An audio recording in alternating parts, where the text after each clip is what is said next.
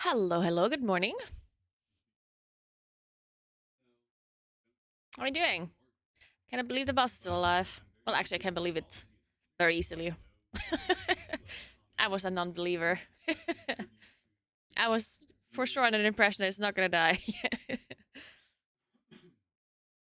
Good morning. But it will die today. Good morning.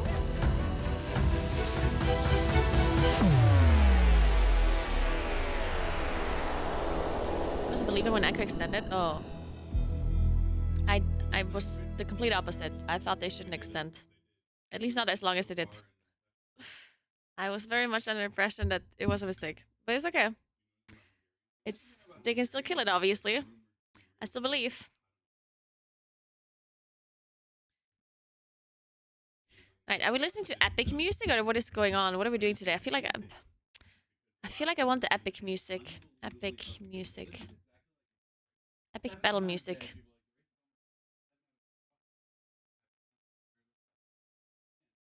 This is it. Nice. Hey, Step Zero, what's up? Ooh, wait, we're actually at a time where there's no race to well first going on at all right now, right? Liquid is asleep and Echo is asleep. Oh my. Absolutely nothing to watch right now except me talking shit. Oh, Method's playing. Oh, my bad. How's Method doing? Can I I'm gonna check one of their pulls. I'm gonna watch Cruella. It's gonna be very deadly, especially for Hunter. Oh wait, they're not actually in a pull right now.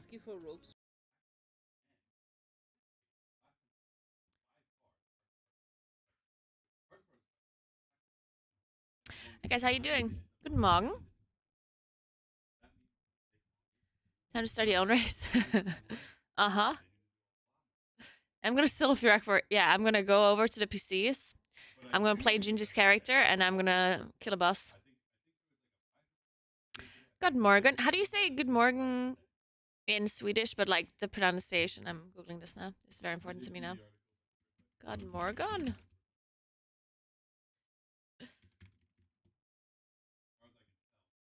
God morgon. Good morgon. God morgon. Do you not say the G? No G? No G. Good morgon. There you God go. morgon. I'm just gonna go with that one. I'll just hey people all the time because they say hey.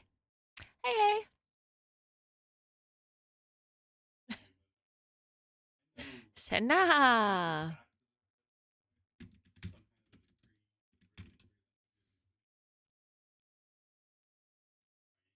Tjänaren.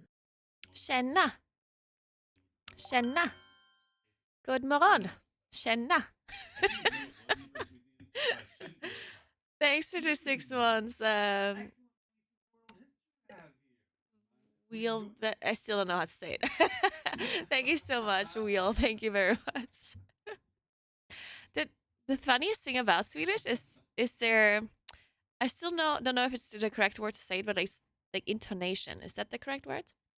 Basically, the way you raise and lower your voice in like sentences. Yeah. Oh, then I was correct. Yeah. It's very funny the way like Swedish and also Finnish. It's very interesting. Yeah. It's more of a melody and not so much staccato. I guess. I don't know. It's pretty cool. I like it. Like they have a good intonation. It's cute.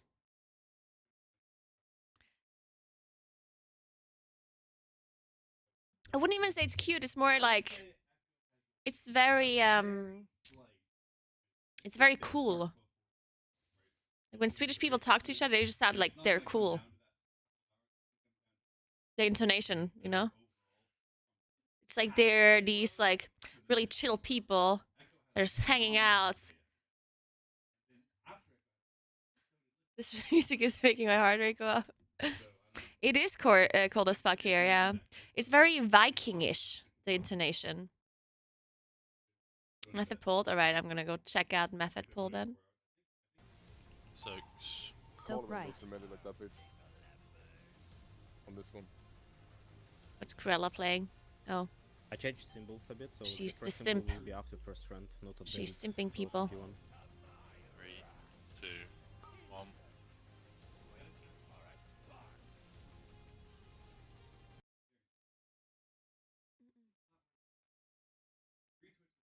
Yeah, today it was minus 6 degrees when I checked in the morning, and it said it feels like minus 9.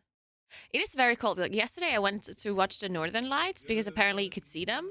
So I drove all the way to a golf course, where there was no lights around, and then I saw nothing except like a faint glow, like a faint, very faint glow. And I took pictures, and I was there for like 10 minutes, and my hands were freezing off at the end so much. You know, when your hands are that cold that when you go into the warmth, they hurt from warming up. They hurt because the warm blood travels through the cold hands, right? And I had that. I almost forgot about that feeling. Oh, it snowed where I live on Saturday or on Friday. Yeah, Saturday. It started snowing where I live. It's not snowing here, fortunately.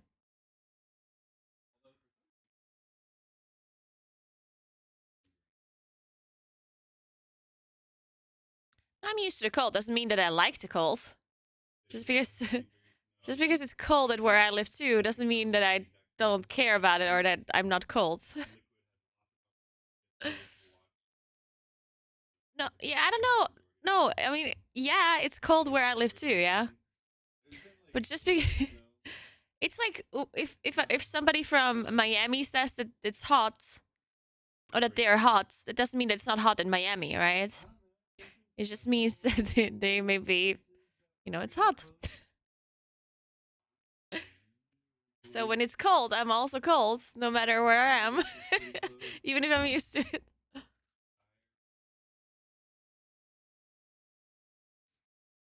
It's not that cold in South Tyrol right now, though. It's not as cold as it is here. Let me Google the weather. Right now, where I live is 3 degrees in the Alps. And here, it's -4. Feels like -8. So it's colder here. Also, it doesn't even go below, like the whole day here, it does not go above 0. The warmest is -2 degrees today here. Doesn't go higher than that. And where I live at home, it goes up to 3 degrees. So slightly warmer at home.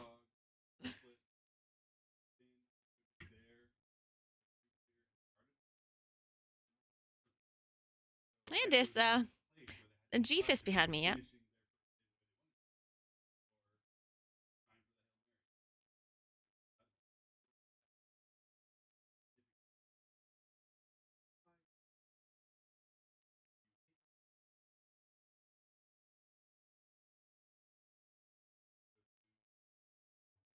What do you mean, Shreyan? I live in the Alps, right? I live in an elevated area, so it doesn't necessarily matter. Like, I'm not saying it doesn't matter. It does matter, but it's not... You're acting as if it would be the most obvious thing that it's colder here than it is where I live, which is not the case. I'm sure it's many times where it's colder where I live rather than here, because I live in an elevated area in the mountains, right? So you're pretending as if it's the most obvious thing. Good morning, Juby. What's up? Echo is not raiding. They're not here. They're still asleep.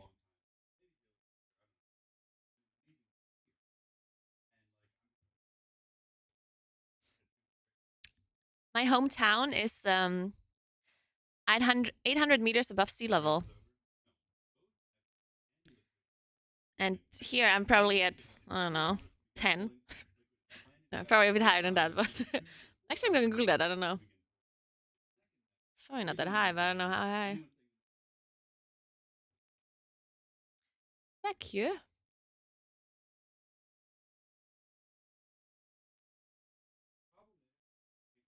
It's 200. 167, yeah, okay. The venues in Sweden, in the south of Sweden-ish, like in the middle of nowhere land. It's called Växjö, is how you write it, but it's more like pronounced Växjö? Växjö? I don't know. Hard to pronounce. Ja, grüß Sie. Mir geht's voll gut. Und dir? Ja, wie kalt ist det? Und ich får gerne hjem. Jetzt war ich lange nur in Schweden.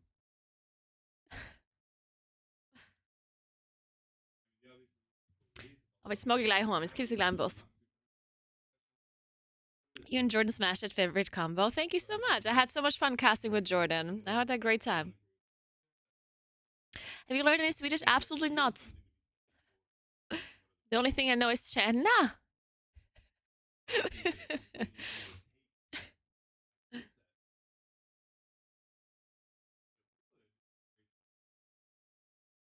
I cannot speak Finnish, I'm sorry. The only thing I know in Finnish is satana.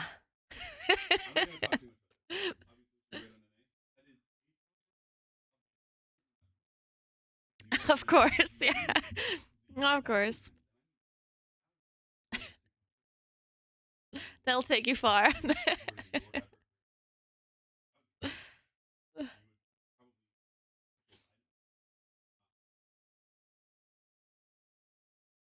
All the essentials. Wake the dudes up. Nah, they need to sleep, guys. So here, I understand that everyone thinks the boss can die soon, which it will. I'm pretty certain it will die today. But they need sleep for it to die. They need to be able to focus. They need to be able to play good. And it's also not gonna die like the first... I personally think it's gonna die around 9, 10 p.m. today. Which will be perfect, because that's when I'm casting. Yeah, they need energy. They need to be able to kill the boss. This boss is very difficult. Like the last couple of percent that they're still missing, it's very hard. People underestimate how hard it is. People think, oh, 6-7% of the boss is easy, but I don't think it is. I think it's gonna take them a while still. So they definitely should be sleeping. But they'll be around in like 2 hours, I think. Jettos is not here. No one is here. It's only Jeeth and me that are here. It's Jeeth and I. Sorry, that's how you say it. Jeeth gave me a grammar lesson earlier, and now I know how to use me and I. Thanks for the sub, Def. What's up? So you're saying you want to cast a kill? Of course I want to cast a kill. Who am I casting with later? Is it actually Jeeth? Check. No. Oh. Yeah. Yeah, it's weird because I even said I was early. Yeah, I was also confused about that. Oh. Yeah, but yesterday I was in the morning. Ah. Maybe.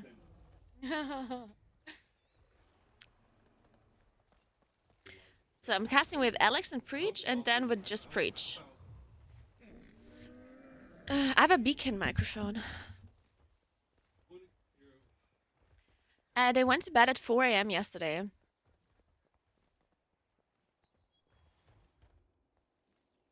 I'm gonna do dungeon guides for almost every dungeon. There's gonna be one more that will be uploaded soon. And the rest I haven't recorded yet. So one more is missing that I already recorded, and then afterwards I'll see if I do the other ones, because people are not watching them as much, the dungeon guides. And they're a lot of effort for me personally, and a lot of editing effort as well. And if people are not really interested in watching them from me, which is understandable, there's enough people that make guides, then I'd rather do other things. So we don't raid today, no. We raid Monday with my guild. We're in Smolderon, and we raid tomorrow. I do not do PvP. Don't have time to do PvP. Otherwise, I don't mind PvP. It's fun sometimes. But there's not enough time in a day to do both PvE hardcore and PvP hardcore. ATC is easy, your percent is very wrong. What are we talking about? Oh, 95% of WoW players don't even get ahead of the curve. Why are we talking about this right now? Or what's the discussion? Why is it relevant to how many people get to ATC? I enjoy your stay. Yeah. I don't mind it here. It's great.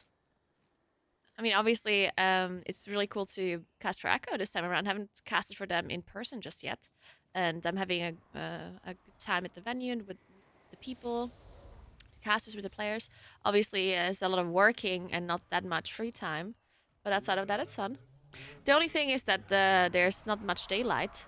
It's a bit depressing. Outside of that, it's good. The Echo Raiders will be waking up in around 2 hours.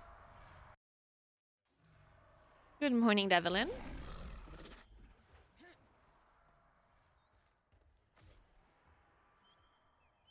Commentary over a dungeon bot would be nice, highlighting which ads to be aware of in packs.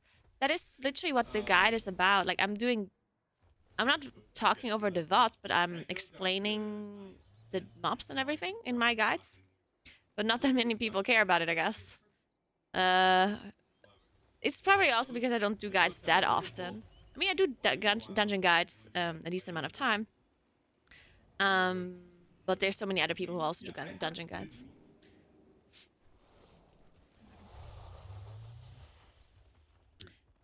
Liquid stopped raiding at 1 a.m. their time, so that's like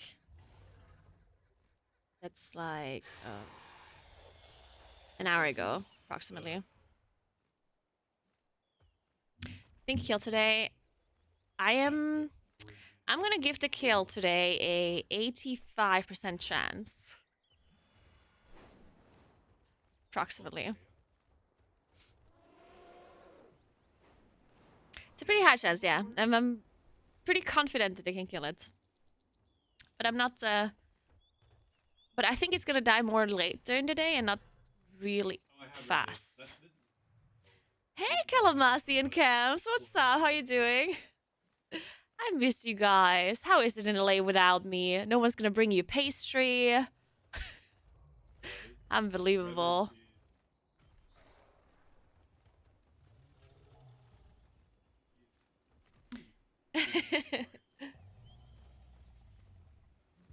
I heard both Jet and Makes went home.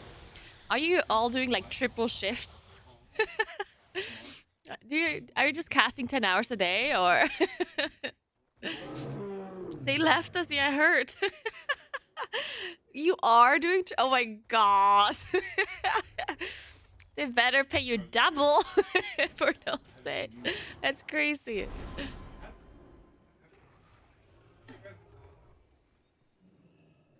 If Liquid sleeps short, it would be a mistake.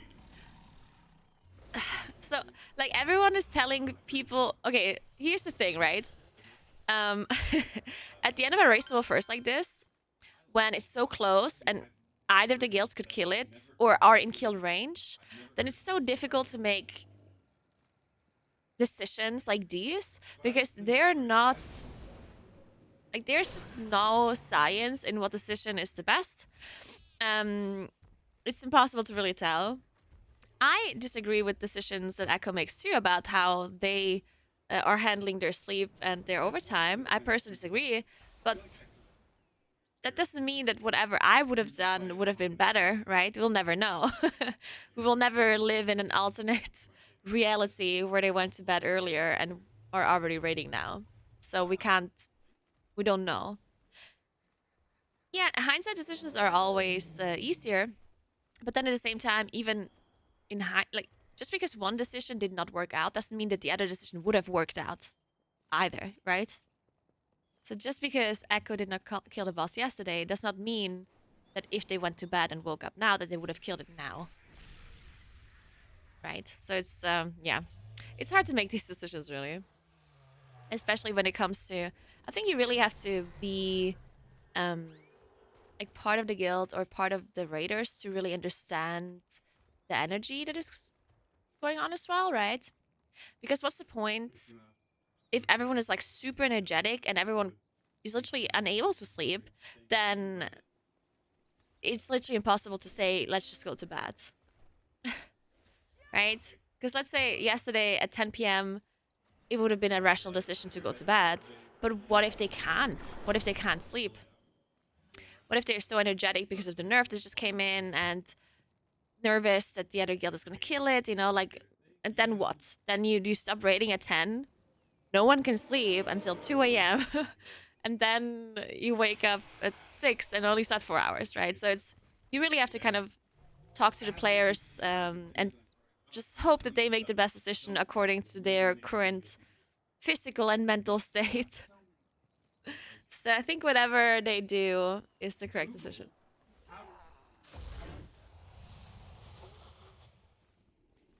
Yeah.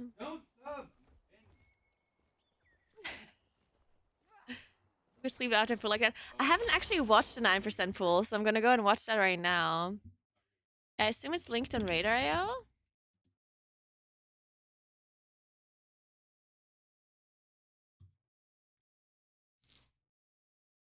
So then who is gonna win? Well, I think Echo is gonna kill the boss today. I think that both Liquid and Echo are gonna be raiding. So I think that Echo is gonna wake up, they raid. Then Liquid's gonna wake up. They're both gonna be raiding, and then I think Echo kills the boss at around 9 p.m. 10 p.m. our time. Which would be approximately, oh my god. I have to do math. That would be like noon LA time.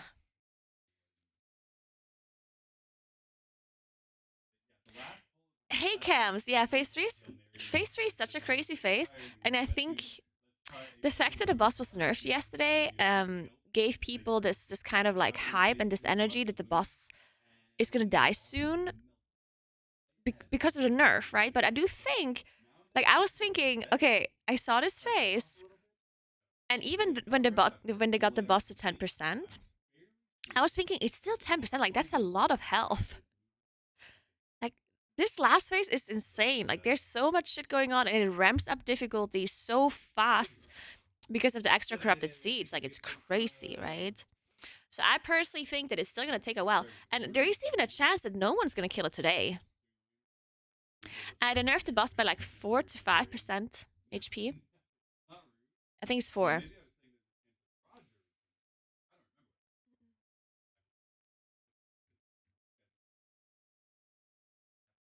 We need a secret phase. I think a secret phase almost would ruin it. Because like this boss has a lot of pulls already, and the last phase is very hard. Like this is a boss that that is already very difficult. So I'm not sure if a secret phase would make it more interesting. It might even make it worse. I don't know.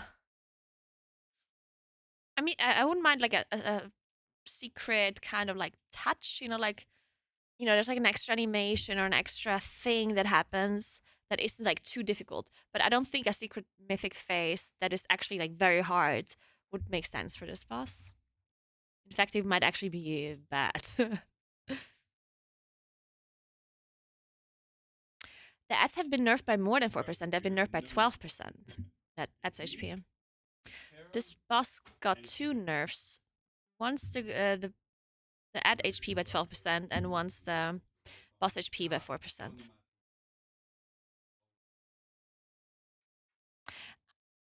Another thing why I was thinking that the boss might not die, or why I was pretty convinced that the boss not gonna die yesterday, is because I am usually a pretty optimistic person and I believe in people, right? So I usually believe in Blizzard if they show like good faith and if they show capability. And I think this race specifically, Blizzard has shown that they did a pretty good job, right? The whole raid is designed really well. the bosses are really cool. They've done a lot of things to the raid that were pain points in the past about animation, clarity, and about weaker requirements, stuff like that, right? So I think the raid is very well designed. I would even say one of the best raids they ever designed, right? So I give them a lot of faith in that regard because they did such a good job. And then when we had T-Swift being such a wall, and then decided to nerf the boss, which was a good decision. They nerfed the boss, right? While they were already progressing, which is always a very scary thing to do. Nerfing a boss that the world first guilds are progressing on is very hard to do without disrupting the race. And they did such a good nerf, like it was such a good nerf that did not affect the race at all, or very, very little, that I'm thinking, okay, they know exactly what they're doing, right? Like they clearly were thinking, how do we nerf this boss without it affecting the race? They were clearly 100% aware of this, right? It was very elegant, yes. And then when we came to Fyrakk, they nerfed the ATS HP, which, in my opinion, of course, affected the race a bit more than the T-Swift nerf. But they felt like it was necessary and that there was no other nerf that would have not impacted the race, right? Like, because they've already progressed at phase 2 and there's nothing else you can really nerf outside of the ATS HP that would have made sense in that moment, right? So I assume they thought about different kinds of things and just came up with that, and it did not affect it as much as other things could have, right? And then they nerfed the boss HP, right? And that's clearly the one thing that has impacted the race the most so far. Any, like, that nerf specifically, right? Now I'm thinking, right? Why do they do this? Why do they nerf the boss by 4%? Like, I'm thinking in good faith here again. And I'm thinking rationally, so logically. Why does the boss get nerfed on a Saturday? Keep that in mind. On a because what does Blizzard have to keep in mind, and why do they nerf bosses? Some people say, oh, they shouldn't nerf bosses at all. But you have to think about the fact that the reset, the weekly reset, is on different days for those two guilds, for NA and the U. And the problem is, if the boss is not killable damage-wise or barely killable, and both of the guilds end up not killing it until the reset, but they have everything else. So let's say Liquid and Echo are playing the boss until Monday, and they got the boss to enrage multiple times, and they're just missing a little bit of damage. Let's say the boss is on like 3%, 4%, right? Then what happens? Well, what happens is that Liquid gets the reset, they re-clear, they go to Fyrakk, and they kill it. That's what's gonna happen, right? That's a guaranteed thing that will happen. Because obviously Liquid has to reset earlier, and they will get more gear earlier, and then they will beat the enrage, right? Which means that's an automatic win for Liquid, which is bad for the race. That's horrible for the race. So that is something that Blizzard has to keep in mind, because they don't want this to happen. So they have to look at the boss and think, okay, can they realistically kill this boss within this reset or not? And Blizzard clearly was under the impression yesterday that they cannot, or that it's going to be really close. And they decided to pull the trigger, nerf the boss to guarantee a kill this ID for either of the guilds, right? So I am thinking, like, I see this nerf, and again, I'm thinking good faith. I don't know what Blizzard is thinking or what their decision making is. I'm just like rationally trying to explain what they're doing. So in my logical thought process, I'm thinking, okay, they nerfed the boss on Saturday because they're thinking that if they don't nerf it, that they might not have enough damage to kill it this reset, which would be horrible. And they have to do the nerf as early as possible to not affect the guilds too much. So they're clearly thinking the 4% nerf is not going to mean that the guild is going to kill it within the next couple of hours, which was correct. The community and the guilds didn't think so, though. Like, both the community and the majority of the players and the majority of the viewers were thinking that the nerf that they did yesterday guarantees a kill within the next couple of hours. That's why Echo did overtime, and that's why people thought the boss was gonna die. Blizzard didn't think that way. Blizzard thought if we nerf this boss by 4%, they're still not going to kill it today. They're going to kill it tomorrow or on Monday, right? Which we now know is correct. So in hindsight, the nerf that Blizzard did was actually a good nerf. Obviously, it should have never been this way in the first place. Like, it would have been obviously infinitely better if the nerf would not have had happened at all. If the boss would have 4% less HP from the beginning, that would have been the perfect scenario. But we didn't live in a reality where Blizzard knows exactly perfectly how much damage they can do, right? So Blizzard just unfortunately got it wrong. In fact, funny enough, Blizzard buffed the boss by 5% before they got there, which is very interesting. So they actually got the tuning right perfectly, which is very impressive. So they actually got the tuning perfect, but then were unsure. They doubted themselves after they killed T-Swift, and they buffed the boss by 5%. Which is, in hindsight, they're probably gonna be upset about themselves and be like, oh my god, if only we wouldn't have buffed the boss by 5%, it would have been perfect, right? But yeah, unfortunately that 5% buff was wrong. And then they had to nerf it again by 4. But yeah, I still think that it was a good nerf. As good as it could have been in this situation, because unfortunately there's no other nerf they can do. At least nothing I can think of. Like, there's no other nerf they can really do that would affect the race less. And yeah, so I think I still think it's good the nerf came in, and so we don't have like a reset kill or anything. And I still think it's gonna be a very close race today. I don't think the boss is gonna die within the next couple of hours. I think it's gonna die in the evening, if even. We'll see. But this is exciting. I'm very excited to see who's gonna kill it. I mean, I obviously think it's Echo, but anything can really happen today.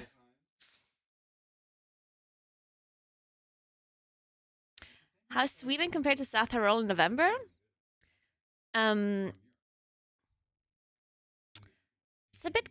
It's a bit colder here,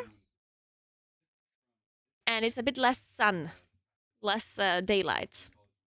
And other than that, from the weather, it's other than that, there's not that much difference. But obviously everything else is different, but that has nothing to do with November. A lot less Christmas markets here. I don't know why though. Why doesn't every country do Christmas markets? Jeeth is behind me. Because like far away behind. he's like right behind me. Like, you really gotta stop sitting behind my chair, G. I'm not supposed to tell you that I'm there, watching over your shoulder at all times. Thanks for sub, the Dukin. Thank you very much.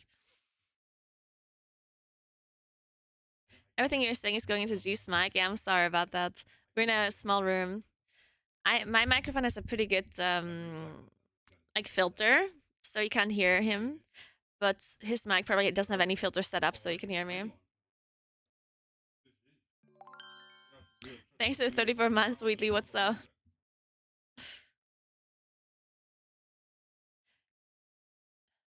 I love Weihnachtsmarkt. Yeah, same. It's the best. Okay, so I wanted to watch the best try.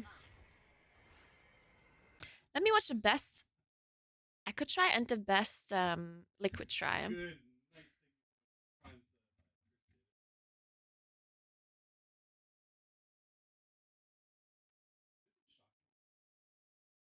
The boys are waking up within the next 2 hours, a bit earlier, 1.5 maybe. Good morning, Kinshan. Well, they probably already they're probably awake now, or are awake in like half an hour, and then they'll get some breakfast and come here. They now know that Liquid is asleep, right? So they're probably gonna be a bit relaxed now. I can only imagine because I mean I was in this position a few times. I was part of the race well first, of course myself, and there were quite a few times where another guild was close to killing it, and especially the very interesting thing now is that when I was doing the race well first, we were not streaming, so we did not know where the other guild is on the boss. Like if we knew that Paragon or whatever other guild we were competing against was on the same boss, we were not necessarily nervous that it would kill it until we knew that we can kill it. And at that point, as soon as we knew we can kill the boss, I was just so nervous. It was incredible. Like I did not want to sleep.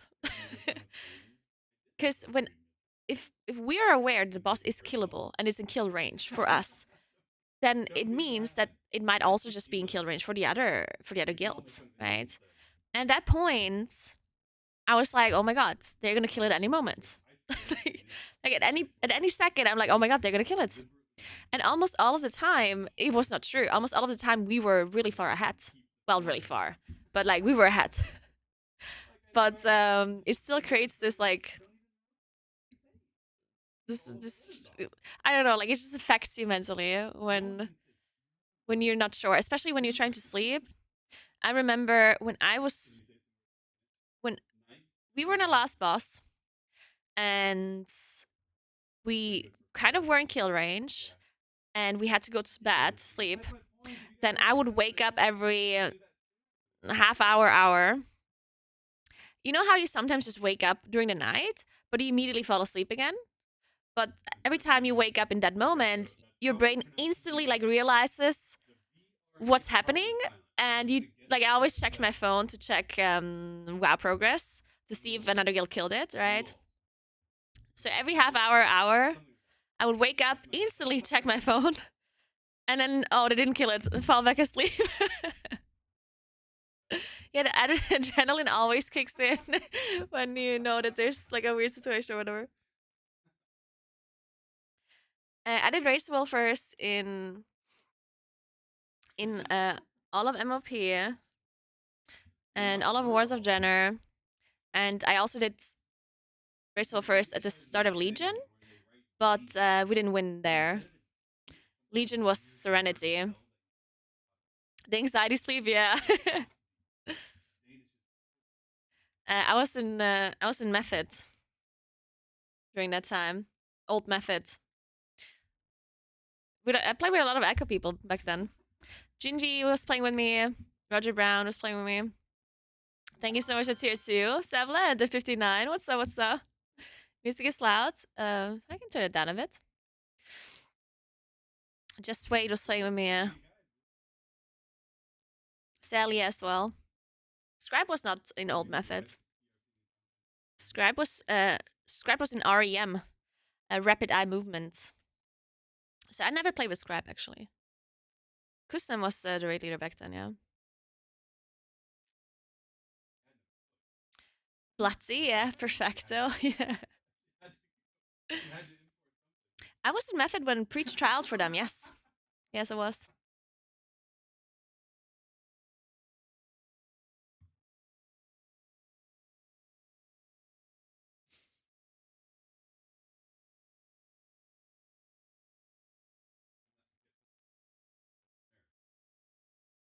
I remember Noxa, yeah.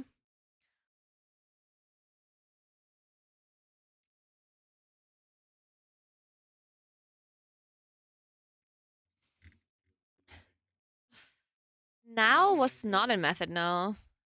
Now was with me in Future. I play with Now as well in Future. I know I play with Fragments. Who do you know for the longest from the current Echo squads? Roger Brown? For sure, yeah, Roger Brown. Hey, Rach, darling, what's up? How are you doing?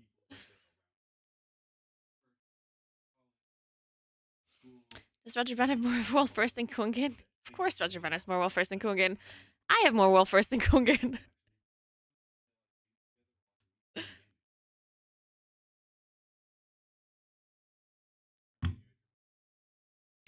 I did not play in Paragon. No, I played in Method.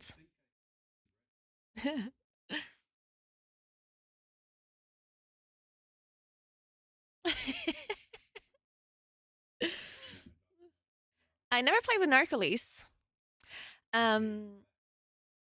Oh, you mean who was in Paragon? Frago was in Paragon, yes. Fragoji. And I know Frago. I played with Frago before. I also hung out with Frago a lot back when I was in Method. We used to play a lot of Counter-Strike outside of raiding times.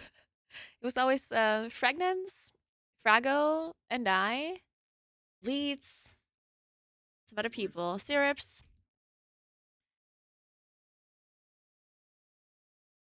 In Südtirol sagt man auch Christkindlmarkt. Christkindlmarkt, oder? Weihnachtsmarkt. I'm thinking. Christkindlmarkt. That sounds weird in my head. Sag mal schon, oder?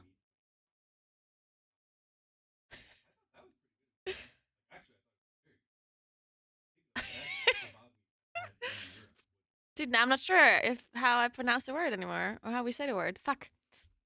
Just sometimes I speak sometimes I speak English and then I say a word that I know is correct, but it sounds weird in my head. And I'm like, is this the correct word? And the same thing happens to me in South Tyrolean dialect. Sometimes I say words like, is that the actual word? Like recently I said some time ago, it always trips me up when an English word is very similar to the German word, but it has a different emphasis on a word when you pronounce it. For example, monopoly in German is called Monopol. So you say like the accent or like the emphasis is on a different part of the words, and that is so confusing. So yeah, that's always weird. And like electrician as well.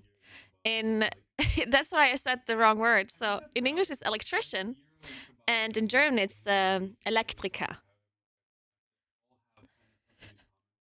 And I, for some reason, kept saying Electronica, which is not a word. I didn't realize that I even said it wrong until my friend was laughing at me, and she's like, "What do you mean, Electronica?"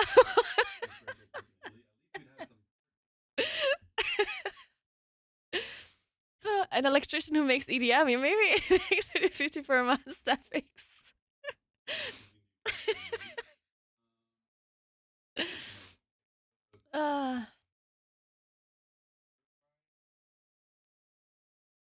Yeah, we were raiding on Twisting Nether, yep.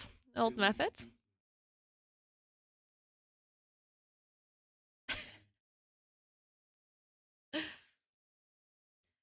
Wait, it does exist? There's a profession called Electronica?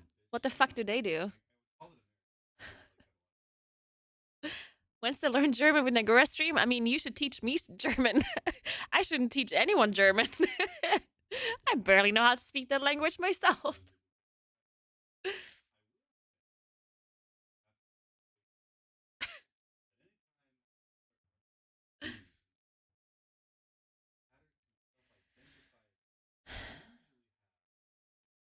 The old Elektriker is now Elektronica, Energie und Gebäudetechnik. Okay.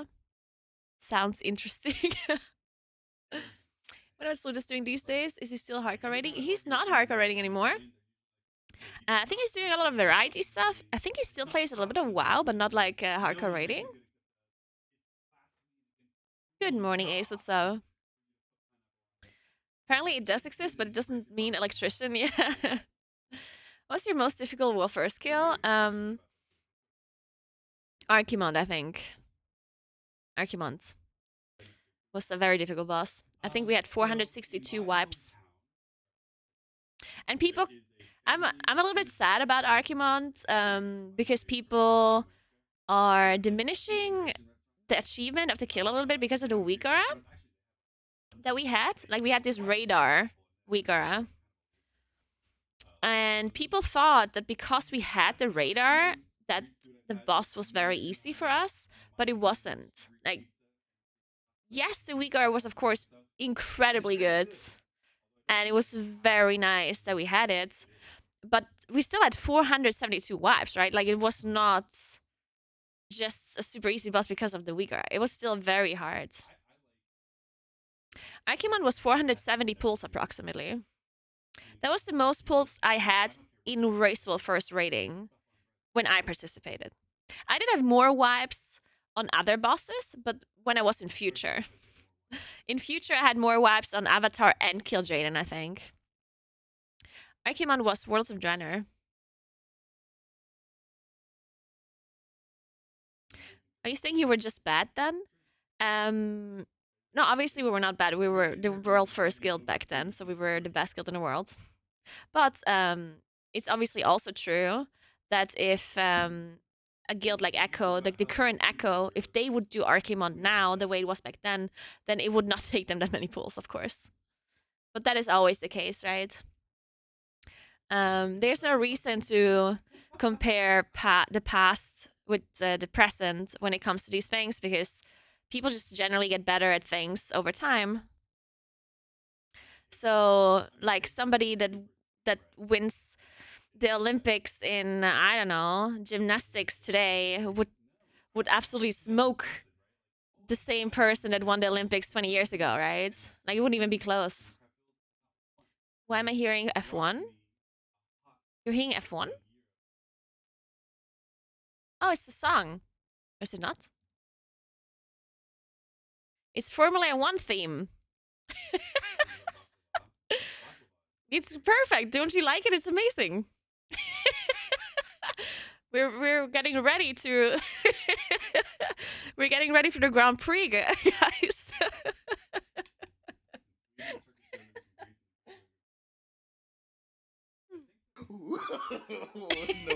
no. There's a saying, competition breeds excellence. Yeah, exactly. Yeah. Lei Shan was a really cool boss. I loved Lei Shan. Lei Shan was a very, very cool boss. One of my most favorite bosses.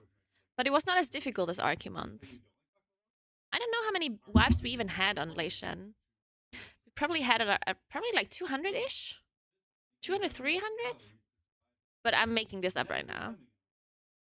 Definitely not as many as Archimond.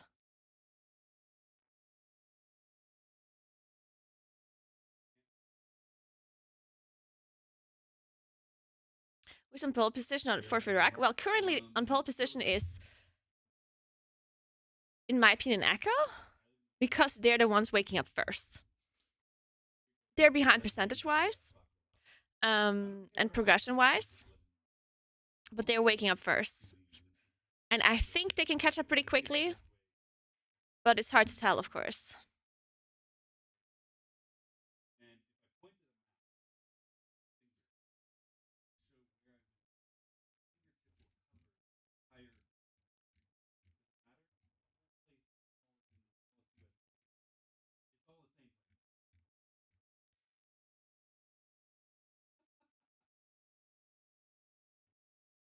All right, so where's their good pulls? Let me find this. Actually, can you link them to me, Kuros, by any chance? Can you link me the best pull of Liquid and the best pull of Echo? So we can watch them both?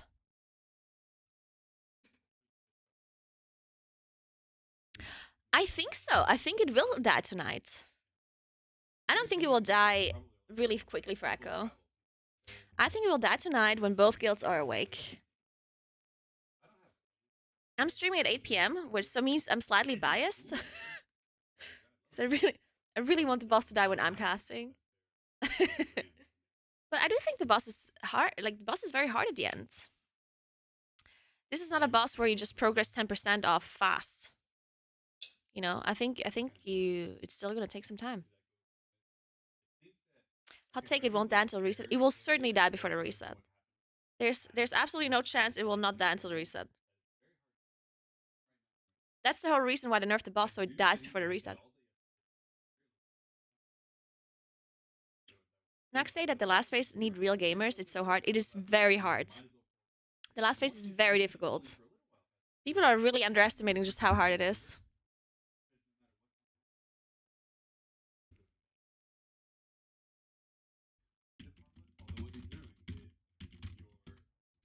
I'm currently asking if I can change my flight to Tuesday.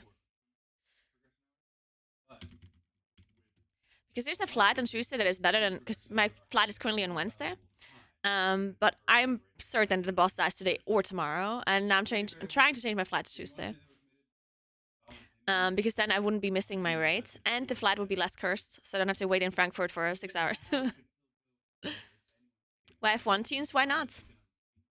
Why did you stop Raceable first? I stopped rating Raceable first because my guild disbanded back then. So the way it worked was that we were all in Method together. So the current Echo players, or a lot of the current Echo players, and a lot of like the old school Raceable first players, they were all in Method back then. Thanks to the Prime, Bailey. Thank you so much. And then the guild split up, and we created the guild called Serenity with Kusnam as the raid leader or guild leader. And then they created the rest of Method, which basically was just a Sko, Perfecto, and Just Wait. And was it Roger Brown as well? I don't remember. Either way, some people joined Rapid Eye Movement, or basically merged with them, and then renamed Rapid Eye Movement to Method. And then there was a race. There was a Method, New Method, Serenity, and Exorcist that we had some raids at the start of Legion. And then Exorcist ended up winning that race. And then Serenity disbanded. And then a lot of people from Serenity went to, well, a lot. Some people from Serenity went to Method again. And I personally didn't, because I don't know, like I was in this position where I wanted to stream a bit more, and I was kind of tired of Race War first. Not super tired of it. I just didn't necessarily want to compete, or like, because there were so many people back then as well that wanted to go back in Method, because it was basically merging two guilds, right? So we had Method and we had Serenity, and all of the people from Serenity, or a lot of the people from Serenity, wanted to go to Method, and if I want to go to Method 2, I would have to compete with all of these other people, and there's like 40 people that all want to raid within the guilds. So I was just not motivated enough to like really try and get back into it. So I was thinking I'm just gonna focus on streaming, and then I created Future with Sloot back then, and the goal of that guild was to somewhat participate in a raceable first, not really, but like kind of, and stream progression, because back then no one had streamed progression, right? The race was completely secret. Everything was off stream. And my thought process back then was that I want to create a guild because I want to stream and I want to raid. So I decided, let's just make a guild that streams progression. So we ended up creating Future. And then unfortunately for me, fortunately for everyone else, they decided to stream the raceable first, literally like 1 tier later. So like I created Future, we streamed progression, and we had it was very successful actually. There's a lot of people watching us, not only because we were one of the few guilds that streamed progression, but also because it was just incredible, because we were so bad. So it was just fun to watch us wipe. But yeah, then the best guilds like Method and Limit back then decided to stream their progression, and the raceable first became a big thing as it is now. And that's when no one wanted to watch Future anymore at that point, because why watch Future when you can watch Method and Limit and whatever, right? So at that point I was like, fuck it, I'm just gonna chill out, join a guild that is not raiding that much anymore. The main reason why I lost a lot of motivation to participate in the race is because of the amount of shit you have to do outside of the progression, right? Like you have to level, like you have to keep up 20 characters. You have to farm renown and artifact power and whatever, and like 1 million characters. You have to do 50 billion split raids. It's horrible. Like the time that you have to invest into the race, into non-fun activities, is way too high. Because when I was raiding raceable first, there were not as many split raids. So for me, it was like 80% progression and 20% other things. Or maybe not 80, let's say 60% progression and 40% other things. And I played for the 60%, right? And then like this ratio just kept growing and growing towards the non-progression activities. And at this point, it almost feels like it's 5% progression and 95% bullshit, you know? 95% gearing alts, split rates, farming renown, mythic split rates outside of progression times, and so on, right? Yeah, but they get paid now? Yes. They get paid. But no, like the amount of money you get from being in one of these guilds is not even close to the time that you have, like the time that you're getting paid a lot less than minimum wage if you actually consider it like a job, right? The only reason why these people are doing it because they're super passionate about it. But if you consider the 95% of split rates and gearing alts and everything, if you literally hate it with a passion and you consider it work, then you're getting paid nothing for it. Like, it's not worth it. They only do it because they want to. Like, because they love the progression, they would love to get world first. It's for the competition, right? But for me, it's not worth it anymore. No, Jinji. No. Guys, you cannot compare Jinji to a normal Echo Raider.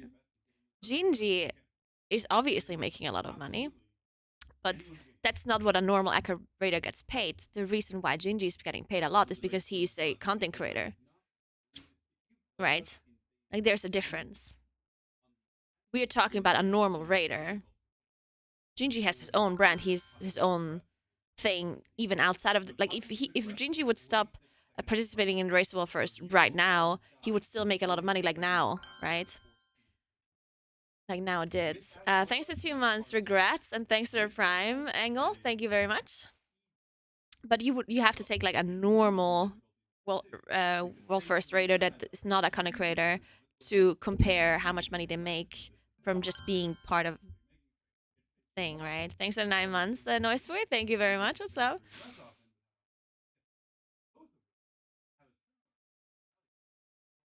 Average will first raiders have full-time jobs outside of WoW?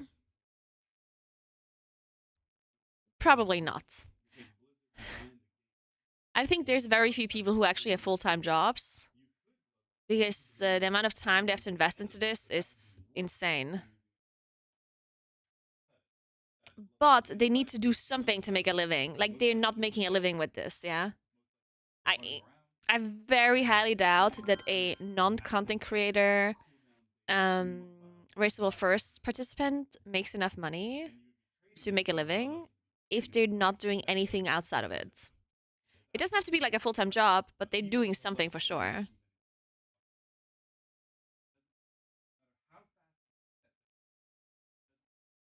Thank you so much for 11 months, Bromspat. Thank you very much.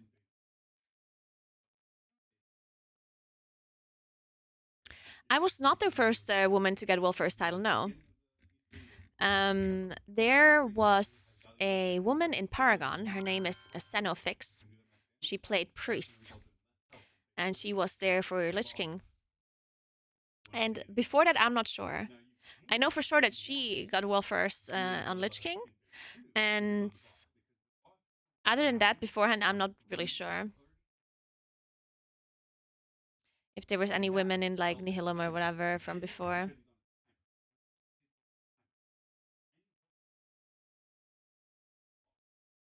Sniffy? Yeah, maybe. I don't know her. Sorry.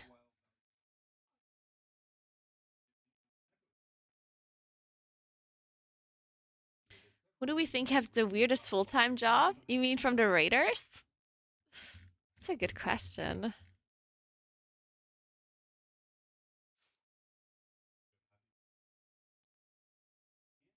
Ken? I mean, I don't think Ken actually... I mean, I don't know, actually. What does Ken do? Outside of just being an MDI competitor and a Raider? I don't know. If he has like another job outside of this, then he must have the weirdest job, yeah. Hairstylist, yeah.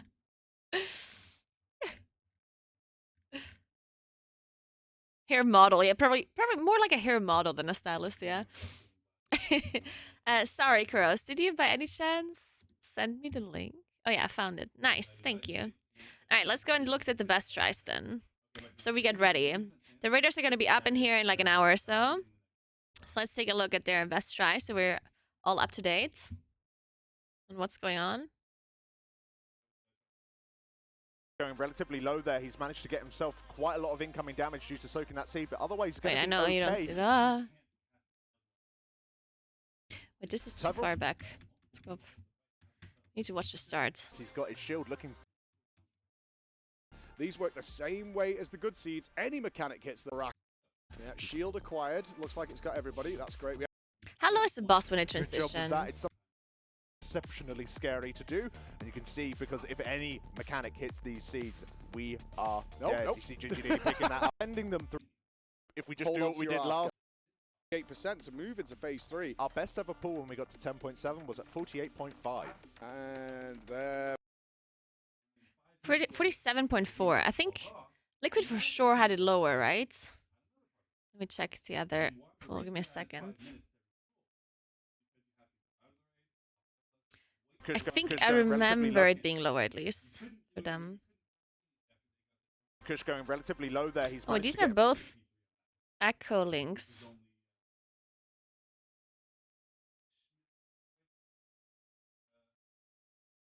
Do you have the other link too, maybe, Chris?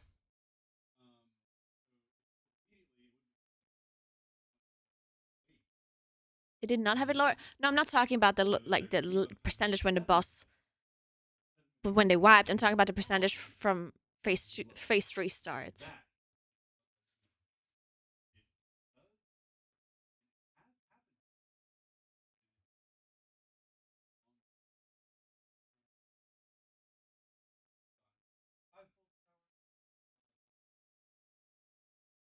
Sorry, what was the question?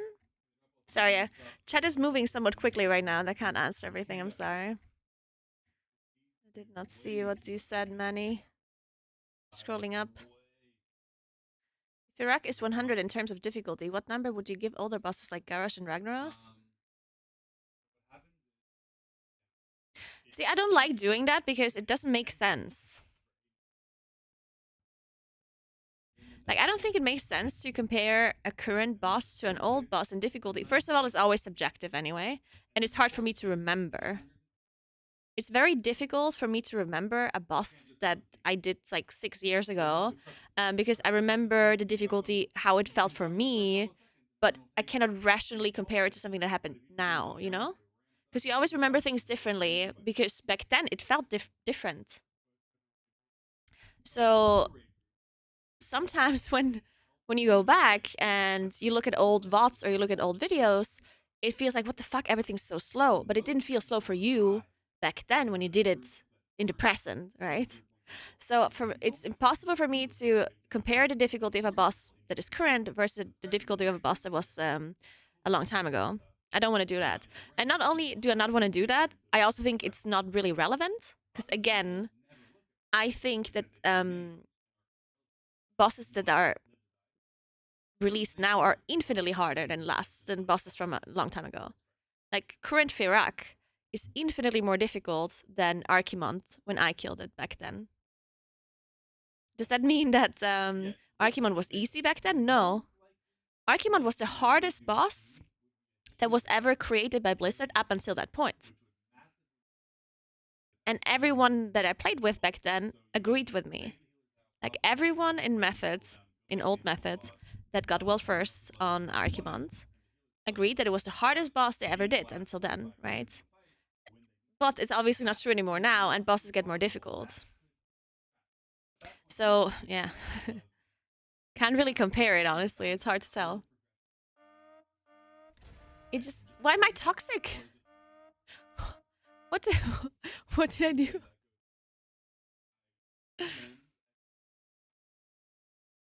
That really Garrosh was harder?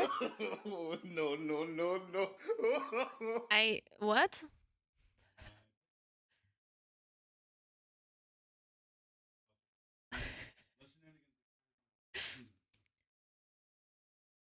I am confused.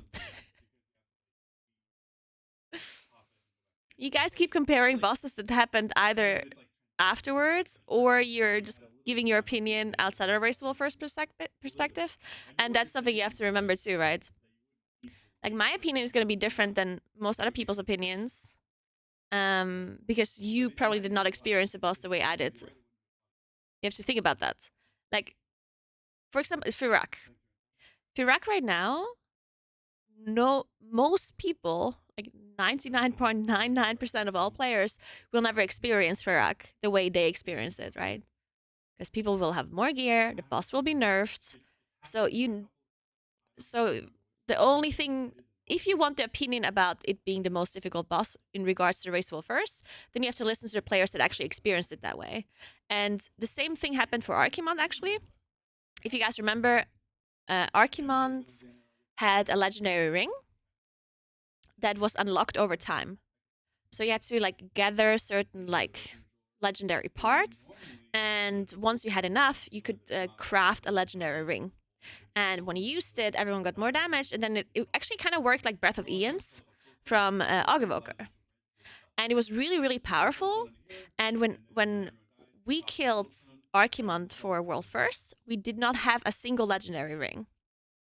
And there's no guild in the world that killed the boss without legendary rings. So there's actually no one that knows how difficult it was for us. Because Paragon did have a ring. They only had one. So it's not that Paragon had a much easier time. They also only had one ring. But almost everyone that killed the boss after us had multiple rings or even all rings. So like 20 rings. And the difference in damage between having 0 rings and having 20 was insane. So there was no guild, or there was very few people who experienced the boss the same way as I did. And the same goes for all the other World First bosses. It's almost always the case that the first few guilds that kill it play a different boss. You know, it's just not the same. We can keep going here. We don't have a res available. Yep, somebody's picking up his seed. They're though. not We dark, have they're one good asleep. seed.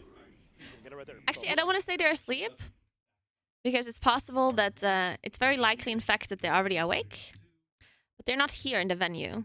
So they're probably gonna take a shower, have some breakfast. Price and like the cake was your only fat. Oh well, no, during that year I ate whatever I Maybe could. check out Liquid's Before best Rich pool like turned we're down doing right that. now. Rest in peace. Ben and Jerry's, that was good. They read it until 4 You a.m. gotta eat big to get big, Jack, right? That's how you get jacked. How low was the boss? Gotta Oh wait, this is not phase 3 start. chocolate cake, a full chocolate cake once a week. Gainer like protein mix, whatever. And you're like, oh, I guess you could. That, Oh, there we go. Mass gainer on the way Yeah, home. just make a chocolate cake instead. Yeah, Thank you so much for 5 asked you, upgrades, I was like, Sniffles. what do you think Appreciate about that. Thank you so much. protein ma- 48? No, 46. No, what is this? 48. No, it is the same then.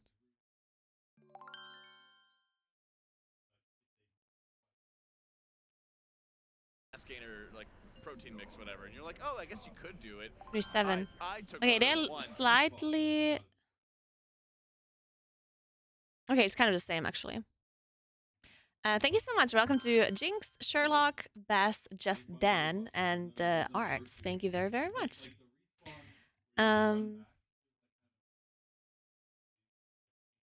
Yeah, they got it this low without lust. Now, of course, the Echo lust is not really boss damage lust. Right? This lust is like a at damage lust, half lust. Yeah, no, understand. But like I agree. Like I think that Liquid is for sure further in progression, but not like by that much is what I'm saying. Echo got 8% pre-nerf. That's wrong. No. This was for sure post-nerf. Echo had the low percent WAP post-nerf. It was not pre-nerf. Thanks for the Prime Sum. Thank you so much. And thanks for 27 months, you Wienen. Thank you very, very much. Appreciate that. Welcome back, you guys. Yeah, both of these tries are post-nerf. All right, let's watch the the Echo try first. Way below that. Oh, I hear some players coming in. Where's happening, guys? It's happening. So if we just Hold do on what to we your did arse, last guys. time, 9%ers. Let's have a look, see. Well, this ain't easy. Tab in, let's have a look. So we're going to be collecting these seeds, making sure that we're going to be defending them throughout this phase. It is some Max says Echo is doing it wrong when they don't Bloodlust in phase 3. There's no right and wrong. Sometimes you just have to do something for progression and not necessarily for killing it. they think they need to switch, or if they think they can or need to switch their bloodlust, then they will do it.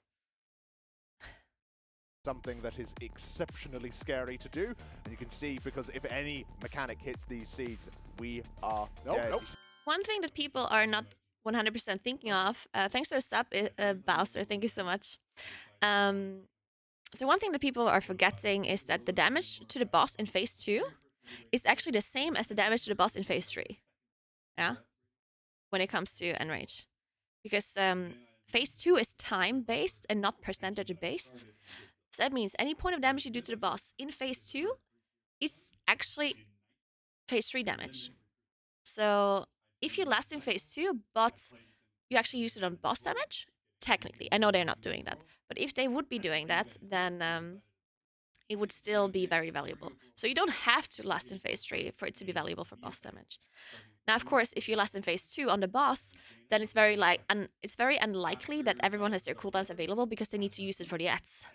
Because in phase 2 you have to use cooldowns for the Colossi. So in the end, the most logical thing for boss damage is still to last in phase 3 when everyone has cooldowns up. That is a tough bottle indeed. It's a very tough bottle. I got it. See Gingy picking that up before dropping it down on the ground. Good job with that. It's something that they've become so much better at over the course of today. So far, so good. We're going to have to keep only 4 seeds alive during this point, but over the course of the fight, more and more seeds will spawn. So they did change the position of the seats a bit. At first they had all 4 seats be close to each other, and now they have the 2 range groups be left and right. And they of course have the tag groups as well with the 2 people, which makes a lot of sense. That Fyrakk is putting out, but this fire dragon is asking for death, as there's the corrupted seeds. You can see Mirez has picked his up. These work the same way as the good seeds. Any mechanic hits them, it's an instantaneous wipe. So if that happens, it sucks, but it is the way the fight works. So now we're going to be making sure that they're moving things around. Tornadoes are spawning. Those have been pushed out to the outside of the room to free up as much. I think people give Max too hard of a time sometimes, because Max is just a human being who has feelings and opinions, and I think Max is not even stating his opinion that many times either, but whenever he does, then it'll just be shared everywhere, and it kind of also will be like nitpicked, and out of context stuff will be shared as well. I honestly think that people are giving Max too hard of a time sometimes. Like, he's literally just like a streamer, and he'll just say a thing once in a while, and all hell breaks loose. And then Gingy says something which is also out of like an emotional thing, and he'll also get shit for it.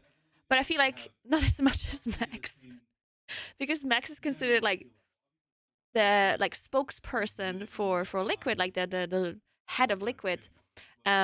But the same is not being applied to Gingy or to Scribe, because sometimes things that Scribe says or things that Gingy says are infinitely worse than things that Max says. And it's fine, like, they're players, they're not like, I don't think they should be treated as if they're like politicians and they have to watch every word they say.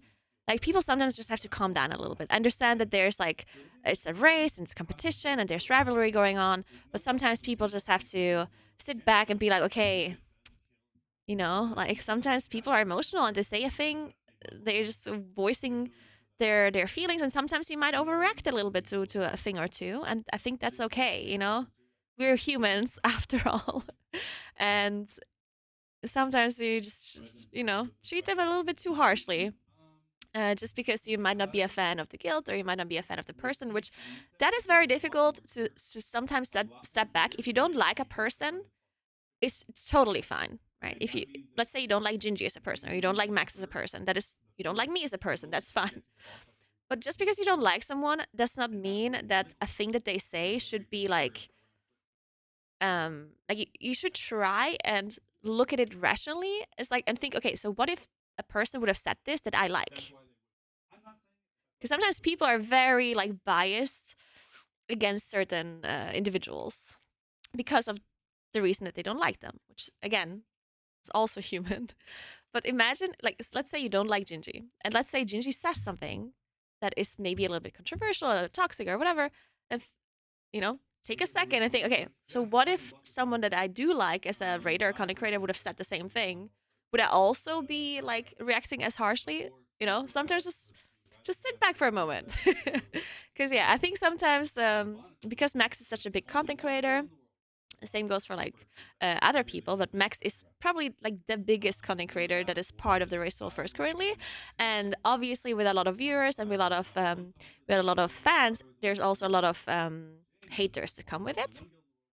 So I think Max has just a lot of people that hate him because he's such a big streamer, and sometimes his opinions just get exaggerated and like I don't know, like just like completely blown out of proportions, in my opinion at least. Much space as possible. Anyway, let's in this continue. arena, because the tornadoes hitting them is also a bad plan. Instantaneous wipe. They're going in. Seed number 2, Al. Here we go. You're going to see them all grouping up here. Actually taking the gateway in order to get stacked up here, and he's just going to teleport out once he's got his shield. Looking really nice, boss. Sub 30%. Looking like it's nice and clean, but they've got more orbs coming. They need to collect these seeds and keep them alive. Mainly through the power of will, I think, at this point, because the actual strat itself is just play the game and play it really well. They have some formations in mind, but largely you're just going to see them go absolutely insane. First set of blazes come in. Players are going to be dropping quite low, but okay, overall, let's stop this now. Okay, everyone that talks shit about a streamer now or about anyone participating in a Race Soul First will be timed out. Okay, do not, no toxicness here. Shut the fuck up. To keep them under control, it should be okay. First set of Go look in the mirror, test some grass. I don't know. Away from anywhere that they will Calm the fuck down. want to play with some seeds. We've got this sixth set of blazes. Make sure they're dodging those seeds.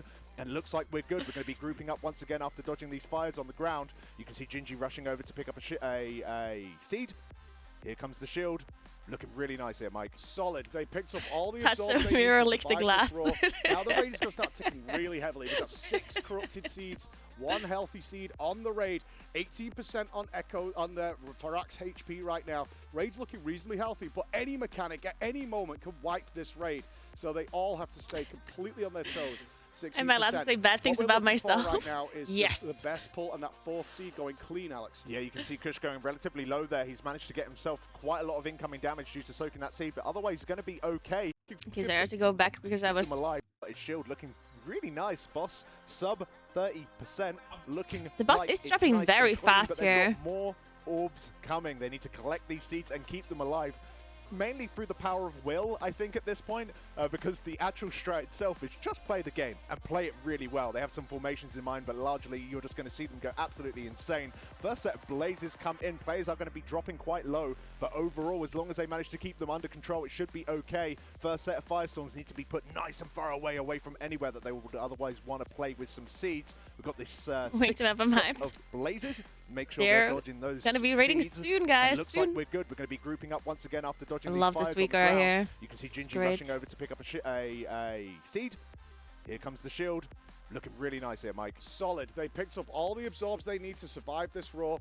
Now the raid is going to start ticking really heavily. We've got 6 corrupted seeds, 1 healthy seed on the raid, 18% on Echo on the Fyrakk's HP right now. Raid's looking reasonably healthy, but any mechanic at any moment can wipe this raid.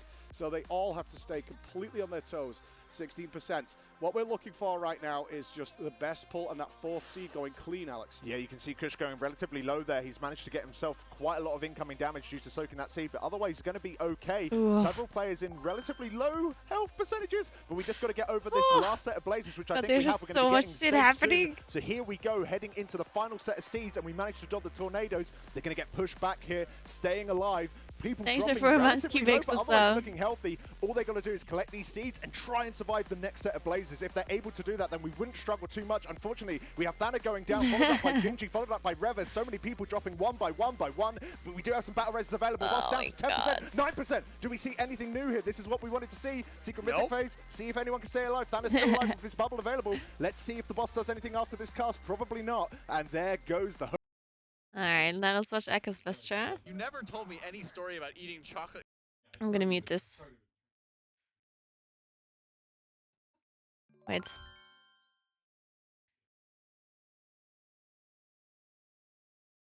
Thanks for Prime, Polo. Thank you very much.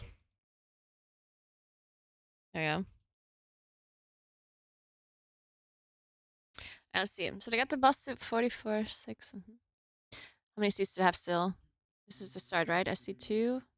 They also do the split strats. So okay, they still have 4. Okay, that is the start. So they also do 2 ranged right, 2 ranged left.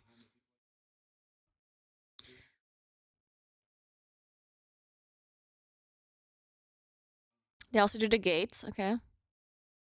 And the first one. Oh, now they have last. Ooh, they're gonna be blasting the boss here with last and also these.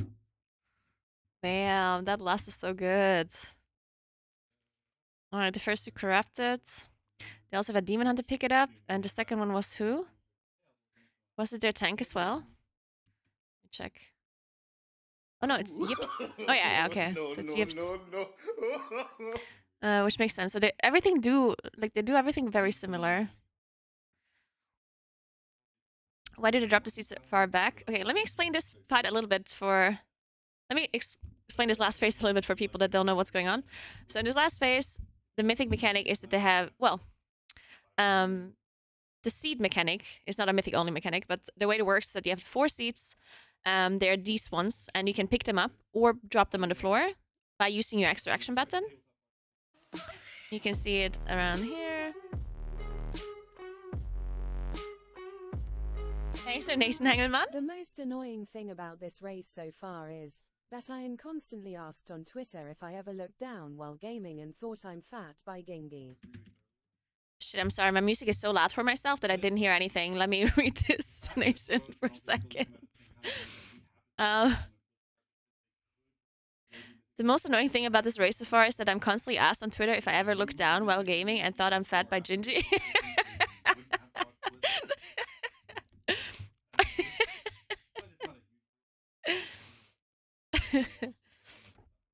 Alright, so let me explain this. So these seats, the one that Fyrakk is holding here on his character, this blue animation on top, if you press his extra action button, he will drop the seat onto the floor. And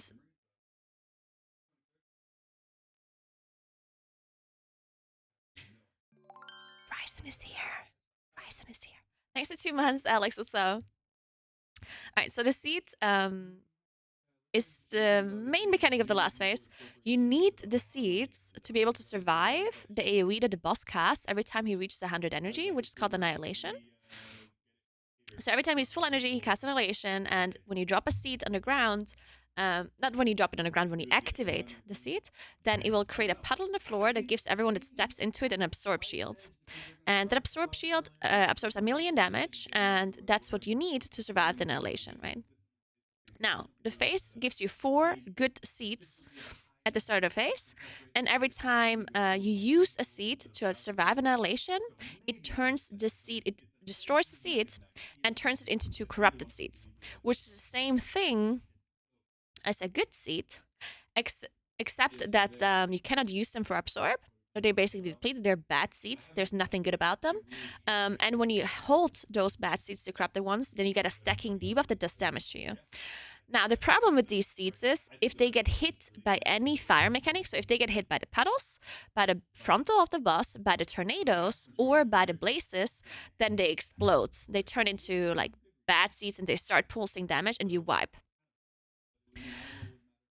So, what they do initially is that the ranged players pick up the seeds in like 2 and 2 formations. So 2 seeds go to the back right and 2 seeds go to the back left. The reason why they pull them into the back is because they are unranged players, so they can put them in the back. And the reason why they do so is because it's easier to see where the seeds are when they're further away from the boss. And it's easier for melee to not have to worry about them because the melee are close to the boss and their blazes, their lines, might not go all the way in the back unless they go like directly behind them, right? So it's actually a lot easier to deal with the seeds when you're further away from the boss. There's just more room to not get hit by blazes. The problem is, of course, the tornadoes, though, because the tornadoes, they are further back in the room. So at the start of the fight, you don't have that many tornadoes just yet, because the tornadoes get spawned by the players over the course of the fight. At the start, there are no tornadoes, so at the start, you can have the seeds in the back, which makes it easier with blazes and everything else. And then later in the fight, when you have more tornadoes, then it gets a little bit more difficult in the back. But at the start, it's just the safest thing to have them back here, because you can see how the blazes come out, and you see how they don't even reach the seats from the melee. You see these lines that they don't even go here at all. The only line that reaches the seats is the blazes that are on the ranged players themselves. So what you have to do if a blaze is on you, like Fired Up just did, he drops the seat, moves the blaze out, then picks up the seat again. See, and these are the tornadoes that they're dropping here. They're specifically dropping them on this side. Like, then usually in Heroic, you would go all the way back.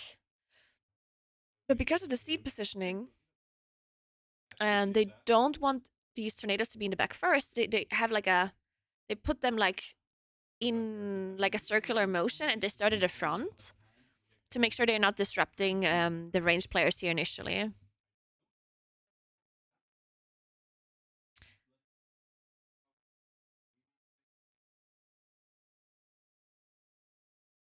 Okay, so this is where they drop the paddle here. You can see it.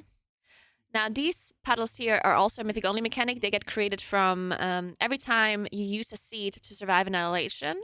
They will then create this paddle on the ground, the fire paddle, which grows a little bit and then it stops growing. So they need to position it into like a corner to be able to survive. To be able to like not have the pebble spawn in the middle of the room. Okay, so now these are the corrupted seeds that are spawning here. And they are picked up by JPC and THD, actually. So the first two corrupted seeds were picked up by a Demon Hunter and by Yips, Prot Paladin, which is the same as Echo does. And this is the second set of two corrupted seeds, which is being picked up by THD. And who was the other one? Oh, JPC and Rogue. So Rogue and then Warlock. The problem with the corrupted seeds is also that you have to worry about survivability as well. It's not just about mobility and being able to keep the seed alive. It's also about being able to survive the dot on top of all of the other raid damages happening, right? But you can see just how much stuff there's happening here. Like, there's so many blazes you have to dodge. So many things to worry about when it comes to these seeds. It's crazy. You can see Fired Up is walking back a lot. But it's difficult to be all the way in the back because of healing. Because the healers are in the front and they're trying to reach everybody. And then, even though Fired Up would have an easier time juggling his seat in the back, you can see how many people are in his range right now. Like, there's not a single healer in his range, right? Both Dryny, the Mistweaver, and the two priests are all out of range here. So even though it's safer for his seat, it's harder for him to get healed. That's why he actually shuffled back into the middle a bit to make sure healers are in his range.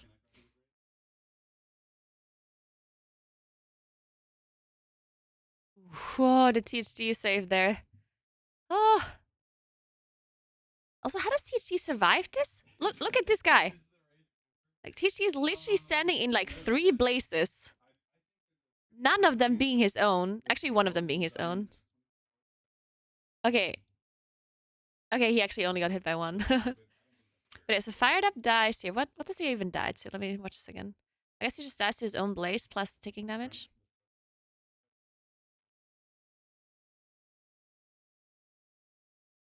Yeah. THG picks up this one. So they have like tag groups, as far as I understand. I'm not 100% certain, but I think what they have is like kind of like two player like buddy system where 2 people are responsible for 1 seat. At least later in the fight, about the corrupted seats. The normal seats are, there's only 1 player that is responsible. And later on, when we have the corrupted seats, it's like 2 people that are responsible. So the two tanks juggle a seat, the 2 rogues juggle a seat, I believe. Actually, no, it doesn't look like it's the 2 rogues, because they both have 1. And then THD is juggling a seat with Fired Up. And the reason why they do that is obviously because sometimes not only is it possible that one person dies, but it's also possible that one person has an ability or even two abilities in a row, and then someone needs to be able to pick up the seed in case it has to be picked up. It's not the same as Halandras bombs. It looks like the mechanic is the same as the Halandras bombs. But the Halandras bombs did not, like, it didn't matter where you dropped them, because they don't explode when they get hit by things. There was a timer on them, right? So the difficult part about these seeds is you can hold them for a long time. The problem is not that you have to drop them at a certain moment, because you could hold them forever technically. Like, the ticking damage is not going to be the most dangerous thing. It's that you cannot hold them because you get abilities on you, right? Like, you have to drop it when you get a blaze. You have to drop it when you get a puddle. You have to drop it when there's other things going on, right? So it's the abilities of the boss that force you to drop it, which makes it harder, in my opinion, than Halandras bombs. Because you're not, like, it's not scripted. You're not aware of it beforehand. Or at least not necessarily. So it's always different. With Halandras, it was actually very scripted eventually. It was a very difficult script. But on Halandras, you always had the same thing, like with your buddy. It's like, I pick up the bomb here, I drop it over there. Then my buddy picks it up over there, walks it all the way here, drops it there. Like, it's always very, very samey. While on this boss, that's not true. It's always different. You always drop the bomb in a different spot. You always get a different debuff. You always can hold it at different times. So it's a lot less. You have to improvise a lot more, which makes it a lot harder. So some people are already here from the raiders. Just saw Rice in here, for example. Certainly not everyone is here yet. They were supposed to start at 1 p.m. So they're all gonna come in very soon.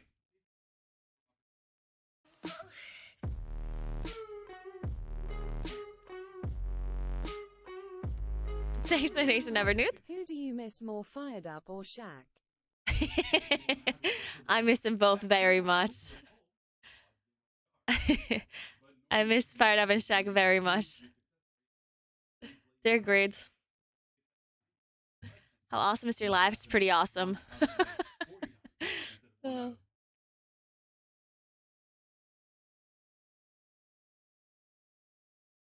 Yeah, so how did I lose people here? I guess it's just blazes and just damage. There's so much damage. I think another difficulty of this phase is just how big the room is and how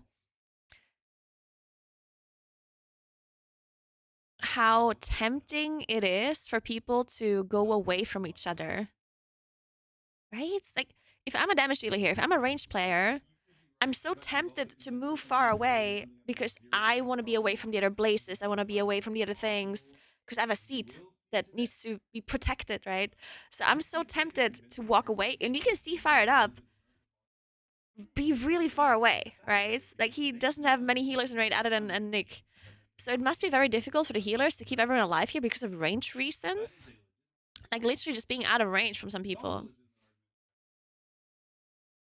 And of course, the more space you use, the easier the seats are. The closer you are together, the harder the seats are to handle. And for the healers, it's the opposite. Yeah, so Fyrakk just dies to a blaze here. He didn't even have anything else. He just, I mean, yeah, he just has one blaze plus the ticking damage. Ah, so much damage. Oh my god.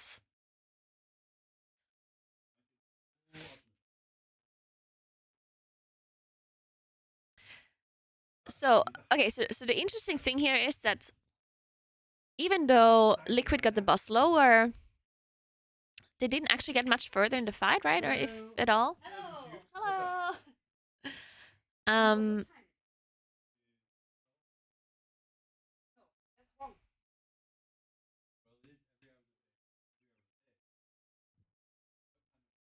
Oh my god.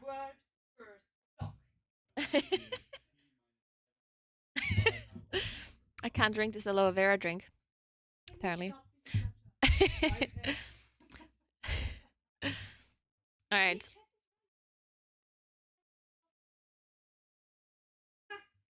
They did use all 4 seeds, yeah. They did get the last AoE in.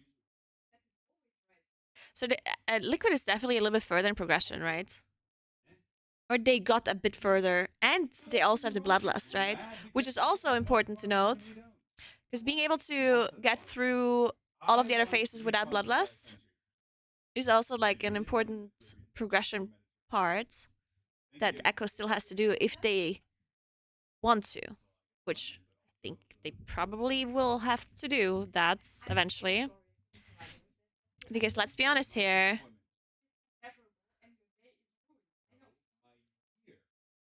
like the end of this boss fight is very difficult. And I think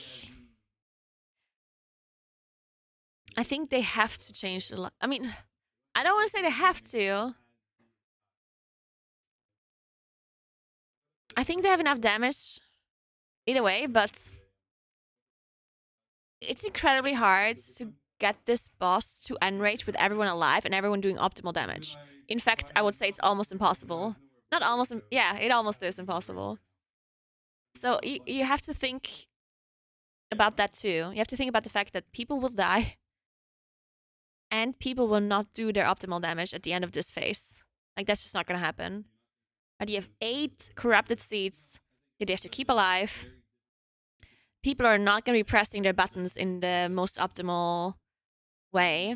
And not only that, people have to move a lot. So range players, melee will have to walk out of melee range, so they lose uptime.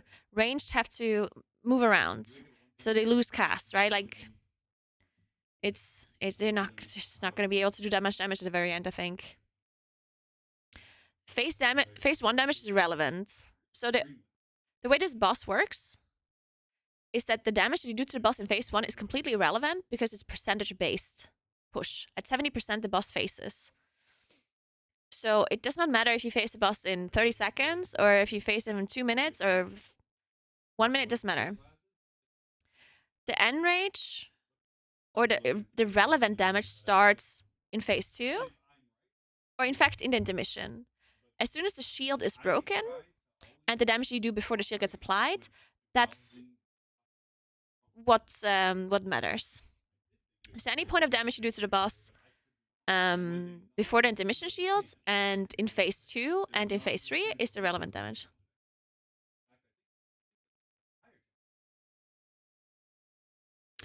I think 5% is very much a wall that I think, now I know it's hard to do that, but I think optimizing the damage to the boss in phase 2 is almost the easiest thing to do. At least that's my thought process. Okay, so my thought process is you have to optimize boss damage, right? Because I think the very end of last phase is by far the most difficult point of the fight. So hoping that everyone stays alive until the very end and hoping that everyone does the most damage up until the very last point is not gonna happen. And it's also like infinitely harder, in my opinion, than optimizing damage elsewhere.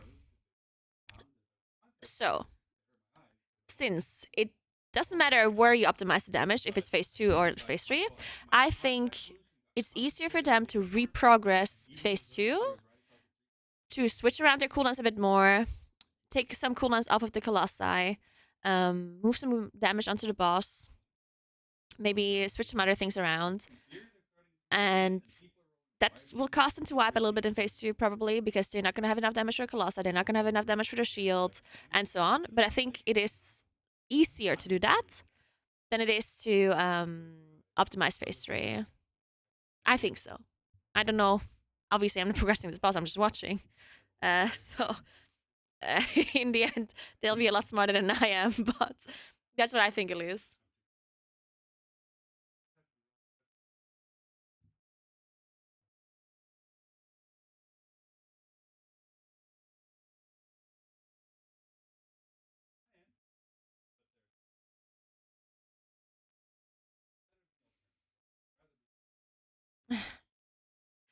Oh, Moonkin would be a horrible class for this fight. It actually was horrible. Not only doesn't have the wrong damage profile for any of this, it also would just die. It's way too squishy. Could you imagine? Amuga would just die a minute into last phase. Well, not even a minute, like 20 seconds into last phase, you're just dead. Thanks for 39 months, Lanaga. What's up? Happy kill day. Thank you. Happy kill day to you as well. I'm really excited. I got my 2 coffees in already. Ready to see this boss die.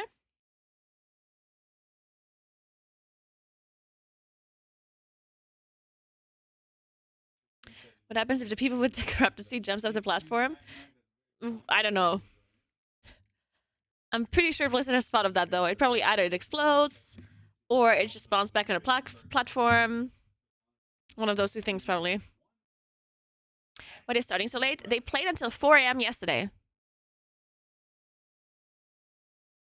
At 4 a.m. yesterday, they were still playing.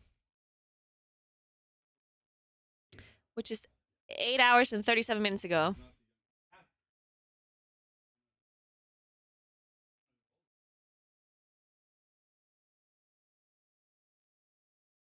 I'm casting at 8 p.m. today. I think the boss is still gonna be alive then. I think. I'm not sure. But I think.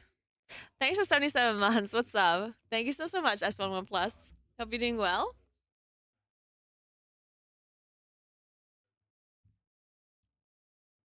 Hey, Sparby.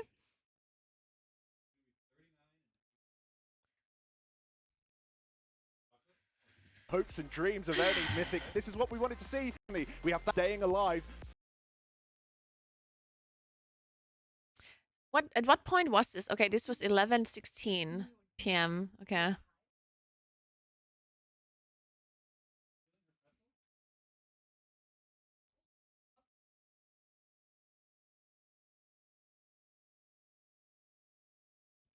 Why does Gingy die here? Just damage, right? Oh, it's just so much damage in this fight. Jesus. How did this seed explode even?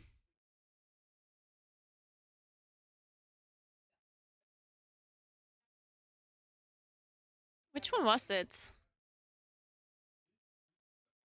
I don't see. Is it this one? Is it Xervos? Oh, he got hit by a tornado, I see.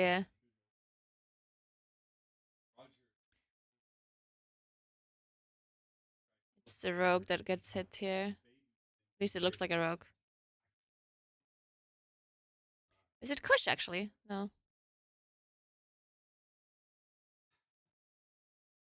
Oh, it is Kush. Man, it looks... Like, I've seen people get... Okay. I'm not toxic, sir. I saw people get hit by these tornadoes. And it's... Like, it honestly looks like the players... Like, that, you know? Like, it looks almost easy to dodge them. You know, you look at them get hit by a tornado, it's like, how could you get hit? But I know that it's not easy, right? But it does look like, you know, they were just not paying attention for a second. But it's so hard to like pay attention to all of it, especially when everything has the same animation. Now, you know what I mean though, right? Because I've seen Tobo also get hit once by a tornado. It's like, how do I, you know? Like for a split second, you're like, oh my god, how could they get hit by this? But it's so hard. Like there's, yeah, just dodge forehead. Yeah, like for a split second, it's like, oh my god. But then, like, I totally understand how hard it is, especially when you have projectiles that move in circular motions, or rather, yeah, like any projectile that does not move in a line. I feel like that's almost always harder to dodge. Yeah, obviously you have cognitive overload as well from everything that is happening here, which is insane. But then the tornadoes, I think, are specifically hard. I think the tornadoes are harder than Blaze. Because the tornadoes are moving in circles rather than lines.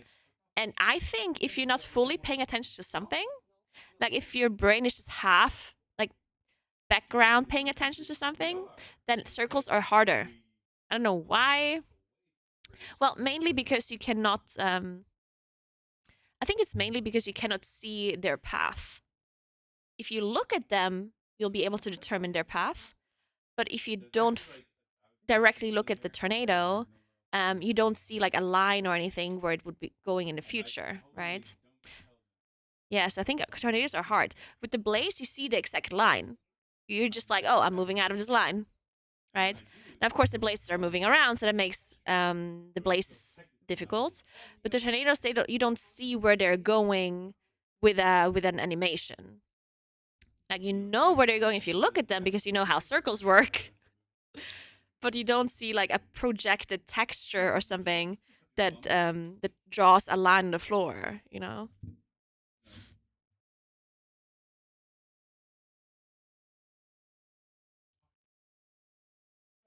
So yeah, I think tornadoes are super hard.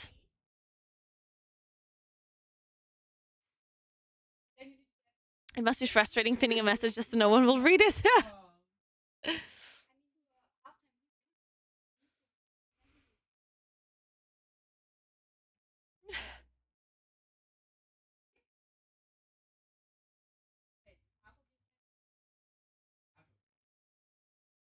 Echo went to bed last night at 4 a.m. I watched the 6% try earlier, yeah. You want to watch it again? What is your favorite day to start the day? Favorite way to start the day? My favorite day to start the day, my favorite way to start the day is turn off the alarm and sleep for another 20 minutes. That's my favorite.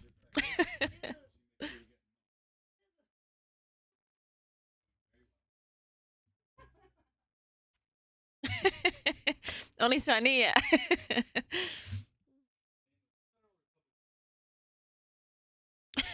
Greatish. No, I'm not gonna turn off the alarm. No, are you crazy? I would never turn off my alarm. I just snooze it. What the hell? I wouldn't turn it off. That's insane. And my favorite day to start the way. Yeah, sorry, I can't speak right now. I'm not American. I'm from Italy. Südtirol. Good morning. How are you doing, Jordan? All good? Yeah, I actually feel great. Nice. That's good. I went to bed so late with everyone else. Yeah. Yeah, I like how you like every other day when you wake up early, like I'm so sluggish, you know. Yeah, And there's like the only thing that was wrong is that you have to go to bed at 5 a.m. You know. Yeah, exactly. That's I how you needed fix less it. sleep. Yeah. There's no snow right here. No, it's snowing once in a while, but it just does not really like stay. I don't know. Kill time. Kill time. Yeah. Which is weird because it's really cold here. Which I don't know what the fuck's going on with the snow. It's very weird snow. I am not German. I'm German speaking. My first language is German. I'm from Südtirol. You sound Finnish. All right.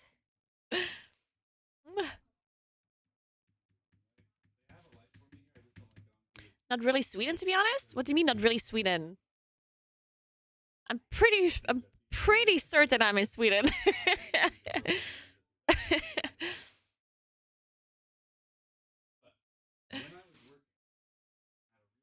Ja, Sixty, kannst du Deutsch? Wir reden lieber Dialekt, weißt du?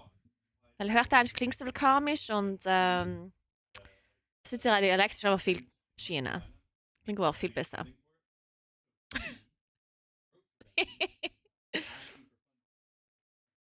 Based. Amen.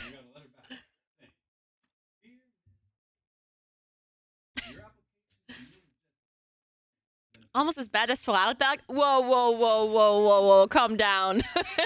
Nothing is as bad as Vorarlberg. Whoa. South Tyrol is in Italy at the Austrian border, yes. You look Swedish? Yes, I'm blonde, which means that I'm basically Scandinavian. We all know that if you're white and blonde, you are from Scandinavia. It's actually interesting because everyone here speaks to me in Swedish, like not even questioning.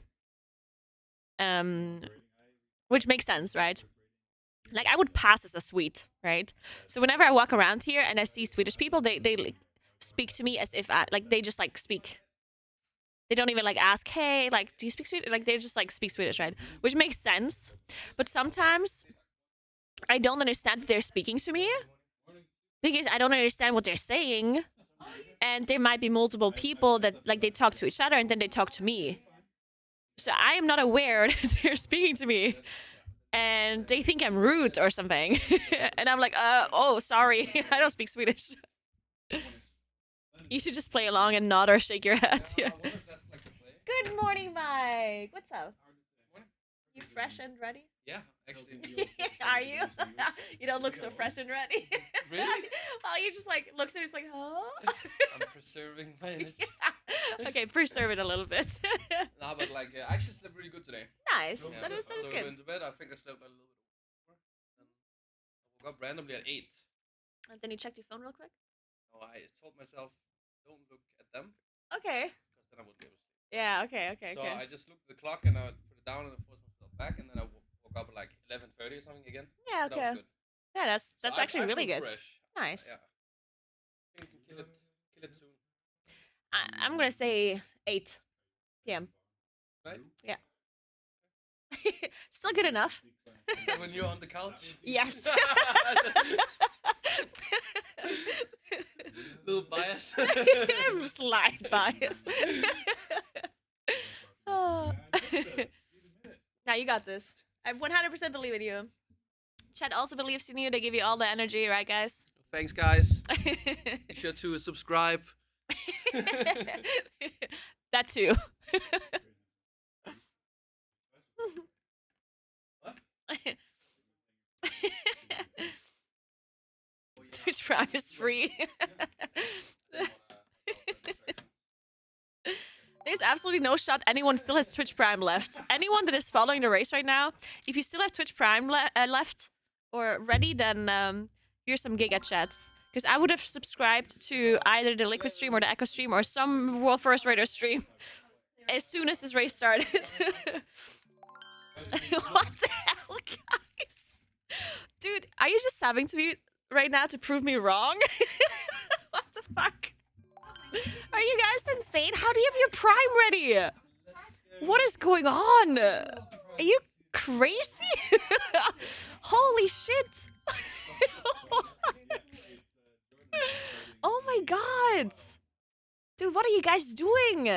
You're doing everything wrong. Why would you sub to me? Idiots.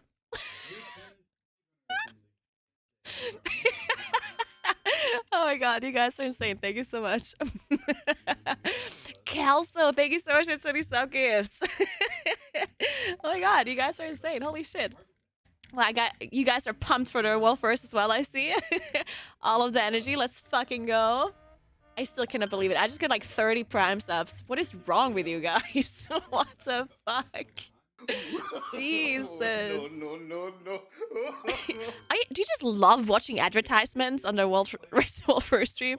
Is that like a thing? Do people just love it? They're just like, yes. Marabou. That's that I always get when I'm in Sweden. In case you're wondering. It's the best chocolate in the world, Marabou.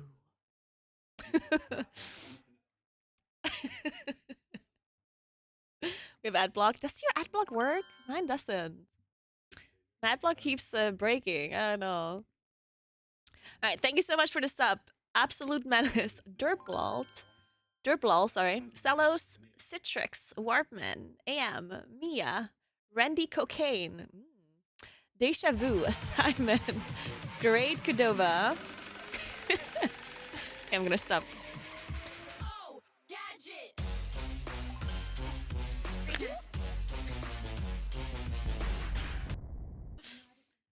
It's funny because that Convoke animation looks so epic.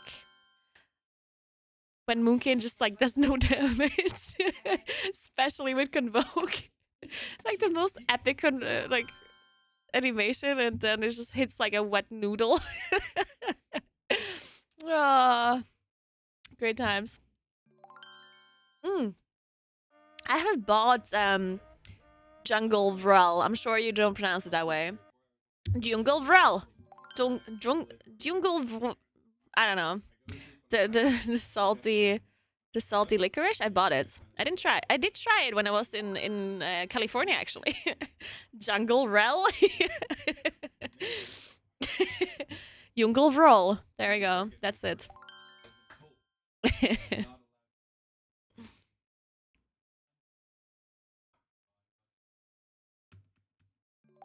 Where was I?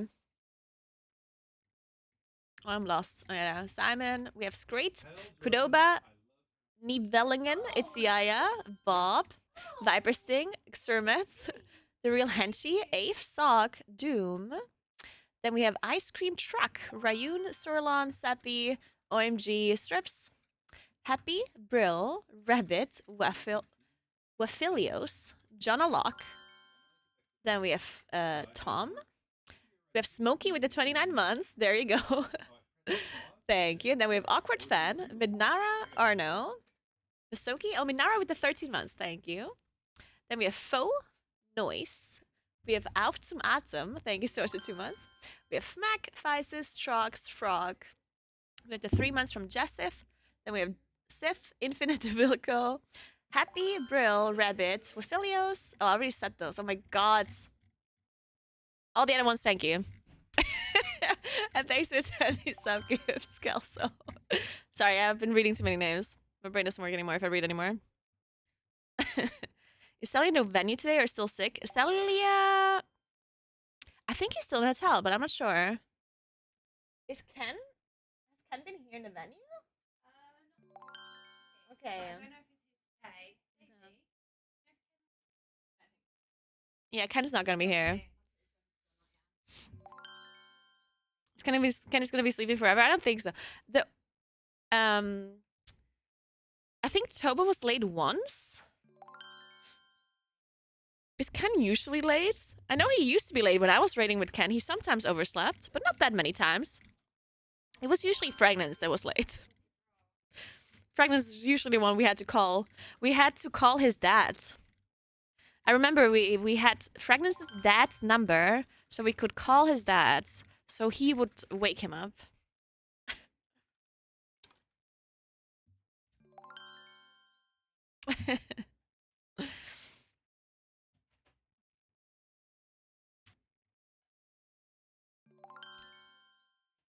What did you think about Ragnaros when you raided against him in MOP? Yeah,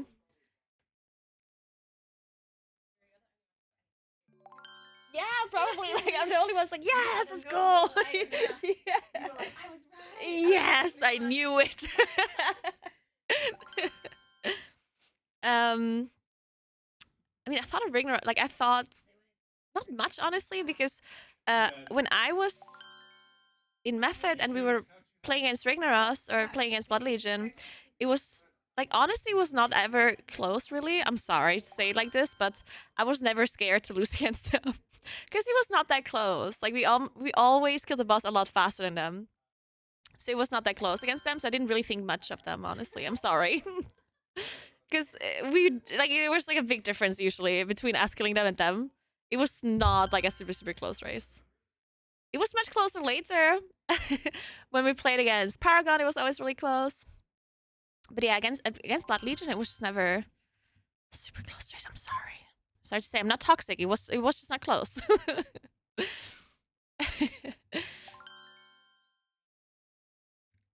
I am following Team Liquid, of course. I'm following Team Liquid. People think because I'm casting for Echo, I have to unfollow Liquid and never speak to anyone ever again. Of course, I follow Team Liquid.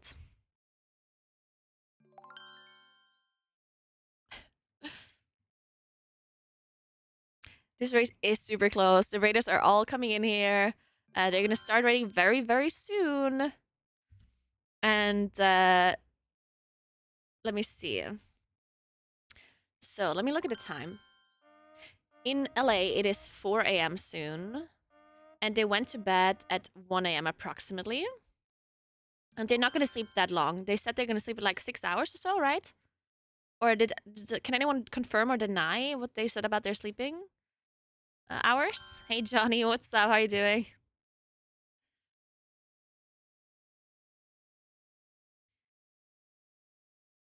Five to 6 hours. Okay, they're back in 6. So that means that it would be up at like 7 to 8 a.m. their time. Let's just say 8. Let's say, okay, 7 to 8. Which would be like 3 hours. 3 to 4 hours. So if Echo doesn't kill it within the next 3 to 4 hours, which I believe they will not. Not that I don't believe in them. I'd be happy if they kill it within the 3-4 hours. But I think they still have some optimizing to do. So I think that we're going to have a race where both Liquid are raiding and Echo are raiding. And I think it's going to be super, super, super close. And I think Echo's going to kill it first. But it's going to be really, really close. And I think the boss is going to die today in the evening for EU. It's going to be amazing, I think. It's going to be super, super exciting for both the teams and for us. Which, of course, is the most important thing. We all care. Like, people always say, I'm an Echo fan, I'm a Liquid fan, I'm whatever fan. But I'm a fan of the viewers, you know? I care about my viewing experience, you know? And my viewing experience is the best. If both guilds are raiding simultaneously, preferably even more than 2 guilds, and they're both, like, about to kill a boss, right? So, what my ideal scenario is that Echo kills the boss in the evening today, but Liquid is also incredibly close and could kill it at any moment too. The best thing would even if both guilds kill it, like, if they're on the same try, like, within, like, 5 minutes of each other. Could you imagine? Oh my god, I want that to happen. I want... Oh my god, that never happened before. Could you imagine they both kill the boss in the same try, and they both think they won? That would be insane. Could you imagine both of them just, like, nerd screaming, thinking they won? But then the other guild killed it, like, a minute earlier or something? That would be insane.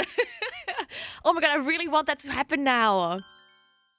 I want some drama, of course. And we would have 2 nerd screaming clips. Oh, but that would be devastating as well. Now I feel bad. Oh no, wait, now I feel bad. Imagine the guild that would be nerd screaming, thinking they won, and then they end up losing, and their hearts would be crushed. Oh no, the slow realization that would come in. Oh no. Hey Graham, what's up? Okay, I'm checking Discord. Okay, now I feel bad. Okay, no, I don't want this to happen anymore. That would be horrible.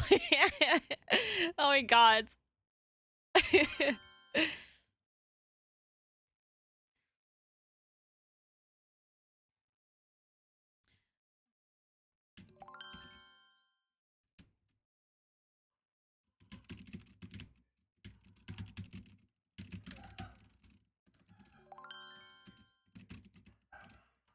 Oh, they're laughing so hard right now. This is great.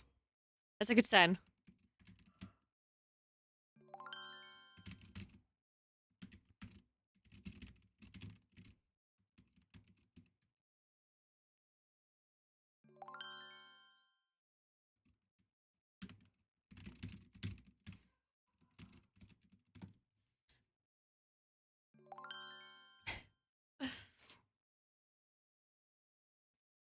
Are you doing keys today or mythic progression? I'm not sure if I'm doing anything today. I might just be following a race. I think I could do a few keys until, yeah, I don't know. I really want to follow the race. It's I don't know.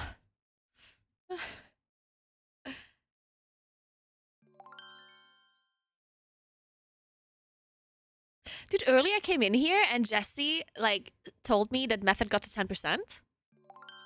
And I believed him. But, I mean, they didn't. But it honestly would be so cool if a third guild would be close to kill a boss. Like, that would be actually amazing.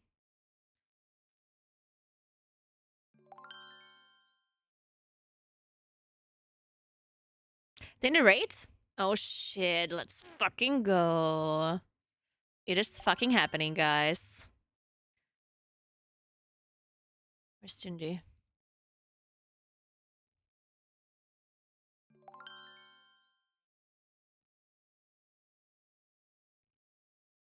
Oh, who's missing? Who's missing?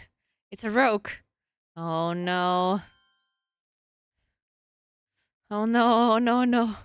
Where is he, guys? Where is he?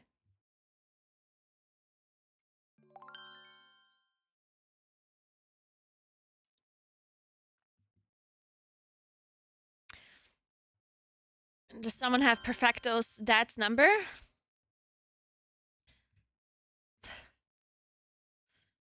So people think that Kush has to like sit up and like be more awake, but I think it's the opposite. I think Kush performs the best when he's really low in his chair and very depressed. If Kush feels good about something, like if he's optimistic about a kill, they won't kill it. Kush has to be in a mindset where he thinks that the boss is not gonna die ever. If you ever ask Kush, is the boss gonna die? He has to say, fuck no. Otherwise, he's not motivated.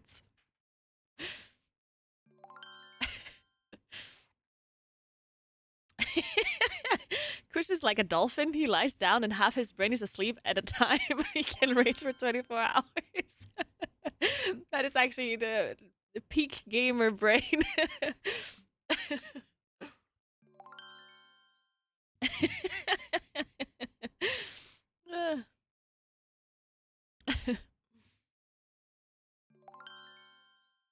The fuck is this song? Holy shit. I'm not sure I like this. It makes me uncomfortable. Oh my god.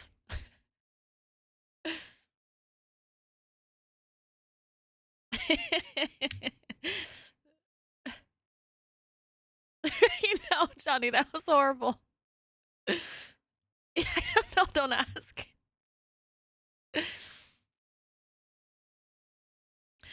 Papa Roach last year was the first MP3 I downloaded of Napster, really? Yeah, I probably downloaded that song too from Napster, honestly. Like, that's very possible.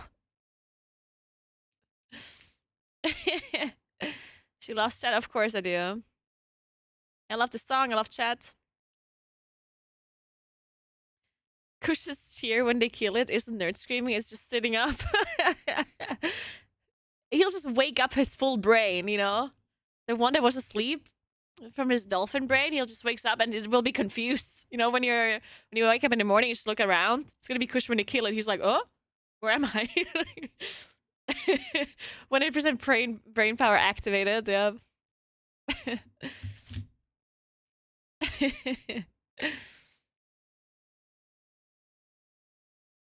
Alright, I'm super excited. I'm full of energy. This aloe vera drink is also just like I know there's no energy in it, but it honestly is like cocaine. Not that I knew how. Anyway.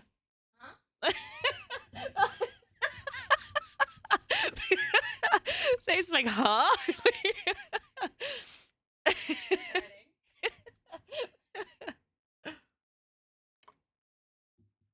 Wait a minute.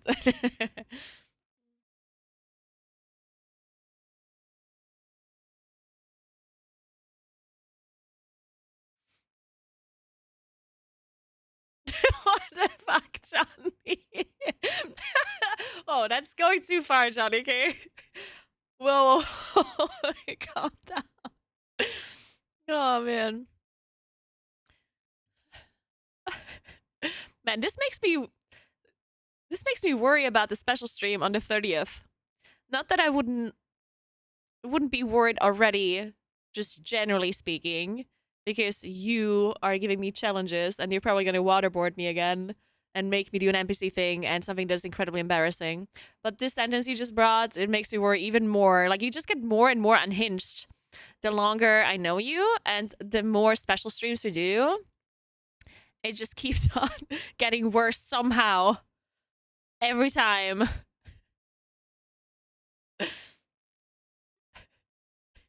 What?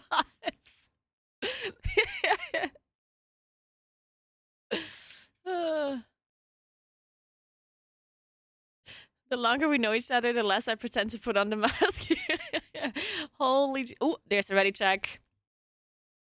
Everyone's pumped and ready to go, hopefully. Let's fucking go.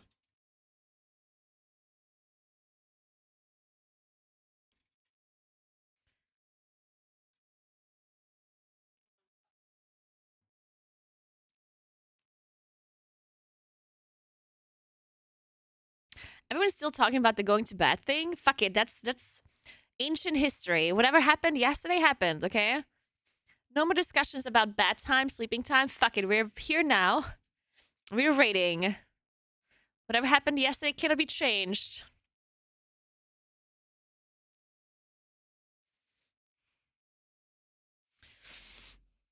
Do you think it's possible to see you in the race one day? I mean, I participated in the race first before, yeah? For many years, I was part of Methods.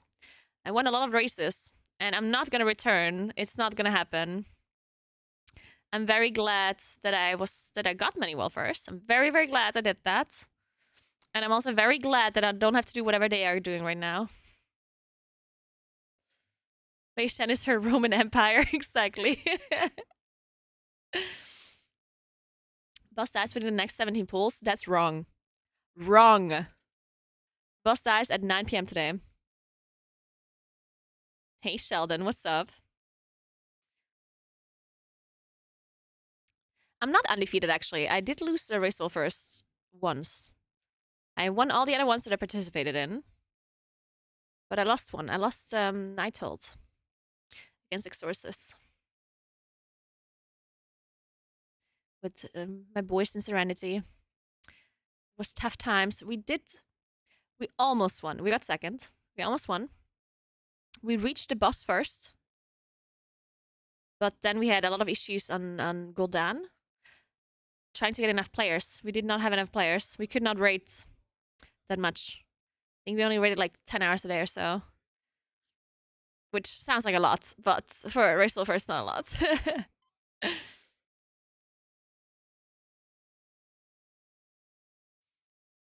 Nighthold was a great raid. I agree. I loved Star Augur. Alisan was great as well. Gul'dan as well. Gul'dan was not like one of my most favorite bosses, but it was fun. Why aren't you talking about Future? Well, Future was not actually trying to get well first. So it doesn't count.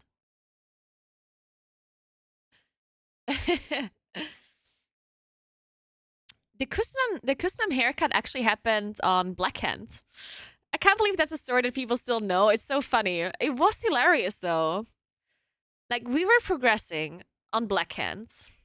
Keep in mind that we don't know, because we raced against Paragon back then, and Paragon was obviously very good. And keep in mind that we didn't know how far Paragon is on the boss, and we knew that the boss is in kill range for us. So imagine this situation. You know the boss is killable, basically just like right now for Echo, yeah? And then imagine that the other guild that you're competing against is not sharing their progression, which means that they could kill it at any moment. And then your raid leader decides to go for a haircut because it's his grandmother's birthday in a couple of days, or the next day or the same day, and he has to go there. So he leaves for an hour. He just fucking leaves for an hour. Yes. We still ended up winning. But holy fuck.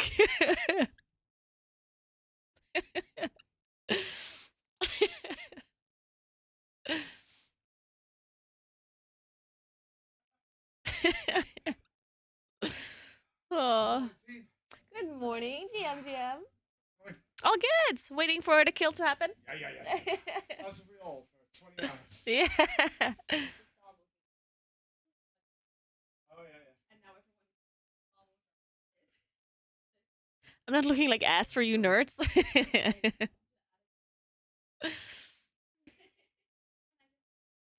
Paragon won all of the 10 mans back then, but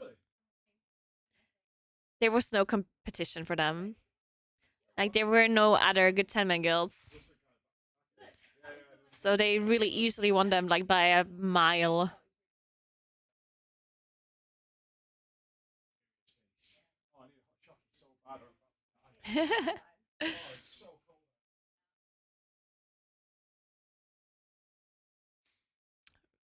Why do we have 3 ready checks and no pull? What is happening? Where's the pull timer?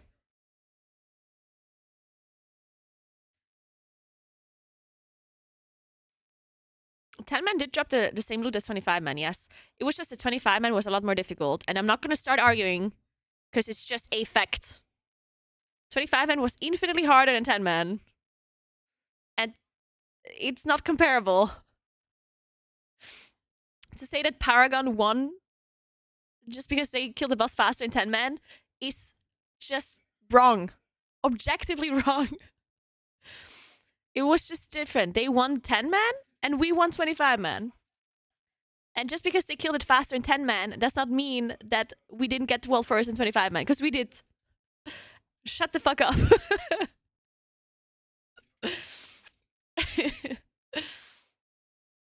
It is very cozy to raid 10 man. I would love 10 man raids back. It's actually a lot of fun.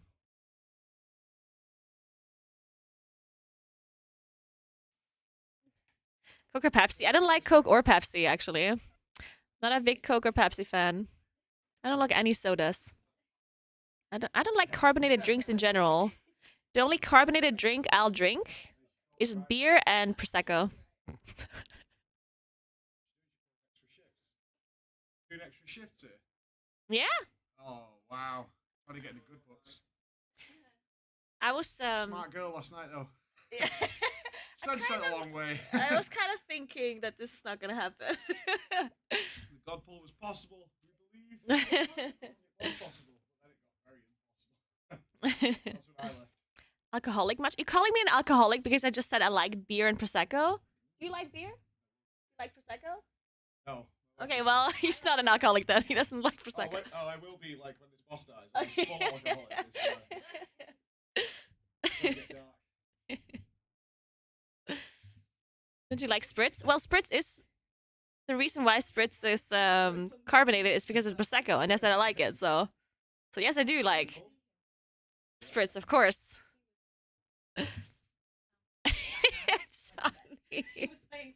Wait, we're pulling.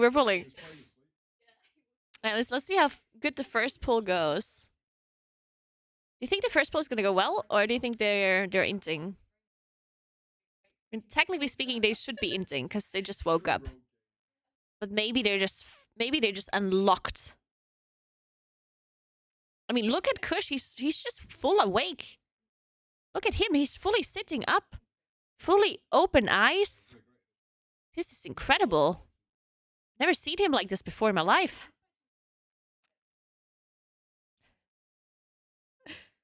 Yeah. Look at this guy. Let me full screen this.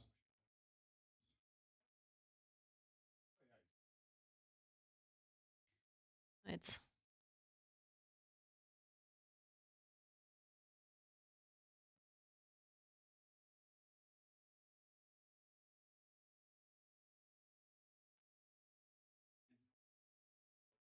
Shit, no, we don't have the camera. We need the camera. Well, this is as good as it is. I'm sorry. Can't be bigger. Unless I move my camera somewhere else. Cover the left side of it with my camera, maybe. Now let's see. You're looking good. Yeah, I could put my camera left side central. Let's try this.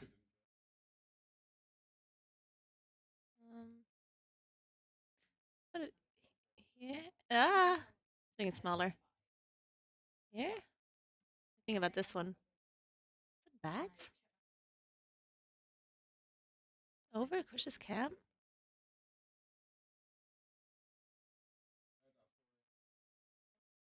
Look at that. Perfect.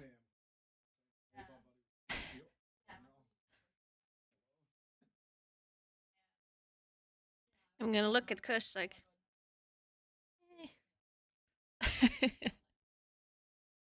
Pretend you're playing. Oh yeah. Let me do that. Wait, we need to switch this music.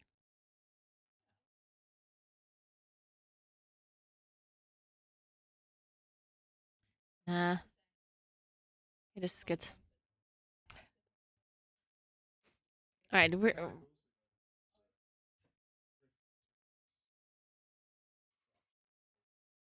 Ooh! Perfect, I don't die. I didn't even proc cheat.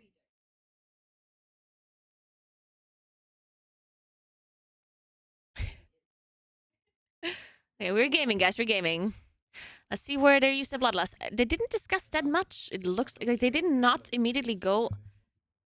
Like, they didn't go into discussion mode, so I wonder if they are not changing anything. Like, I wonder if they're still lasting this.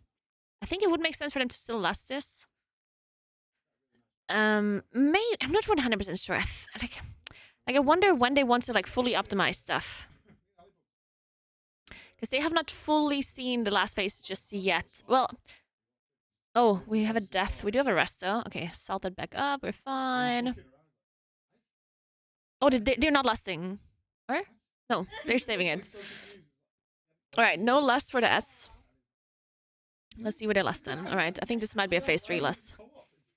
Okay, good. Let's see if they can kill the Colossi though without the lust. The Shadow one is a bit high. Yeah, Shadow one needs a bit more damage, but it's fine because the Fire one dies really fast, so they can all switch. I think they can kill it. Yeah, they can kill it. They for sure got it. They just need to nuke it. Oh, actually, it's really close. Fuck. Maybe they don't. Oh, I don't think they make it. Oh, maybe. Okay, they got it. Okay, nice. Okay, we're gaming, guys. We're gaming. All right.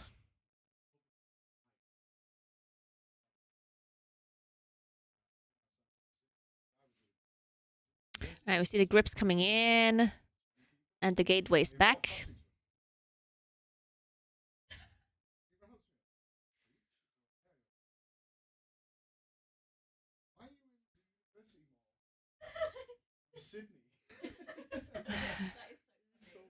Ooh, did a cast go through at the end there? No. What happened? There's no shot a cast went off. How did they just lose 3 people there? Was it did the tank move with the circle of the Infernal? Did it clip a few people or something? That was a good try though. That's good.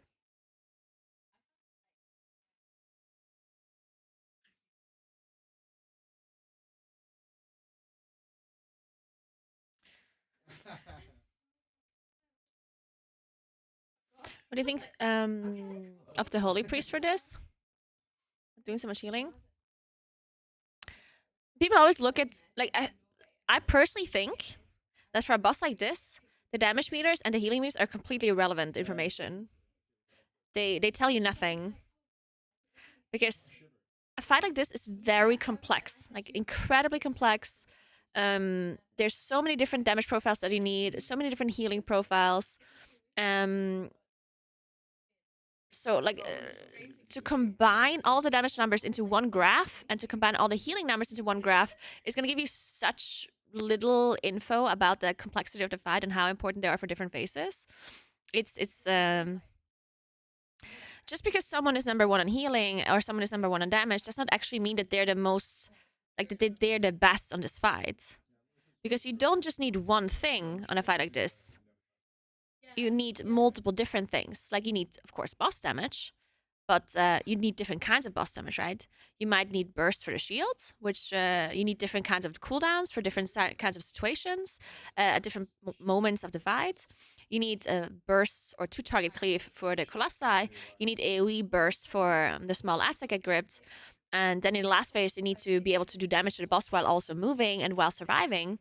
So, like, there's a lot of different damage profiles that you need. And when it comes to healing, it's the same thing. For healing, you need a lot of different things. You need to be able to heal the raid somehow through different types of damage. And you also need to be able to heal the NPCs in phase 2.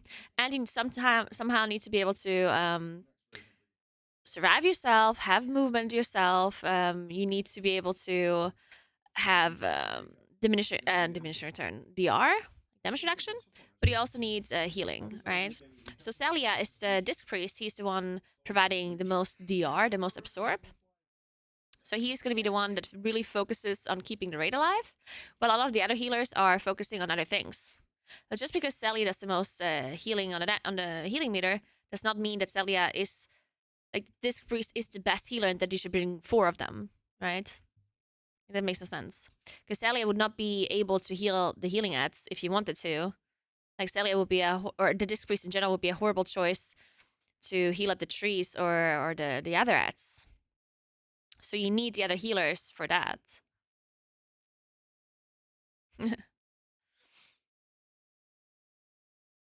There's not gonna be a mythic phase. Trust me. I drink coffee and I know things. Ian told me, he called me earlier.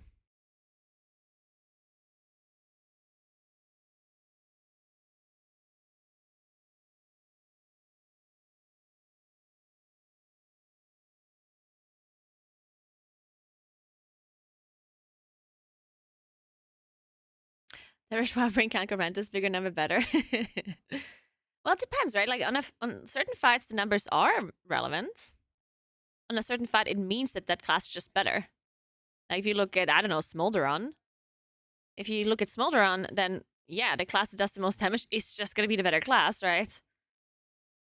But you also have to understand if there's different fights or more complex fights, then it's just not true anymore. Like imagine Smolderon and another fight would just be one fight. Like imagine you kill Smolderon, and as soon as Smolderon is dead, you don't leave combat. You just immediately afterwards do T-Swift.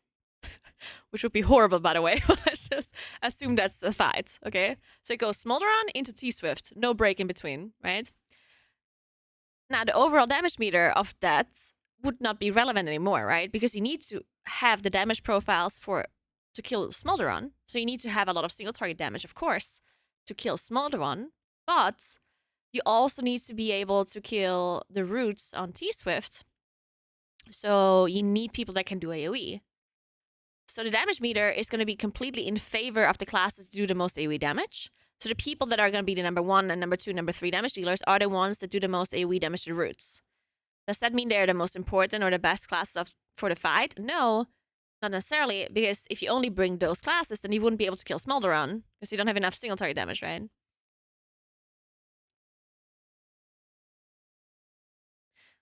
Alright, let's see how this try goes. So they're in phase 2. Still not lasting, of course. Kush still sitting up, fully focused, looking at the screen. Amazing. Do it after damage? Yeah, they do. Okay. They're fine.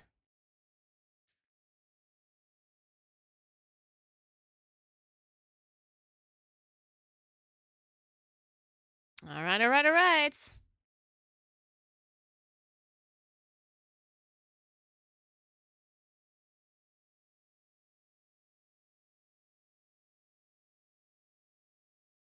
This is where they lost some people the last time. I don't know why.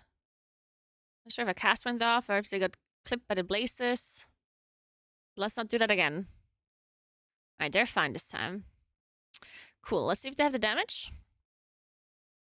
Boss is on 56%. I'm going to keep a little bit of track of the percentage HP here to see how much damage I have. 56% when the second Colossi spawn. 56. All right, let's look at the damage on these. They're overkilling them a little bit, looks like. Yeah, they maybe have a little bit too many cooldowns committed to this. Or maybe not. A little bit. Yeah. This guy's certainly dying a bit early. So maybe they can move some more cooldowns away from this. Well, by some more, I mean maybe one more. Alright. Thanks for Prime, Timmy. Thank you so much. Alright, let's take a look how low they can get the boss here. They have to passively cleave this soul. So we're looking for at least 48 for face push. Of course, anything below that would be great. You have 20 seconds till phase 3.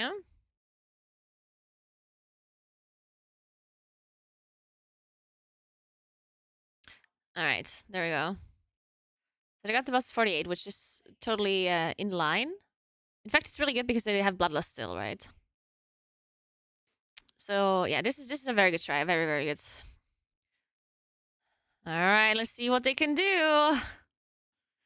They have less than a second. They're going to be using it with all cooldowns up whenever that is happening, whenever I have breath and stuff available.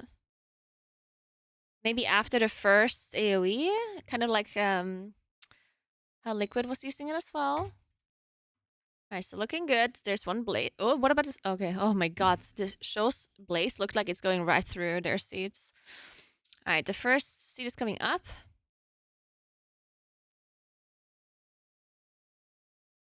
Nice. Okay, are we lusting? Oh yeah, it is up. Lust is running. Let's go. Let's drop the boss. We need to do some damage. Big dam. Needs to happen right now. Okay, we see the 2 corrupted seeds spawning in just a second. Oh, they have them. Okay, so Andy has the seed here. And Nice Memes has the other seed. Needs to drop. Oh, another blaze. Ooh. Nice. Nice Memes has to drop again. So the tornadoes. Oh, the tornado's a bit close to one that Nice Memes just dropped. Boss is 30%, looking really good. Another AoE. Boss is 27. Alright, nice, nice, nice. Alright, it's looking good. People look healthy as well. Looking strong, looking strong. 26.6% on the second AoE. Let's remember this as well. 56 and 26.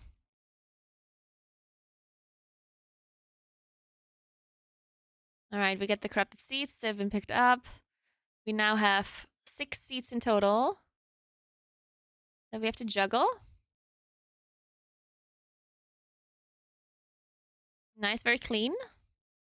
Very clean. Everyone's still looking very healthy too. Oh, watch. Oh, that place. No! I was Andy's. That was a bit sketchy. Because he was just about to drop it. Because he had a blaze on him.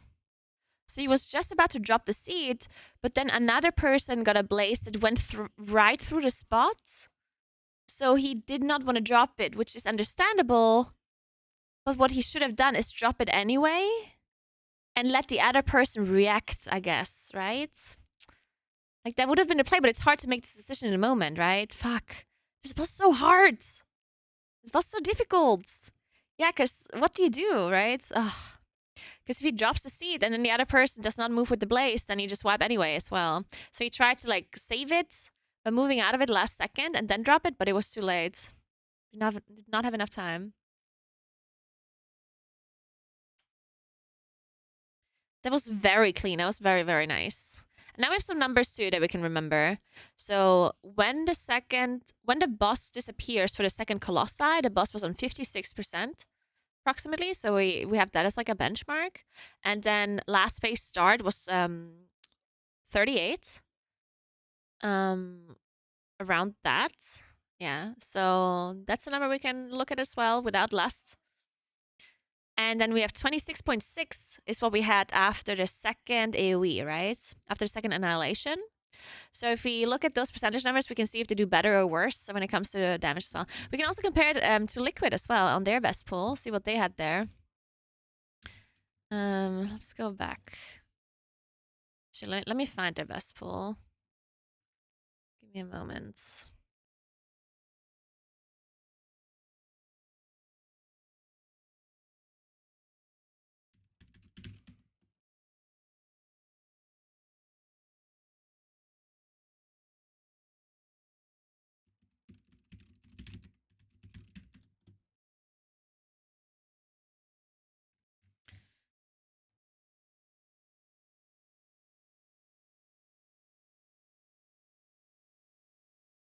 Wait, what is this clip? I want to watch this one. These bombs need to be taken care of. And hot potato layer. Whoa! Wait. Layer what? And hot potato layer what? And hot potato layer what? Oh, no! That is a really unfortunate grip. Just about these bombs need to be taken care of. And hot potato layer what? No! Layer what? Well, that was a bit unfortunate. I think that was Ken. Unfortunate.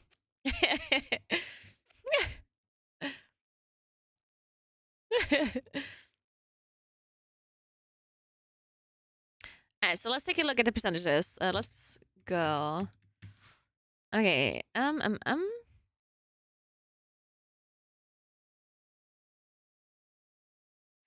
me see the timers. This is too late, I think. Okay, this is the okay, this is the third AoE. This is what I was comparing it to, right? Was it third or second that I was looking at? Oh, this is the second. Okay, so the boss here for them. Ooh, this is 27.6, 27-ish. So Echo like a percentage ahead on damage, approximately. On C2, which is after last. So that's a very good sign. 1% ahead to Liquid on their best pull at least. I'm not sure if they had different pulls later. And then we can also check phase 2 damage, see if that one is already better than. But I think the push is approximately the same. Let me see. Phase 3 starts.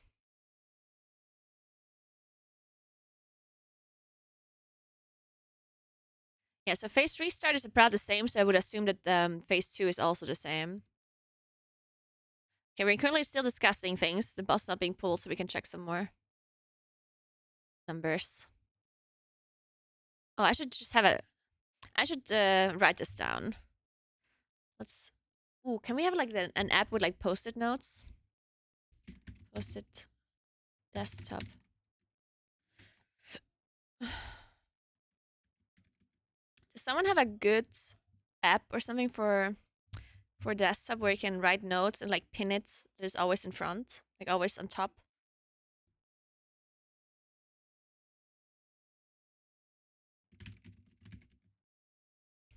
Sticky notes.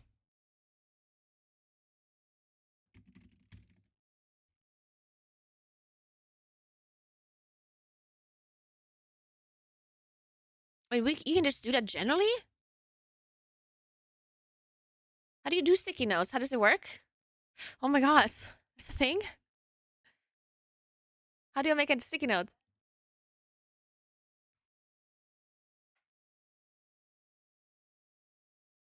Oh shit, we wiped in phase 1. That's okay. Sometimes you just gotta wipe in phase 1.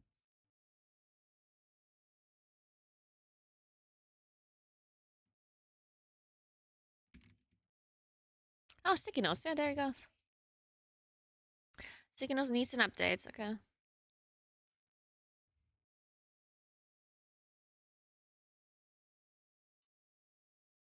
Let's go.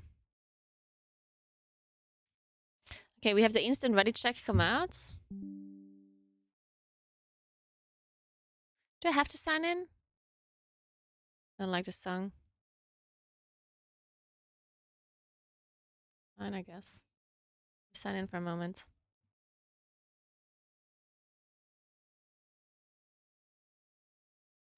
Let me move this over here. My god, I don't remember my password.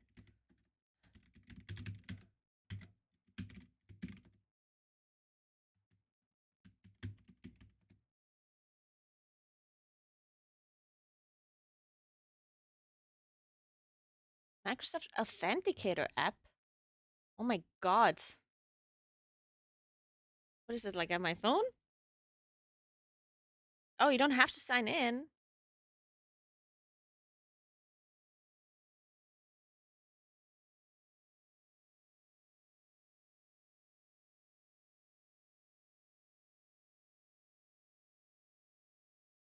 Wait, I don't.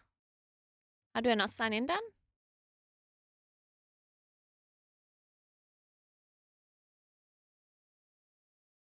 I can't do anything other than signing in, other than this. Just close the window. Oh. Aha. Perfect. Thank you.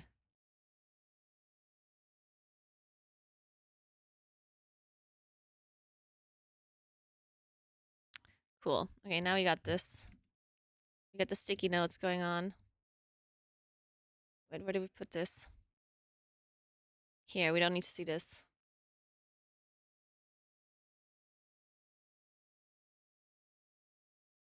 Okay, so far we have second Colossi spawn. Right. Boss HP.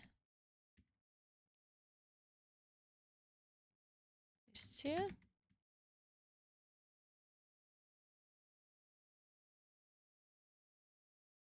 Oh, it's this one. Lost size spawn. 56%. History of push. 38.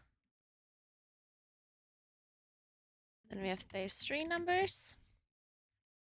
We have after second annihilation. 26.6%. All right. Put it on the casters. There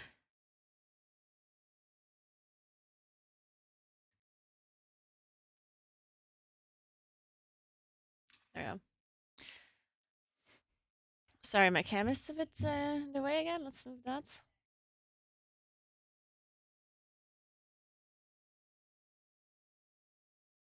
Yeah.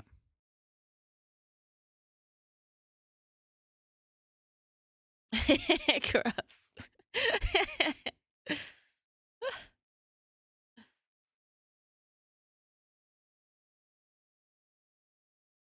We just one shot orb. Nice. Japendi. We lost Thanner, unfortunately. That is not ideal.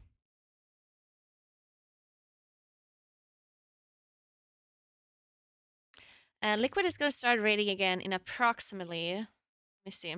It is 4:37 a.m. for them right now, which means they'll start raiding at around, I would say like at least another 2 hours of them not raiding, right? At least, probably more than that. They're going to be back in like 2-3 hours if they don't sleep a lot. Wait, where's lunch? Somebody. Oh, there's no lunch. Ah, I see, no lunch because that makes sense. Shit, I'm not gonna get lunch. I'll just eat yogurt. No lunch, just leave. It makes sense because the Raiders just got here at noon, so they had breakfast, I guess, before they got here, or maybe they didn't. I don't know.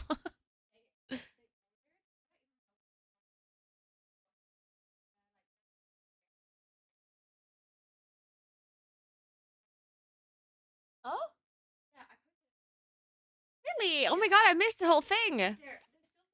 Oh, nice. Okay, I'll get that then. So apparently there's cheese and ham and stuff. So I'll get that.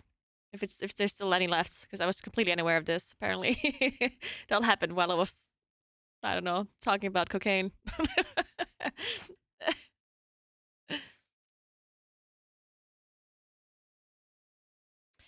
Alright, let's see.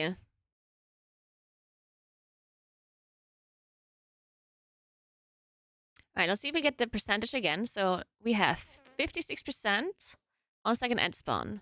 Second ads are gonna spawn in just a second. Let's see if we get the boss that low, or maybe even lower. Ooh, we get the boss lower. 55. 56. Yeah, a bit lower than yeah. Let's just that counts as 55, right? Nice. Let's see if they have the damage a bit better allocated for these Colossi. I guess the last pull we had too much damage on Colossi. So maybe they're switched one small city away from it. It doesn't look like it. I think they still have too much damage here. So what we're looking for is to not overkill any of these Colossi, right? They should just die. Yeah, see, this one's also, again, a little bit overkill. So it doesn't look like they changed anything. Because here, the boss spawns at a timer. But the boss is a bit lower. The boss is for sure a bit lower. Wait, this is obviously 48, not 38. Okay. Okay, we get the last rescue. Everything's looking great. We have no battle rest. We had to use both rests, unfortunately. So no one is allowed to die. Do not die. 48.4. Okay.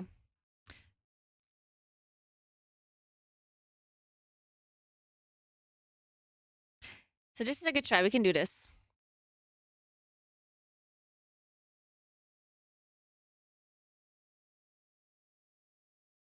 Last. Okay, now last is after AoE, right? Yeah.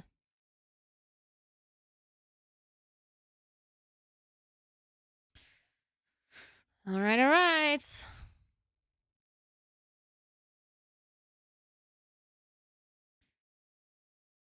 Some dangerous blazes. Oof. All right, nice. First AoE happening. Nice. Last up. Okay, last is up. Last is up. Nuke the boss. Second pot. Do they have pots here at this point? Where's the combat timer? 7. Yeah, they do have pots. GG does not have a pot running. Wonder when he's... Oh, he still has a minute CD. Okay, interesting. Alright, let's take a look. 32. We need to get the boss to 20... Below 27 for the after the second AoE. Second AoE is happening in just a moment.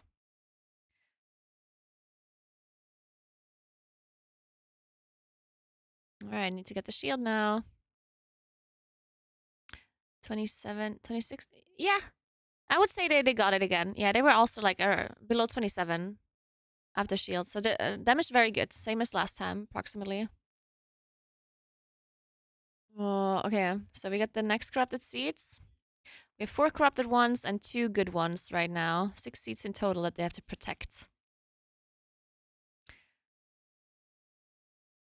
They have no battle rushes available.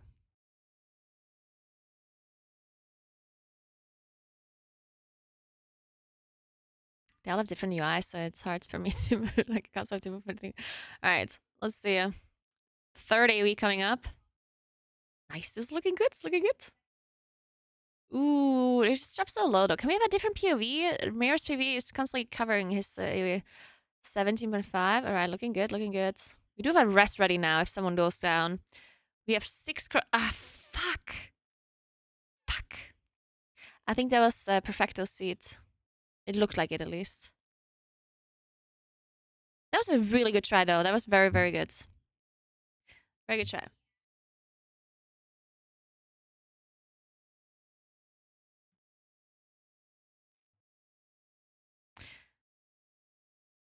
They play Assassination because it does more boss damage.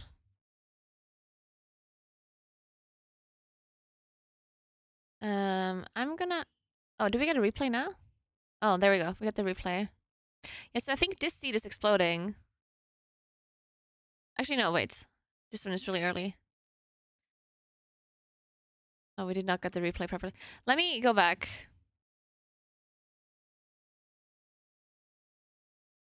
Let me have a VOD ready here.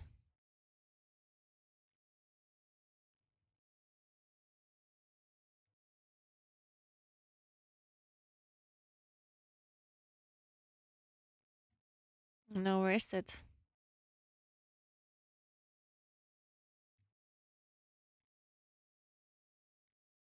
Oh, there.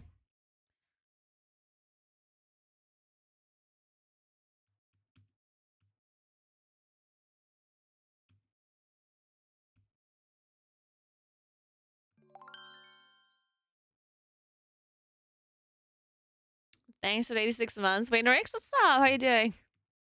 All right, so I think, yeah, it's this rogue here getting hit by a tornado by Blaze.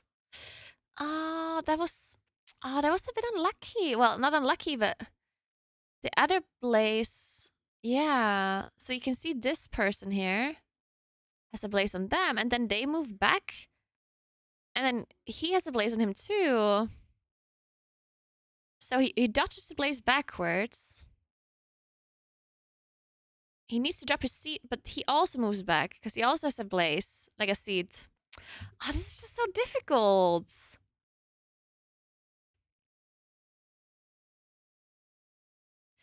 Yeah, so this person here, I don't know who it is, but they have a seed and a Blaze. And then the rogue has a seed and a Blaze. And yeah, oh, it's an Aug Evoker. Yeah, so this Aug Evoker here, where is it? Oh no, it's not an Auge Evoker. It's a Demon Hunter. So it's Nice Memes. So Nice Memes has a seat, gets the blaze. He needs to drop the seat and dodge. So what he's doing, he drops the seat and moves backwards. The problem is there's a seat here too. I think it's Perfecto or Kush. I don't know. Like one of the rogues has a seat here and a blaze. So he needs to drop it and move out. But because Nice Memes moves backwards, he needs to adjust again. And then he runs out of time. Fuck. I don't know how to do this. This is very difficult. I think maybe a rule of thumb that they could maybe do is that the people that have the seat on them, that have a blaze, that they need to drop it and move out of it quicker instead of doing it last second. But that is also not ideal because technically speaking, you want to drop the seat as late as possible and then move out. But if you do that, it's so likely that you're gonna fuck other people over with your blaze, right? Shit, this is it's a struggle, it's a struggle.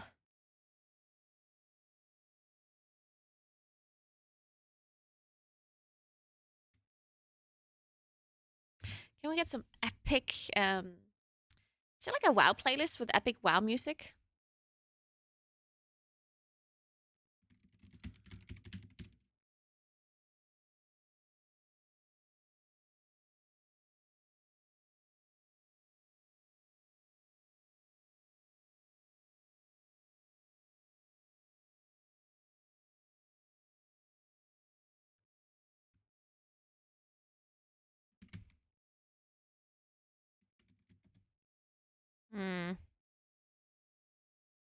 I don't like this one.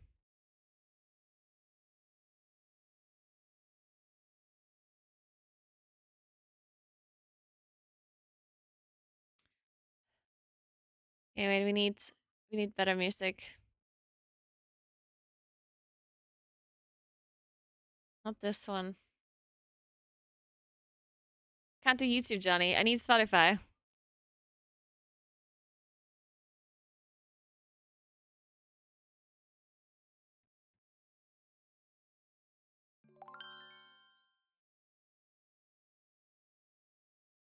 Thanks for Prime Marine. Thank you so much. And thanks for Prime Sibilva as well. And it needs to be more than just one song, right? Because I'm not going to look for a song every 2 minutes.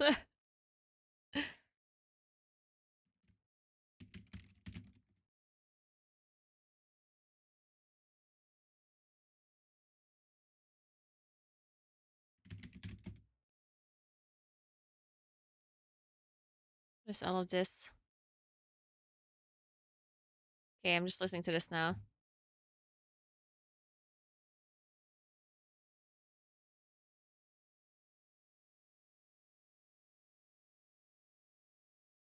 I'm also gonna go and get a coffee real quick and try to find this breakfast thing that they have somewhere. Thanks for 9 months, Rona Survivor. Thank you so much. And then hopefully we can see a good pull when I'm back. Oh, they're pulling now. Shit. Yeah, I'm gonna hurry up. We're back.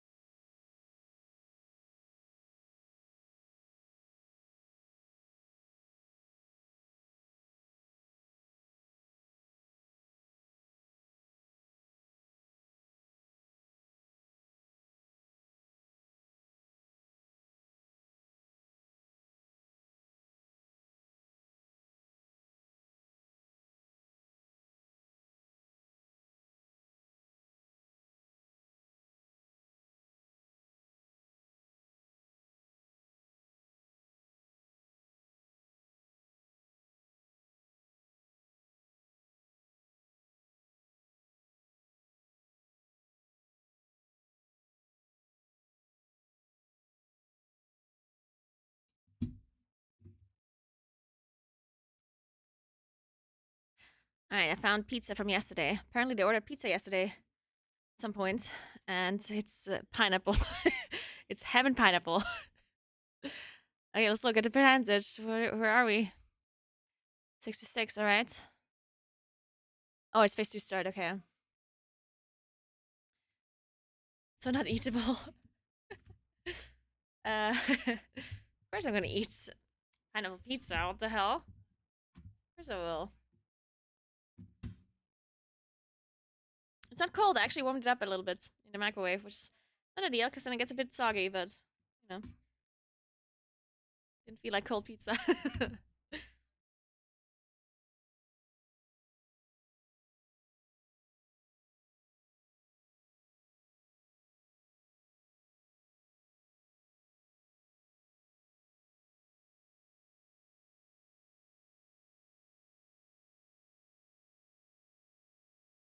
Some guys always press 2 buttons. How can it be that hard? How can you struggle pressing 2 buttons? It actually is very weird to me as well, I agree.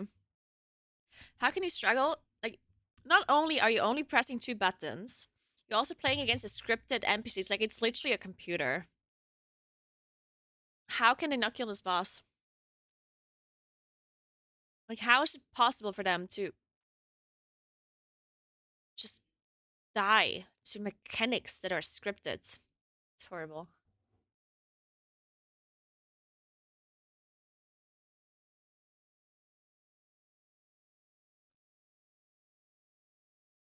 Alright, let's take a look at boss.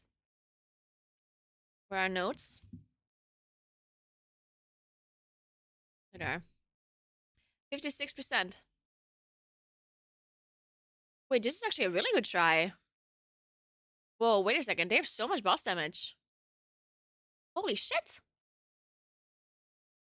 They almost got the boss below 55. Holy fuck, that was really good. So much boss damage.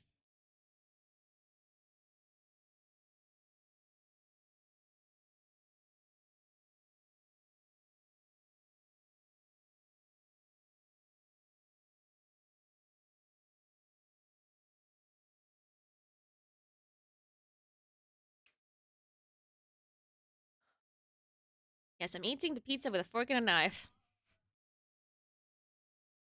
Like you do when you don't want to touch your food with your fingers. And also just how Italians eat their pizza.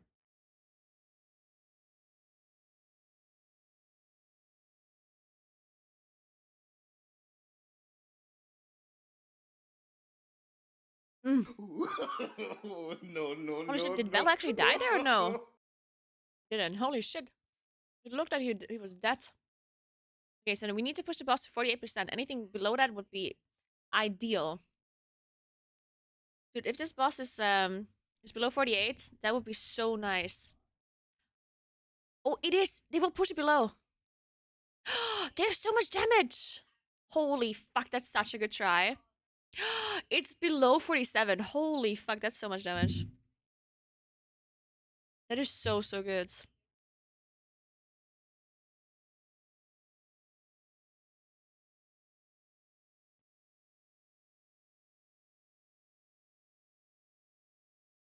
This is insane.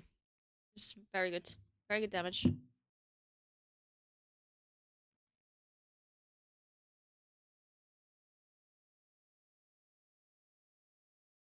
Hmm. Very well done. Very good placement of the tornado. Good job, Mike.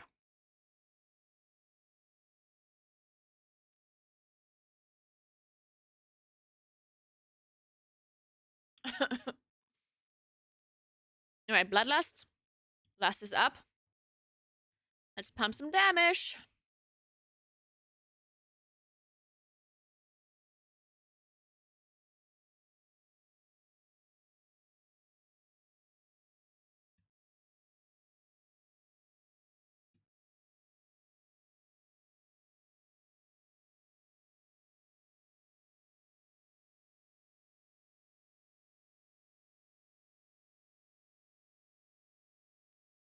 The boss is so fucking low.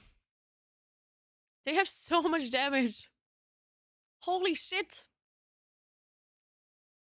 Oh my god, they did so much damage to this boss. This boss is dead.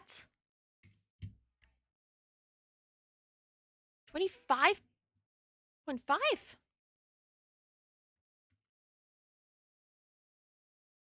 That was so good. All right, let's take a look. All right, we have so many seats. Oh my god, dude, this might actually be it. Sorry, I'm not jinxing it. I'm not jinxing it. I can die at any moment to the seats. Literally any moment I can die.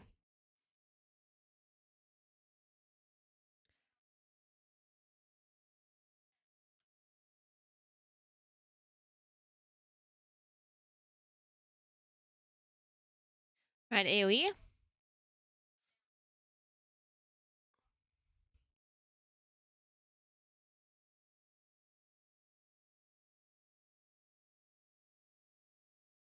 This is so good, but they're dropping so low. There's so much damage. Oh, there's so much damage in raids. All right, we get more seats. We get more seats. This is such a good try. Ship frontal. Oh, there's the blazes. Oof. Got it. We got a nice turtle. Nice turtle.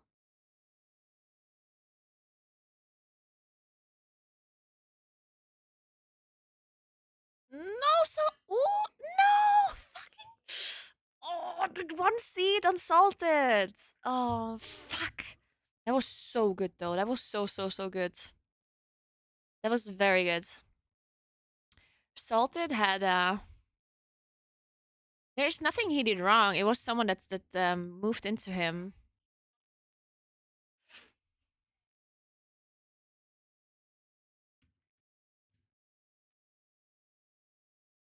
Let me watch this back. Yeah, you see? So salted is here. Actually, I'm not sure if it's salted or if it's nice memes. It's like, it's happening right here.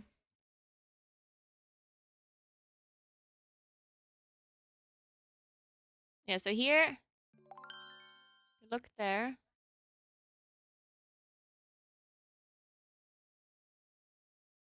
Oh no, wait, is this the correct try? This is a... Is this the correct try? Am I watching the wrong one? Shit. Thanks for 7 months, Sticky, what's up? Because it was a blaze that. It was a wrong pull. Yeah, that's the wrong pull. Shit. It's a wrong rebroadcast, I think. Oh, this is also wrong. Wait. We'll see if it was a fire circle, maybe.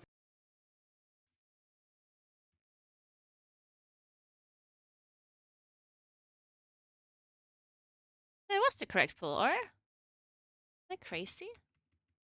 Yeah, I should watch YouTube, actually. That's a very good point. Let me open up YouTube. Because then you can just go back in the same VOD. That is so much better. It's also much more... It's not just better quality, actually. Here indeed. How does this final boss hold? Let's go back.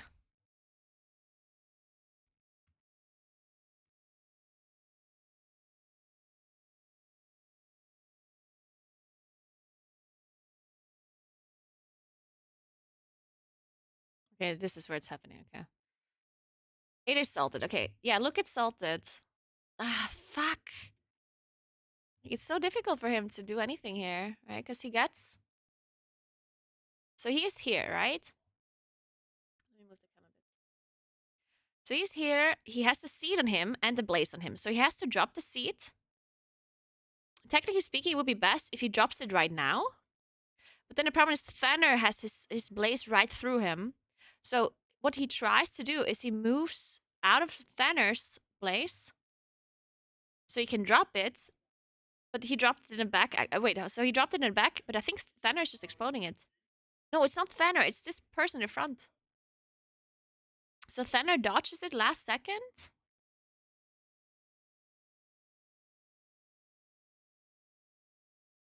But it's perfected. It moves into it. Yeah.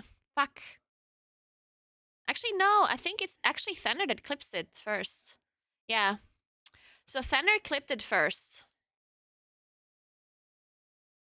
He even tried to pick it up too.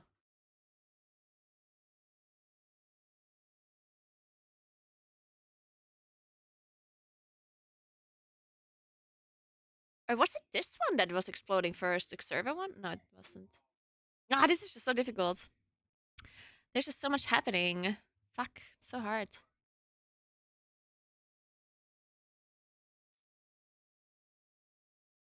Okay, wait, let me...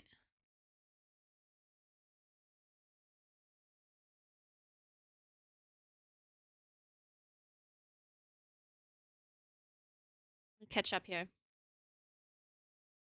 There's no space at the end. Okay. Okay, I'll be right back 1 second because they're clearly like on a break or something real quick. Quick, like, talking about something. One moment. I forgot my water.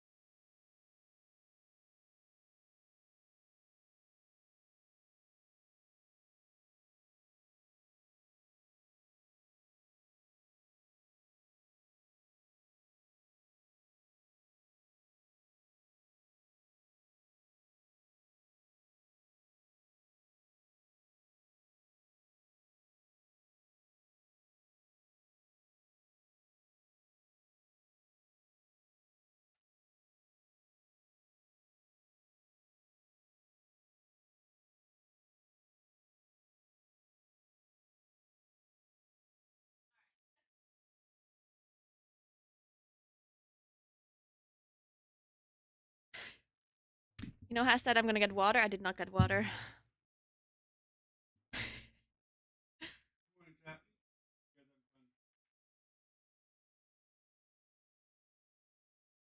All right. I got a coffee though, so that's all I need. Can't see Naguura. You're just looking at the wrong part of the screen. You should look at the full part of the screen, and you'll see me. I can see you now. Oh, I was AFK. That's probably why you said you couldn't see me. Alcohol or cocaine, yeah. Or coffee, I mean. Alright. I'm back. Now we can kill the boss.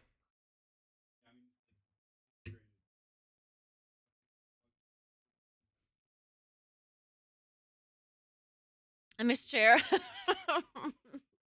Have you seen my new short? YouTube short? Uh-oh, we lost nice memes already.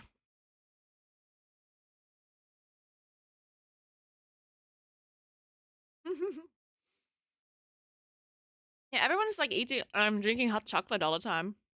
I'm more of a coffee enjoyer. Not to say that I don't like hot chocolate, but I'd rather eat my calories rather than drinking them. And if I have to drink calories, then then it needs to have a purpose. Either it needs to be caffeine in it, caffeine, caffeine, or alcohol. If it's gonna have calories, you know? Know what I'm saying? Like, there needs to be a purpose. Sorry, yeah, I'm gonna move my camera. The problem is that they switch POVs all the time, and then my camera always needs to be moved.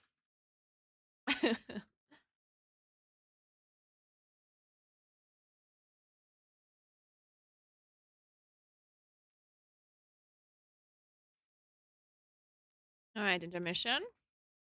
Keep up the progression. They have been progressing really well today.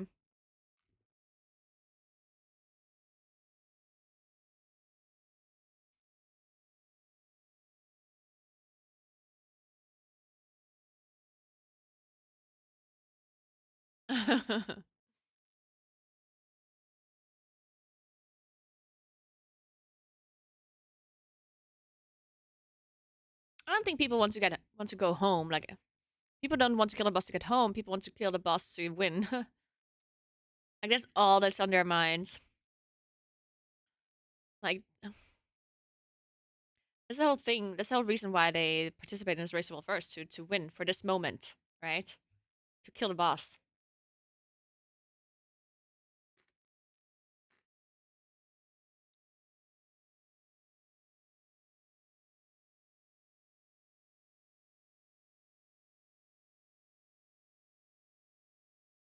Also, I think Grim is fixing my flight to not be in the raid hours.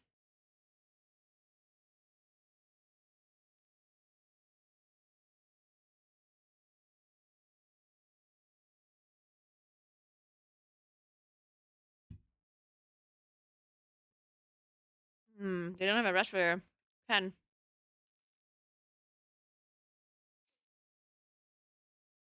Which is not ideal.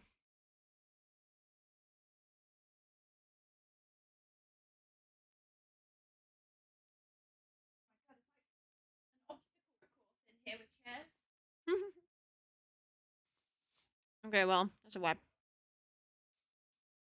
Let me take a look. My flight.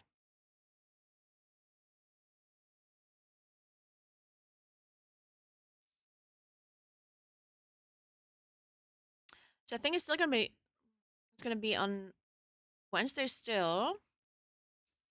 But like a different flight, so I'm home earlier.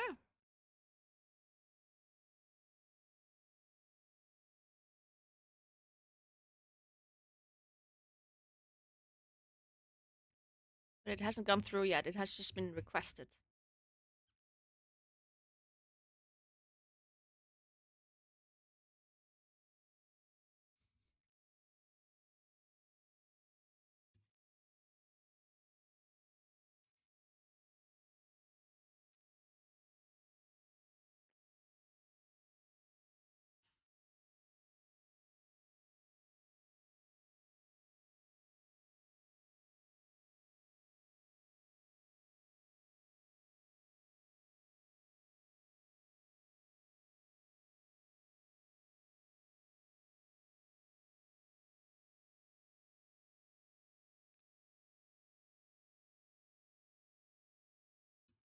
Danke, Stucky. I'm eating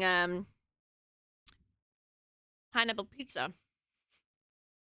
So ironic that they ordered this for the rate. So clearly, since the Raiders ate pineapple pizza, they've been doing really well.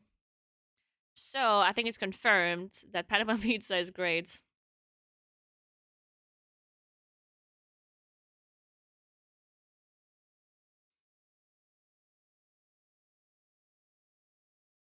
Do people understand everything they're seeing? It really looks very messy to me, and the only thing I can really check is Hellfire Fyrakk.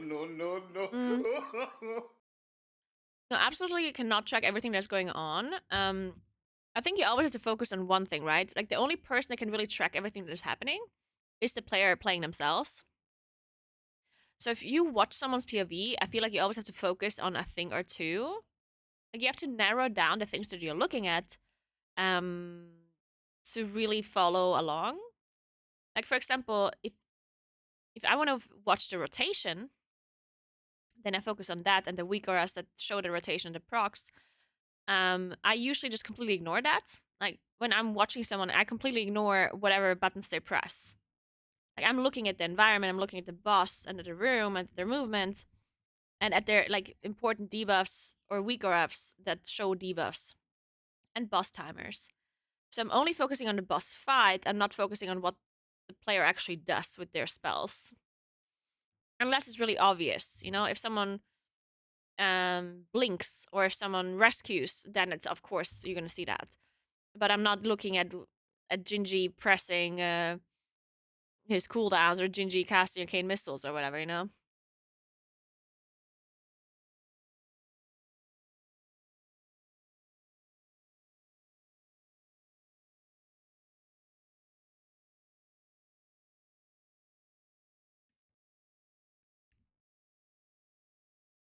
I mean, people always think that the Italians are the ones that are super against pineapple on pizza, but I don't think that's actually true.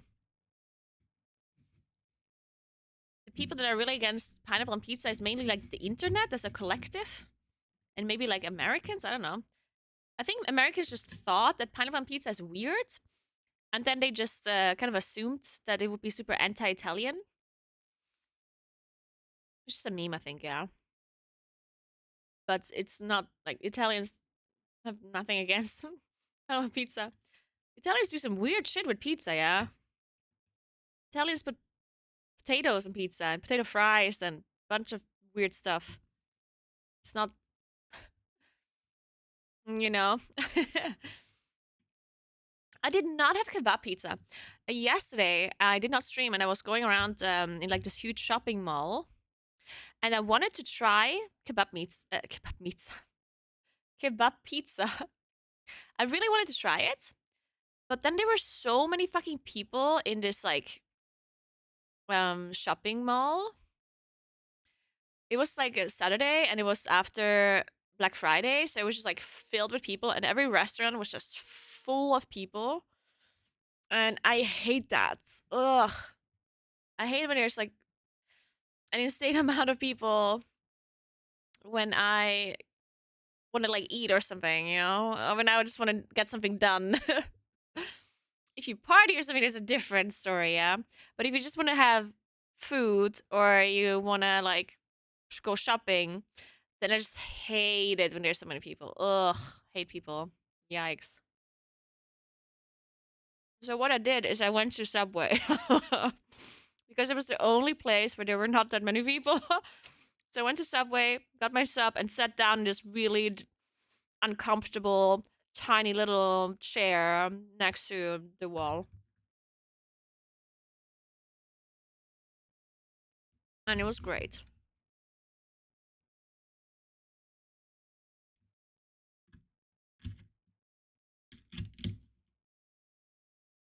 Okay, let's see how this poll goes. They use this yeah, they use it everywhere. They have these like super tiny tables and super tiny chairs. And then it's like they put them next to like it's basically a hallway. It's not even a room, it's just a hallway. You can barely fit next to the table to get past.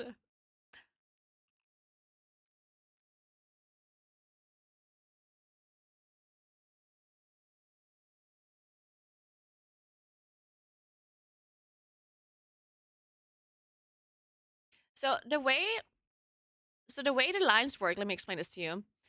So the lines are called blaze, and they get attached to a player. So you basically get a debuff with a line, and it follows you around. So if you move your character, it moves the line with you.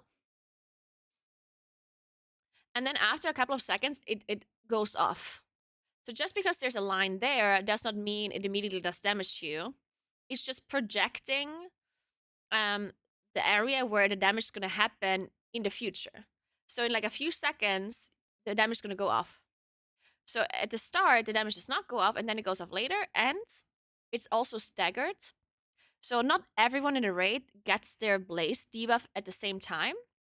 It's like some people get blaze, then a second later, more people get blaze, and then a second later, more people get blaze. So they all go off at different times. That's why it's so confusing.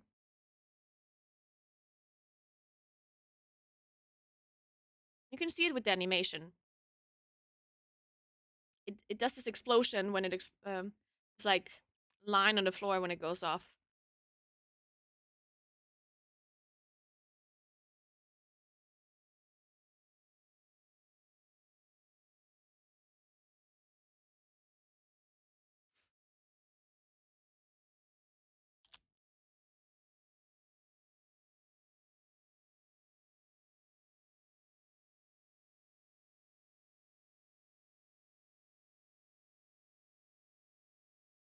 Right, Kalgara? I like it too.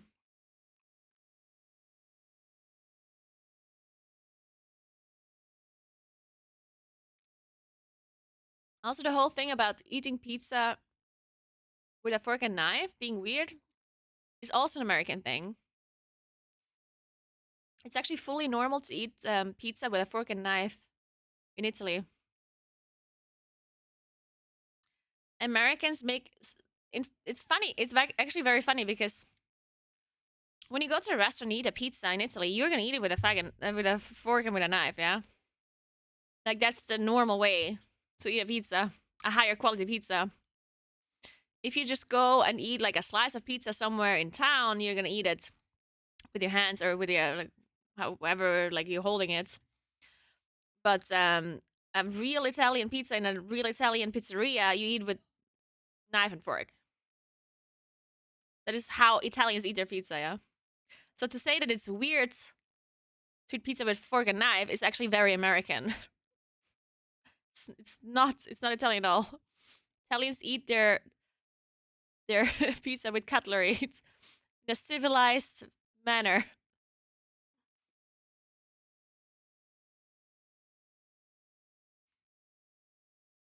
Especially also because it's like eating a pizza like this with my hands works, obviously. But if you eat a hot pizza with a thin dough, then if you pull up the pizza, the dough goes down, right? It does not stand up straight. Ah, shit. They did not have enough damage. No, wait. Oh, no, the tree died. Hmm.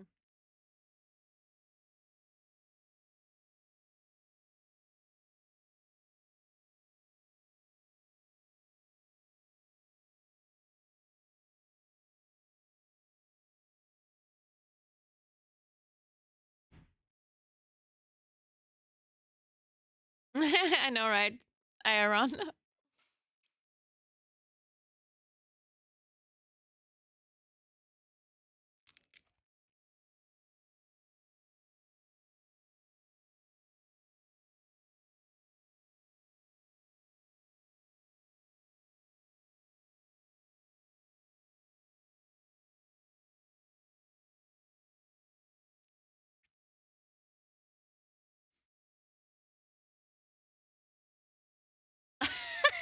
Alice's.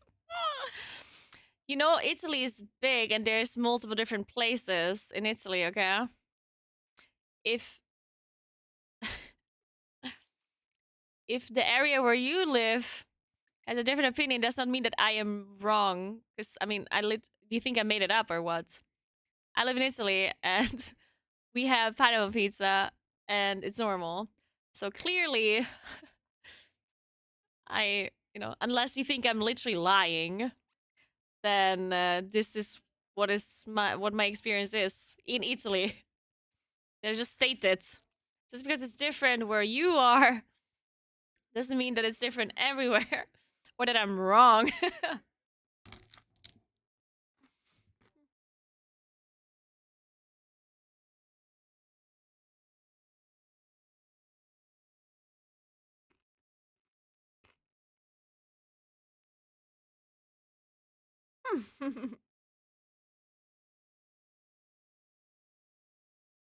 I mean, I've been to the south of Italy as well, and people eat pizza with fork and knife there too.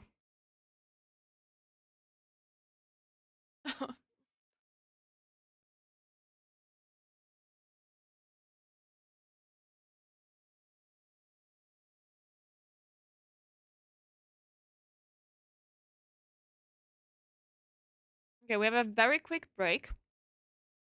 I guess they're discussing some things and getting some water, maybe some pizza.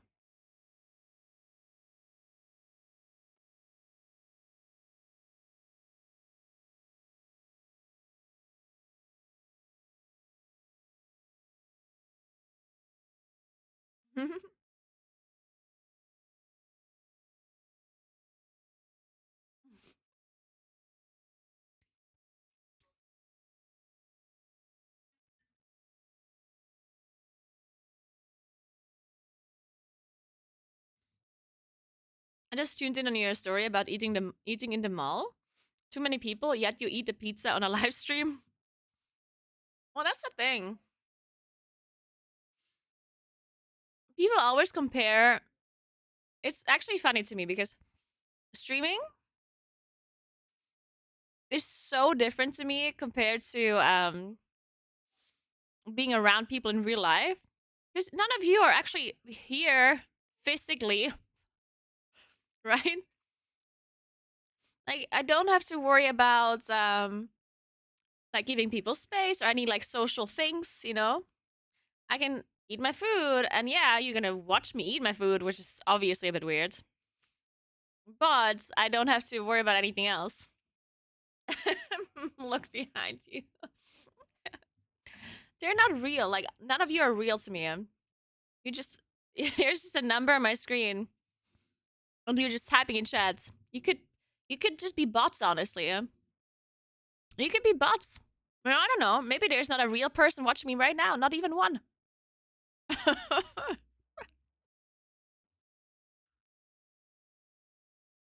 Maybe you're all made up.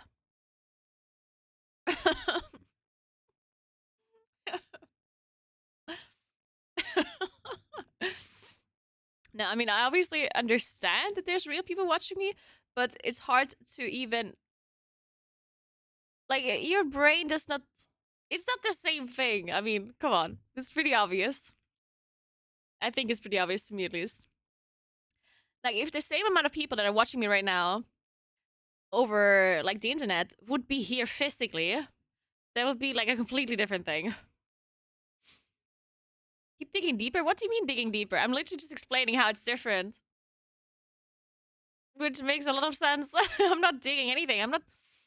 I'm not saying anything bad about you. I'm just saying that you conceive something differently.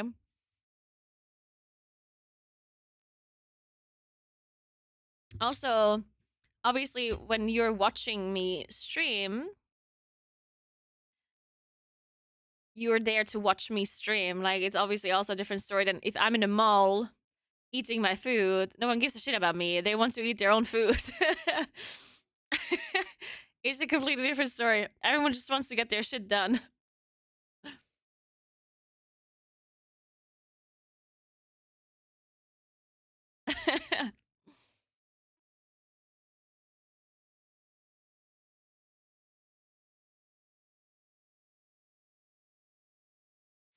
I'm making a Reddit post right now. Naguura doesn't see her viewers as people. It's gonna be the biggest Twitch scandal since Pokemon Cookie Drama. I think no one's gonna give a shit, but you can give it a try. You can certainly try.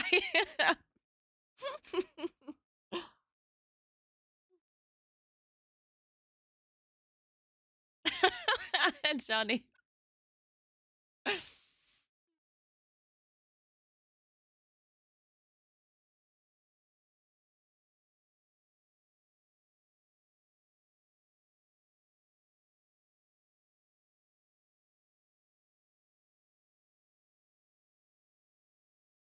I did not try the Pokemon cookies. I did not order them. Are they good? Did you try?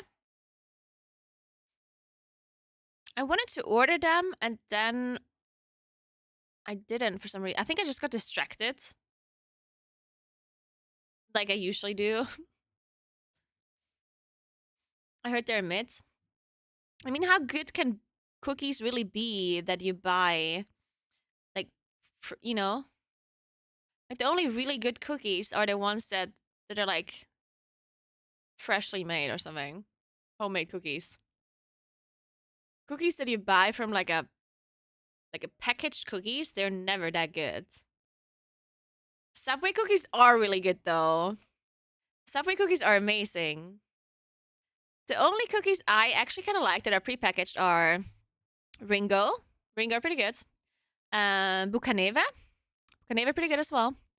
And then I also like, what are they called? Shit. What are like the darker ones called? Biscoff? No. Is it the correct one?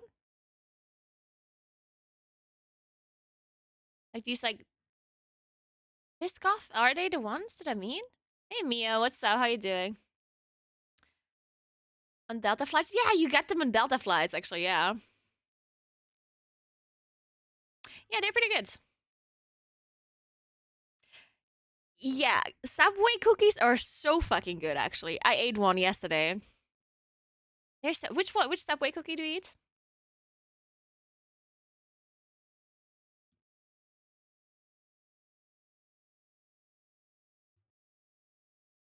And why is it white chocolate macadamia nut? Oh yes, you got it, guys. White chocolate macadamia nut. Let's go. Yesterday I saw one with like lemon in it, and I really wanted to try it, but I didn't have a cookie in so long from Subway that I had to eat the macadamia nut one. I was too scared. Also, I haven't eaten in Subway for so long. And I'm pretty sure they shrunk the portions ever since I ate there last time. Like, not only was the sub smaller, I only had half. It felt like a third of a previous sub. And even the cookie was smaller. Like, the cookie was tiny. I'm pretty sure I remember them being bigger in the past. Oh, Oreos are not that good. Yeah, I don't like them that much. Not a fan of Oreos. I like Ringo, though. Ringo is basically the same as Oreo, just better. You guys know Ringo? It's very good.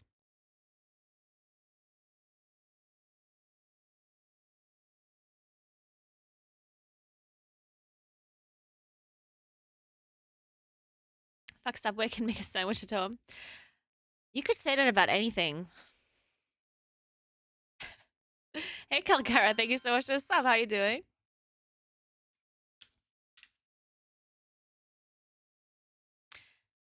It's definitely much better than like a normal sandwich. I don't know.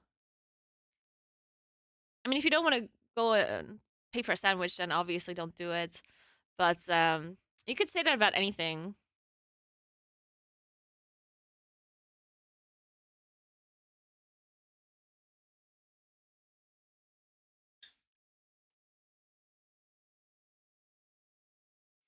Really, Stella? Oh my god. Is that true? It's Max Verstappen. It is Max Verstappen again. Yep, we're listening to the F1 theme song. Can't believe it's in this playlist as well. Is it the same playlist? I'm not sure.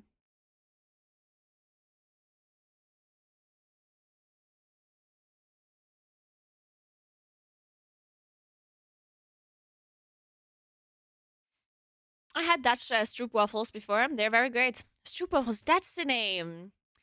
I tried thinking of that name some time ago and I couldn't remember. Stroop waffles, that's the name, yeah.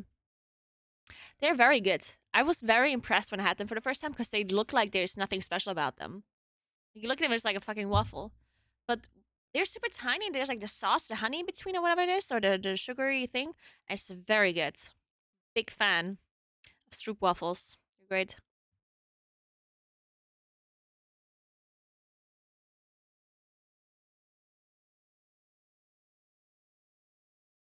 Yeah, it might be caramel, yeah. How stressed is Liquid right now? They're not stressed at all. They're asleep.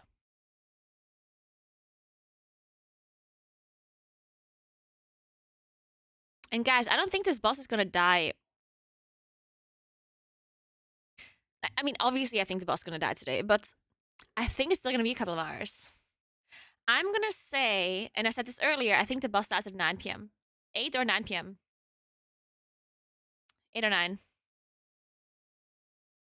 It's still gonna be a while. Like 6 hours. Oh my god.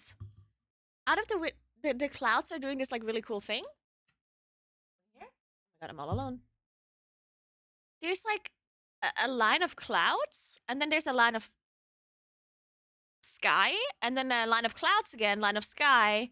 It looks so cool, but I can't show you because I would literally tell you where I am exactly. Maybe you can take a screenshot and or a picture and like remove everything that is not the sky.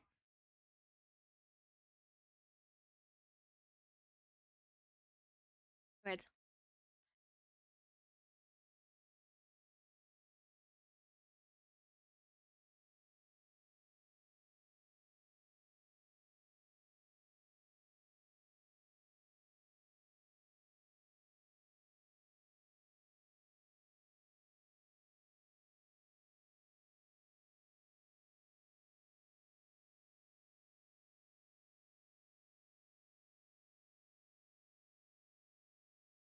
Cirrus cloud formation? I've never heard that before in my life.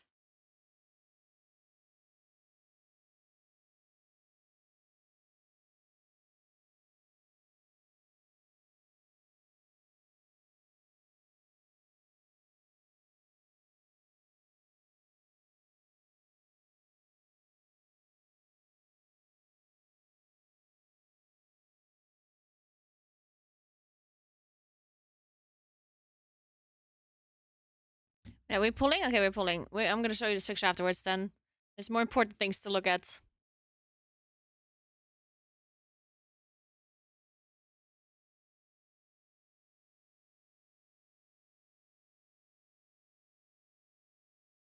I was looking at the Northern Lights yesterday and I tried to take some pictures, but I didn't see them really.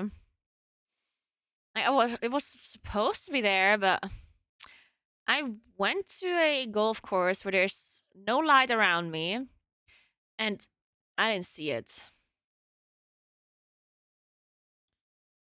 I don't know, there's like a very faint green glow. And it might have not even been green. Maybe I just imagined it being green. I don't think they kill it before Liquid wakes up. It's possible, but I don't think so. I think they'll kill it when Liquid's already awake. I don't know. I don't want to say how many pulls. I'm going to tell you in hours. I think the boss dies at 8 or 9 p.m.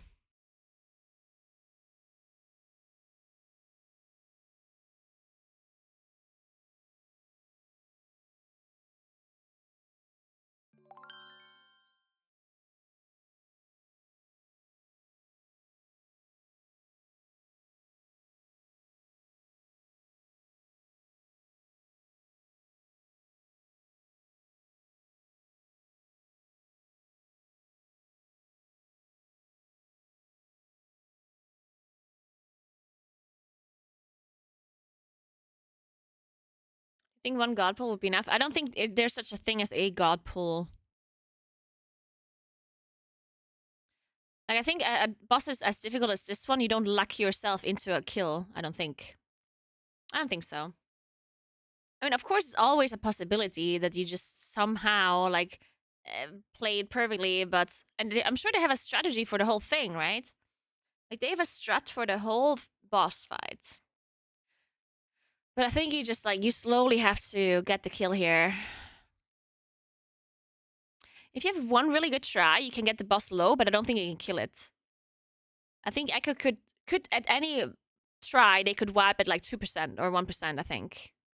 But not quite kill it. I think so, at least.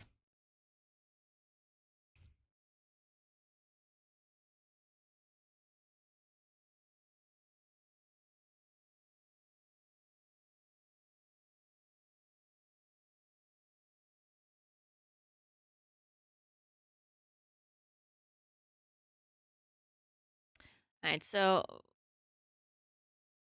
Let's take a look at boss HP in a second. Does he have boss HP? Does he not have it?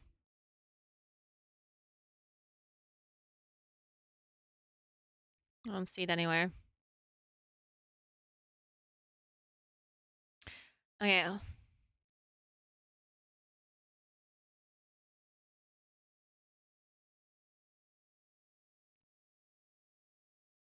Okay, if they get the boss, where's the notes?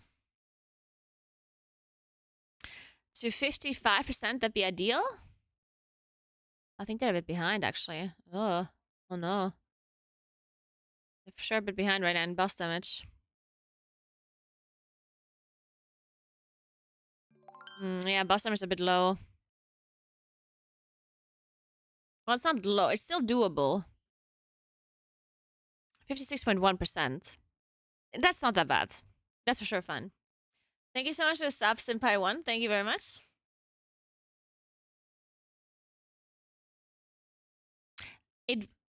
No, they don't have to nerf the boss again. If it doesn't die today, it will die from tomorrow. But it's very likely that it dies today. I know that the boss HP at the bottom left, but it does not have percentage or value, so it's completely irrelevant. It's completely useless, right? Like, it literally just does not show anything. It's just a bar.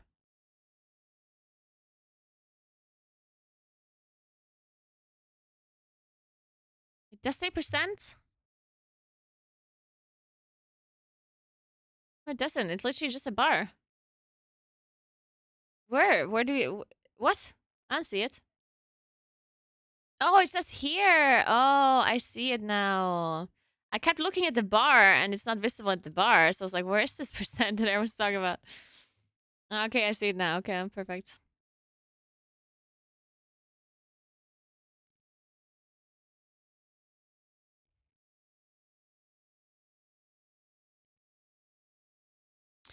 $49.2. Ooh, they're definitely a bit behind. Yeah.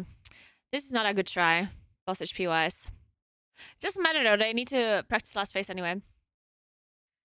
But yeah, boss is pretty high-ish. I don't think it's unkillable. They can probably, like, if they have a perfect try with everyone alive until the end range, then I think you can kill it. No matter what. The problem is just it's not gonna happen. I guess that everyone is gonna stay alive until the end. They have two battle rushes though, so that's nice. All right, let's see. First AoE coming in. Oh, it's Apocalypse, not Annihilation. Jeetha lied to me. It's called Apocalypse.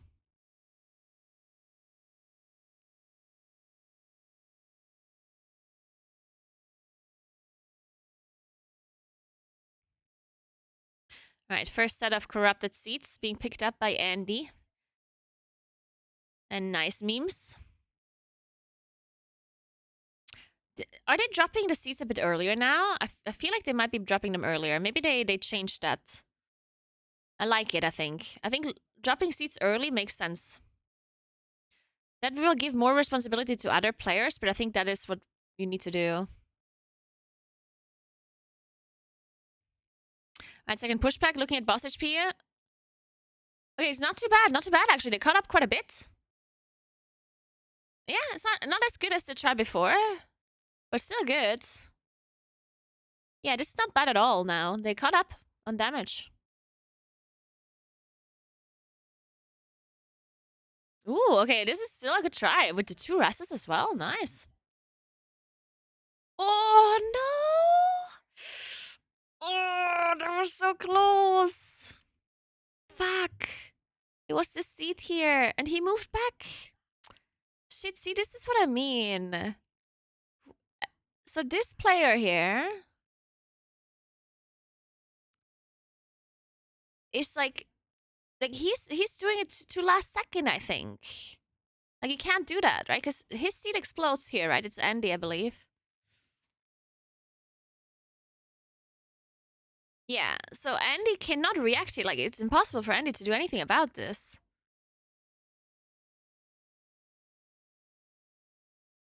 So what you have to do now, I'm not necessarily saying, well,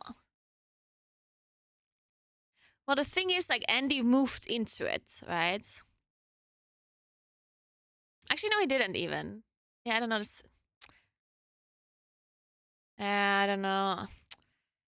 But so the problem is, I think, that he has to drop his seat earlier, like when he gets the blaze initially. I think that's what they have to do. Now that causes other issues, of course, which means that the seat is more on the ground, which creates more raid damage. And it's puts more responsibility on other people because the seats are going to be longer on the ground.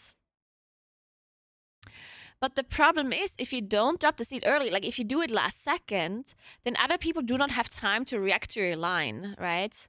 Because Andy here had no time to react to the change of the position. Because his blaze moves around, and then you can't react, right?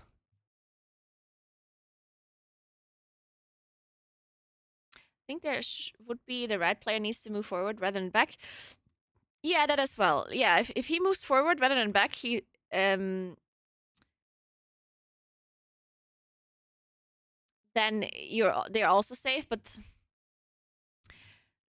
it's hard to tell where you can move, or it's hard to have a full overview of your surroundings like this.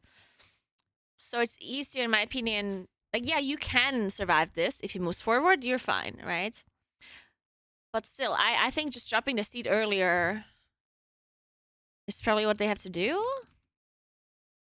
Unless that means that they have too much raid damage, of course. Something I don't know. This boss is just so hard. Oh, man.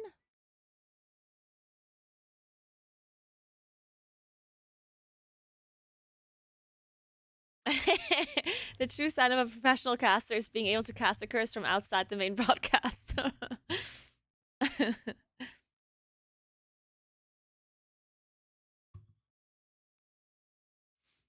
Why is the tank carrying? That's because why not? Makes sense for the tanks to carry them because they take less damage, right?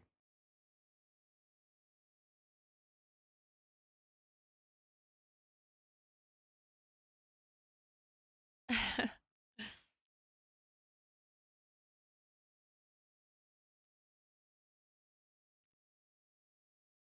pizza was actually pretty good.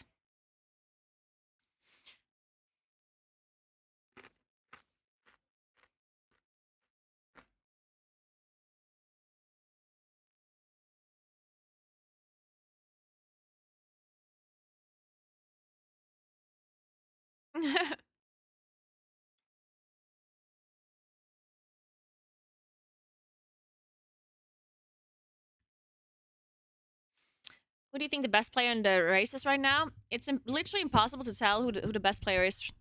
Because there's... like, it's a combination of the players. What makes them win? It's not... like, it always... like, what... how do you determine the best player? Like, what are you looking at? At every single skill that is helpful in the race? Because some people are really good at playing their character and executing their character, but they're really bad at like something else that is also important for the race.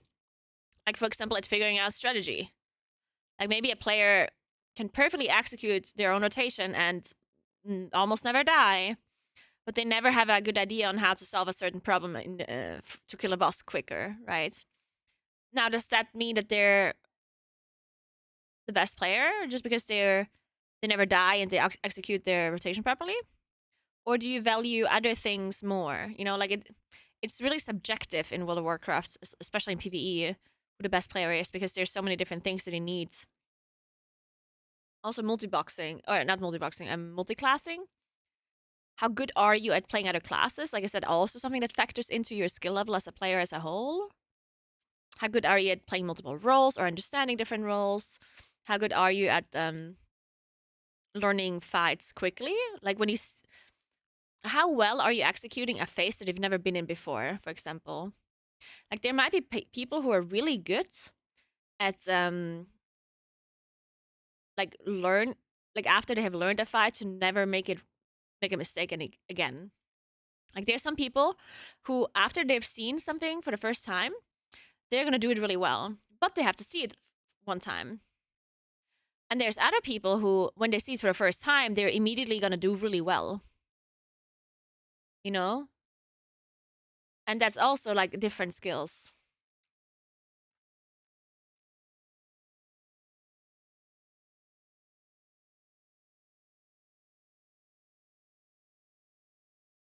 Now I think I have the most recent world firsts. What do you mean the most recent world firsts?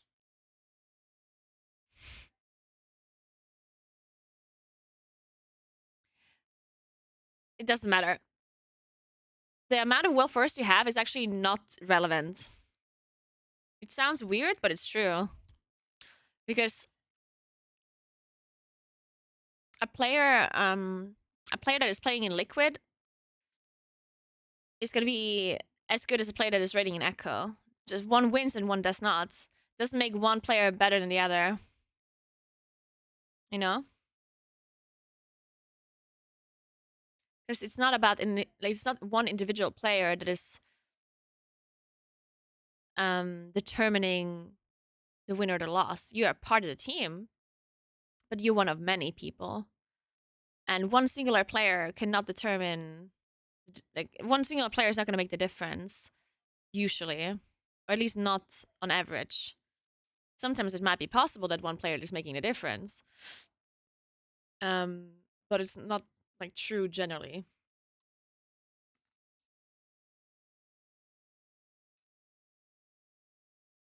Hey, Grandpa, what's up? Good morning. No, if a seat holder wipes, it's not a wipe.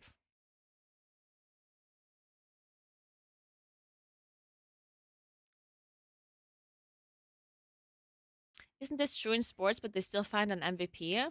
Yeah, but MVP is like a subjective thing. It's not a science, right?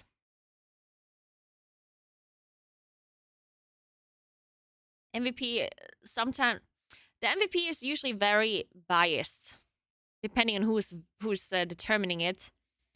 Most of the time, it's popularity bias. Like the more people like a person, the more they're gonna vote for that person. Yeah, MVPs are just picked to sell shoes. That is such a that is actually such a good point. MVPs are picked to sell shoes. This is 100% the reason why they exist, yes. MVPs are a marketing tool. It's not actually like a real thing that the sport teams themselves care about. Like a sports team is not going to be like, oh, who has the most MVPs? And then they pick that guy. They know, like, MVP is literally a marketing tool.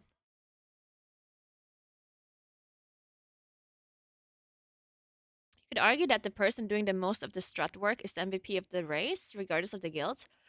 You could argue that, but that, you know, like, is it true that figuring out the strat is the most important thing? Not necessarily, right? Like, I think, as I said, this is very subjective. I don't think you can have... I don't think you can pick one player that is... Okay, and if I would have to pick...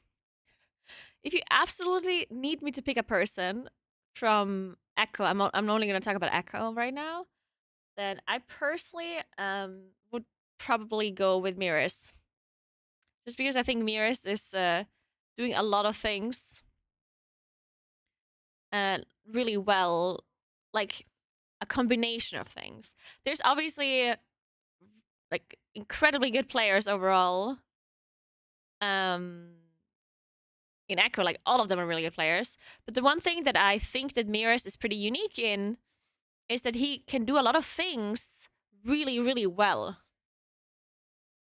Like, he plays different roles, which is already, like, incredible that someone can do that. Like, not just different classes, but different roles on top of different classes. Then he's also really smart at figuring out, like, assignments and strats and, like, just things in general. He's just a smart person. And then on top of that, he also raid leads as well. So, like, I think he really is doing just a lot of things that, in my opinion, are considered things that determines a good player. So I think Mirrors is definitely one of those people that could be considered an MVP. Now, does Mirrors do like super flashy, like good plays? Probably not. He also plays a DK. It's hard to do that.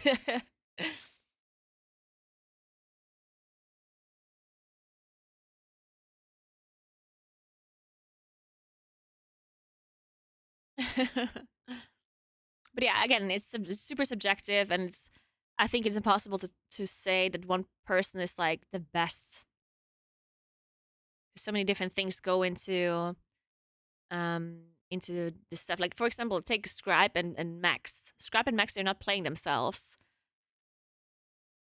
So do they automatically get disqualified as being potentially an MVP? Because they're not actually playing? It's hard to tell. Yeah, you guys say yes, but like one thing that is very interesting is I personally think that the impact of a raid leader and like just generally a leader is much higher than people think it is for like a positive impact, but also negative impacts. So you could argue that that is the most important thing.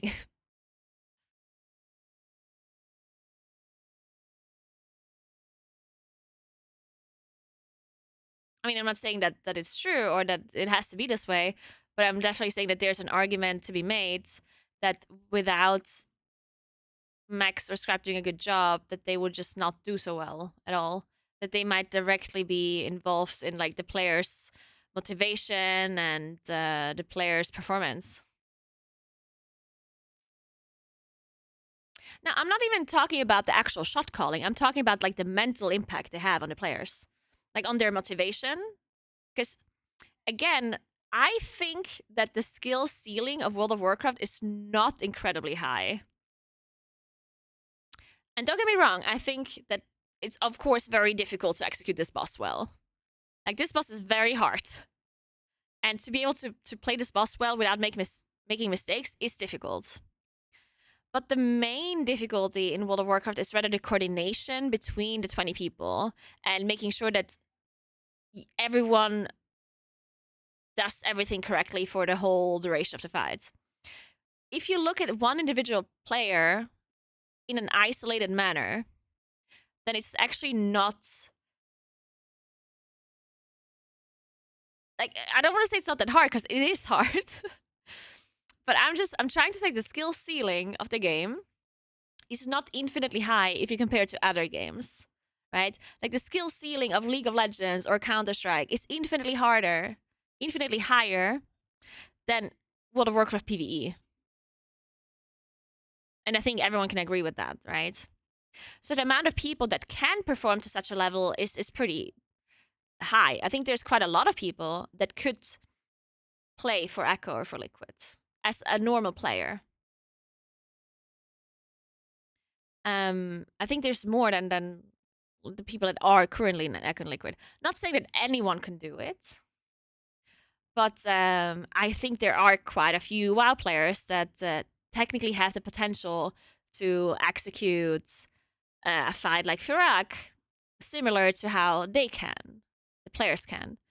Now, the difficulty lies within coordinating those 20 people together, figuring out the strategy, figuring out everything related to like cooldowns, offensive cooldowns, defensive cooldowns, positioning, movement, and not only that, but also the synergy between the players, being consistent and understanding each other and what you have to do to be able to progress the boss quicker, like having consistent movement, having consistent like things that you do to make progress easier for everyone else around you, to just work together with everyone else as a group. That's really important. And mental stuff is really important. And I think people underestimate how important that is. But a race level first is such a short race. Like, it's 1 or 2 weeks of playing, but you play all day, every day.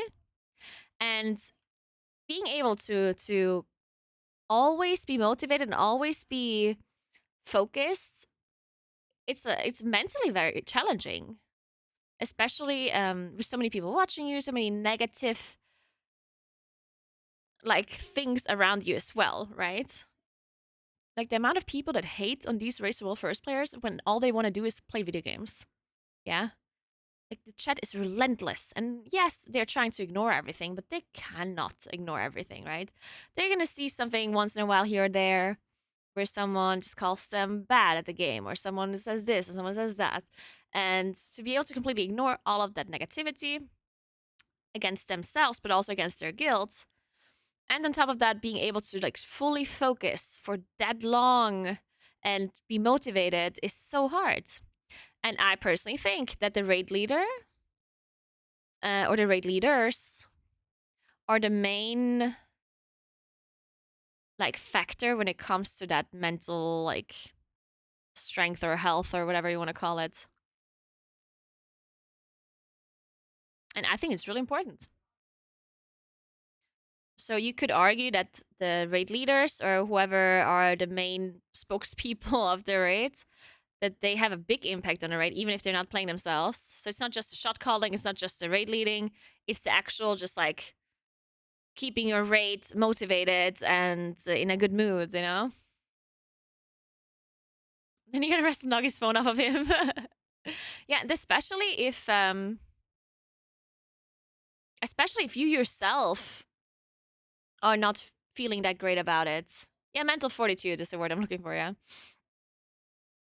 Because someone like Max or Scribe, they're just people themselves, and sometimes they might not be feeling that great.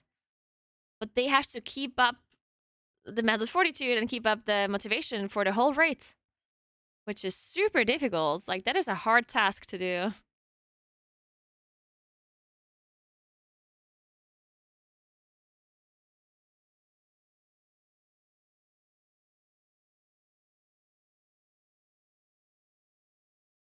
Oh yeah, that is also another good point, is the how well you handle criticism. Not just criticism, but mistakes. Because there's a lot of really, really good players, but if they make a mistake, they can't handle it properly. Either they don't want to admit the mistake, or they don't want to they blame others for it, or they're deflecting, or blah blah blah, right? Or they just get tilted as well. That's another thing, right? Sometimes you make a mistake and then you get tilted so much that you make even more mistakes. And that is something that you have to not do in an environment like this as well, right? You can't just sit there and tilt and not be able to play properly anymore just because you made a mistake or someone made a mistake.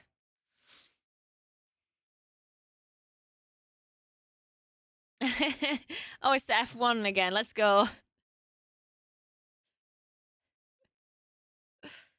Let's fucking go, guys.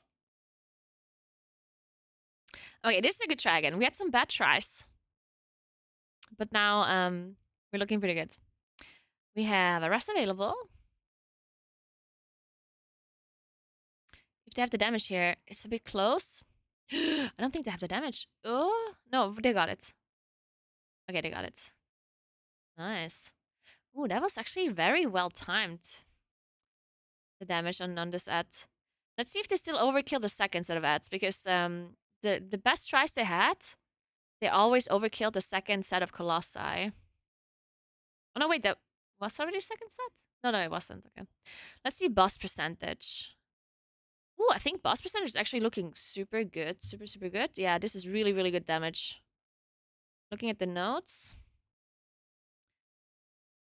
Yeah, very good damage. Ooh, really good. It's below 55. Damn, that is sick.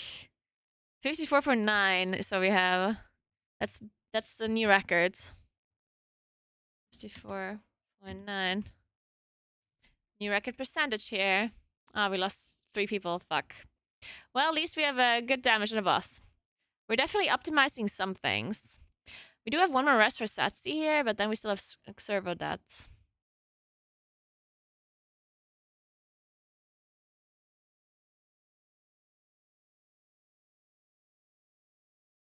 they're still overkilling that Shadow at a little bit, even with Xerva dead.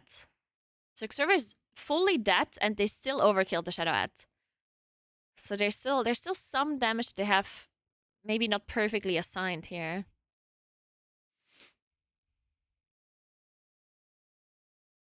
Okay, they also lost nice memes. I mean, obviously this is not going to be like a kill or anything, but... Oh, the cast went through. Oh, they're just wiping, okay.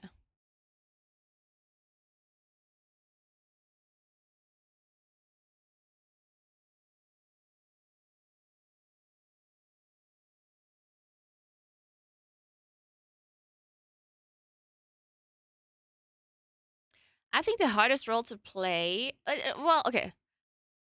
I don't want to necessarily say that it's true in general, that there's always one role that is harder to play than the others. I don't think that is true.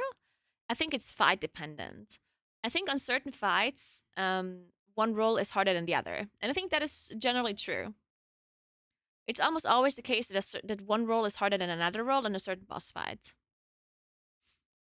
I think it's generally true, and I don't want to say this is always true, but I think it's generally true that the tanks have it a bit easier. Usually, not always. And it's generally always true that healers have it the hardest. But again, it's not always true.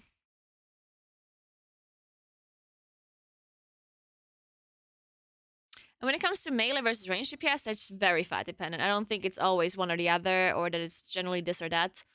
Sometimes range has it harder, and sometimes melee has it harder. It depends on the mechanics of the boss fight and what you have to do.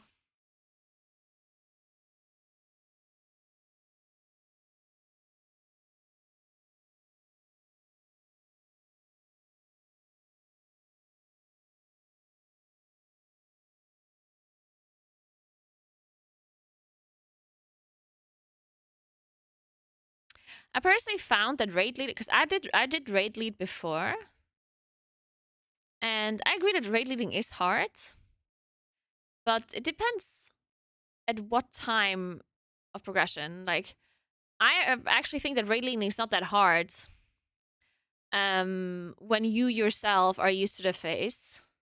It's just hard when you're reaching new points of the fight that you yourself are still progressing. Like, that's the hardest part, obviously, right?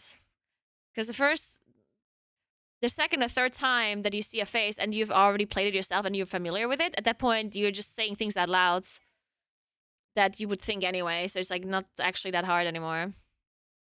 Raid leading becomes hard when you have to make split-second decisions. If you have to call certain damage stops or damage checks or stuff like that, that is hard.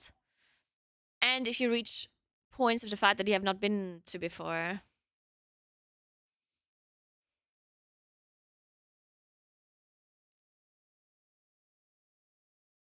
Asma just made a video about this. He was saying DPS is the hardest because you're always being compared to the top of the top. Okay, well, how does that make it hard? Why? That makes no sense. Why would it be harder because you get compared? Being compared does not make a role harder, right? That's a mental thing. It doesn't actually make it harder to play the role, though. Like, that's a different topic that he spoke about. Right? Because it does not make... No matter how people are judging you for your performance, does not make the role itself harder. It might make it harder to be considered a good player. That might be true, but it's not harder to actually execute the role.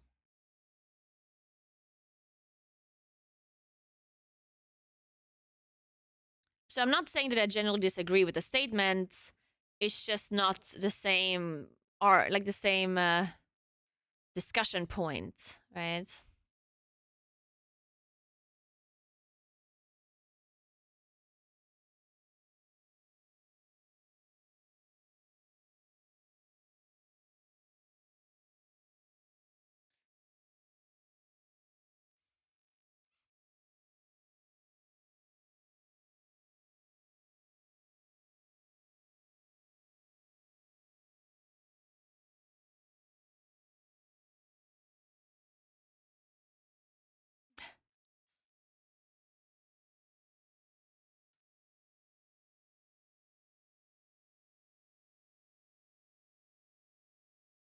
I mean, the main problem with people looking at damage or whatever generally is that most people, a large portion of the player base, cannot logically read a damage meter.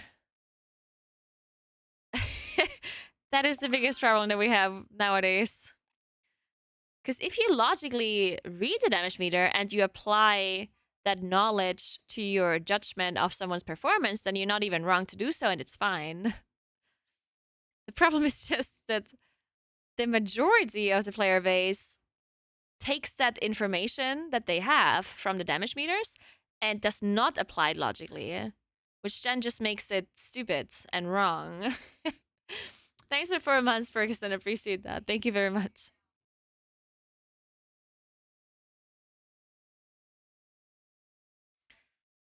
And you have to understand when the damage numbers matter and when they don't. And most people don't do that. Most people always just look at the damage meter and it's like, oh, Kush is the highest damage player, so Kush is the best player in the raid. You know? Like, clearly Kush is the best. Thanks for the 16 months, Shuffle. Thank you very much. Oh, yeah, especially with AUG evokers and PIs and stuff. Ooh, that's a good point, yeah.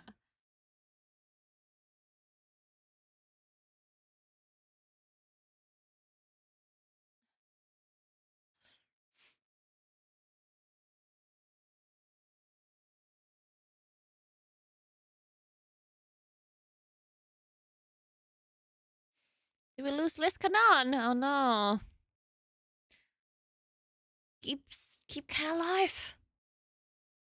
Alright, nice. Okay, let's take a look. How we doing? We don't have a battle rush available. We have another one soon though, I think.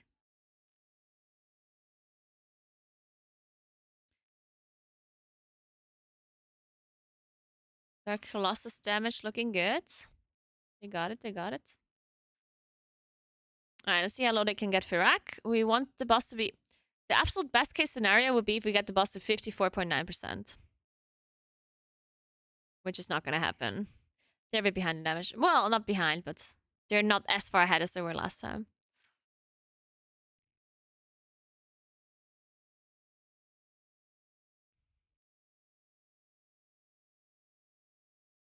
Alright, let's see how low they get him.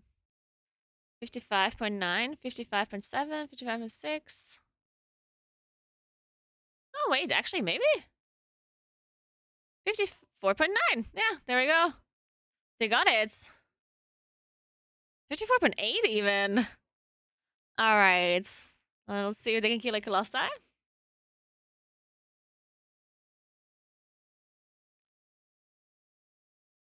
Is server being alive a debuff?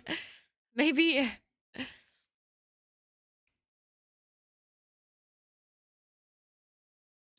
Alright. Let's see.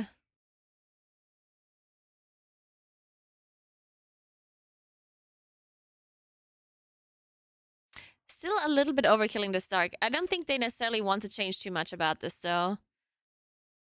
Because they have enough damage. They don't have to... Technically, they don't have to optimize anything else now. They just have to execute the fight. Just, you know. Shit, we lost Banner. We have a rest, though. Oh, no. We're gonna die. Fuck.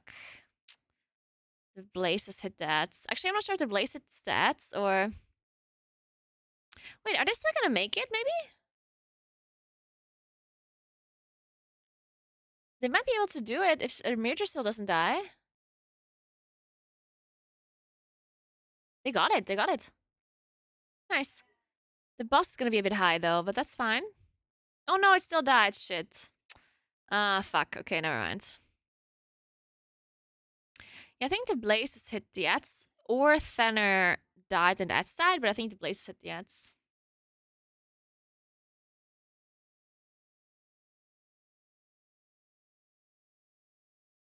This is the most recent worst of all first, where 3 guilds are relatively close to each other instead of just 2. It's just 2. Method is not close.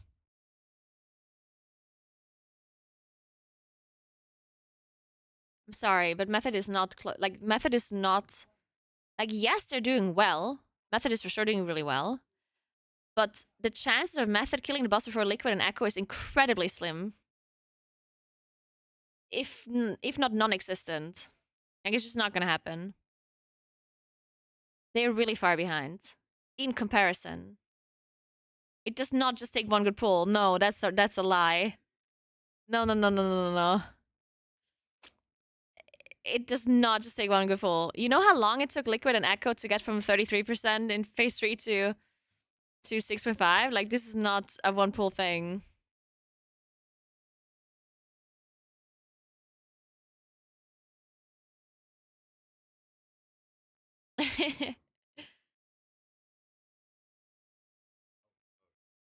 What's up? Hello. Oh no.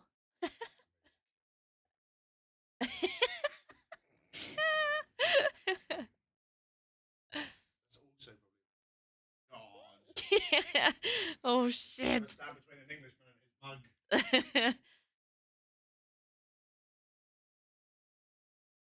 No, they definitely have gotten better. Like, obviously, Method is doing really well. Like, I'm impressed by their performance, but to say that it's a 3-horse race is just not true. Like, I'm sorry, but I'm not gonna sit here and lie. Like, there, as I said, the guild that is gonna kill this boss is Liquid or Echo. Yeah, first. The chances of Method killing this boss before them is below 5%. And that's a little bit generous, even.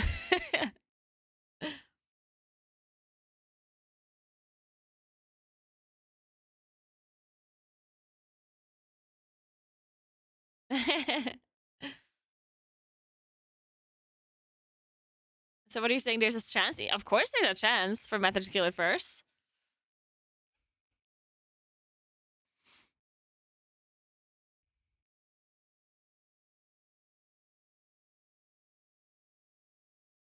The best pull for Liquid was 6.51%, and the best pull for Echo was 9.56%.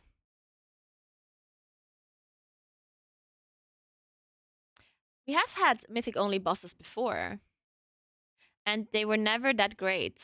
At least not recent. Like, the last Mythic-only boss we had was Raden. And Raden was not a good boss. Throne of Thunder. Lei Shen was much better. And then we had Shogun. No, what was his name? Sinestro. We had Sinestro as well. That boss was pretty nice. I like that, but I don't think for the current... I think Mythic only bosses are just not... They're never gonna happen again. For multiple reasons. And I don't miss them. Like, I don't think a Mythic only boss is very good. Not only because that means that a lot of people cannot experience the boss. Right? Like, a lot of players do not raid Mythic. And if there's a whole boss that they cannot experience at all, that sucks a little bit for most of the players. And additionally, what's the purpose of a Mythic-only boss? Like, I don't know. Like, I just don't think I don't think you gain enough for it to be, like, worth it, you know? To create an extra boss. I don't know. I think it's not needed.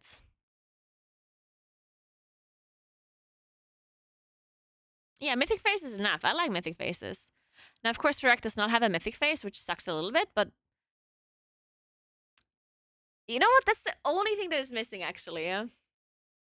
I think this raid is perfect. This raid has been perfectly designed for the Raceable First.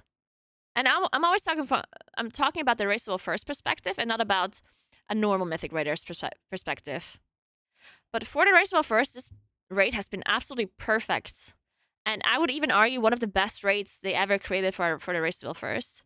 The only thing that gives it minus points is that there's no Mythic only phase for Fyrakk. But everything else about this race has been so good. I'm very impressed by Blizzard designing this race. Like, I'm actually very, very glad on how they executed this whole thing and how they created the bosses and everything.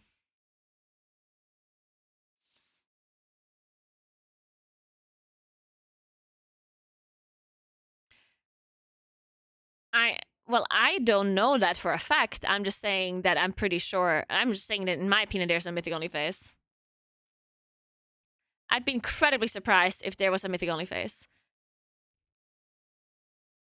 The only thing that could technically happen is if there's some like mythic only special thing, but not like a whole phase. You know what I mean? Like that is incredibly unlikely.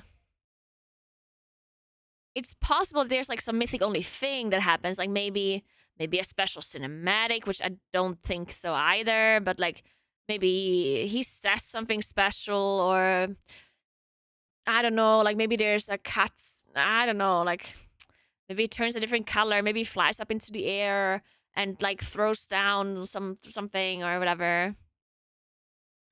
Like maybe some small thing, you know, that is not actually something that affects the boss fight in any way, but just like a cool thing that makes it special.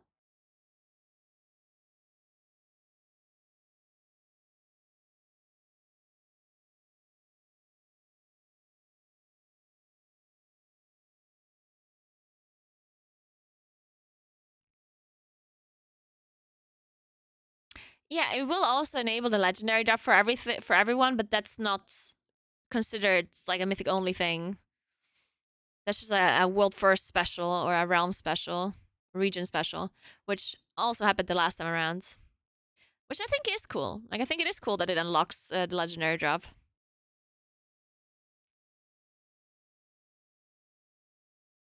Oh, you think it will drop? Yeah, I think so as well.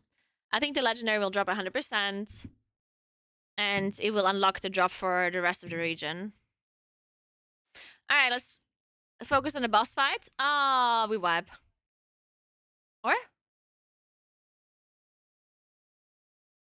Oh wait, no, I lied.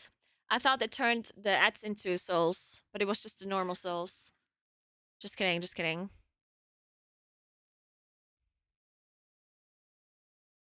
Maybe I anti-jinxed them now. Because I said they wiped when they didn't, so maybe this was the anti-jinx. Alright, boss was pretty low. That was a good push. We have 2 battle rests available.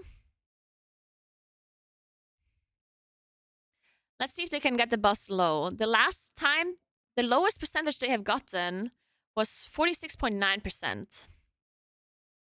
Let's see if we can get him lower than that.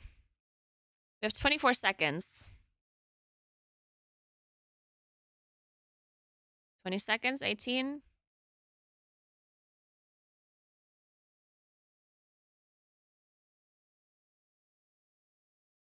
Okay, we didn't 48.1%. That's okay. It's not great. But it's good enough.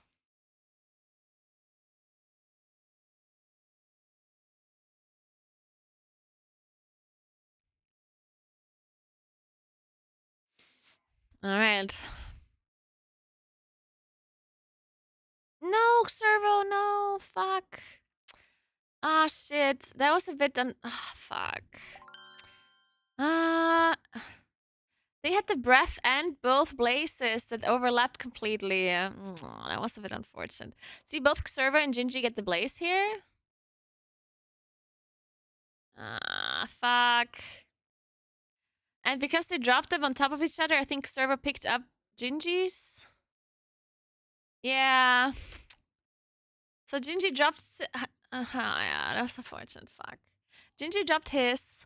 And then Servo dropped his, but picked up Gingy's. Fuck.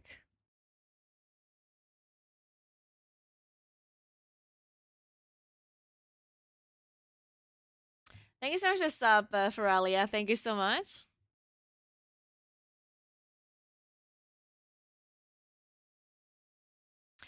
When do you expect nerfs for the general public to Tindral and Fyrakk?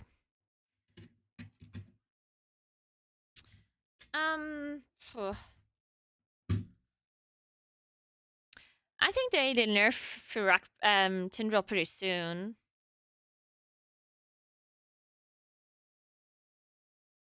Fyrakk might still take a while, but Tindral they should nerf pretty soon.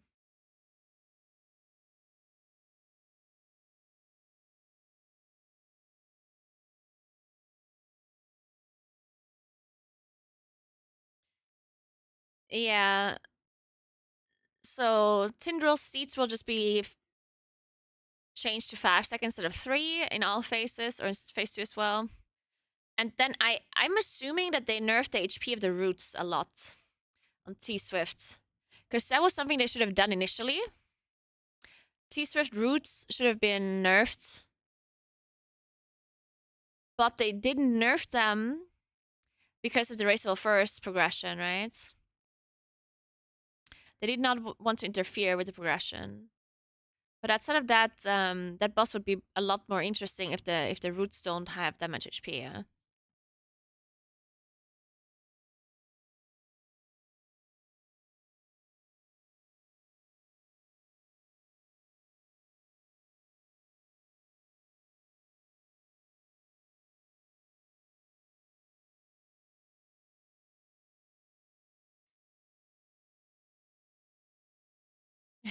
The guy in the hoodie. I think so, honestly. I think so. Nice. Was it in? Yeah. Oh my god. I even wanted to. I want. Oh no. Is it okay though?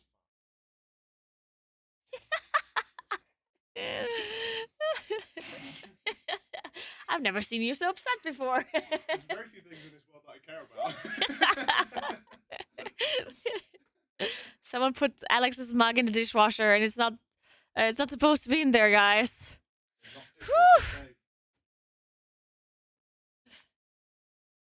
They nerfed Tindrill when Skylon hits pull 1000. How many are they on now? I have no idea.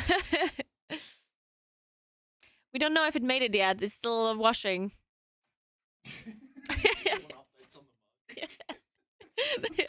We'll get updated, guys. I'll let you know.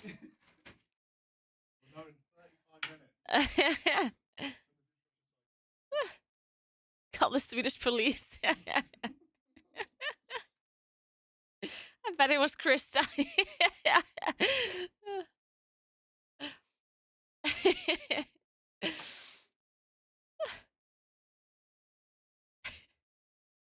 822. Oh my goodness. Alright, let's take a look at the time. It is 6:28 a.m. in Los Angeles, which means they should be, depending on how long they wanted to sleep, right? Because they went to bed at 1, or they left the building at like around 1, which, doesn't mean they slept at 1. So they left the building at around 1. If they say they want to sleep around 5 to 6 hours, then they technically should be back within the next hour or so.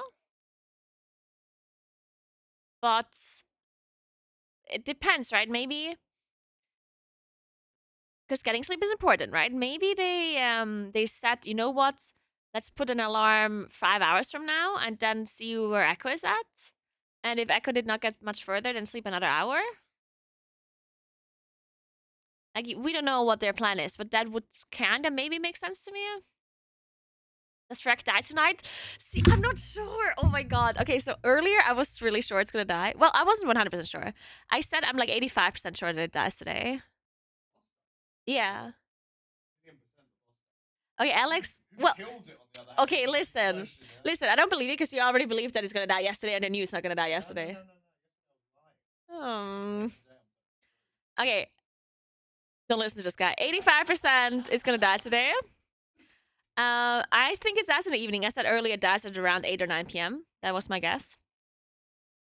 But looking at the progression now, I'm gonna have to say that I think the chance of it dying tonight has gone down in my mind. I'm not saying that it doesn't die. It's still a very high chance that it dies. But I think in my mind, it now is down to 80%. 80% chance it dies tonight. Well, I think earlier I thought it dies between 8 and 9 p.m. our time, which is in 5 hours.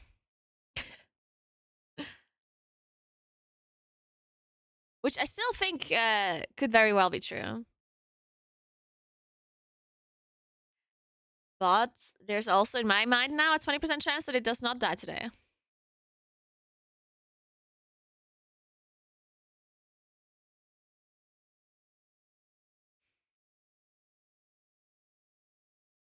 Yeah, this guy also believes in a mythic only phase. I mean, come on. Why should we listen to anything he says? Oh shit, he didn't hear me because his headphones are on. I think Liquid's decision to go to bed was a good one. As long as they get enough sleep.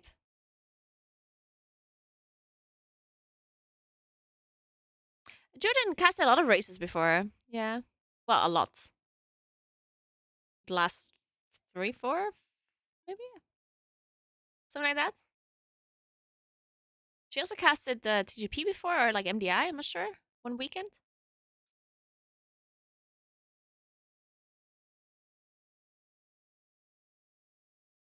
To be fair, if someone says a boss has an 85% chance to die and then it doesn't mean the person was wrong.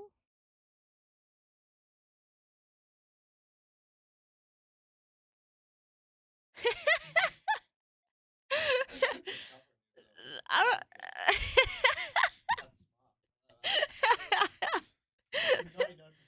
Yeah. I did say there was a chance it would. I mean, there's no right and wrong when you give percentage based opinions, right? That's why you're saying it. I mean, yeah, I don't know. I'm just trying to be as reasonable as possible and conveying my opinion as much as I can. So I give you percentages. It's 50-50. I'm from Südtirol, which is in Italy, in the mountains. Where's my epic music? Oh, it's there. It's just very quiet.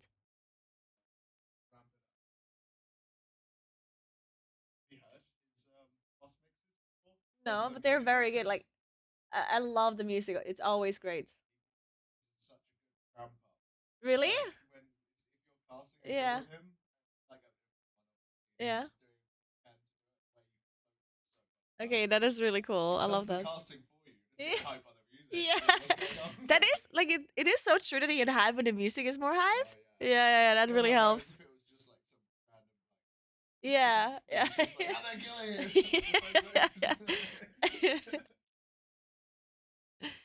And they usually sleep 8 hours. But then, depends. Like, I think they have 9 hours between when they leave the building and when they come back. So it depends how fast you do everything else. Like, how fast you go to bed, how fast you can fall asleep, how fast you can brush your teeth, how fast you can take a shower, get ready, like all of these things, right? Some people probably get more sleep and some people get less sleep. All right, let's take a look. Percentage looking okay. We need to get the boss at... Wait. Oh, this is a really good try. Can we get 54?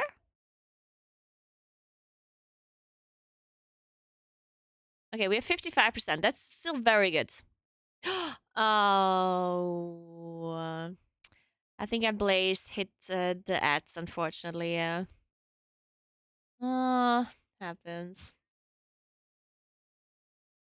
You jinxed it, yeah. I'm jinxing every try. Yeah.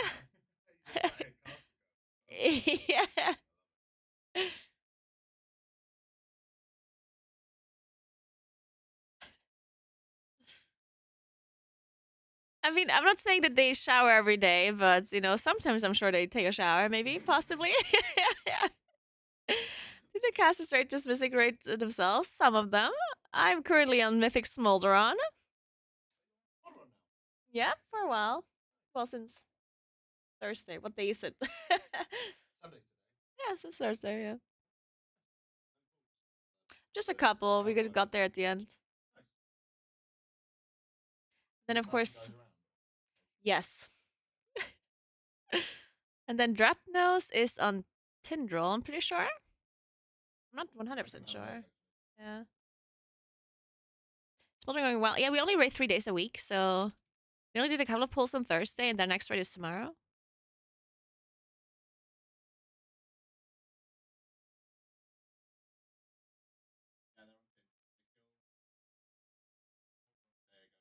Oh, nice. Alright, yeah, so Dratnos is on Tindril. Damn. Yeah, and Krista is also mythic rating. I think she is a little bit. She might also be in Smolder Run now. I'm not sure when she's rating. She was a little bit behind my guild before, but I'm not sure. They might have caught up in the couple last few days. There's not a secret phase. Will it be the first last boss without it? The last expansion boss? No. Argus didn't have a mythic only phase. He only turned red, which is not. And then I think what was the last rate in MOP? Siege of Orgrimmar, right? Oh, okay. Okay, well then it's just Argus. I do stream my rates, yeah. Sometimes if I usually don't stream my farm rates because they're just boring and I'm bored. And when I'm bored, I don't have enough energy to entertain my Twitch chat, and then I just get annoyed. So I usually just don't stream my farm rates. And I also don't stream split rates sometimes. Depending on how I'm feeling it. Argus red face is mythic only. Well, does that count? I don't know. Maybe.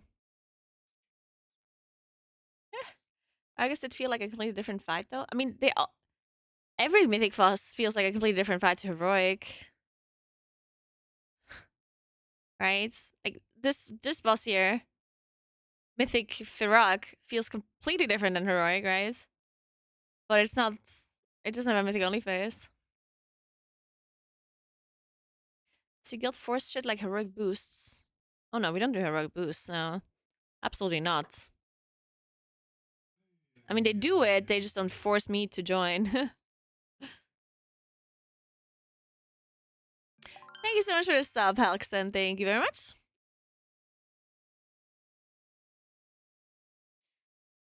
If you live in the mountains of Italy, do you ski or snowboard? I do indeed snowboard. I used to ski when I was a lot younger. I was like doing skiing races and stuff. I was in a racing club.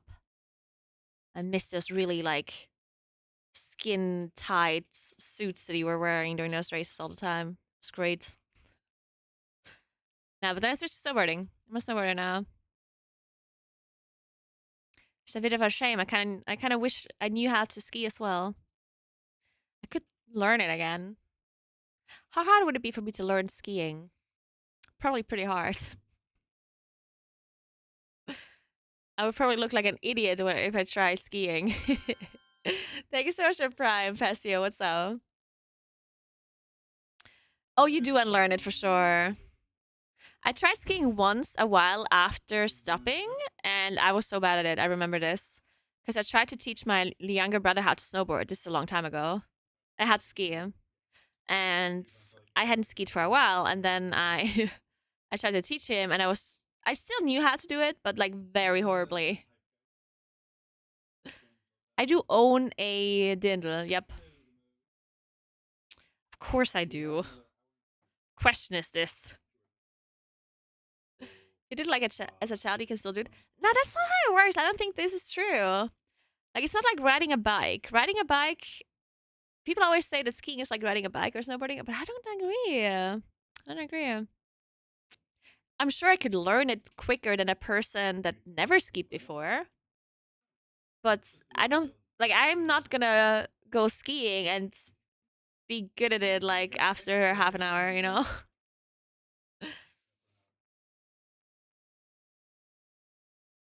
Hey, Kiwi. I mean, I have no doubt in my mind that I will be able to learn how to ski again, right? Just depends how long it would take. It would take a decent amount of time, I think. You can follow Johnny with a pair of skis? Probably. I would probably be able to follow Johnny, yeah. Probably true. Ooh, that'd be funny. If I go skiing with Johnny, but I actually go skiing and he goes snowboarding. Johnny knows how to snowboard. He's just not that great at it. I mean, he's actually pretty good. Considering that he doesn't do it often at all. So he's doing a really good job. But I'd be interested to see how that goes. Maybe Johnny has to wait for me then, if I'm the one skiing. That'd be funny. So he can make fun of me like I made fun of him when he was snowboarding. Ooh, we should do that. Ooh, that's actually such a good point, because then maybe Johnny would actually do it. Because Like, I'm trying to get Johnny to do something when he gets to my place at the end of December. Like, I'm trying to convince him to actually join me on something, I don't know, something that does not involve staying inside. And he's like refusing. He's like, "You're gonna kill me. I don't want to walk around. I want to go to the Christmas market and drink blue wine and, I don't know, get high and watch cartoons." So I've been trying to convince him to do something like that. Like, I don't know. So maybe the premise of me skiing and being horrible at it would be convincing him enough to join me. Thanks for 58 months, Adler. What's up? How you doing?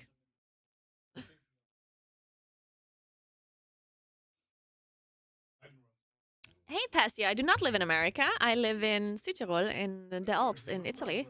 But I'm currently in Sweden because I'm casting the Race of All First for Echo. And their studio is here. Also never lived in America.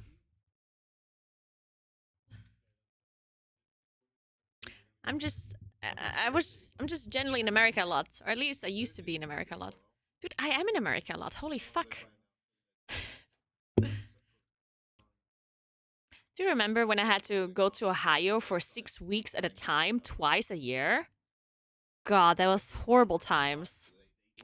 Oh my god, what a horrible year that was. 6 weeks at a time, twice a year. Oh my. Oh, Mini died already. Do you just go again? He anked?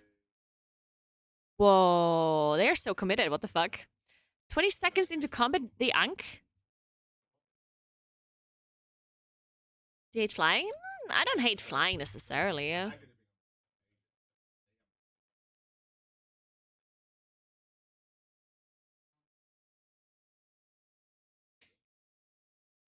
It was just horrible because I had to.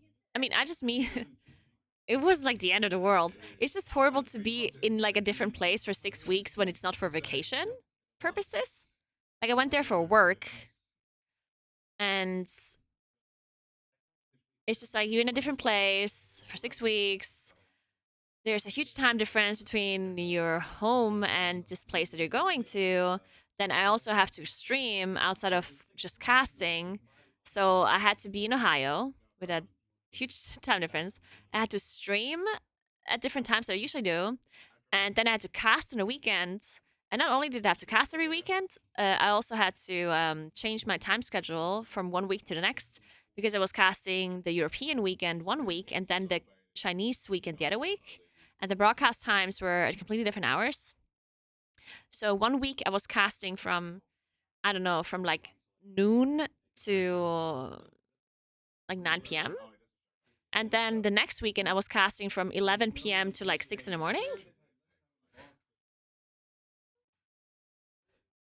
So I had to completely switch my sleeping schedule around from one week to the next, which was very horrible.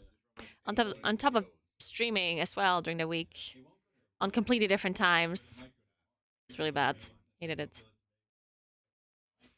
Also, I just don't like being in a different place for work when it's so long, honestly. Race of First is fine because it's like something special, and everything in WoW is revolving around the race anyway. So I don't mind being somewhere else for 2 to 3 weeks. Like right now, I'm in Sweden for more than 2 weeks now, and it's fine. And I don't absolutely hate it or anything. It's totally fine.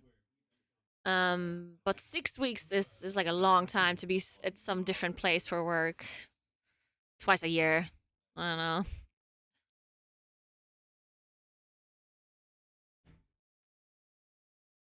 Good old APEC MDIs, I know. God. Sweden is better than Ohio? Well, for me, it is. For me personally. But I'm not in... I'm not in like a huge city or anything in Sweden. I'm in some city that is kind of in the middle of nowhere. Has anyone in Sweden recognized me? Yes, actually. Someone recognized me at a bakery. That was pretty funny. I thought it was really cute. It's like, where could Naguura possibly be? Or Wait, they were probably in the bakery just minding their own business, and then they saw someone that looked like me. It's like, could this possibly be Naguura? And it's like, oh, we're in a bakery. Of course it's Naguura. Where else would she be? Also, the biggest problem I had in Ohio as well is that I did not have a car. Because I have a car here that they gave to me, that Echo provided, which is great. But in Ohio, I didn't have a car, and there was absolutely nothing walkable. God, I hated that about being there. I should have just rented a car, honestly. But yeah, when I was there, you cannot walk anywhere without it being the biggest nightmare. All right, let's see how this oh. Let's see how this goes.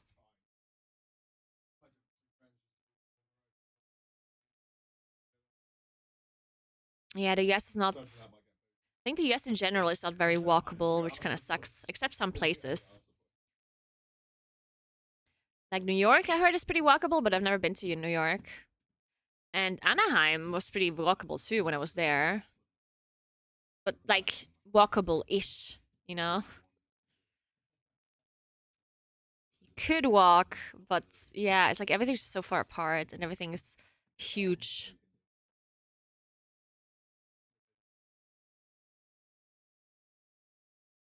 And see if they get the boss low. We need the boss to be 54.9, I think is the record.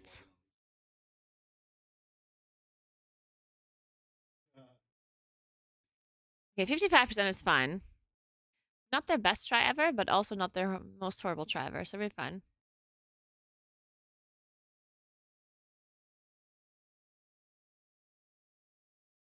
Really, Metal Bernie? Well, here where I am right now, I mean, I have a car, but I wouldn't be super upset if I didn't have one, because in front of the hotel, there's like this, it's almost like an open mall. It's not a mall, but it's like it's like this like walkable area where there's lots of shops. So you can get anything you want within that area, and it's not far apart. Like it's just like one street where there's no cars, and left and right there's shops everywhere. So it's really nice. There's cafes, shops, restaurants, like a flea market. No, not like a flea market, like a mall. Like just shops and everything, you know.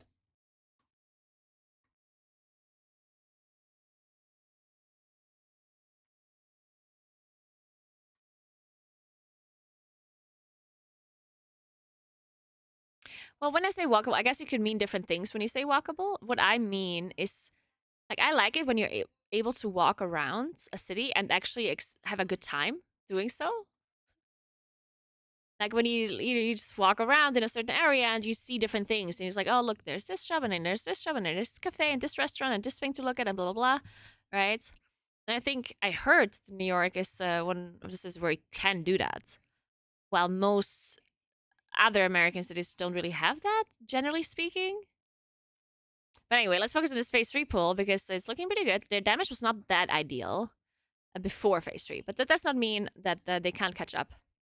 They're gonna have the first AV in just a second. Ooh, those places. Nice. Alright, so they have to drop the first seat. Okay, now we get Bloodlust. So we need to pump the boss now. So, technically speaking, they need to get the boss to around 27% after the next AoE to be on par with their previous attempts. Let's see if they can do this. As Andy and Nice Memes are picking up the corrupted seats here. So now we have a total amount of 5 seats in a raid. Looking good so far. Boss is dropping quite a bit. They're still not doing that as great as they did on their best pull. On their best percentage pool, I mean. Oh, but it's still very good. Yeah, it's very good. Actually, oh, it is very good. They all of a sudden, like, dropped the boss quite a bit. It's still not the best, but very good. The last time they were below 26, and this time they were at 26.5 or something. So, a percent behind compared to their recently best try. All right, now the next corrupted seats are spawning, which means they now have 6 corrupted seats. 4 bad ones, 2 good ones. 6 in total, I mean, not 6 corrupted ones. Ooh, that blaze. Nice.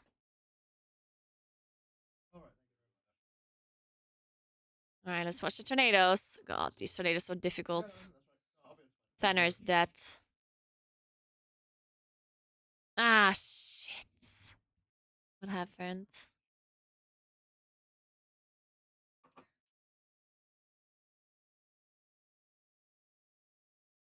Oh, I think it was nice memes that exploded the one from the other player in the back. Fuck. You see what happens here? All right, let me. Yeah, it's much better. So you see, I'm not sure if it's nice memes or if it's assaulted, but this person here, the Steven Hunter, has a seed and the blaze. And in a second, you'll see that he drops the seed and then moves back. And I think he moves his blaze into another person's seat while he's dodging it.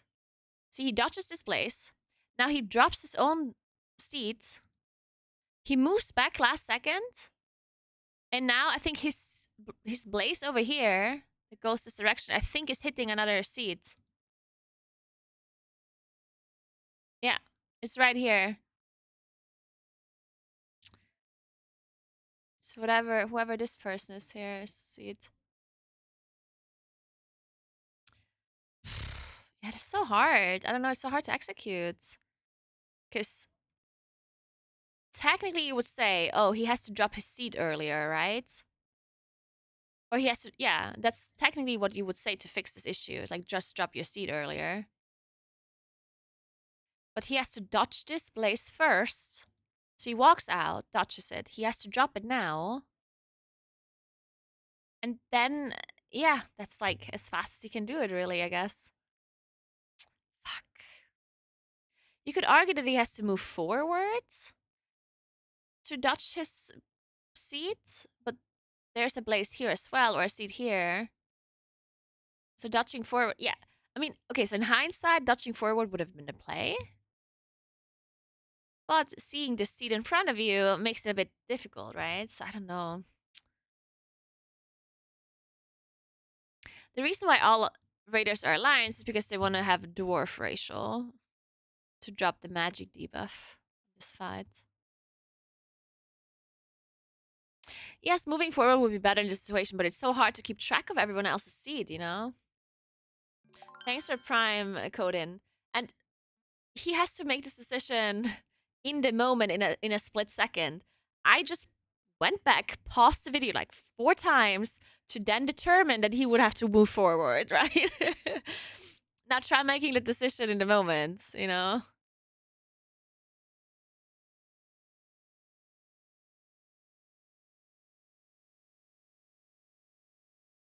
I feel like it's becoming a habit to drop back instead of looking for best positions.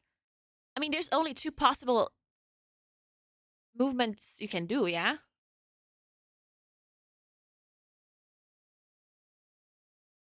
Depending on your blaze line.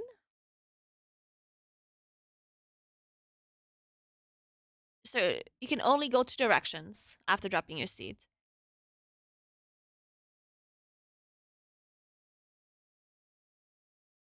Yeah, depending on your blaze angle, if I can paint it for you. If you're here, it gives us a platform. And if my blaze line goes like this, and I'm here, then I drop my seed, and after I dropped it, I either go here, or I go here, right? I cannot go here, I cannot go here. So you really only have 2 positions to go to. So yeah, the problem is that depending on your blaze line, you can't really stay forward or backwards. It's just like the angle just fully depends on your, because if I'm here, like if the line is the opposite, right? Like if my line is like this, then I end up here or here, and otherwise end up here or here, right? So I don't know. It's very difficult. I don't think you can really make a like a call on what people should be doing. Hey Jonas, thank you so much for 33 months. What's up? I miss you too. How's Sweden? It's cold. It's cold and dark. Very little daylight. How are you? How is California? Warm and bright, I guess.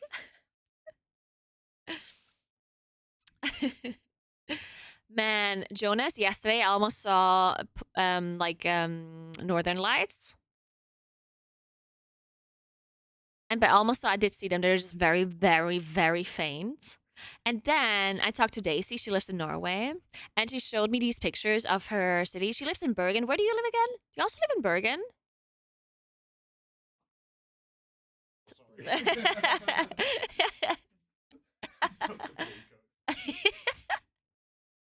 Oh my god. Yeah, and she showed me Bergen. It's literally the best city ever. It's so beautiful.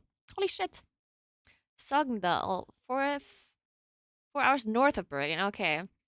And she showed me these pictures. It was so fucking pretty. And now I'm jealous and now I want to live in Norway.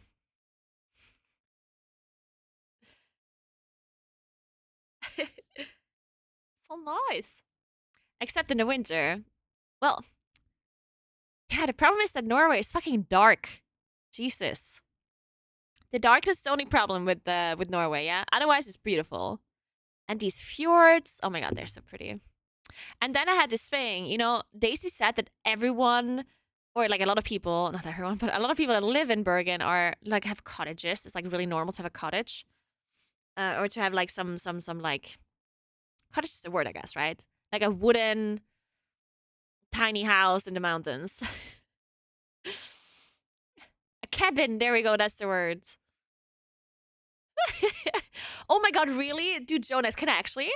Jonas, if I want to go to Norway and have a vacation in your cabin, would you actually let me do that? I'm asking you on stream right now. You have to say yes.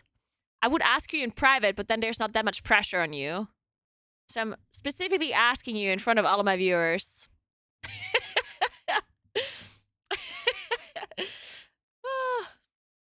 Of course, yeah, sure. Let's fucking go, guys. We just got a vacation in Norway.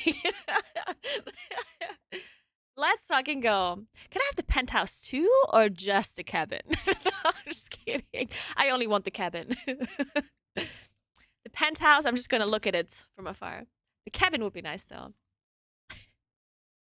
Wait, so the cabin... Wait, isn't the cabin also in a skiing place? I could have a skiing vacation in Norway. Oh my god, this sounds so good right now. I want to do this. When can we make this happen? I'm booking a flight. Let's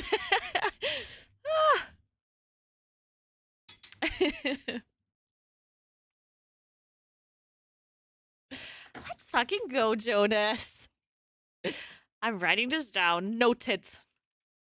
Oh, you are going to Christmas. Are you actually doing it then? Yeah, because you told me that you might go. Is it gonna happen? Nice. I'm super excited for you. That sounds like so much fucking fun. If you do IRL streams as well? Oh, that's so cool. Skiing in Norway is nothing like the Alps. Well, I mean, yeah, the Alps are cool and all, but I really want to go to Norway, okay? Shut up.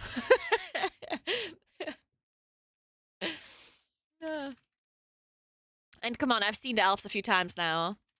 They get boring now. I want to see the Norwegian mountains.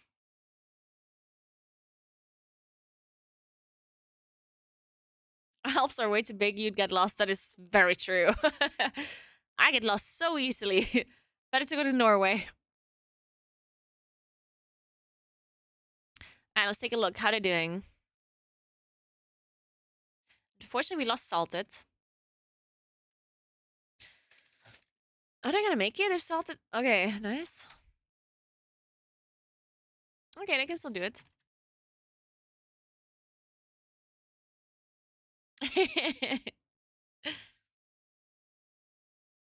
Oh shit, Tom, that sucks.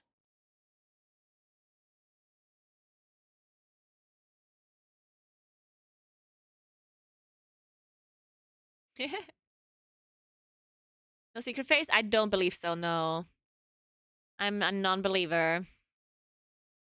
But I'd be glad if I'm proven wrong. Well, I'm not sure if I would be glad yet. I would have to see the face first to determine if I'm glad or not.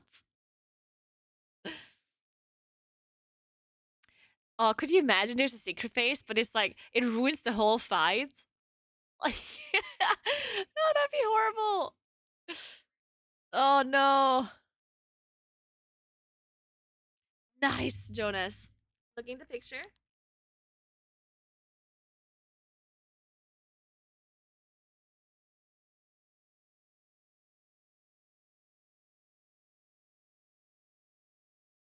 Oh my god, it's so pretty. Let's fucking go. Holy fuck, it's so nice. Damn. Wait, are they like...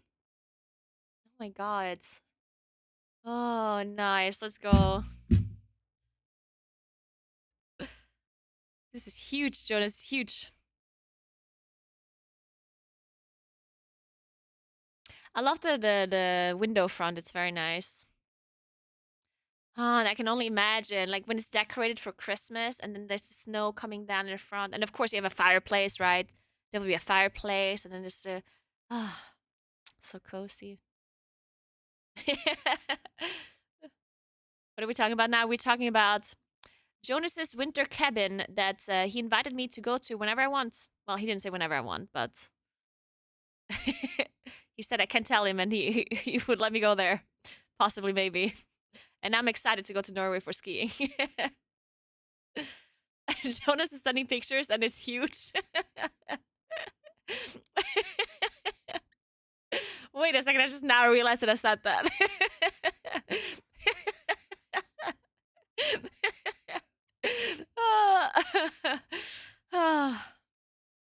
Yeah, very huge, Jonas. Beautiful. Beautiful and huge. Compliments. No longer average. Oh, why is the stream loading? Uh-oh. Oh, no. Oh, it works. Oh, you might be behind now. I'm gonna speed it up for a second.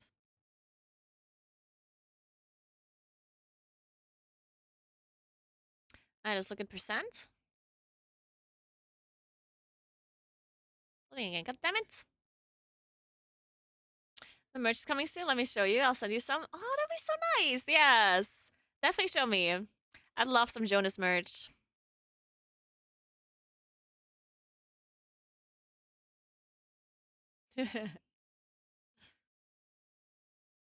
Alright, let's take a look. Phase 3 incoming. We have no battle resses. 0. Do not die. Thanks for Prime, Taladorius. Thank you so much. 47 in phase 3, good benchmark. Yeah, that is very good. 47, very good. Huge dam. Alright, first AoE incoming. Don't grip him. Nice. Alright, Bloodlust is gonna happen in just a second. And Bloodlust up. Let's blast. Big dam. DPS potion. Oh yeah, we got the potion. Let's fucking go.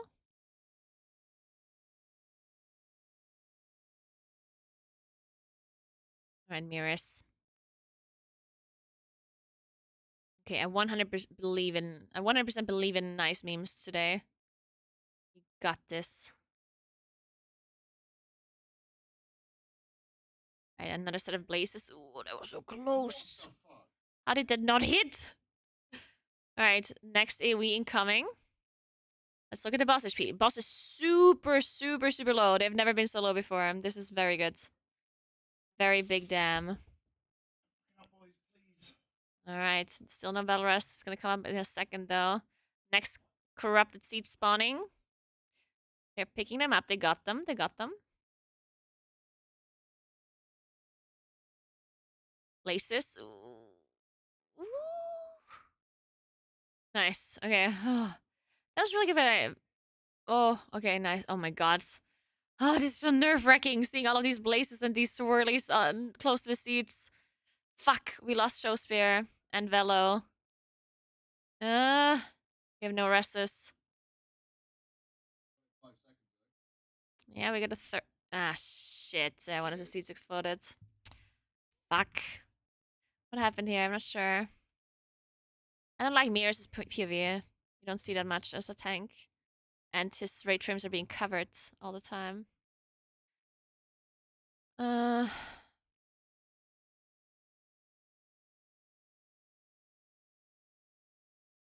What happened? Somebody activated a seat in the wrong spot?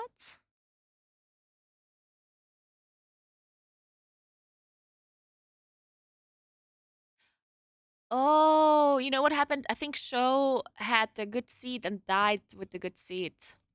One that they were supposed to use, right? Is that what happened?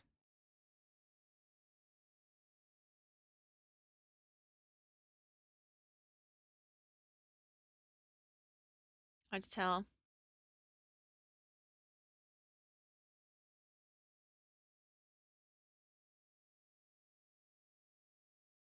Yeah, I think it's this seat here, you see? This one that they're supposed to use for the AoE. So then no one yeah, that's what happened.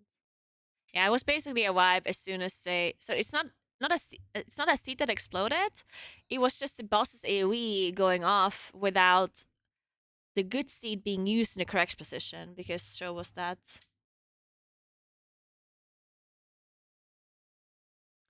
It is so funny how you speak on your stream versus when you're on cast. Ah fuck, oof, ah fuck, oh shit. Dude, I wish I could say that on cast. Right? So many times where I'm just like, they're doing really flipping well.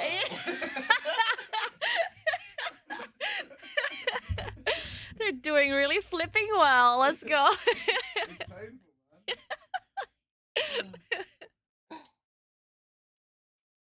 Yeah, I kind of got used to like not thinking about this because I'm doing MDI as well, and there it's very important to not say. You can't even say shit. You know. Oh, really? Yeah. Yeah. I still use it like self-filtering the language shit. Yeah.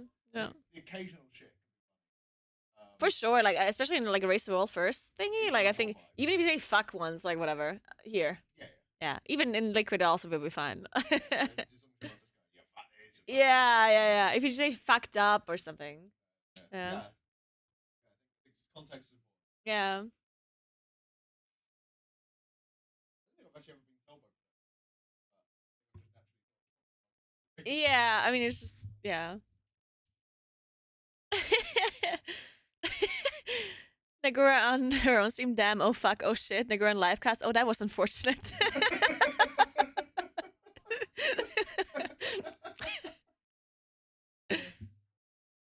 What is this? Why are they walking in place? Fuck. Hello? I can hear. you. Oh, I said the F word. Are we live? Oh my god, I still didn't know that was broadcasted. Because what happened was, production told us, oh, we're offline. And then I thought we're not being live streamed anymore, so I'm saying, oh, I was wondering why they're walking in line. Fuck. And then they said, oh, they can hear you. It's like, oh, that's actually such a good clip. They told you were good? Yeah, or something like that. Like, someone said we're down again. Oh, yeah, no, I think that was me and you. Yeah, and then I said, oh, fuck. Or no, I said fuck, and then I was like, oh, I said the F word. Yeah, I was thinking, like, why are they walking in place? Fuck. No, I said fuck. Hello? I can hear. Oh, I said the F word. Are we live?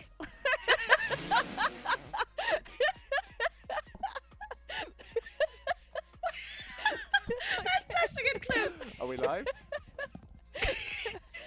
Hello. Yeah, I'll We send might it be to you. live. Yeah, I was thinking, like, why are they walking So in good. place? Fuck. This is a great clip. I love it.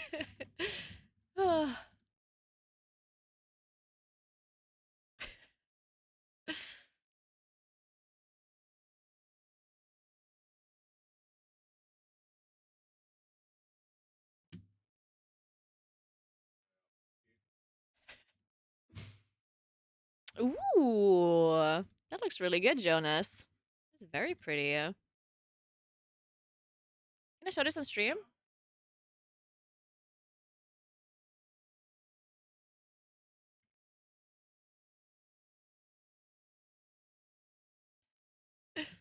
Okay, no, not. Yeah, sure. Okay, nice. And we got some Jonas merch coming in. Look at that. I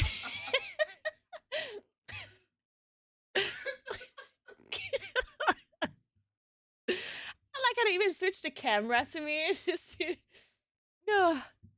I love this mouse, but it's very, very nice. I love this. I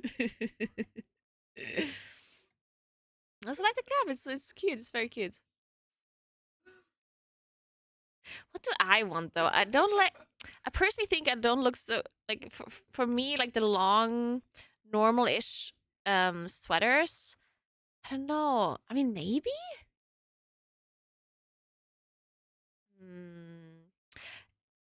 Maybe I want to try the white one. I think I like this one here.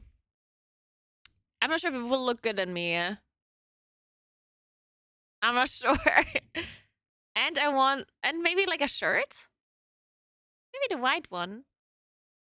White or black? Actually, maybe black. Let's do the black one. And if I can only have one, then I'll take the shirt.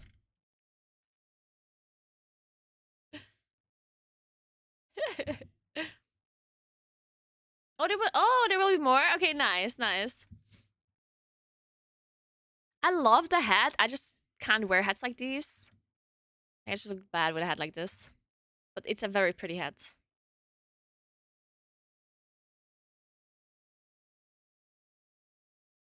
Alright, let's see how they're doing.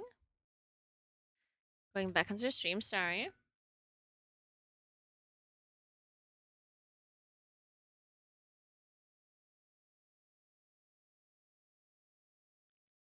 Sorry, I'm just sometimes switching out in between pools.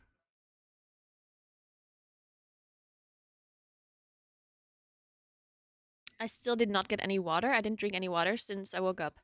It's a bad thing. The only thing I drank was coffee. From 7 a.m. till now, I only drank coffee. And then I always wonder why I'm shaking. Like, I'm just naturally shaking. It's a lot worse some days than others. Right now, it's kind of fine. But sometimes I'm shaking really badly, especially in the morning. And it's like, it's weird. Because... I mean, I don't know. If you just, like, shake in, like, a normal state, it's probably not the best thing. But I think it's because I'm not eating that much. Or, like, I have long periods of time where I don't eat any food, usually. And then I also... I mean, I drink a lot of water, usually. Just not when I'm here.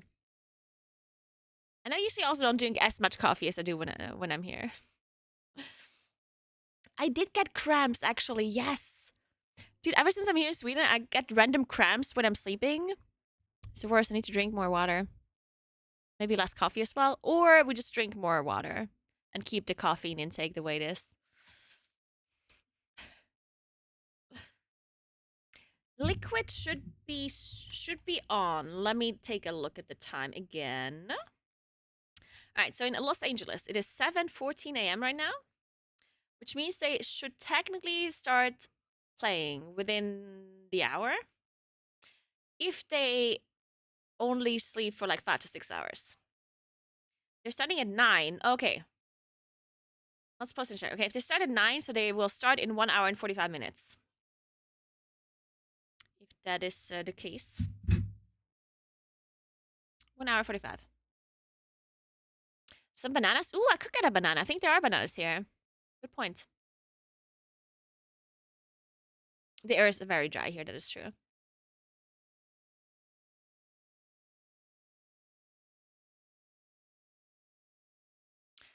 Carol needs more alcohol. Her body's used to glühwein at this temperature. Very good point.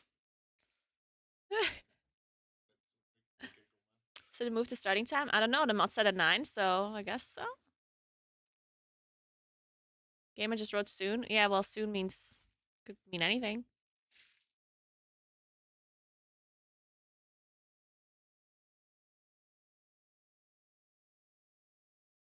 Wait, so who said the 9 a.m. thing? Who said that? Unavailable lol. Did you just make that up, or where's the source that they start in 1 hour and 45 minutes? Posted in Liquid Chat. They posted that they start at 9 a.m. Yeah, but did someone say that, or did a mod say that, like a person that actually knows?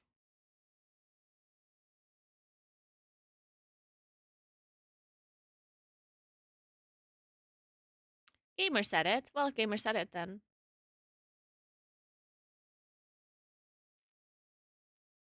You'll need to balance your sodium and potassium levels if you're not eating for long periods of time. How do you do that? How do you balance your sodium and potassium levels if you're not eating for long periods of time?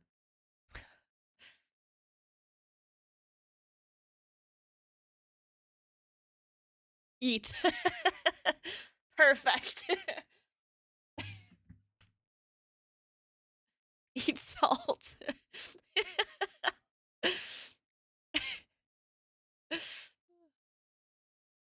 Bananas? Dude, you understand that that would be eating then, yeah? Like, I'm literally saying that I'm not eating for long periods of time, and then you're suggesting that I should just eat in between. Like, oh, thanks. Oh, let me just do that then.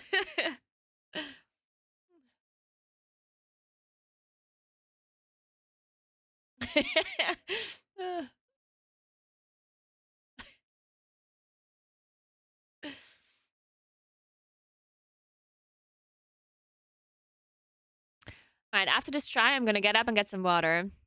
I will for sure. And a banana. I'll get a banana. Potassium coming right up.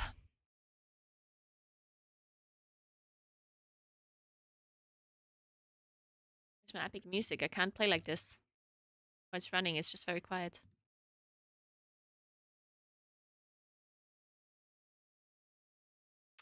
I don't think the boss will die in the next 2 hours. I think it will take at least 4 hours. Maybe even more.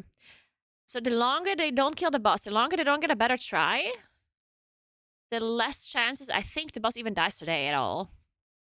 I'm still at an 80% chance that the boss will die today, in my mind. But it's slowly going down. Thanks for Prime, Closet Nerd Gaming. Thank you very much. Is it the Echo stream where production brings him hot chocolate? Yeah. Everyone kind of brings us hot chocolate all the time. Dude, when I'm casting, everyone offers things to me. Like sometimes Alex, which is another caster, brings me hot chocolate. Sometimes Preach brings me hot chocolate. Sometimes Yasmin brings me hot chocolate. It's great. Well, actually, they always bring me coffee, not hot chocolate. I don't drink hot chocolates here. I only drink coffee.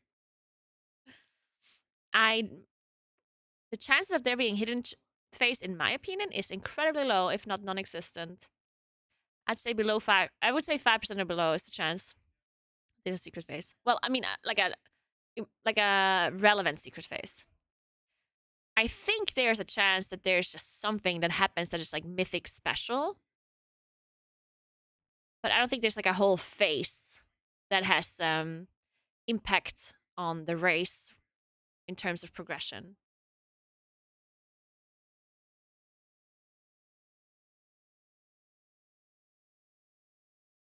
Yeah, I don't think in fact, there's even a chance that... Okay, so I'm under the... Like, I actually think if there is the secret phase,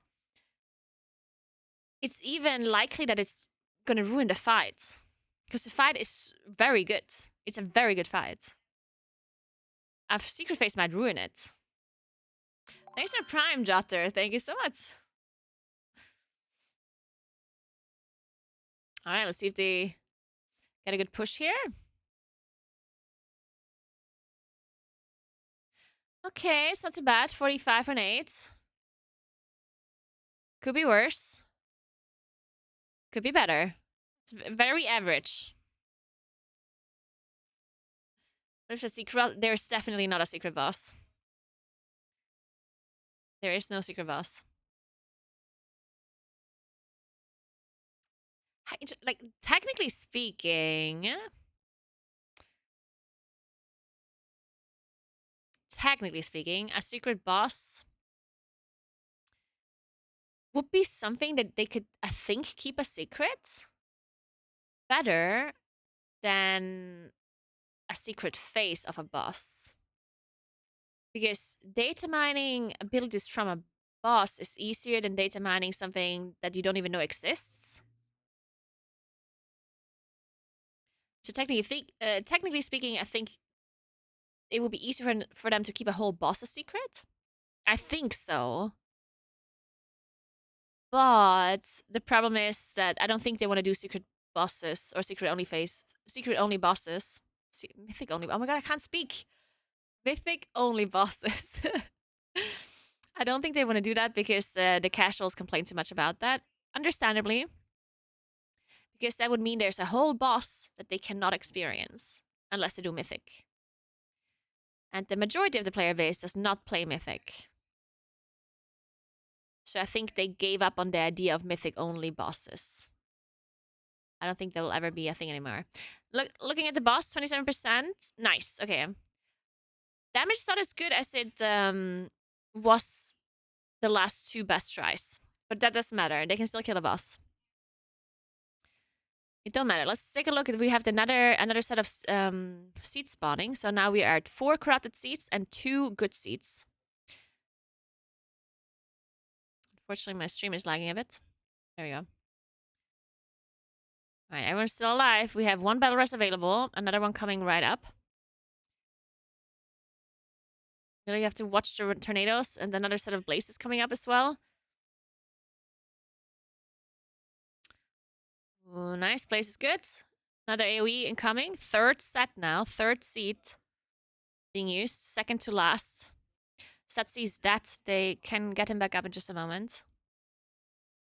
Ooh, okay. People getting a lot of damage here as people go down. They managed to rest both though. Okay, but they get 2 more sets of corrupted seeds here. So I have 6 corrupted seeds and 1 normal seed. The last one they can use for the next AoE. Swag is the one holding the last seed. Blaze is coming up. No, shit. No.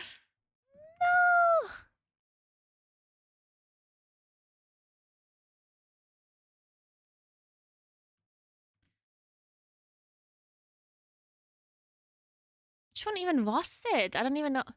Was it actually Clicks? No, Clicks doesn't even have a seed.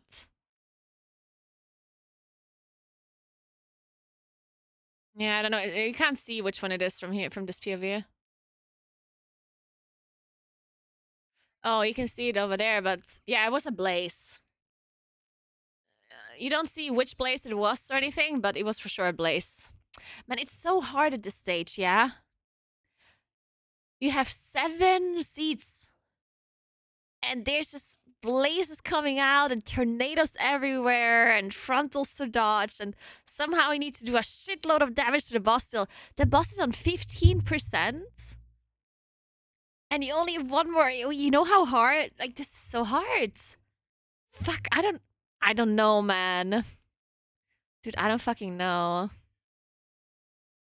How are they gonna do this? This is so difficult. Naguura, would you like a private chef? I would absolutely love a private chef. Dude, if I had a private chef, I would actually eat so healthy. I would be the healthiest person alive. Most of the time. Sometimes I would also just want pastry. There's a 10 months, not yet. No, a private chef would be amazing. Because I love healthy eating. It's just that it's a lot of effort to eat healthy and to cook healthy, especially if you can't cook that well. Of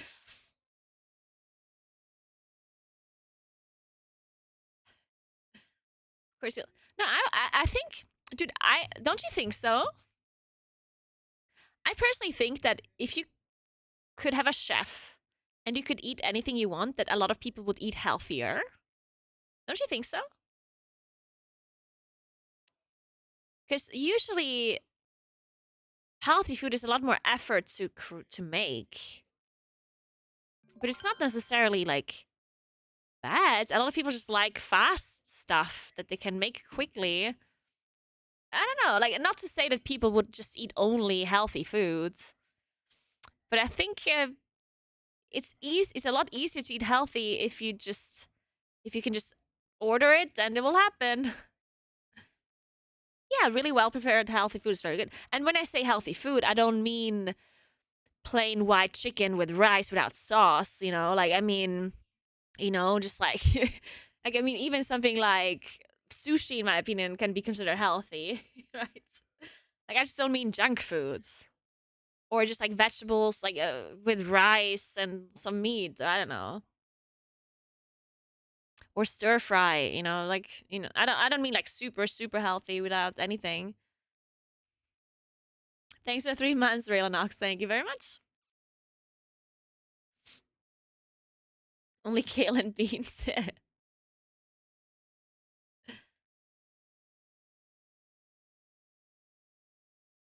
I would like to come and work for you for 1 month and cook for you Greek foods. I would love some Greek foods.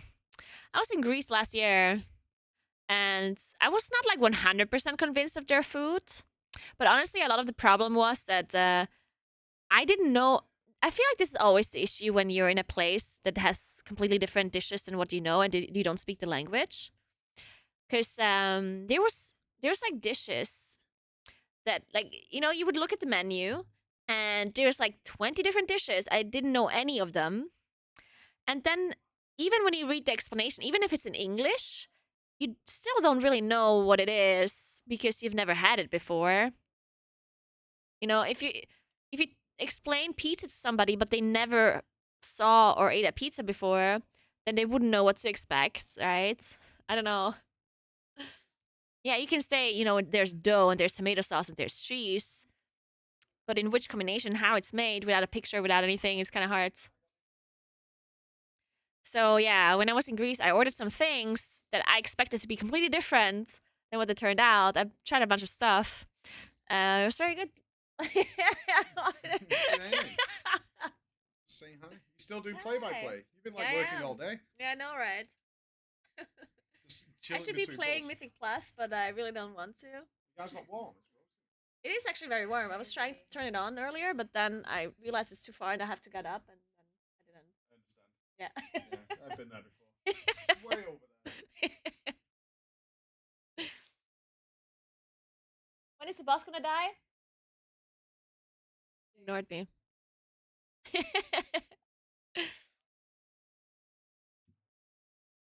I'm actually gonna turn the AC on now, and then I'm gonna go get some water. And I wanted to do one more thing. What else did I want to do? Water? AC? Banana! Yeah, good one. My potassium. I almost forgot about it. Okay. Be right back.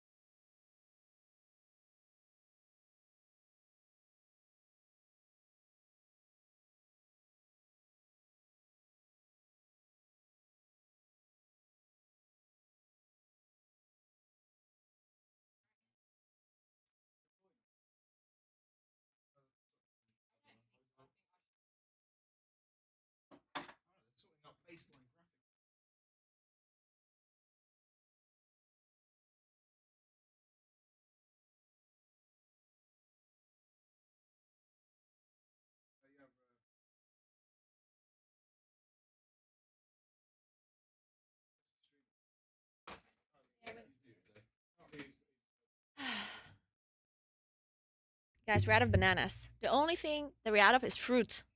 No more healthy stuff in this building. You can go to the shop, And I could go to the shop. Carol. Go to the shop. I'm currently working though. Oh, take them with you. Yeah, that'd be fun. I don't know, Steve. Yeah. Okay, the shop for bananas. Oh, nice. Oh. I was like, why are you in the co-op in Beckworth? He was totally freaked out. Yeah, he was like, this is amazing. He was just doing his Sunday groceries. Right? Nice to see you and everything, but what the fuck? I love that. Hey, Kalis. Sorry, I'm butchering your name, and you just love watching my stream, and I'm sorry.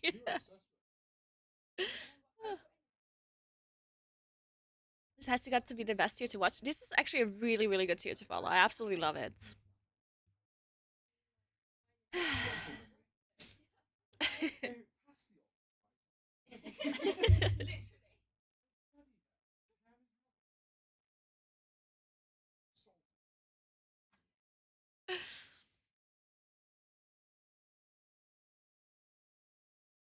Did you just say no more healthy stuff, no only fruit? No, I said the only healthy stuff we had here was fruit, and now the fruit is gone.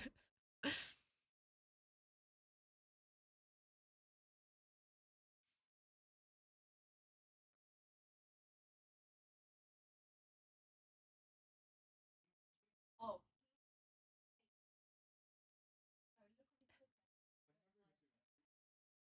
Dahlia or? It is, Oh, Carol. oh really? Yeah, you want something healthy?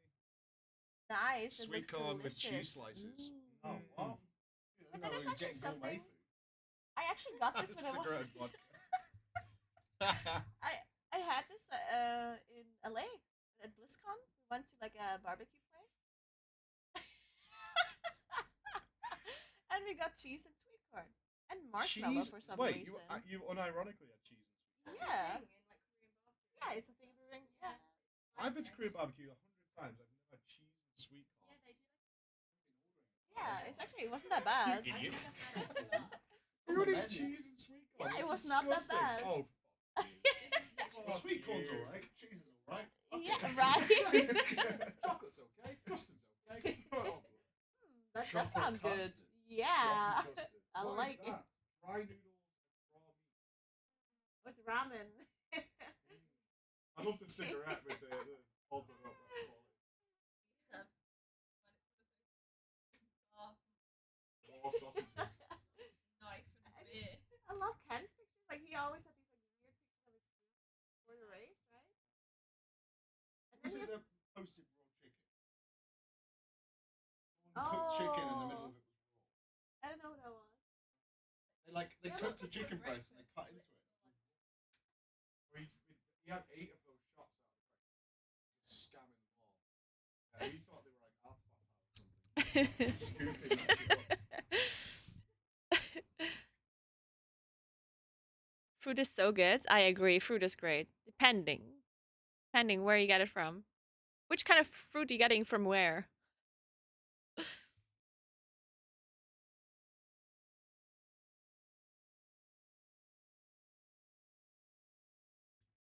Wait, that's the wrong way around.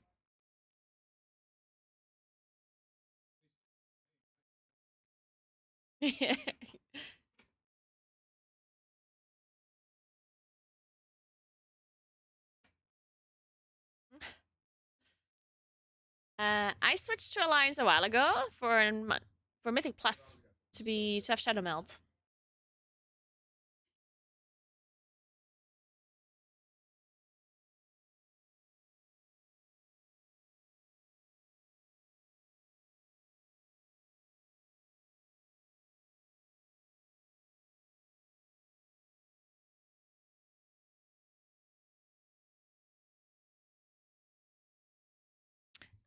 Sure, I like Alliance. Why not? But yeah, there's no difference now. You can do everything with Alliance and Horde together, and The only difference is just the race and like your capital cities, I guess.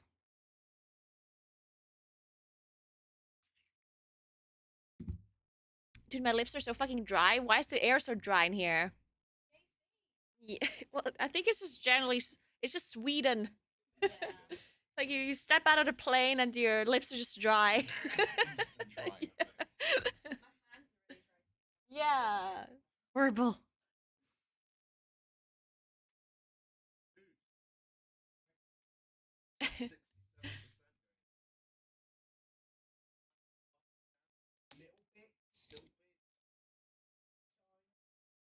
What do you think they'll change for Fyrakk?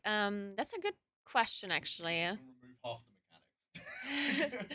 I think they will. I don't know. It's hard to tell. They're probably gonna slow down the orbs in the intermission, or maybe remove a whole wave in when the shield phase is up. Either they lower the amount of orbs that are spawning, or they have less waves, or they make them move slower, something like that. Then they will probably nerf the HP of the Colossus and also the boss. And they will maybe make the end. I don't know. I think another like really crucial thing is like the interrupts on the ads. Like maybe they nerf the casts of the souls, so they don't immediately like kill everything.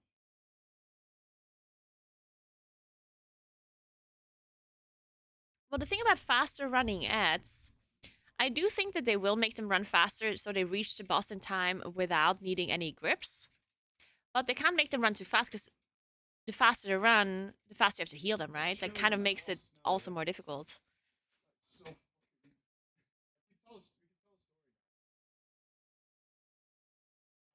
I don't think they removed a number of blazes. If anything, they removed a number of seats in the last phase. So maybe instead of having two corrupted seats per normal seat, maybe they only have one. So maybe it's just 1 for 1 rather than 2 for 1.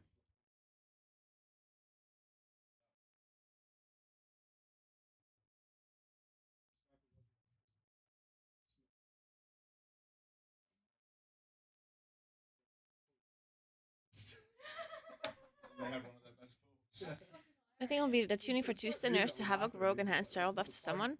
I don't think they'll nerf or tune that much damage wise. It doesn't seem that completely out of control, except Rogue. Rogue certainly does seem pretty OP, and BM Hunter. Everything else seems okay-ish. Or, I don't know. It's hard for me to tell. Thanks for Prime, Daedalus. Thank you so much. Yeah, and Plus is a different story. And Plus nerfs and buffs always take a while, though. I think they usually don't care about M Plus that much early on, right? About M Plus tuning. So I think M Plus nerfs are not gonna happen soon. They'll wait with that one.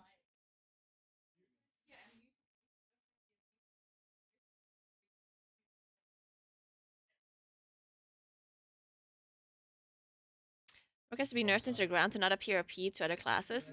Nah, stop it. Rogue is actually really OP right now. Like every single spec, come on. To say that Rogue is not OP is a crime to humanity.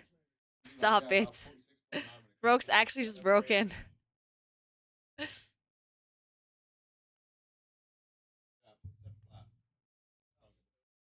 Ooh, that is very good, actually. Ooh, big damn. That's nice, that's nice. We once were lower. The lowest we had was 46.9, so we're slightly higher than before, but still very, very good push. Alright, let's see. So this is the time where they can do the most damage to the boss, like this moment here. Because most players don't have much to do. Except the seed carriers. And they don't have to move far either. So they get a lot of damage into the boss here. A lot of free cast time.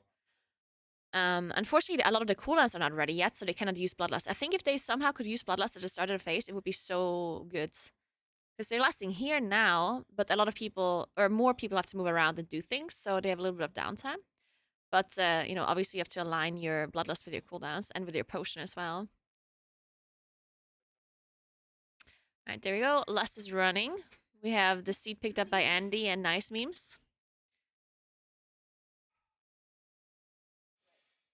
Nice, nice, nice. We have one battle rush, another one coming up soon. Nice Memes put that tornado really far back. That was nice. Blaze. Oh no! Oh my god. That Blaze combo there with Andy and Nice Memes was something else. Okay, next AoE coming out. Boss is really low. Really, really low. Very good try.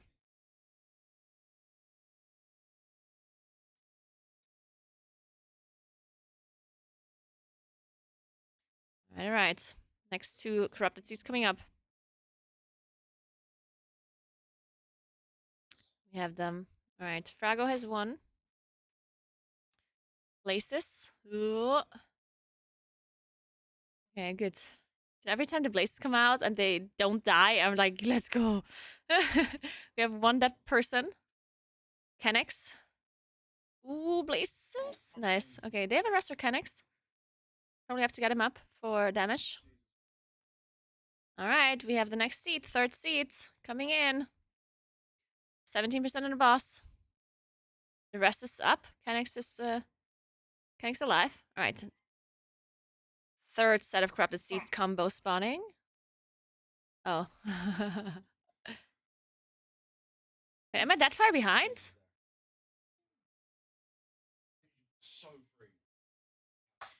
Am I that far behind? Okay, going back. What happened?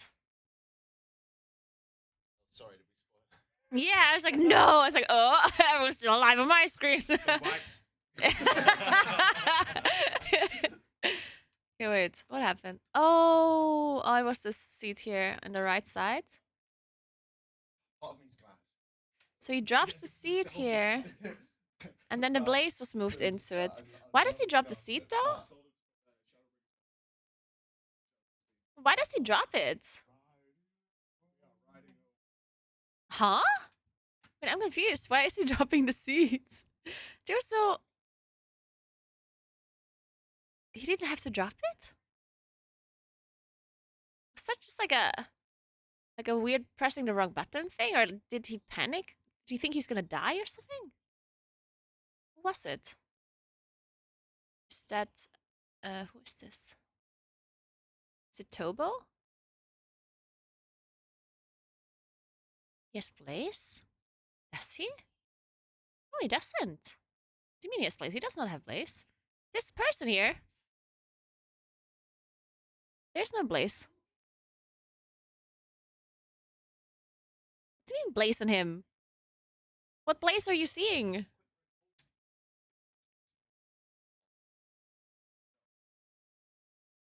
Like, this is the person that blows up. Okay, let me show you this again. This seat is the one that blows up, yeah? Where my mouse is. I think it's Tobo, but I might be wrong. So Tobo drops the seat, even though I don't understand why. Like, he doesn't have to drop it. He drops it, and then it explodes to this Blaze. If he would have kept the Blaze on him, the seat, then they would have survived. But he just randomly drops it. I don't know why. Yeah, it's Tobo. You can see him drop it.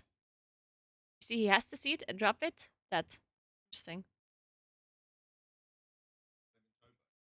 Yeah. Well, I'm not blaming him. I'm just trying to understand. I'm trying to understand what he did. What you done? Yeah, I understand the panic, but I don't know why he's panicking. Like, I'm just not sure I understand what happened.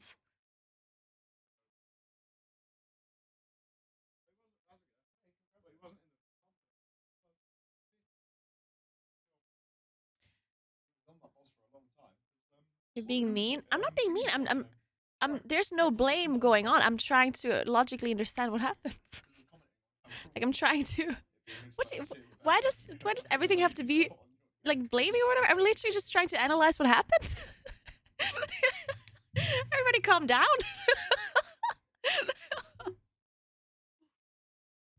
I'm just trying to understand. Toxic streamer. Oh my god. Oh.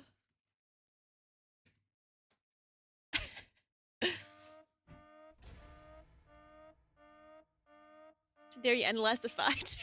Oh, sorry. She replayed it so many times. Now he feels bad. What do you mean? Oh.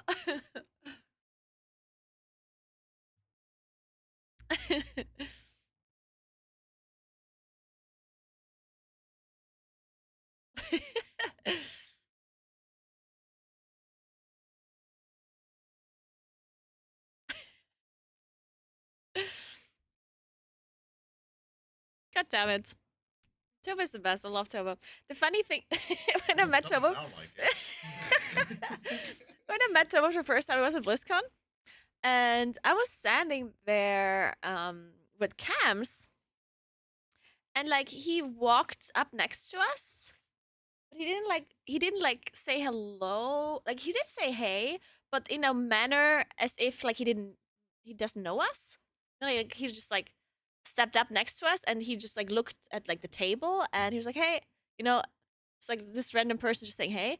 And I look at him and I'm like, hey, looking at him, and then I double checks like Tobo? He's like, yeah. Tobo is very cute. He's a cutie pie.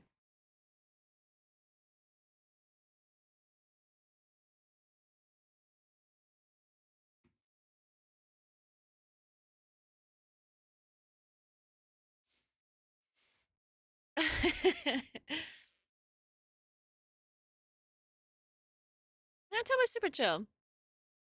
And then the funny thing is, like, so I met him for the first time there, and this was like at 7 p.m. or something. And I swear the next time I saw him, which was not even 2 hours later, I looked at him again and he was just fucked up. Like, I don't know how much alcohol he managed to consume within that hour or so, but it was a lot. And I was like, yep, let's fucking go.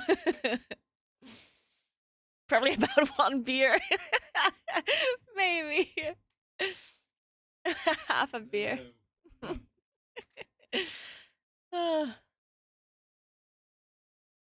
How's Ken doing? I don't know. He's been at the hotel room this whole time because he had COVID, right? And he actually was really sick. Like he had a high fever as well. And since then he's been at the hotel room. But I think he's good. I mean, he's raiding all day, so I assume he's fine.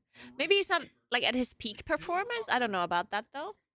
I mean, I probably wouldn't be if I'm so sick that I can't raid a whole day and like 39 degrees fever. But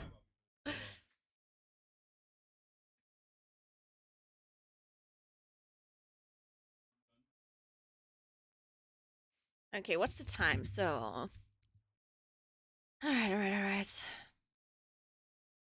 It is 7:50 in Los Angeles, and they are supposed to start raiding at 9 a.m. So in 1 hour and 10 minutes, you're supposed to see LA come up.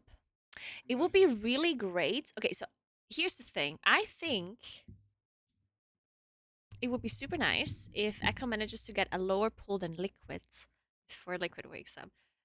Not necessarily for progress reasons, but just for morale reasons.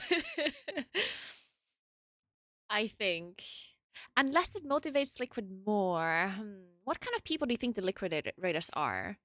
Do you think they get more motivated because they're behind? Or do you think they get more motivated because they're ahead?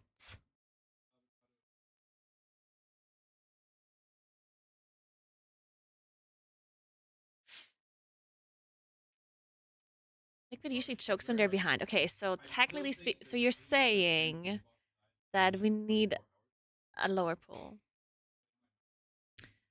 Ooh, Jesse? Yes? Did you change your percentage base? No. No, I'm you still still saying think 80. 80-20? Okay. Yeah. I'm at 80-22 still, but Obviously, not the for a chances long time. diminish Yeah. as we get further into that Yeah. 24 hours. But like they're so consistent getting to phase 3.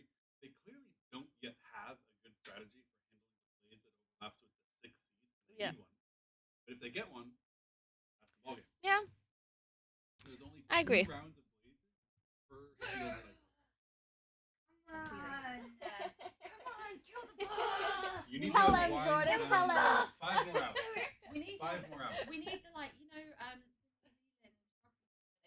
they have their like war cries. Oh and yeah, I everyone's love psyched them. up. They're Yeah. so We need cool. to do something like this.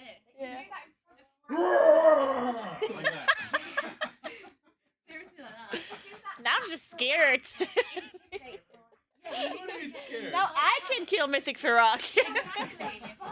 It makes you hyped up. We need it. Like a little kid That's why waiting every for time the Christmas. Raiders go on the break, I'm like, do it. You gotta get them hyped. Maybe they need some cheerleaders Right, instead. seriously, I understand why it's They're a thing. gonna- You gotta get them hyped up. Yeah. They're gonna install a door soon. Oh yeah.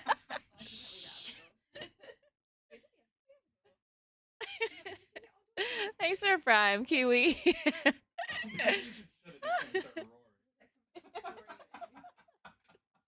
I love that. That was great. we should learn how to do the touchdown dance and then just dance should. in between wipes. Yes, Jordan. I We... realize how stupid that is. it sounds horrible. I need to do gaga goo.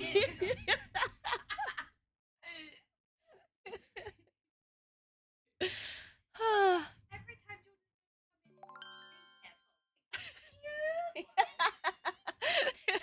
Thank you so much for gifting us up, Anonymous. Welcome to Casey.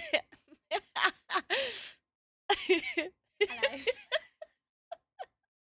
There's a gremlin under it. Look, I have Red Bull. I'm really like. Oh no, you had a Red Bull? Yeah. Anything else? Just a Red Bull. Just Red Bull. Oh, she had a Red Bull, guys. It's over. She.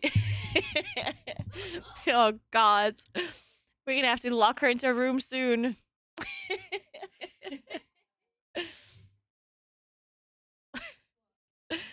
Jordan had caffeine. I know, right? This is why I'm bad, honestly. Who allowed her to have caffeine? No, What the? I'm hell? actually legit bad. Fizzy drinks. Sweet. You're bad from really fizzy annoying. drinks. Yeah, because they're really annoying. Wait, what? Like, I need to have a coffee, and everyone around me is like, "No, but don't let her have one." I literally like turned into a gremlin. Thanks for 33 months, Sleepy. Thank you so much. How are you doing? Sorry, I'm good now. Apparently there were supposed to be northern lights today again, but I can't go look at the northern lights because I have to look at them kill a boss. Very unfortunate. A fourth guild killed Tindril? Yeah, I saw that a fourth guild killed it. That's really cool.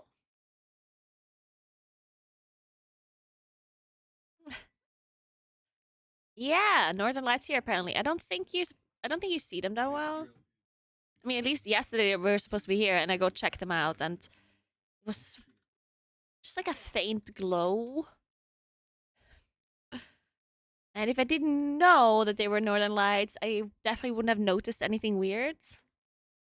No, I wasn't in a city. I drove out to a golf course. I can show you some pictures. It was all dark. Just darkness around me. Also, I realized how good this phone's camera is in like night shots.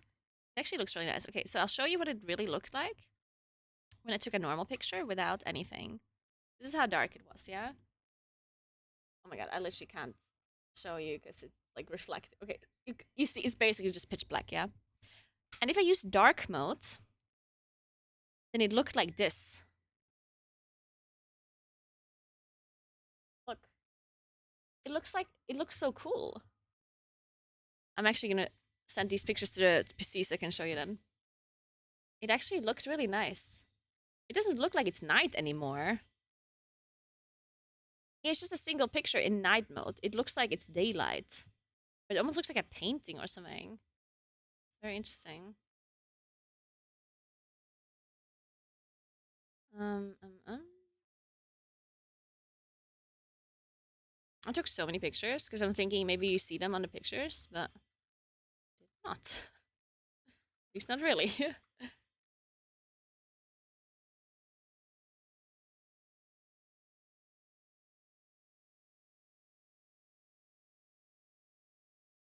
Oh shit. Looks like Discord has crashed. Fuck. Try this again.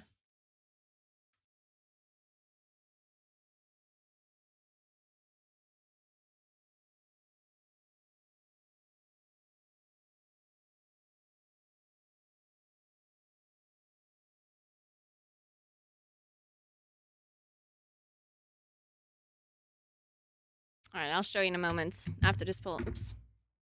Oh shit. I ruined it.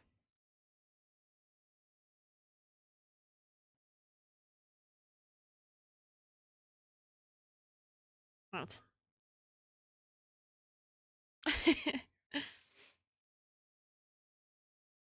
Quitting WoW to become a photographer. Up. I already have a photographer in my friend group, and I think you're legally not allowed to have 2 photographers in a friend group. Because otherwise they would be taking pictures of each other, taking pictures. I think there's a law against it. Hey Carl, what's up? How are you?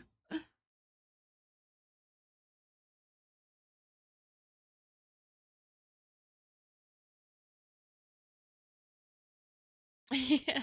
Hey Astra. The hardest mythic dungeon this season seems to be Anathon of Tides or Galakron's Mursan's Rise. But they haven't tuned the dungeons properly yet, so we'll see. There'll still be some tuning happening. And then this might change.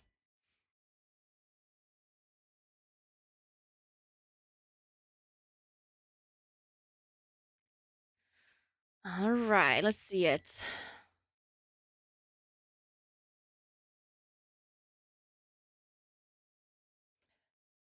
Well, Anathon of Tides just seems difficult.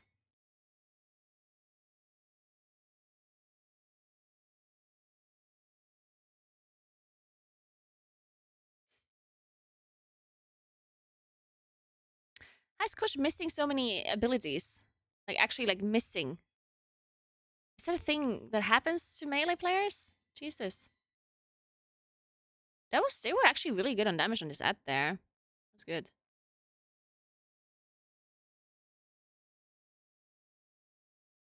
Tal is not that hard. I think Tal is actually pretty easy. It's one of the easiest dungeons.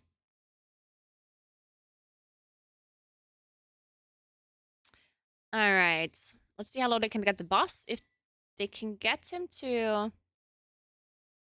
Okay, this is already good. Yeah, this is a good push. No, wait, is it 40... I think the lowest was 54.9. It's the lowest. Ooh, okay, they got him lower. I think it was 54.7 or so. Nice. So I think this is actually the best pull in that regard so far. I don't think the boss was ever lower than this. 54.5% right now. Very low. Now let's see if they have enough damage from this. Oh, there's a cast going through. Oh my god. That's didn't die, did they? Okay, oh. Okay, the damage in the class is still a little bit overkill. Actually, it's better now. It dies slightly before the boss spawns, okay. Okay, this is a very good pull so far. No! No! Wait, oh, did the ads actually die because of that cast that went through? Shit. Fuck, they had so much boss damage. Shit, that was so good. I'm casting in 3 hours, yeah. Cast a curse, maybe. Oh, casting 3 hours.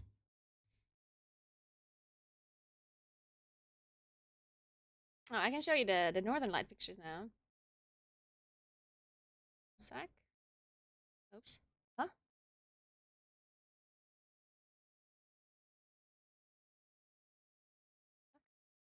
My phone is casting to something? What the hell? Hey, Nokin, thanks for 7 months. How you doing? Hey, Espresso. No, confused.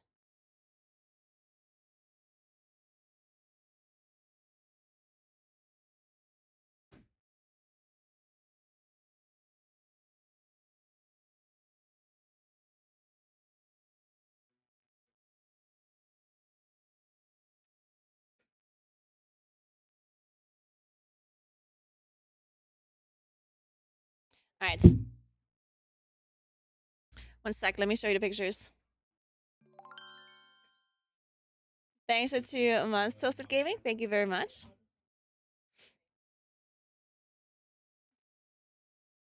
All right, so this is what it looked like.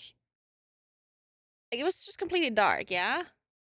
And you see how it's like glowing slightly? Like, that's all I could see in real life. Like, it's just slightly like glowing, but it was so pitch black that I couldn't take proper pictures, right? Because obviously there's not enough light for the picture to come out well. And then when I took a picture in light mode and dark mode, then it looked like this. That's crazy. Like, it was like, I'm not joking, it's pitch black. Like, I couldn't see any. I didn't know if the floor is green or if there's snow or if it's brown. Like, I couldn't see it. And then I took this picture with night mode, and this is how it turned out. That's crazy, isn't it? Like, the night mode on this phone is actually really insane. Looks very cute. Yeah, look at how these pictures came out. Very nice. I'm not sure if it just makes up the colors. It's a Samsung S22. Like, I'm not sure if it's just making up the colors, because, I mean, I don't know. I don't think it's that green, actually. Like, I don't know. I think it's just making it up, honestly. I don't fucking know. But these pictures is where you see the lights the most, I guess. Like, you can see that it's just like, you see here, it's like a little bit of a like shine and like, you know, like that's all I saw. Yeah, you didn't really see any like proper lights. It was just like a slight, like a faint greenish glow. That's all I saw.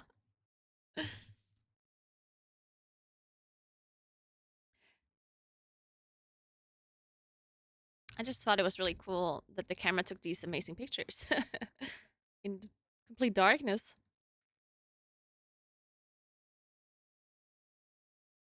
Oh yeah, the shutter is definitely open for longer, obviously, yeah. You have to hold the phone for like 6 seconds or so. It was a 6 seconds shutter time. 4 or 6, I think.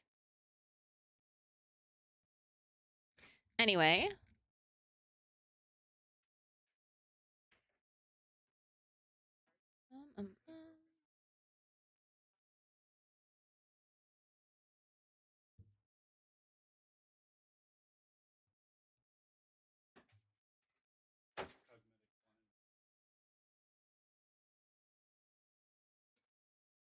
I did it with the Southern Lights last year in Tasmania. It looked like a sunset at 11 p.m. at night. Really? Huh, that's so cool.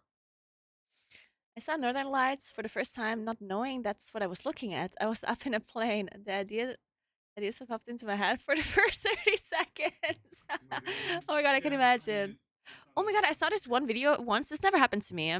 But apparently it can happen that if you're in a plane, that it can create like fog inside the plane at the bottom. And I did not look this up. Like, I just randomly saw TikTok or like an Instagram, a reel or something. I don't remember. So I'm not sure if this completely made up or if it's true or whatever. But there's just like smoke that was at the bottom of the, like inside the plane, you know? And if that would actually happen to me, like if that's actually like a normal thing that can happen and it's not just like made up, then I would freak the fuck out. We can trust the internet? Yeah, surely we can trust the internet. Can't say I've heard of that. Yeah, I've also not heard of that. Like, I think that might just be made up, honestly. Because it was just a video of smoke at the, like, in the aisle, in the middle of the aisle, just going down. And it's like, how can that be normal? Like, what's the science behind that? Like, why is it happening?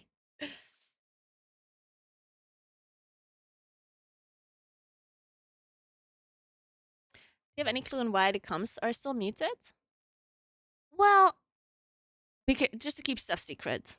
Like, the only reason is they want to win the race, and they're literally on the last boss, and anyone can kill the boss at this point.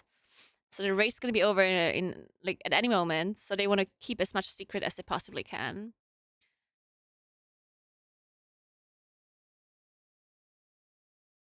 It's water vapor from the AC. The cold air stays on the floor.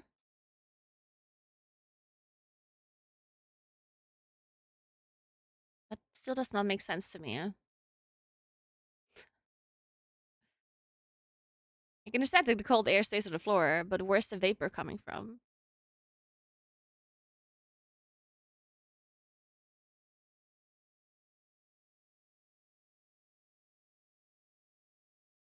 It's the pressurization that airlines use. When they turn the pressure off, the atmospheric pressure drops, which condenses humidity into fog. Oh. Okay, interesting.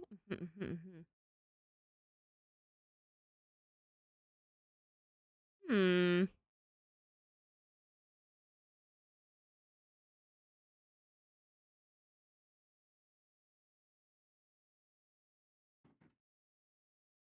I mean, I guess. Interesting. I've never seen it before, though. Is there something that has to go wrong for this to happen? Or I don't know. It's just, if it's like specifically humid, I guess people are very sweaty. But I guess you wouldn't be that humid because it's the AC is on, right? You can see it come out of the vents under ones with ceiling vents. Interesting. I'm gonna have to pay attention to this. Maybe it did happen to me before and I just never realized.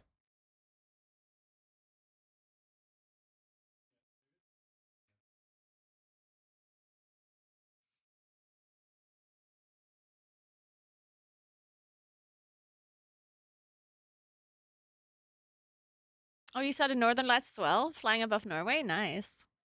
That's very cute.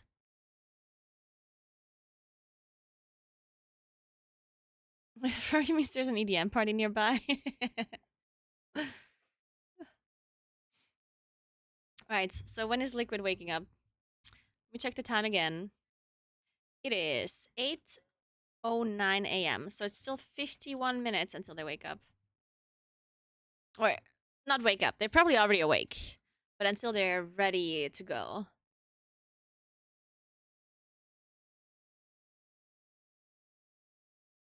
Fun fact, if that pressurization failed dramatically at cruise altitude, you'd feel drunk / mentally impaired in seconds. That's why they say to put your mask on first before helping others.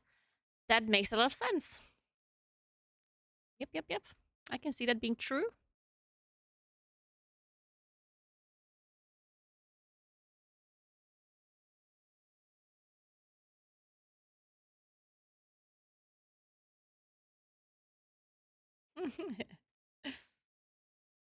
Think this bus has before 400 pulls? No. I don't think so. Well, not for Liquid. For Echo, yes. Echo for sure kills the boss before 400 pulls. There's no way they have another 100. Chris is sitting up. Is he okay? Yeah, he actually has been sitting up this whole day already. You see that? He's like, what? Did Kush's facial expressions?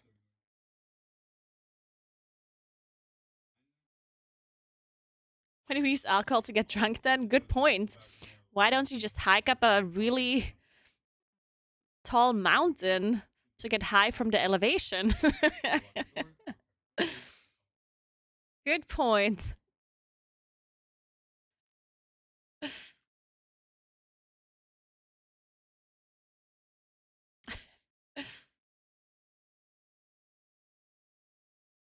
That they slept well. I suspect many of them wake up and check Echo's progression. So I thought the same thing. Like, I thought that they did that too, but I just talked to Gingy earlier when he came in because it was the same thing for them, right? Like, when Echo went to bed, they thought that Liquid could kill it at any moment as well, right? So Gingy said that he slept and that he woke up at some point at 6 a.m. or at 8 a.m. or something, and that he did not check his phone to see if Liquid killed it, which is insane to me. Like, I cannot even imagine waking up at some point and not checking if the other guy killed the boss. But he didn't. He said he didn't check, and then he fell back asleep, and he woke up at 11 a.m. or 11:30.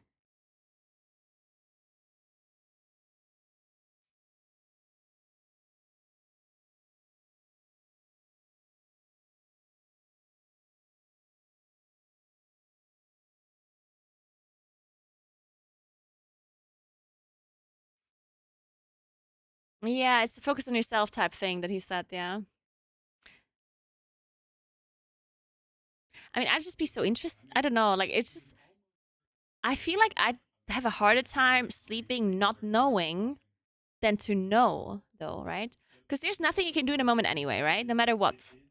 And I think the fact that I don't know what's going on would, like, keep me up more than knowing. But maybe I'm wrong, I don't know. I know that checking doesn't change it, but it would, like, I don't know. I guess everyone's different. Like, every person has to deal with it differently, I guess. What are popular non-European foods in Europe? Sushi? I guess. Any, like, yeah, it's like Japanese food, sushi, Chinese food, really popular. Korean, some Korean. Korean barbecue and stuff is somewhat of a thing. Then Mexican. There's some Vietnamese places, I guess, but not that many. I guess it also depends which country you are in Europe.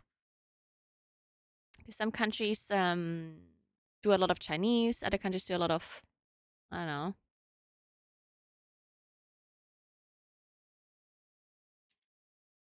Indian, yeah, Indian, I guess, yeah, Indian is also pretty common. Well, I just counted kebab as European. Because, I mean, some of Turkey's in Europe, right? So, and to me, it's like Turkish. So I guess it's European. But you could, I would also, you know, I think both would be fine. If you say that it's not European, I guess it's also fine. I don't know. You love Mexican food in Europe? Well, actually, well, I mean, for me, it's always hard to tell when people ask, so how is this in Europe or how is this in Italy? Then it's hard for me to tell because, shit, they are wiping. Because I live in a pretty atypical area where, first of all, it's very small. So we don't have any of the bigger city things that you would usually have in maybe a European city. And it's also like very specific of an area where it is very touristy.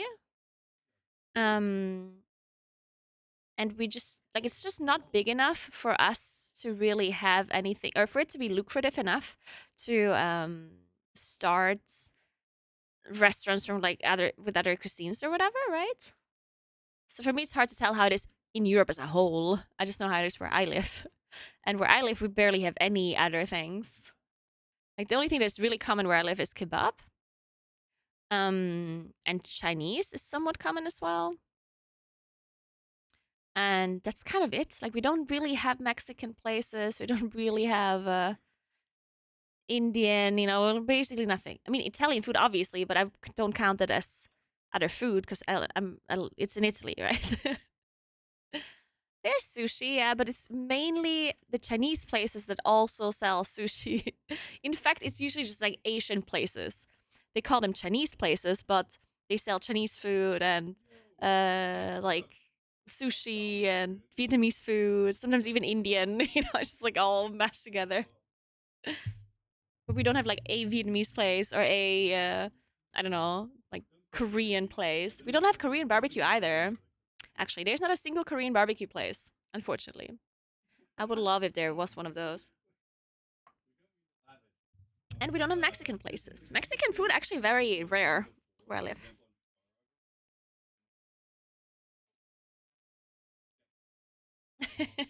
That's when you know it's gonna be really good and authentic. You know it. I live in Südtirol, which is in the Alps in Italy. Korean barbecue is very good. I'm a big fan. Not even Thai. Well, Thai is also part of like these Chinese places. Is it cold there? It is pretty cold there. Not as cold as here where I am right now, though. But it was snowing. We have snow where I live now. It snowed a few days ago. Yesterday? I don't know. I know. Time is all just mashed together right now.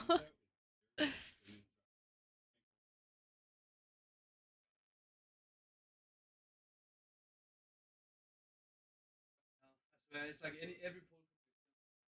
Yeah, and it's just so annoying. It's always little like one wrong thing every time. Yeah, but I feel like we got good. Okay. Nice. You got this. Having short break? Not dinner break, right? No, just a couple minutes. Your 8 o'clock is not going really well. But actually, I think any pool is fine. Like, I don't think we're gonna still open at 5. Don't think so. Okay. The thing is, the boss is so low. It's like close to 10% before we even get to the top Yeah. seed. Yeah. It just, It's true. and we got 2 minutes coming up again. Rogue execute. Yeah.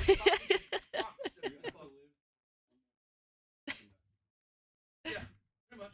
Then you have a break. Then you go to the seed, you go in, you get knocked back. There's a little break before. Then there's the breath into the firestorm. So you have like a lot of time there where you just clap the boss. And there's no mechanics going on. I trust. I fully trust. Next pool. You got it. Gingy's always. I just love Gingy. He's so like the motivation this guy has is incredible. Like he's just like he just thinks it can die at any time. Like they can literally be at 50%.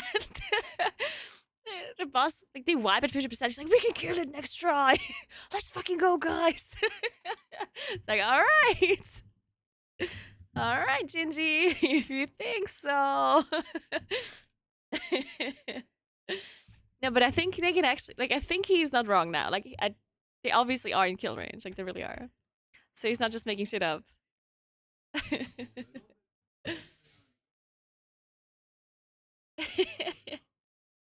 He's got a well first mindset. Oh, he does indeed. Gingy seems massive. He is massive. He's huge.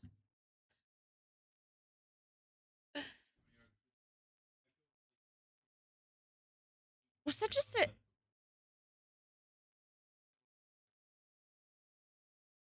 The fuck? Was that the imposter thing? But that it couldn't have been part of the song, right? It's the Inception song. Did you hear that? Oh, maybe it was outside. Maybe it was not on my thing.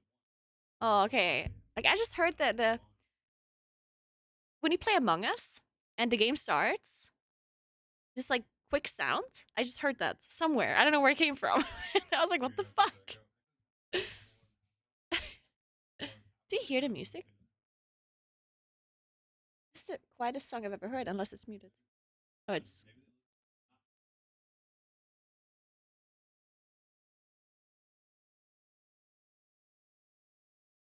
Yeah, there's other people here, yeah. Jordan is here, K-Mage, and Jeeth is behind me.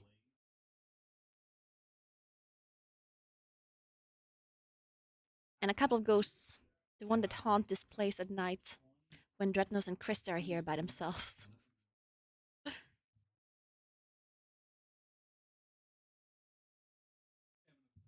I don't speak Italian because my Italian's not very good. I don't ever speak Italian, or I rarely ever have to speak Italian.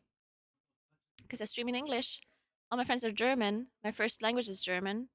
The only people I speak Italian to are people that I interact with in real life that are Italian people, which happens rarely.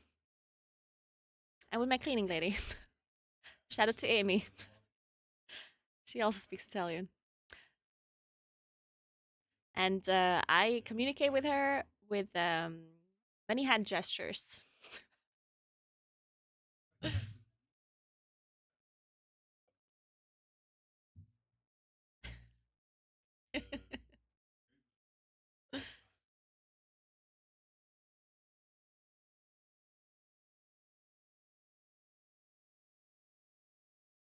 I did that Never Nude, but then it keeps lagging me out.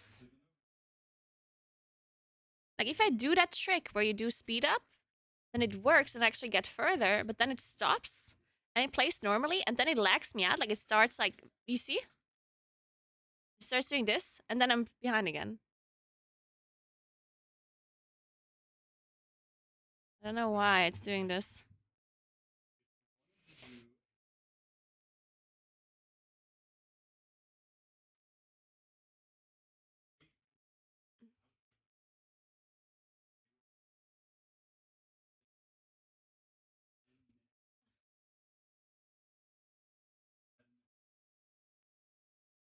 I'm from Italy.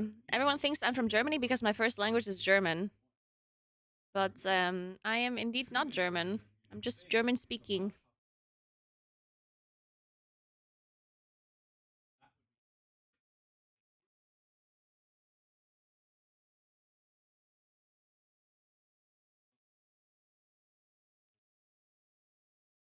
I've been deceived and lied to.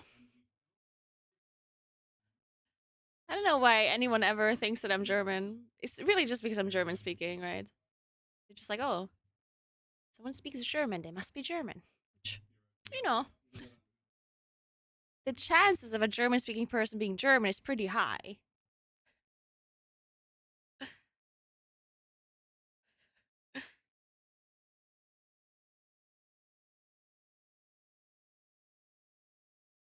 I don't think I have a favorite Italian word. I've never thought of that before.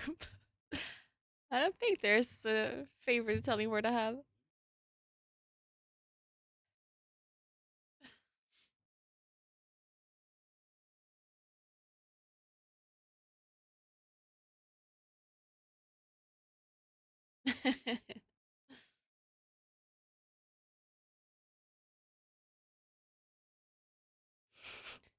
Why is the stream lagging? Should we watch Twitch anyway? You know what I'm gonna do? I'm gonna watch the Twitch stream because that one's not lagging, and then if something happens, I go to the YouTube stream to watch it back.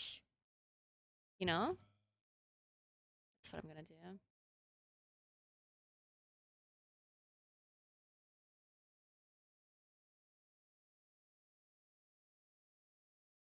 The blonde girl with German accent wonders why everyone assumes she's German. I mean, I'm not wondering why everyone is assuming that I'm German. I'm just surprised by how many people don't know that there's other countries that also speak German, that also have commonly known blonde-haired people as well, like Austria or Switzerland, for example. You know what I'm saying?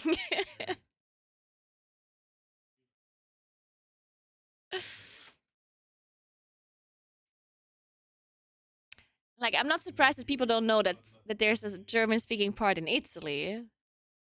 Like, that one I'm not that surprised by. Like, that makes sense, right? But to know that Austria and Switzerland exists, and that there's people there that speak German, that should be common knowledge. Or part of Belgium as well, yup. Kind of like Portuguese. Well, I think there's more countries that speak Portuguese than there are countries that speak German, right? It's not quite the same as Portuguese. I think Portuguese is a little bit more common.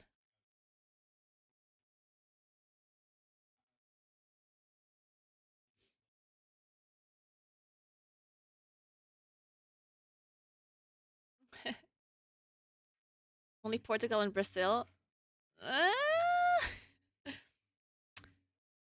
Pretty sure there's more than that.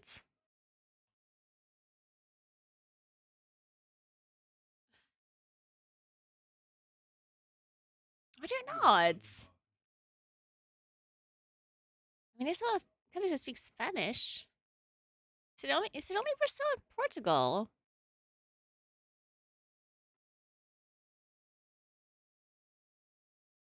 Huh. Okay, I'm surprised. I thought there would be more African countries that speak Portuguese.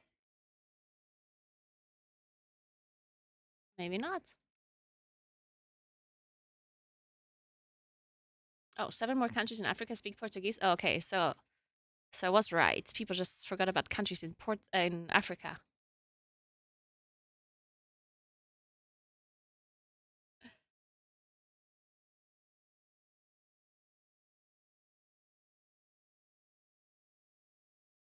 It's all based around wars and occupation. I mean, yeah. Of course, that is how that worked, yep. Why do you think they speak English in the US?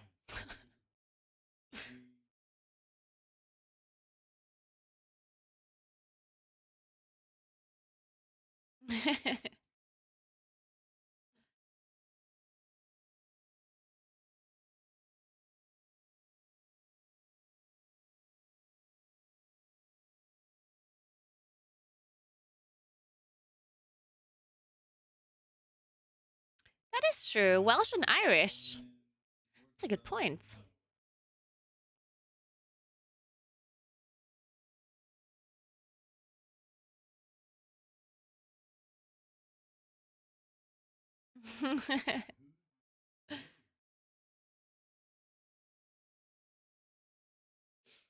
I mean, the Romans had a solid influence in most of Europe and more talking about language. Yeah, a lot of European languages are of Roman descent, I guess. Italian, French, Spanish, Portuguese. Oh, isn't it Romanian as well? And oh my god, too many questions. My brain can't function. You're putting me on the spot. It's actually my friends. Oh, I'm really sad I missed this. My friends did a pub quiz on Saturday, yesterday, and there's two people that I know that are incredibly knowledgeable about just like pub quiz questions, like general knowledge, and they somehow managed to name every single person in oh my god, I don't know the English word for it. Like like they're oh my god. Like let's just say the Senate. How many people are in the Senate in America?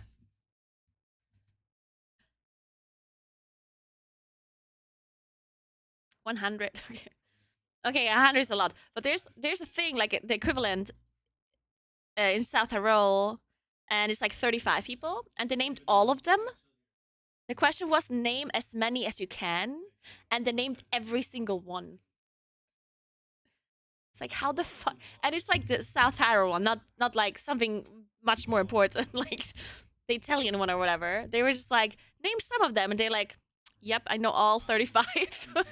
But first and last, they was like, "What the fuck?"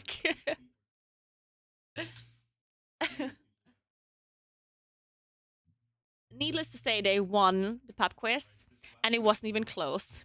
They just wiped the floor with everyone else. Thank you so much for gifting 6 months of tier 1 subs to Mr. Espresso Bean. Thank you so much, Anonymous. That is so nice of you. Thank you. Name every raid boss in the last 2 tiers, dude. I wouldn't even be able to do that. See, that's the thing, right? I wouldn't even be able to name things that I am actually like really into, like raid bosses and WoW. I mean, I would be able to name them, but it would take me a long time. But the fact that they managed like to name 35 politicians that are like barely even important.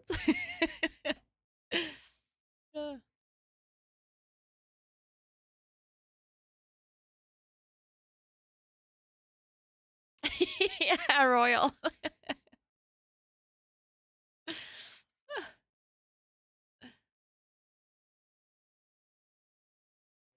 There's actually a Norwegian professor at Oslo that has a decent theory on English. On English being more derived from Norwegian than Latin. Wait a second, isn't English Germanic? Wait.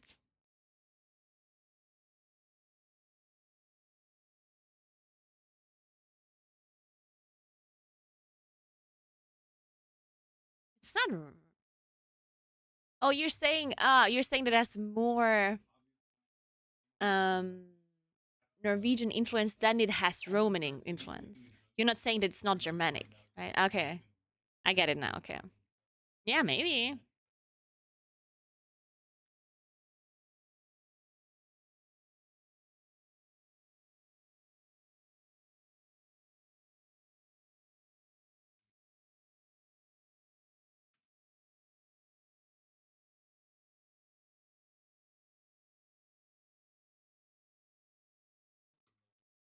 Alright, let's take a look.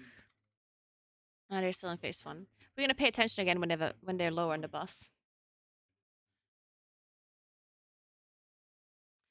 What, really? You went to Belgium a few years ago and you spoke Afrikaans to them and they understood? Really? That's very interesting.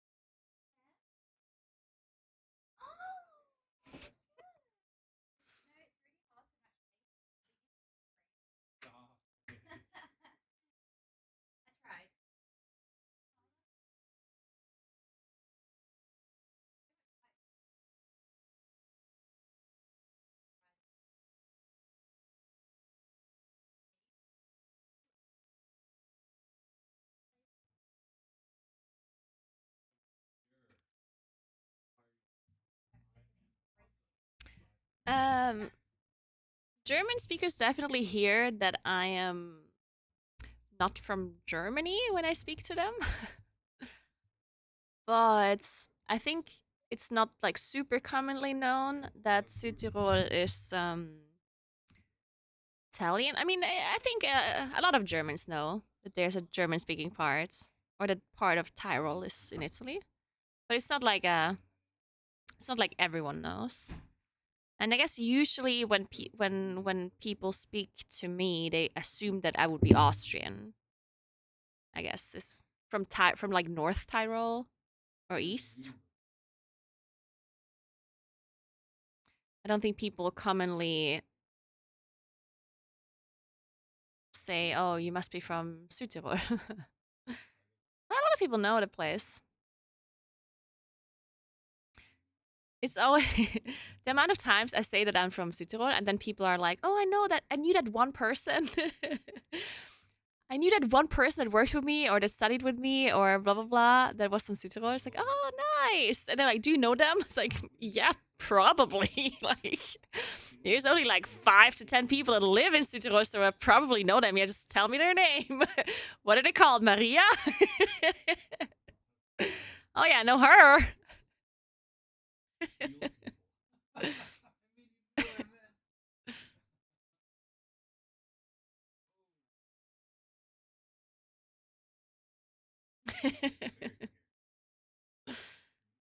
So really called Maria? Yeah, I mean, they all called Maria at some point. It's always like Martin, Marcus, Maria, Anna. So like, I guess those are like the. I swear everyone's called that. And Michael, of course. Michael. Ace. Ooh, that's a lot of dead people. Goodbye.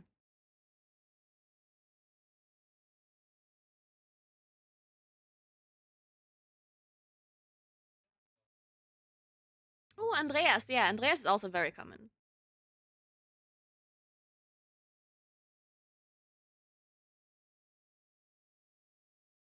Maybe there's only 35 of them and they're all in the local senate.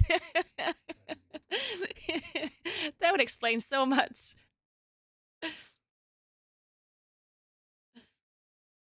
Josef is a pretty old name.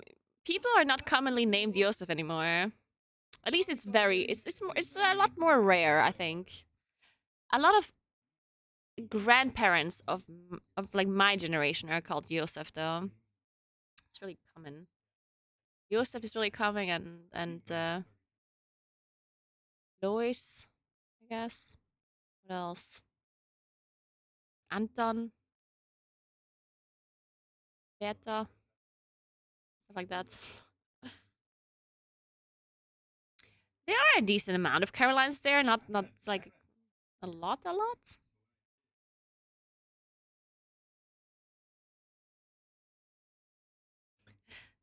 Well, very common female names that are like grandparent names would be like Maria is very common. Maria, Katharina, Anna. I guess that's the most common ones. Mainly. And then when you think about my parents' generation, then there's all kinds of names that are super German. Like my mom is called Erika.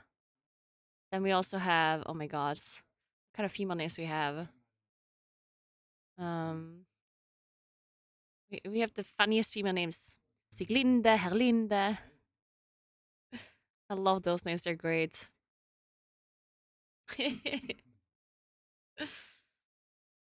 Irmgard. Okay, that one we don't really have that much, I think. Gerda, that one, I haven't heard that one either.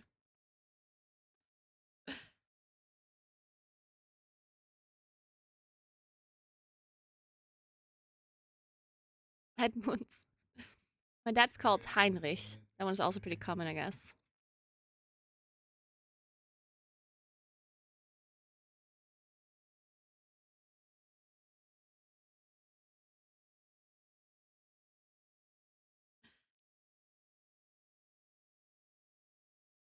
What do you think for next race? More guilds in the top, with both Method doing well now and also Taiwan region guild on Fyrakk now?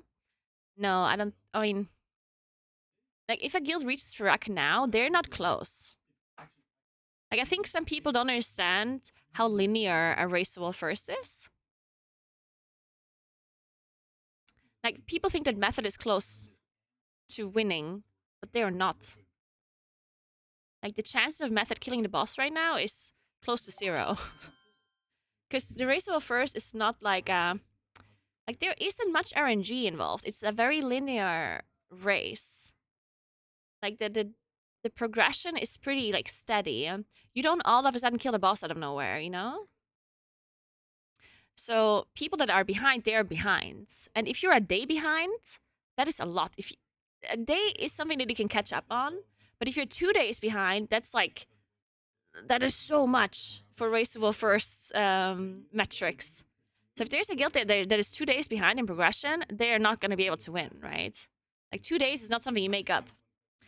At least not unless something very out of the ordinary happens, you know? Thanks for Prime. Hi, boy. Thank you so much. No, I'm not saying that Method is doing badly. They are doing really well. I'm just saying that they're not actually... Like, they're not close to Liquid or Echo. It's not that they can... Like, they do not have a realistic chance of winning the race this time around. Do they have a realistic chance maybe in the future? Possible. But this Taiwanese guild or Skyline, whatever they were that killed Tindrell, they are even further behind. Like, they're not even close. So to say that next race will be a 4-man race or a 4-guild race is a little bit far-fetched.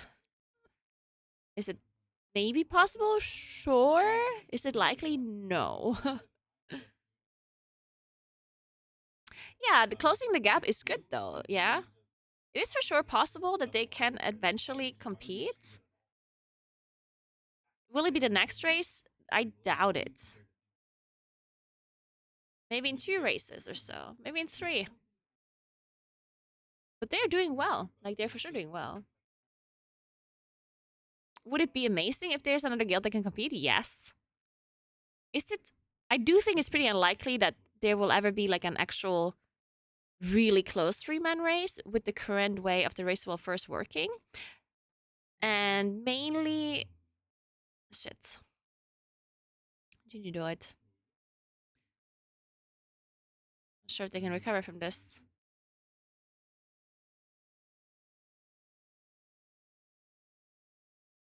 The main reason why I think... Oh, this guy's gonna explode, right? They're missing Gingy's damage on this one. Oh, they're not gonna make it. Yeah, Gingy does so much damage to these Colossi. Shit.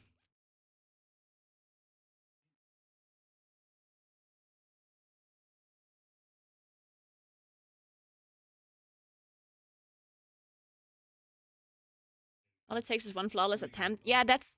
People keep saying that, but People say, oh, it just needs one good pull. And you're not wrong. It needs one good pull for Liquid and Echo. Method needs more than just one good pull. Like, they haven't even... They need to progress through the full...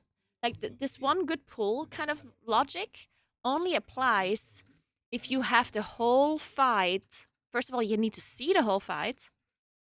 And you need to have developed a strategy for the whole fight.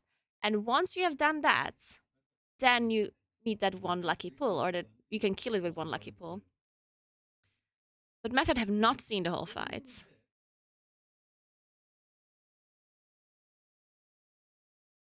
So to say that they can just kill it with one lucky pull is incredibly unlikely. Is it somehow possible? Maybe, sure. Is it very unlikely? Yes.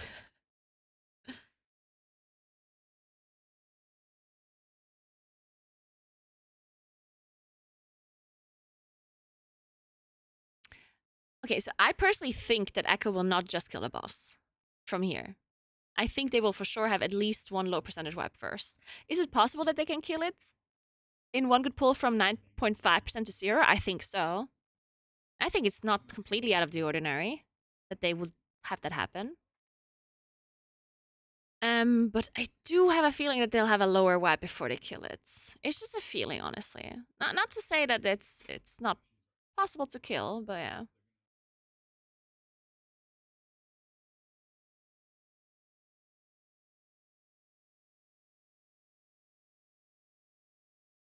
The boss is at 100%. All it needs is one good pull.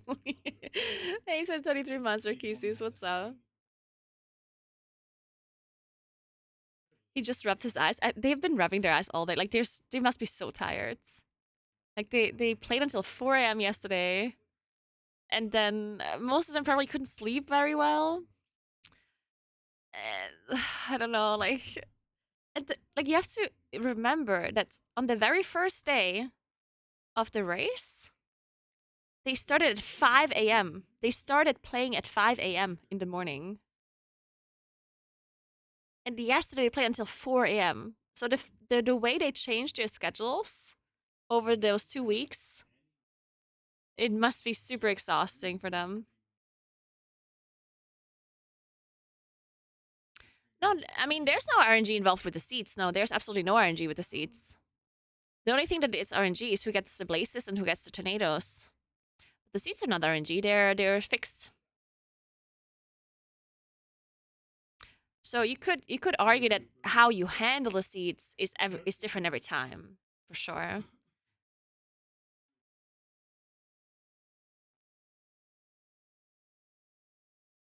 Yeah, I agree. Technically speaking, Liquid should be better off when it comes to their sleeping pattern and their energy levels. Technically, they should be more awake. But they didn't sleep so much today, right? Because if they're getting in now, you're saying that Liquid starts playing now. If you take a look at the time, it is 8:46 a.m. in Los Angeles right now. And they went to bed at 1 a.m. Or they stopped playing at 1 a.m., which means they probably went to bed at like 1:30 a.m. approximately, 2 a.m. So they did not get a lot of sleep. They probably got like 6 hours. Around 6 hours. And some people maybe have been really nervous. So maybe they did not sleep even the 6 hours, you know? So it's not just 6 hours is plenty. I mean, I don't necessarily disagree that they got a boost of energy from the 6 hours. But to say that it's plenty for something like this, is the problem with... Can you function with 6 hours of sleep? Of course, right? The problem is that you're staring at a screen, having to full focus the whole time. Like for 16 hours or more, you're staring at a screen, having to fully concentrate and fully focus every second of you playing the game. And being deprived of sleep is not going to be the best for that. But I think both guilds are. Both guilds have issues with concentration levels, probably. Because both of the guilds did not sleep that much, right? Kind of like a normal job? No, absolutely not like a normal job. Are you insane? it's not even close to a normal job. You really think that on a normal job you're fully focused for not only 8 hours but 16 hours? What are you? What kind of job are you doing?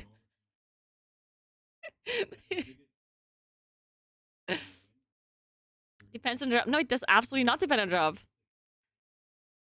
I mean, yeah, maybe there is a job in the world that requires the same thing, but that wouldn't be a common thing. Even surgeons don't have surgery for 16 hours a day. What do you mean? Every day, 16 hours a day? And then you sleep 6 hours? Or what? What's your problem right now? Dude, this is a typical Twitch chatting issue. It's like, oh, that's normal. Yeah. I have to fully focus 16 hours a day and then sleep for 6 hours. Yeah. I do this every day. This is absolutely normal. What the fuck? Roger Brown is breaking the desk. Did you see that?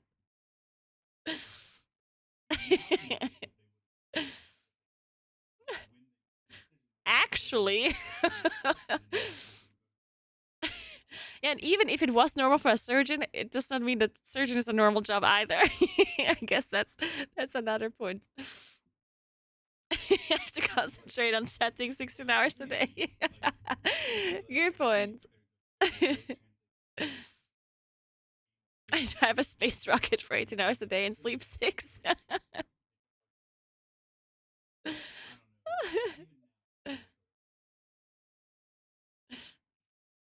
I'm a software developer and I can focus for like 2 to 3 hours constantly before needing a break from a screen. Yeah, no, I mean, obviously, I think every rational thinking person that isn't delusional understands that this is very difficult to do. To fully focus for such long amounts of time without many breaks in between and without much sleep in between. It's obviously very like mentally exhausting. Well, and physically because they don't have a lot of sleep, I guess. It's just difficult to keep up your concentration like this. Now, they're used to it for sure. Like, take any normal World of Warcraft raider and put them in this situation and they would fail horribly. Because this is something you can for sure like train and get used to.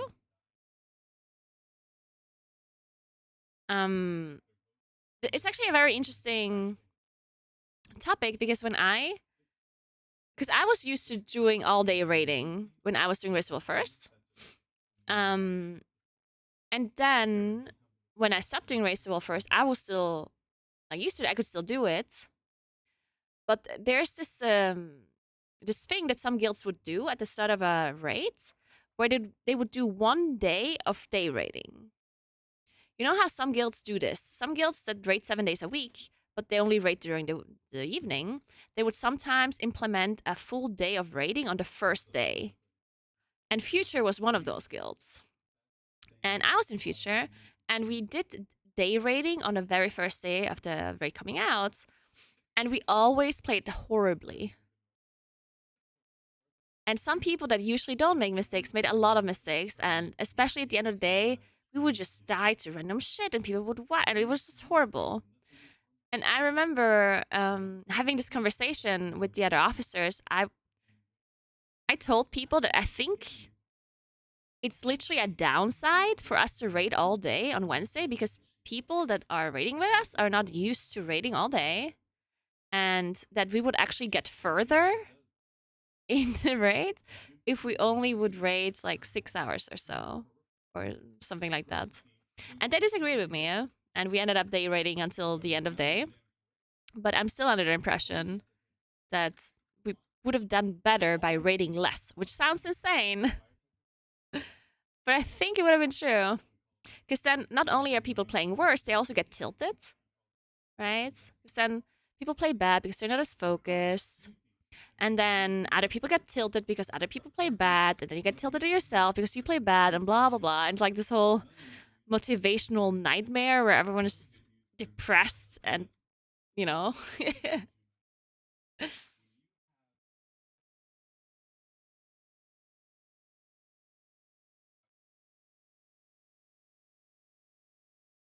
Yeah, so Liquid is now playing as well. Liquid is up.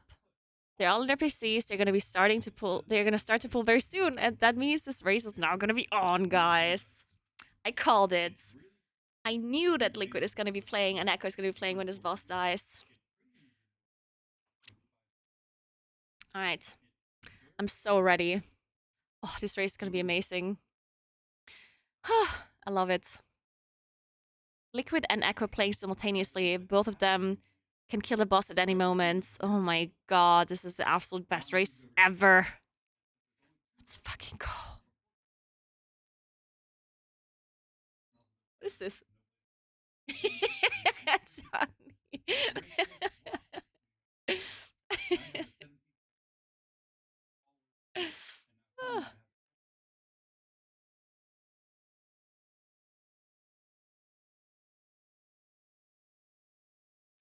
80-20 still on whether it does today? I think I'm still at 80-20, yeah.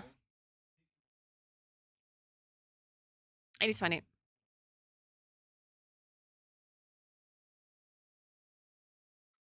We put that up. Johnny put that up. It was not on the EchoCast. See, dude, I really want this situation to happen. I know it's kind of like bad that I want this to happen, but at the same time, it would be so nice. You know, can you imagine that the guilds are on the same pool? Or the guilds are on a pool simultaneously? And then they both kill the boss that pool within like 30 seconds or a minute of each other. And they both think they got world first. I mean, it would be really cool, but at the same time, I would just be very sad for the guild that ended up losing, because then they thought they're winning, and then they realized they didn't. Oh, it would be heartbreaking. Like, I don't want this to happen for the sake of the players, because it would be heartbreaking, it would be cruel. But for the viewing experience, it would be great. Yeah, it would be so nice for the viewers, but for the players, oh, it would be horrible. Oh no. Oh yeah.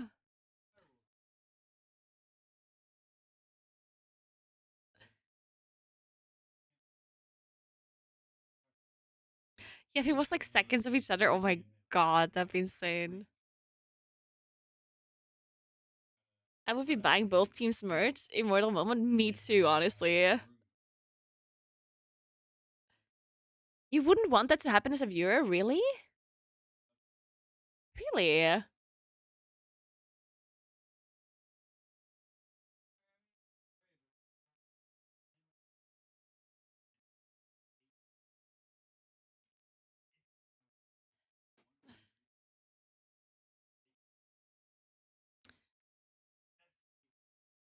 I mean, it's just based on time. It's not about who logs out first. The way Armory updates is just that it fully updates when you log out, but it doesn't give you the time when you logged out, but when you actually killed it. It's just the Armory just does not update until you log out, but it doesn't mean that the time of your logging out counts. It still counts the time of when you killed it. Nice percent, looks good.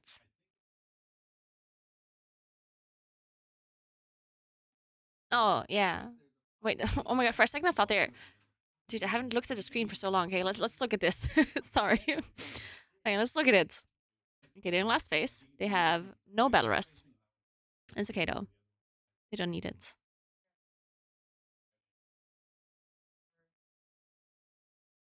Okay, Bloodlust. Oh, Gingy lusted now. They usually had a Shaman lust, and this time they had Gingy lust. Interesting.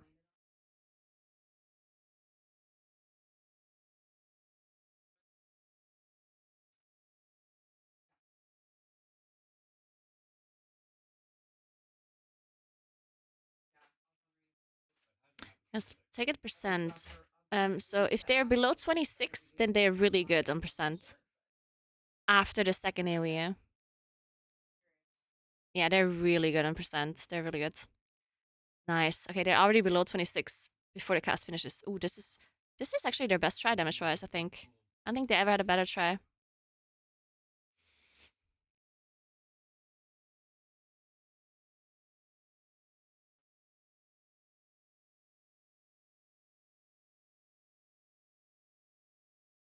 The biggest problem is always the blazes. Blazes are the #1 reason why they wipe here, with the seeds getting hit by them. Alright, so whenever a blaze comes up, it's the most worrying part. They have 4 bad seeds right now and 2 good seeds. Ah, they have 2 Anks. Ooh, there's so many people that died though. What happens? We're gonna continue here. What happens?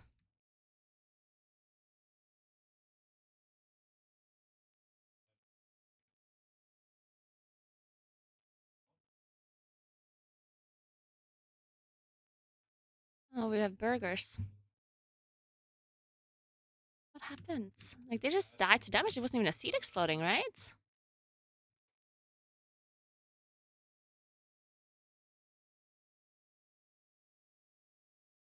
It's a nice memes.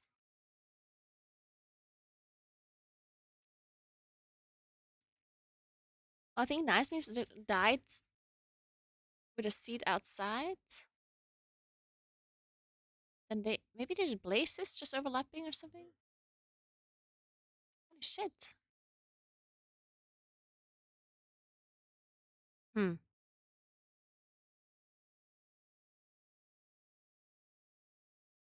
Yeah, there's just damage killing them. Maybe they were missing like a defensive or something here. I assume they're just missing a defensive CD, or that they shuffled around some defensive CDs or something. No. Oh, it was a sad seed ticking. You're right, Plurbo. Because Nice Memes died, right? So I think Nice Memes died, dropped the seed, or didn't not manage to pick it up again, and then no one else picked it up, and they just started taking damage of it. Yeah. Yeah, good point. That's it, actually. The sad seed is a good name for it. Yeah, it is. Alright, guys, I'm gonna quickly go get some dinner. Get burgers. Let's pick them off. 1 sec.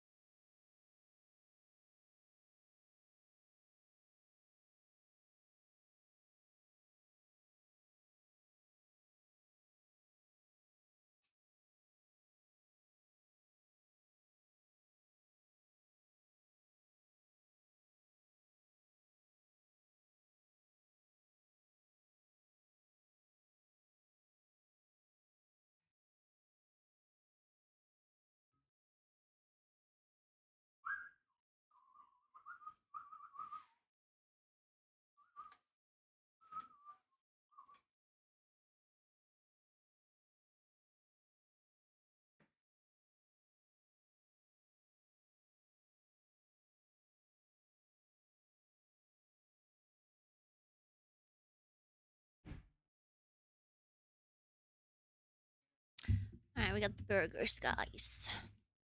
Nice, I'm gonna eat this real quick, which is great timing because you're still doing one try before dinner. Which means you can kill it before dinner, and I'm gonna turn off my cam for a sec. Because I'm eating a burger. You can just check out this try in the meantime. And listen to epic music.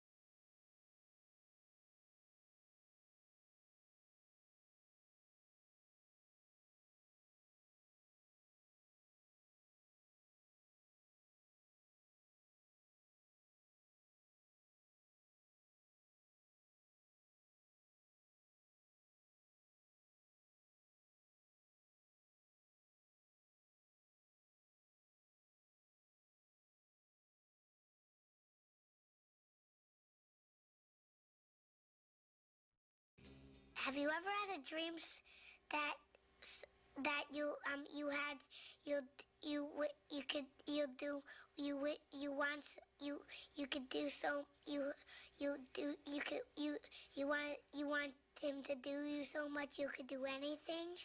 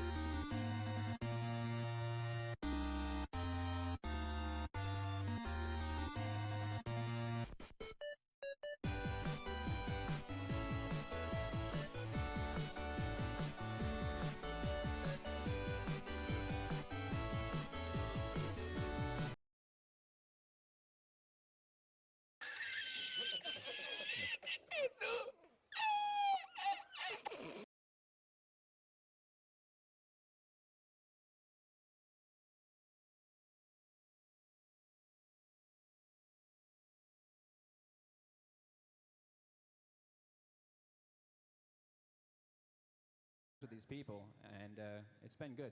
I enjoy it. Next question on this left side. I was wondering, what's the recommended amount of dedicated RAM I should have to a server? I'm sorry, could you please repeat your question? Dedicated RAM to a server. If you're running off your PC. Oh, okay. It's dependent on plugins and players. Yeah, what it's really this is a technical question you're asking, how much RAM?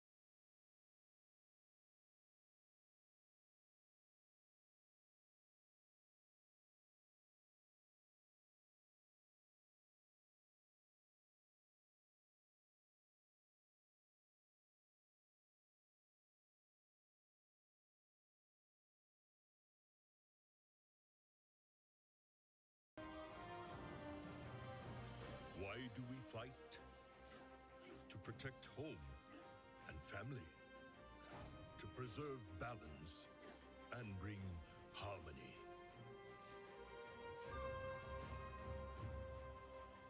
For my kind, the true question is, what is worth fighting for?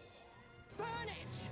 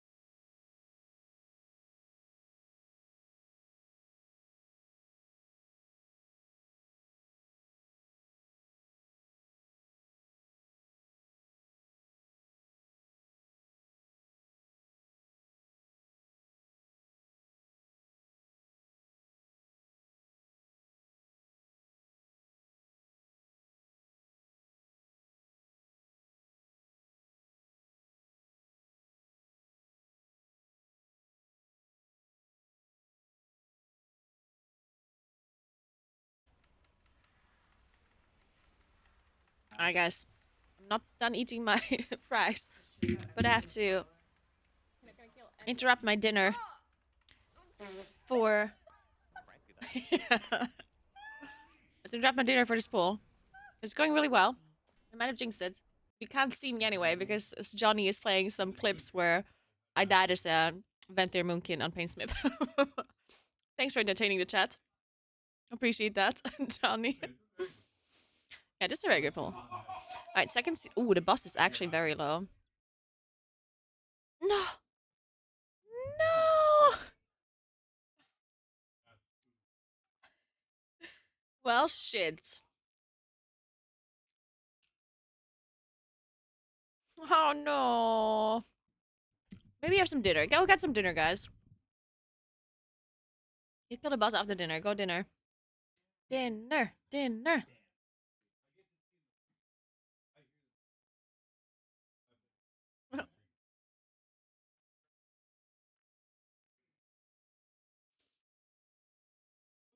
Yeah.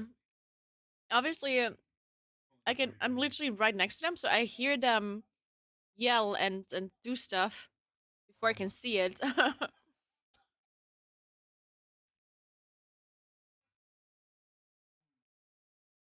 Wait, Liquid had a 1.5% wipe? Wait, actually? Really? Yeah, don't troll. What the hell?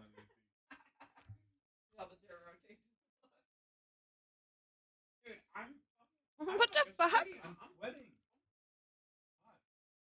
Oh. Oh, don't do that, Johnny. Johnny, don't do that.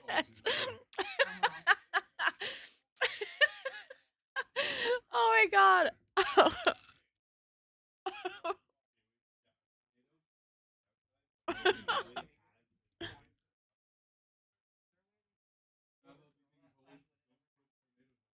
Someone is gonna sue me for this one, Johnny. Someone is trying to get me banned.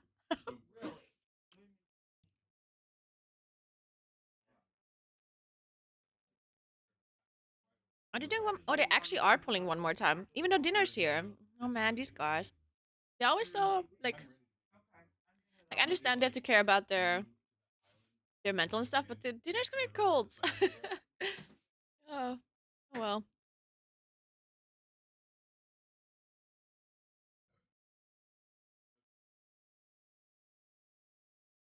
Cold food is faster to eat. Good point, actually.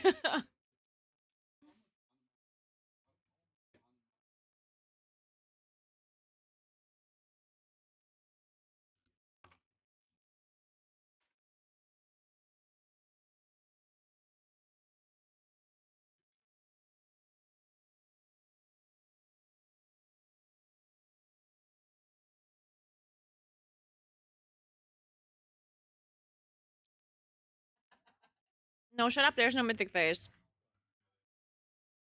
You understand they already have more than 300 pulls in this boss, yeah? There's no mythic phase.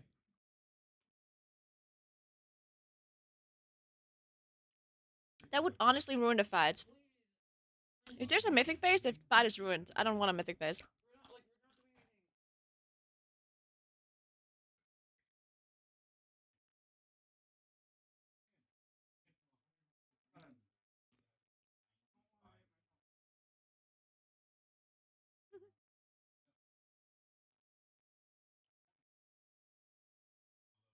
It would actually be really funny though if the boss died at 5%.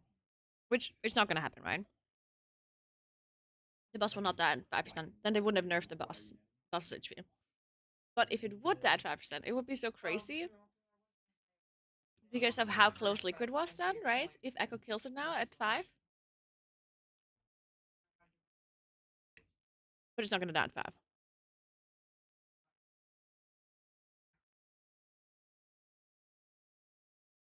But yeah, the race is on, guys. The race is fucking on. Liquid is not playing. Echo is playing. This is amazing.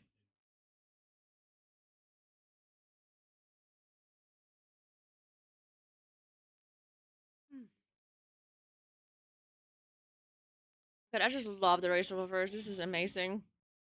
I'm so fucking happy. I don't look happy because I'm eating fries, but but holy shit, this is amazing.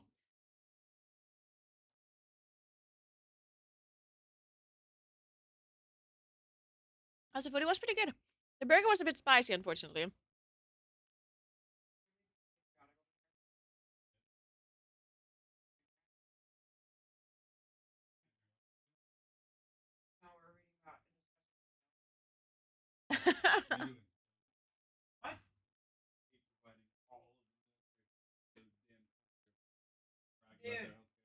Dude, you know the people that are like, oh, NATO expansion, expanding where?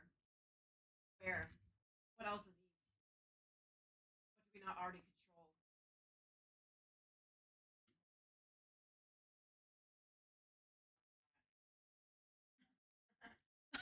This is Super Bowl for nerds. It really is. I don't know why.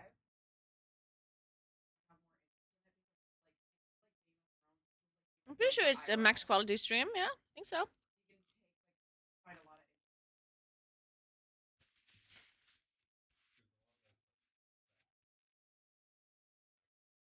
it's like I know it's Yeah, it's max quality. not the dragon. You know what's happening. Like, okay, dude, I don't give a fuck about sex in the show. In fact, I'm like, I don't care. Can we just? I want to skip, but I'm worried about the dialogue. I like don't care about it. Put it 180p Yeah, like, when it's I at don't know, 10%. like, it doesn't add anything to the show. I'd rather. Thank you. Either way.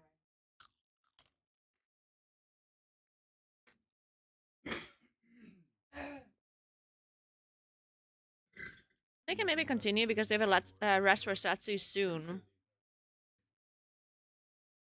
Okay, that's a web.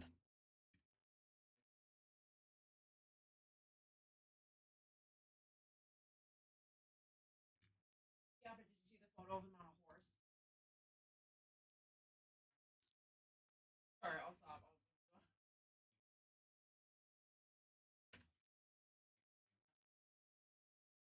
The funny thing about Lich King, the funny thing about Heroic Lich King is that a lot of people don't remember that there was limited tries on Lich King. You could only try that boss 45 times per week. Or was it 40, something like that? Which automatically made that boss easier in like direct comparison to other bosses. Because, of course, a boss that you can only try 45 times per week is going to be easier. That like they have to tune it easier. Right? So Lich King actually was not that. I mean, it obviously you have to take it into account that you only have 45 pulls.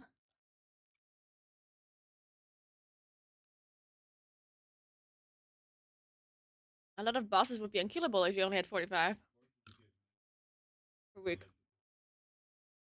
Well, not unkillable, but very boring.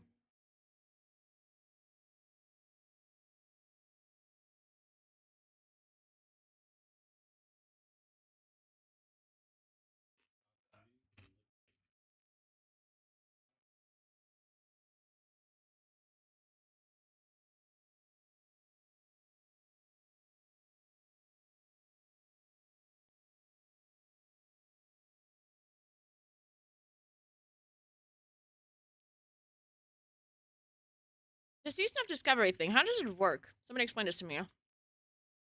Okay, I'm gonna ask this question differently. Is there any chance? Is there a chance in the world that I would actually enjoy season of discovery? Thank you so much for gifting us up, Jack. Welcome to Devil Ranch. Thank you so much.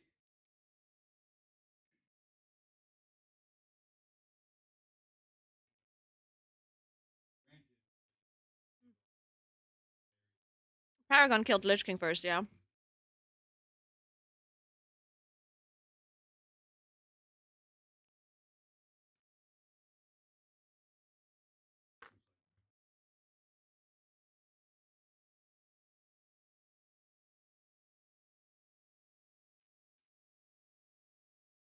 Man, the Paragon Lich King video is so good though.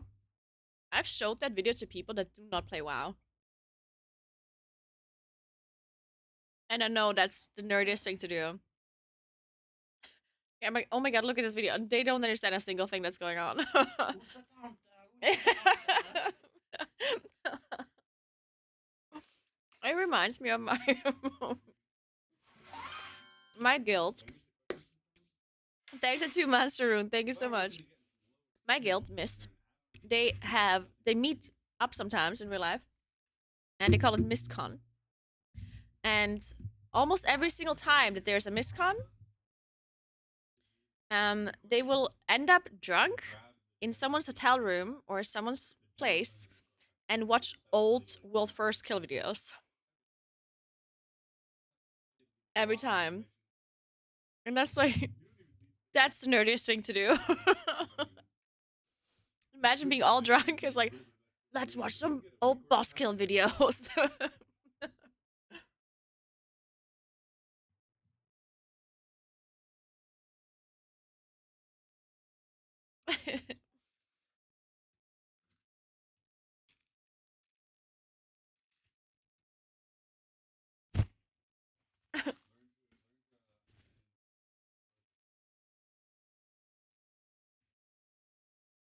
Okay, I'm gonna go get.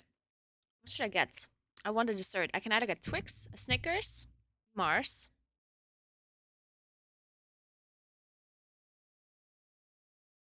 Or some other things that are not so good. Twix. We should get Twix, right? Beer. Oh my god, I would love a beer right now. Oh my god, I would love that.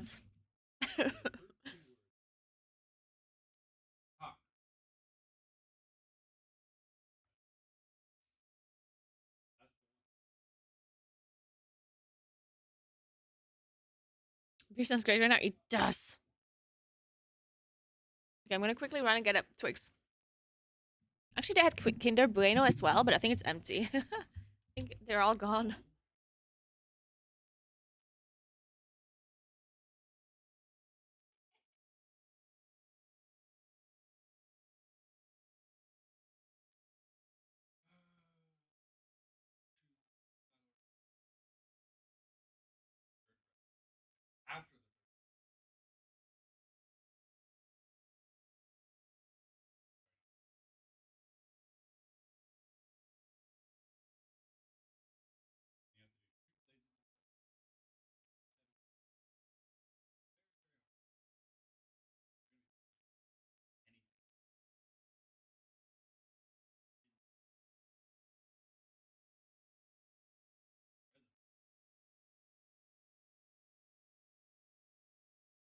Oh my god.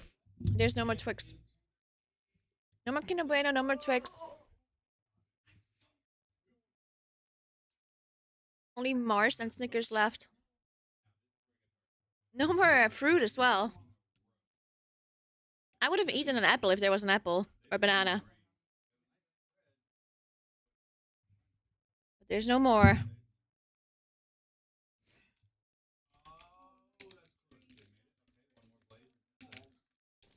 The last world first kill I was a part of was... I mean, Gul'dan, I got world second. I was participating in Nighthold. I just did not win. The last world first of a non-end boss was Elisand. In Nighthold, we got world first on that boss. And the last end boss was Archimond.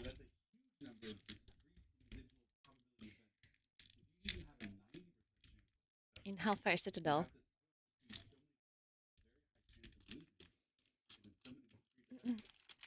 12 and 5 in the fourth pool. Nice. 6, 6, 6, 6.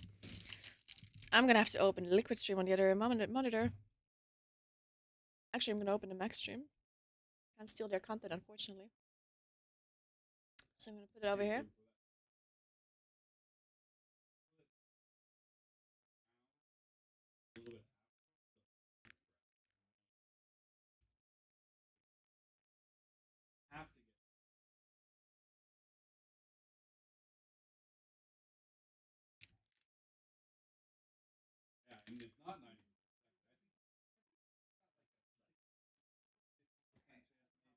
Mm. Oh my god.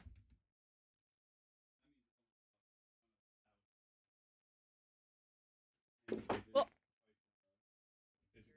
I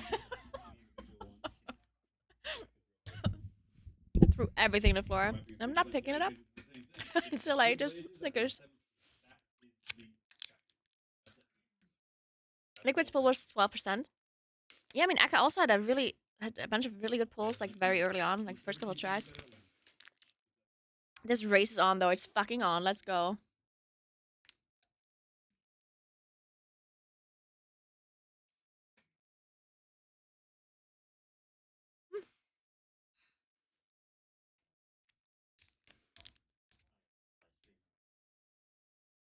Hmm?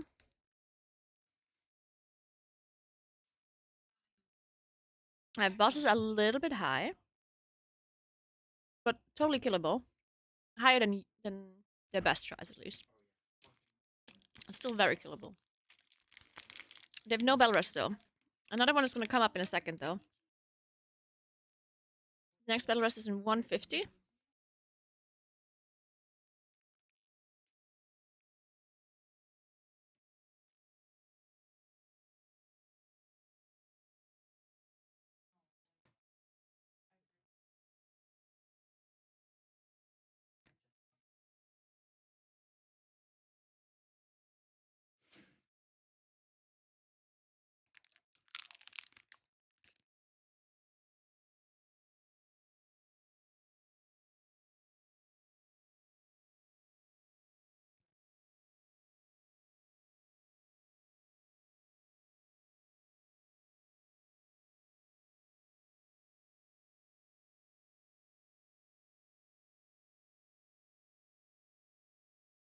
Hmm? I think they wiped.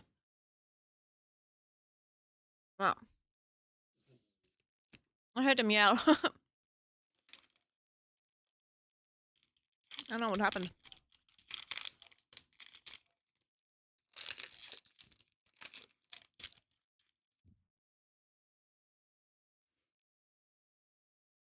The mage is getting cocooned there because he probably is out of defensives and he always died there.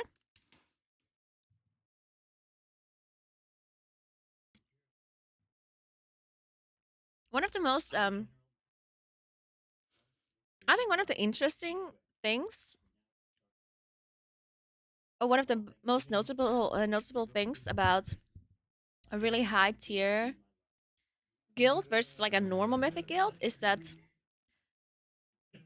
the amount of people, the amount of guilds that do not utilize single buff defensives is incredible. I think like 90%, maybe even more, of all mythic guilds are not using personal defense, like personal buffs, defensive buffs, like sacrifice, pain sub, iron bark, like these kind of things at a maximum potential, or cocoon. and you'll see because you usually don't assign them. They just are like emergency things, but then no one ever calls it, and then they don't use it as much. But in a race of first skills like Echo Liquid or whatever, they'll assign these cooldowns just randomly. If someone says, "Oh, I'm always taking a lot of damage here and don't have a personal left," they'll just assign a sacrifice or a cocoon or whatever. Because usually these cooldowns were saved for tanks, but the amount of times the tanks need an external is pretty low. So assigning defensive cooldowns like this to normal damage dealers and actually do it consistently every pull is very smart. And people should do it more often. I think about it more often.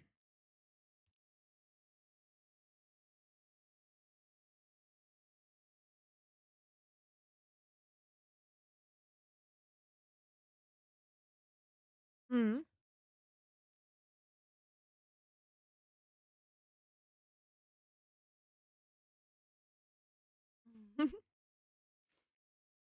It's true. The amount of sacrifices I got during progression on my Moonkin is insane. And Beacon.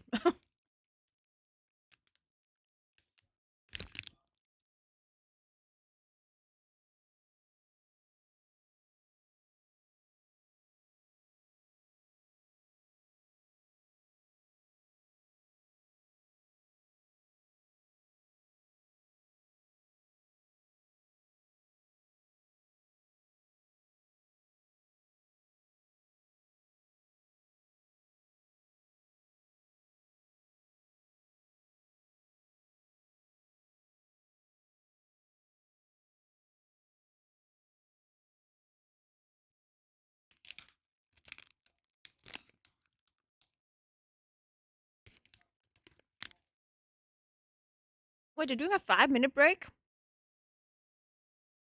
There's no such as a 5-minute dinner break, right?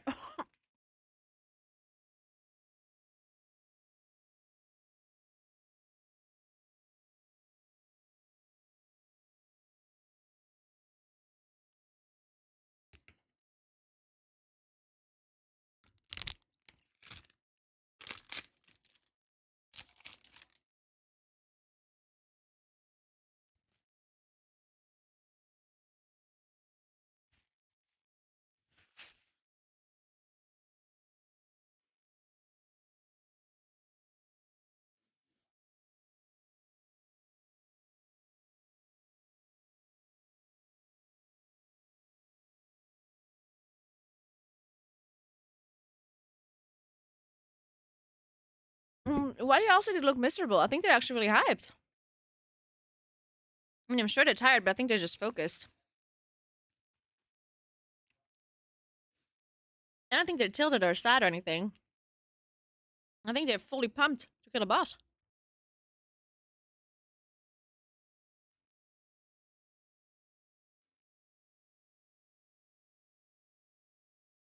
Yeah, sometimes people tell me that I'm sad or I'm angry or whatever just because I'm focused. When you're focused, you're not gonna have any, like, you're not gonna smile. So sometimes you might interpret it the wrong way. Like, sometimes you might think it's an emotion because you kind of think that they might be tilted. And then you assume they are. But I can assure you they're not tilted right now. Why would they be? They're so close to killing the boss. Any pull can kill a boss, right?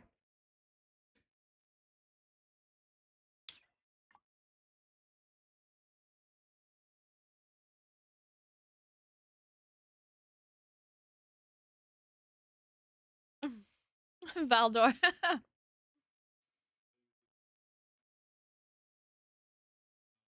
They looks tired. I wouldn't even say that either.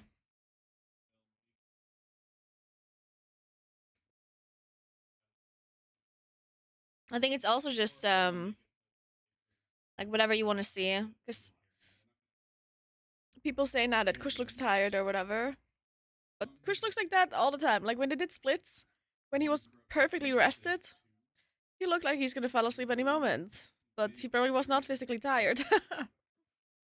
It was just like, I don't know, it's just Kush, I guess.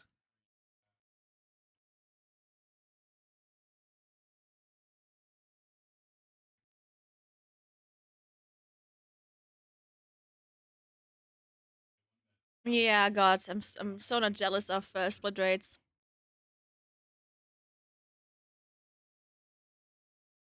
I'm so glad that I don't have to do that anymore.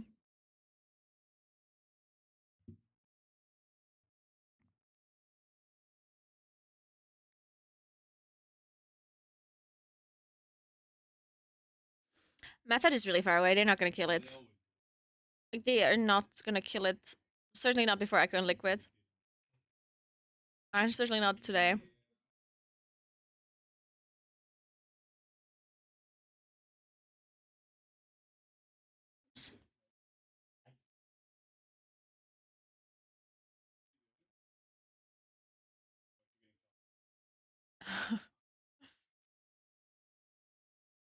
Yeah, I agree. The progression rating all day, I really don't mind. It's really just split rating and the leveling alts and keeping them up that is horrible to me. My feeling is, but this boss will certainly die this week, 100%. Okay, I don't want to say what, 99%. But I'm not sure if it dies today. I think it dies today. But it would not be the weirdest thing to me in the world if it doesn't.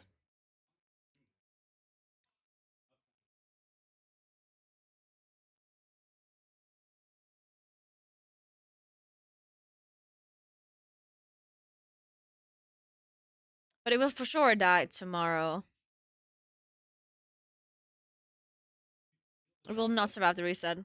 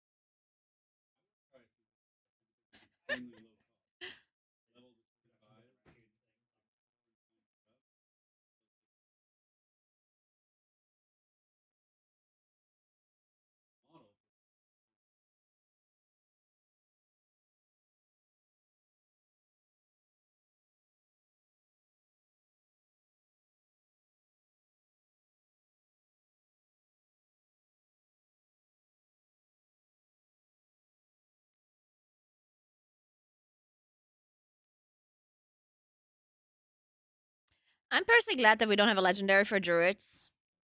Because all that would mean for me is that I have to get the legendary for me to do normal damage.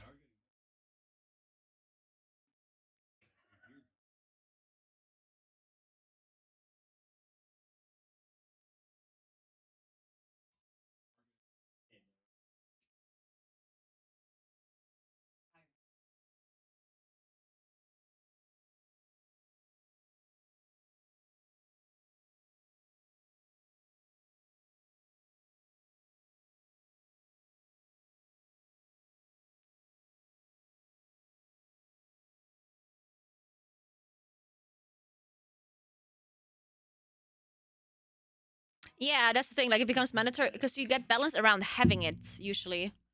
Whenever there's a legendary, you get balance around. Oh my god.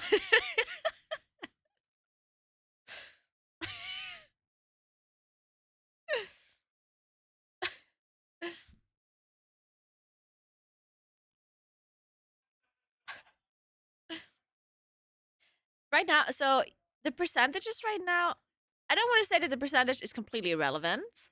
Like, I do think that Liquid, of course, getting the boss lower means that they're further in progression.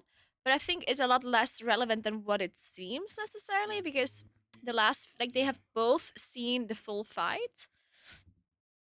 They've both seen basically the end of the fight, and Liquid just saw it with Bloodlust in the last phase, and Echo saw without.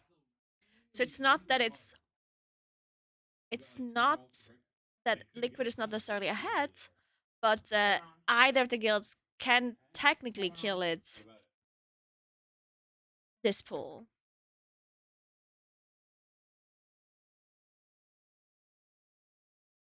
Thoughts on Liquid not muted comms, but Echo is completely irrelevant. I think like Echo probably just wants to fully focus on killing the boss not worrying about what they are saying. Like maybe they have to worry about, like maybe there's something they do that is kind of smart about a certain week or a certain thing, and they don't randomly want to hold back on voice or something like that, you know. Tell you a secret. Okay. It's literally because they're worried that if they allow them to unmute, Oh, okay, they're yeah. not talking about anything secret. They just want them. Okay, yeah, just focus then, yeah. Yeah. That, I mean, yeah. It makes sense. Because if you know that people are listening to what you say, you might, yeah, you might try to be extra funny or say extra, you know, things that you might not worry about otherwise, and it will increase your focus a little bit if you don't have to think about that at all. If you know that nothing you say matters. Well, I mean, it matters, but you know what I mean.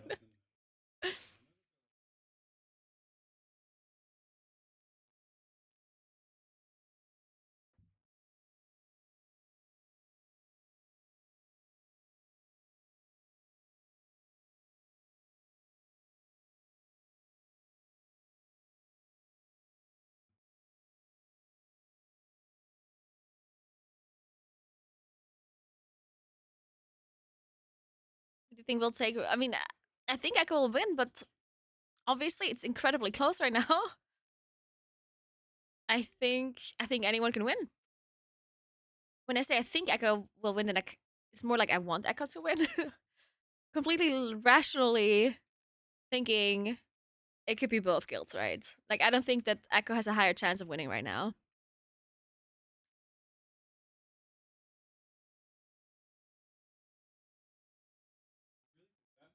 I think that, yeah.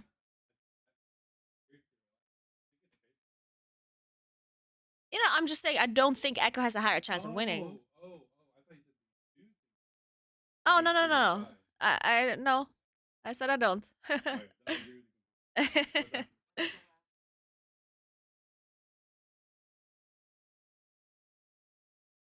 Yeah, I agree. I think the chances are even.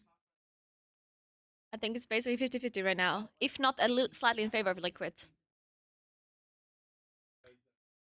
But the slight favor that I think Liquid has is just the fact that they're just like freshly woken up, fully energetic.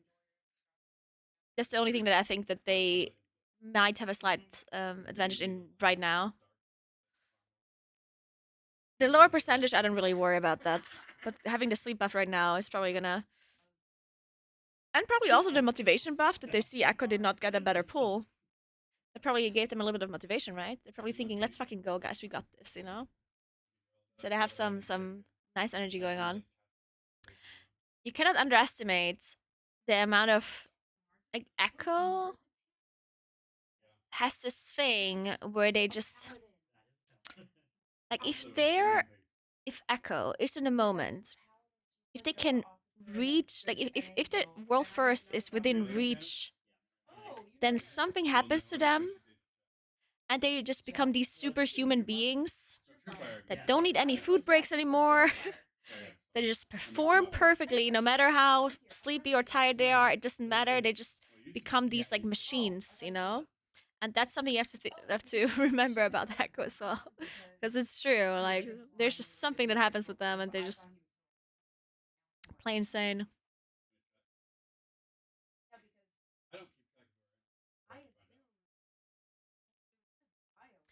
Yeah, I think that for Liquid, it's so the thing is that Echo did progress. The boss, they just did not get a lower pull, but I think they definitely did progress. First of all, they have the Bloodlust in the last phase now, and second of all, they maximized or they changed and strategized around positioning and how they handle the seeds and the blaze combos. So I think they did progress. It just doesn't look like they did necessarily to an outside point of view, which in return might motivate Liquid to see that. But I don't think it demotivates Echo in return, you know?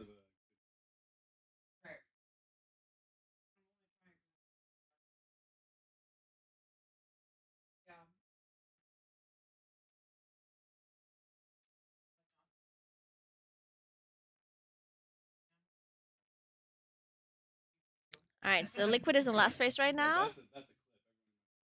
Let's see how low it is. That's really low for them, yeah. That's a good push.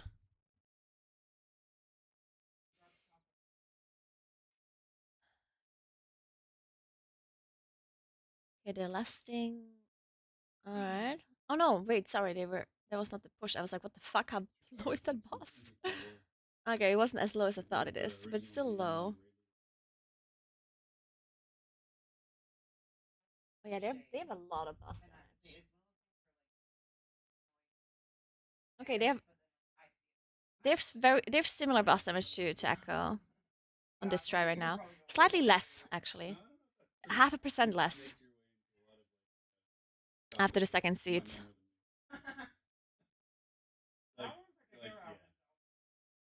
Yeah, but that one I know very well. I don't see the battle resist in Fight Ups UI. Oh, they wiped. Okay. Let's see if it's battle resist. I don't see it. Oh shit, Satsu dead? Oh, they don't have a battle rest. That's a wipe then, I guess. They have 230 on the battle rest. It's not gonna happen. Fuck. Alright, shit. Oh my god.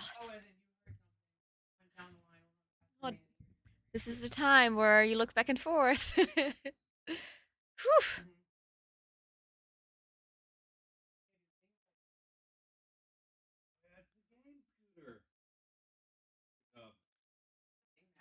I know how big that is for Liquid. Liquid Raiders do know as well that like Echo could kill every pull. Maybe. Maybe. But seeing a higher percentage, even if it does not necessarily mean that they're not in kill range, is for sure helping them a little bit, I think. Too stressful of you. It is very stressful, actually. I love it, though.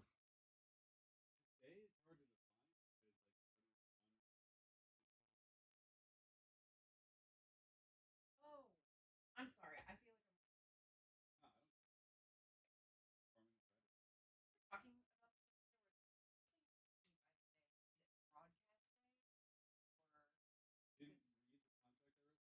no, I did. I just don't remember.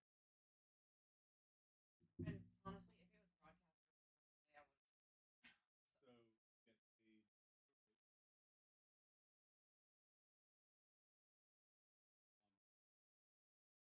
killed it, then we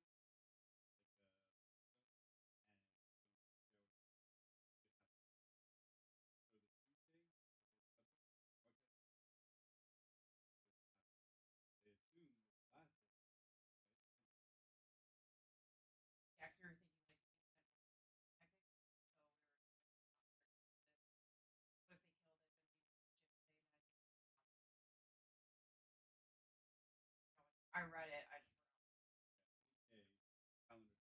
Hey, Ryzen, what's up? It can be done today. Today we worked from 2 a.m. to 4 a.m. or whatever. And yesterday we worked from a normal 4 hours. that was one session, right? It counts as yeah. But it was less than 3 hours on the phone. It was, but if we killed it today and it was 3 your thing, then he would be. That's a full process. You aren't going to shift it. Okay. The half day will be broadcast. Started late on Tuesday. Okay. Stop early on the post show. Yeah. The fact that you had a 2-hour shift.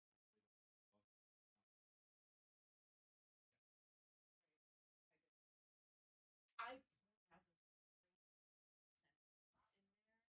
let me read it out loud. I don't think there's gonna be a hidden face now. Where was it?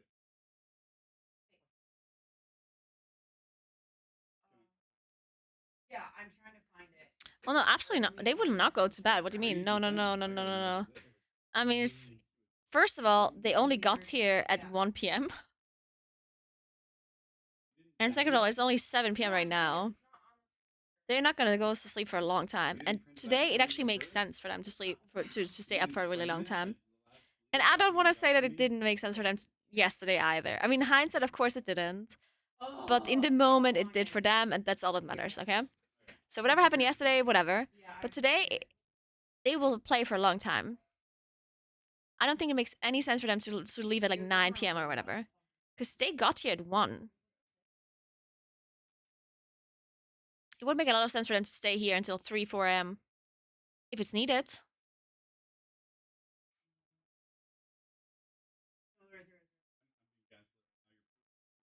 No, here's this one.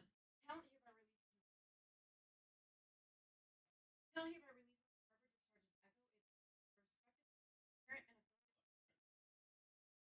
And each of their respective employees, agents, and heirs represents any and all personal corporations liable or might be liable but are not herein named from any and all claims, demands, damages, actions, causes of action of any kind or nature whatsoever, whether known or unknown, which talent now have or may hereafter have or claim to have as a result of or I love in this any way sentence. relating to service, including without limitation, free or claims materials. What a fucking sentence! Literally, if I read that, I'd be Whenever I read these sentences, first of all, I don't understand them, but second of all, I'm always like, none of this is gonna hold up in Europe anyway. Like, Yeah, but the part that says you have to do it in US court will. Ye- And it will hold up in US it's not always, right? If I sue I don't think Echo, I have that's to do it in US true. court. Oh, I mean, I live there, so I'm fine to do that. Why would they do it in the US? Wait. I thought if you sued someone, it had to be in a place where the crime took place, or at least a strong. That's normal. We're not talking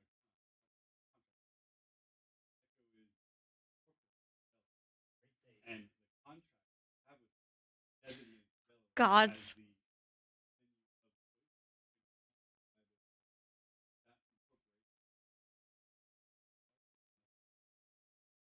It's the best mechanical player in the world.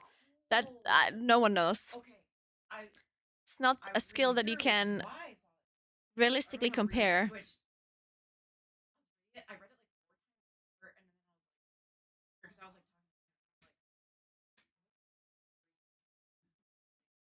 like Okay, fine, it's Kungen. Shit, they wiped. Okay.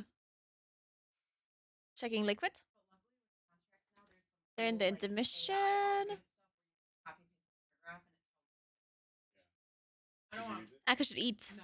Their food is here. I hate sounding like I don't want to make sound I think most contracts you can actually understand. Well, actually, maybe they should wait a little bit for dinner. But it's more like lunch for them, honestly. I think this food that they're getting now is lunch. That's what I like now. There's things What's happening with Echo? Seems like they mentally checked out. They absolutely did not check out. I don't know why people are saying this. People are randomly saying that that they're tilted or something, but they're absolutely not. They're full on focused, hyped to kill a boss. I don't know why anyone would say anything else.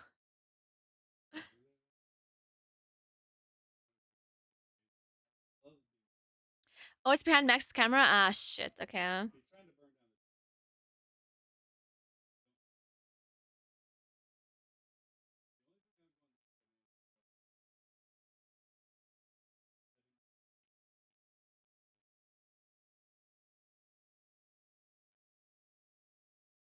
Is he calling someone?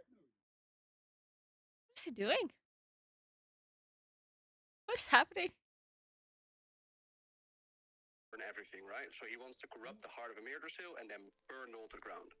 So we're both did you just call Novel? Always your. I love that. I wonder if they'll make Alex bark like a dog.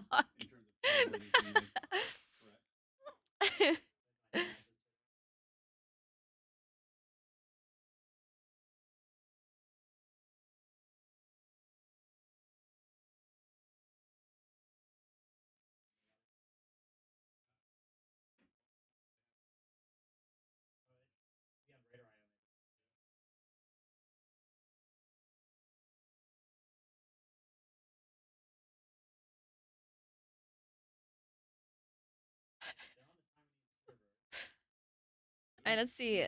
Liquid is in the intermission. Looks like they're second. I want to check the percentage of the boss they have when he goes away. 55. 55. Okay, so very same as Echo. This is so... It's crazy how equal their damage is. It's so incredibly samey. It's insane. I think they're wiping. Liquid, that is.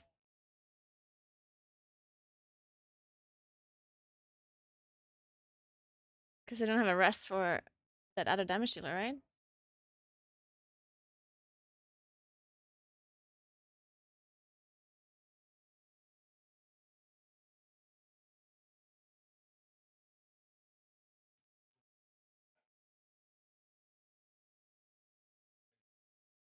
I think they keep going with the dead players.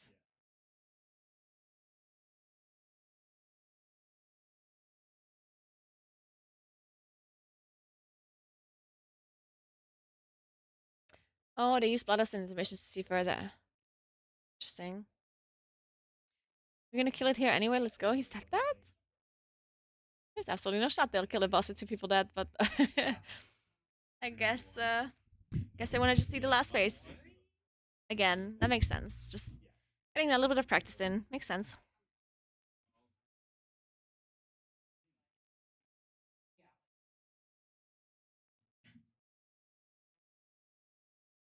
Yeah, they're so close to the last phase, they might as well continue. It makes a lot of sense. For now.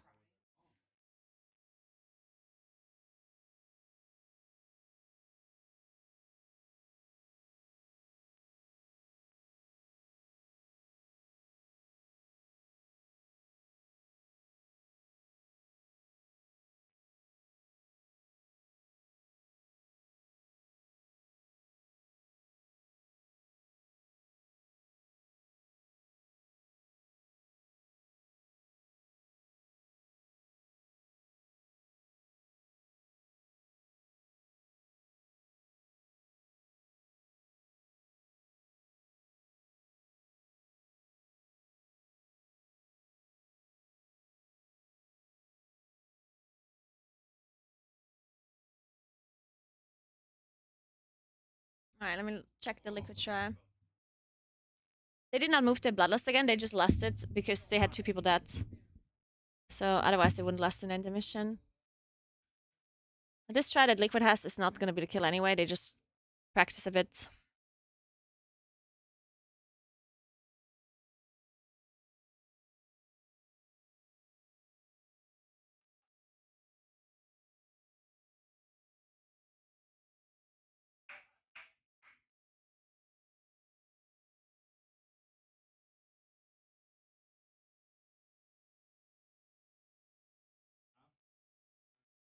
Yeah, it's looking good though. They have pretty good movement. Well, I mean, this is the first. Yeah, this is the 3rd seed. Okay. The most difficult. Oh shit. Okay. Liquid webbed as well. I'm gonna watch one more pool. Actually, I'm gonna watch until they have their food break, and then I'm gonna leave because I have to cast at 8. So I'm gonna take a little bit of a break for myself. Oh wait, I'm already streaming for 8 hours. Wait, I started streaming that early? Huh. Wait, I've been watching this. I've been watching the pull this boss for 8 hours. What the hell? Doesn't feel like 8 hours. Jesus Christ. Man, and I just wanted to play some in Plus. Huh. Oh yeah, true. At the very start, I didn't even play in Plus before they got here, because I was streaming for 2 hours before they even got here. Yeah.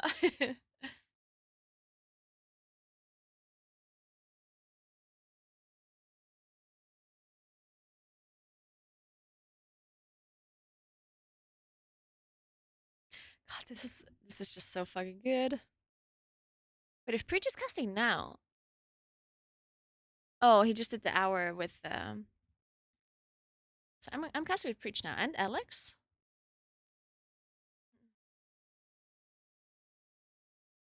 Oh yeah, it's gonna be Preach, Alex, and I for an hour, and then it's gonna be Preach and me for 3 hours. Oh yeah.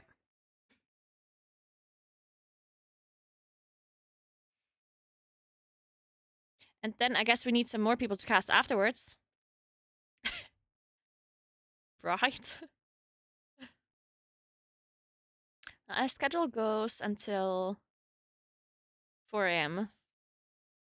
Maybe they play longer, who knows? Do you think the boss is still alive at 4 a.m.? Are you volunteering to cast at 4 a.m.? I don't know about that one. I would love to cast a kill, that'd be amazing.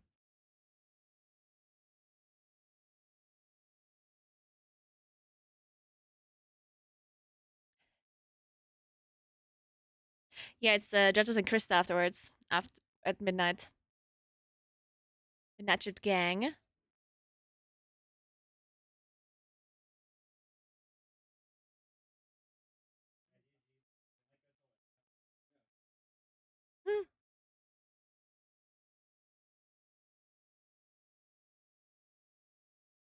It definitely does before reset. I'm just not 100% sure it does today. Technically that tomorrow. Yeah, wait, 50? Only 50? I think I'm still at 70. Yeah, I'm still at 70. 65.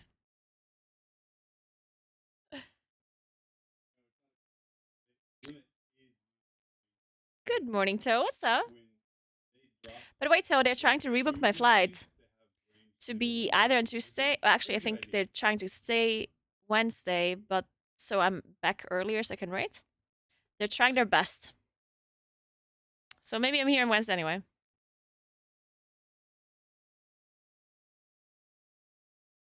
Yeah, I agree. This was a great. This is a great way for the race to end. And this whole thing with the nerf yesterday, it was totally fine, right? Like people obviously exaggerated about it being as bad of a nerf timing. Now, of course, it did affect Echo because they overtimed because of it, but that's their fault, right? I don't think you can even blame the nerf timing for that one. You can just blame their decision making, which, you know, I'm not saying that they made a wrong decision. They made the decision that they thought they have to do. But in the end, it was their decision. Because they had a wrong assessment of how long it's going to take them to kill a boss, right? They thought they can kill it within that day, which is clearly false in hindsight now. And they had all of the information to make that decision, right? Or to at least make an estimation, and they just got it wrong.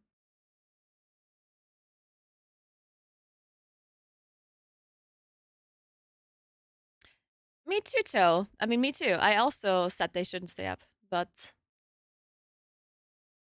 you know, like obviously it's gonna be their decision how they feel like, and if they're all super hyped and if they are super scared that Liquor is gonna kill it, then they maybe couldn't have slept anyway. You know, it's all about mental stuff too.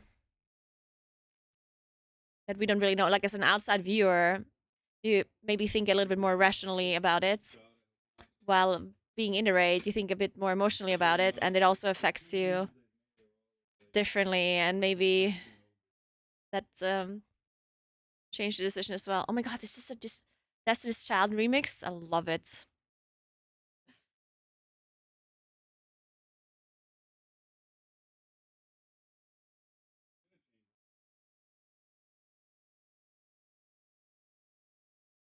In hindsight, it was the wrong decision, but that doesn't.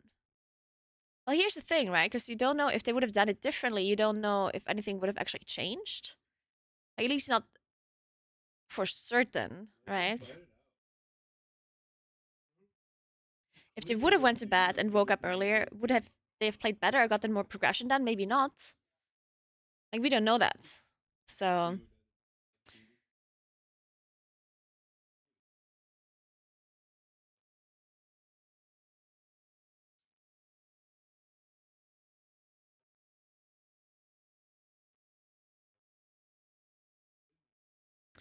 I see a lot of basket is here.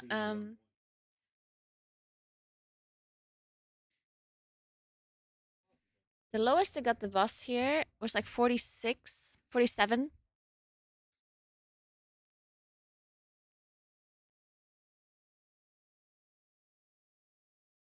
47.2, 47, 46.9, 46, 46.8. Whew, that is very good. That's their best, I think. 46.8. It's really good. Yeah, that's lower than they've ever been. 46.8. By 1.1%. But still.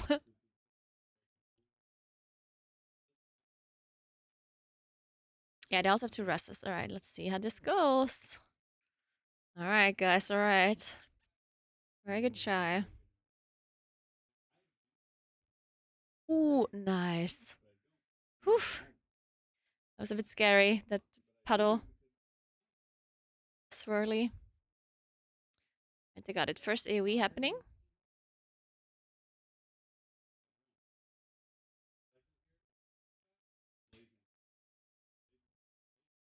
Okay, Bloodlust running. Potion's gonna be popping soon. They're gonna do so much damage here. This boss is gonna drop so fast here. Okay, now they get the Blaze combos and the Swirlies. It's gonna be a little bit difficult as they have the extra seeds here.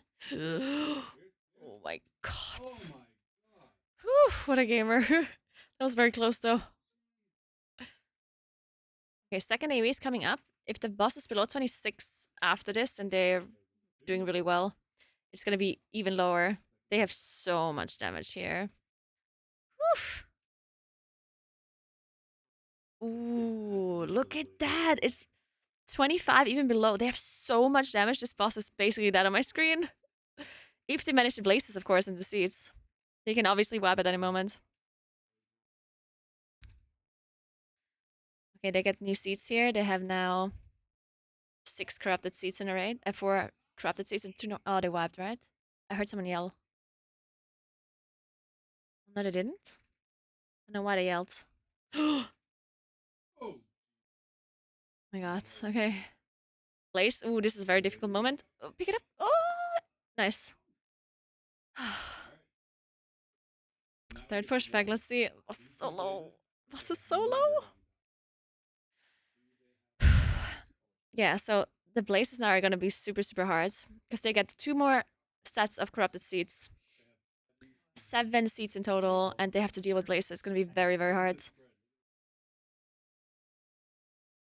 Alright, let's look at where the seeds are. Blazes incoming, blazes incoming.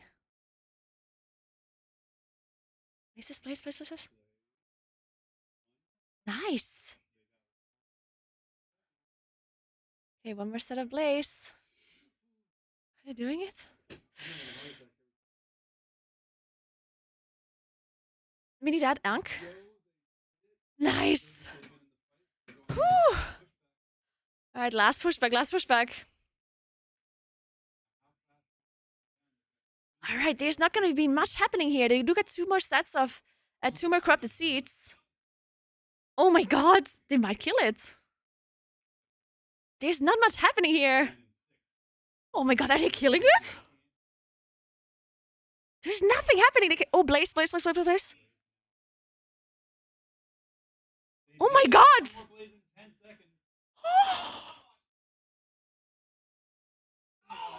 No, they wiped! Shit! No, they wiped. Fuck! Oh my god, it's so low! Holy fuck! Oh my god! Oh my god! That last blaze, they played so well! Fuck, it was the very last blaze! That was literally the last one they have to survive. It was 1.8, I think. 1.8%. My heart. Oh my fucking god. Ooh, that's insane. That was so good. Okay, so they certainly have the damage, right? This is the last place that happens. I think it was about, like, I don't know how long away it was from the AoE. I was so, like, shaky. I honestly did not look at how long they have. Let me double check. Okay, so the AoE is coming up. You can see it's at 94 energy that they die, 97 100s. He starts to cast now. Okay, so when they wiped, the AoE would have started. They actually just have enough damage. Like obvious, yeah. So if they wouldn't have wiped there, they would have had enough damage. But it actually is really close because the last AoE is happening like right there, right after the blaze. You get the apocalypse.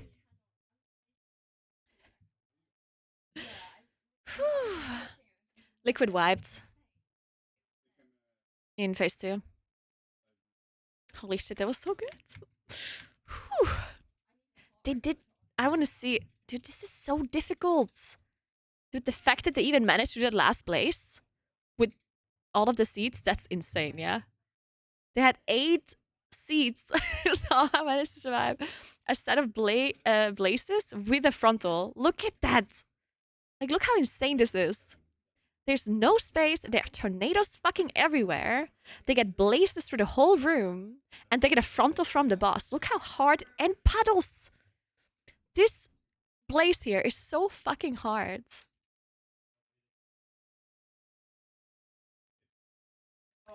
That's insane. And then unfortunately they did not manage to do the last place. This one here. This one is what's throwing them off. Oh, you know what the problem was? I think like Sho died here. You see this corrupted seed is from Sho. He died. But it's not even the one that goes off. You don't really see which one goes off. It's one over there.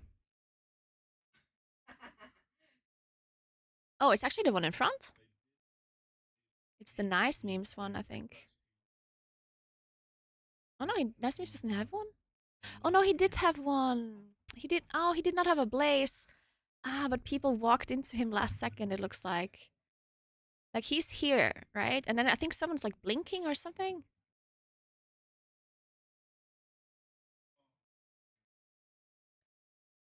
Yeah, it's clicks that is killing him here, I think. But I don't know, how does clicks appear randomly out of nowhere? Or is it clicks? I don't know. It doesn't matter. It doesn't matter. Like it's super, super, super hard. Also, clicks is so hard to see. Oh! Oh, you know what happened? Clicks died and then the blaze goes off. I didn't know that's how it worked. Did you know that's how it worked? If you die with a blaze, it just goes off? Oh, interesting. So that's what killed them. Are you sure? Like, I think... So Nice Memes is the one that has the seed go off. And I think it's because Clicks dies with his blaze. But I'm not sure. Maybe I'm wrong.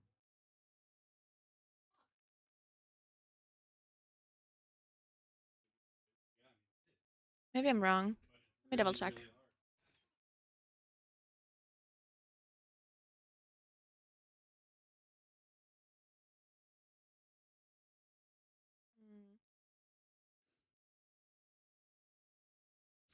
You think Gingy killed him? No. I don't think anything happened with Gingy, or? Oh, you think Gingy's blaze killed Nice Memes? Or hit Nice Memes? Oh, yeah, it did. Ah, yeah, it did. I just see it now. Yeah, okay, it's Gingy's blaze, yeah. Fuck. There's not much Gingy can do, though, right? Like, he has to... He has a seed. He has to drop the seed, and he has to dodge. Yeah, it's not really that much you can do. It's just so hard. Like, it's so difficult. It's so fucking hard. Oh, God, this was so fucking hard. And the 4% nerf was so perfect too. Now that you see this, right? Because yes, they could optimize damage a lot more, but it's a lot more perfect that they can kill it once they execute the fight properly, I think. Like, if this would have been a fight that you have to optimize fully, damage-wise, I think that would make the fight a lot worse. I think it's good that they can kill the boss if they reach the very end with everyone alive. I think it's very good.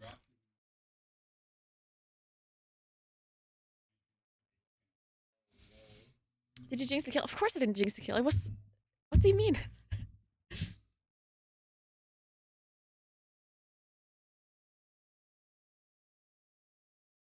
No, so yeah, so I think Gingy's blaze hit Nice Memes.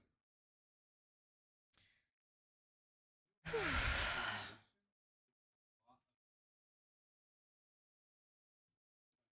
felt that Gingy scream. Yeah, yeah. Fuck.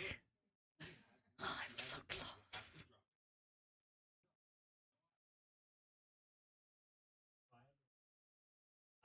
God, it's crazy. But you can see that it was certainly possible for them to kill a boss, right? Like it was certainly a possibility to go from 10% best try to 0. They were so close to getting it.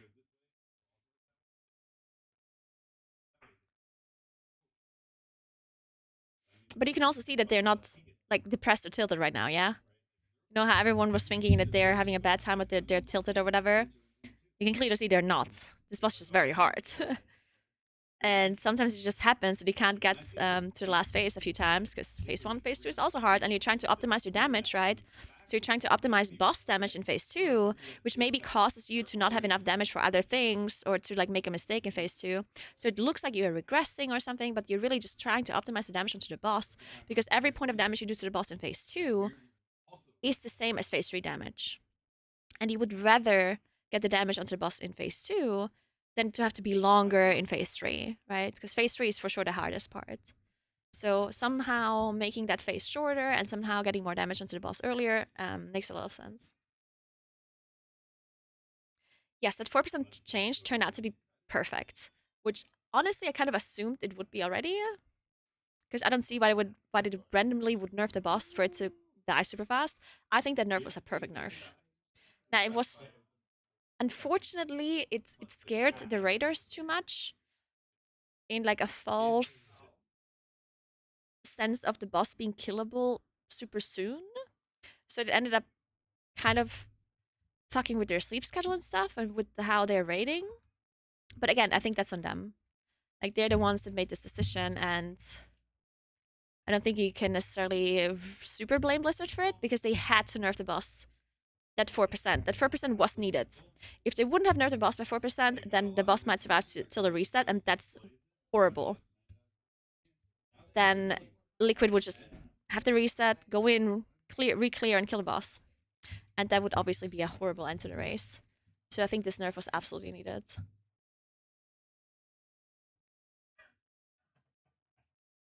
Alright, so they're taking a quick break because they reached this last part with the blazes.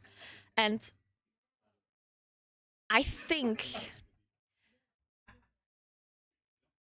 that at least talking about it and maybe trying to figure out like a better positioning for it is a great idea. Because sometimes you get this false security that you think, oh, we just need to get there again and play good. I think a lot of raiders, a lot of mythic guilds think this way. It's like, oh, we got to this point, we just need to get there again and play well or play better.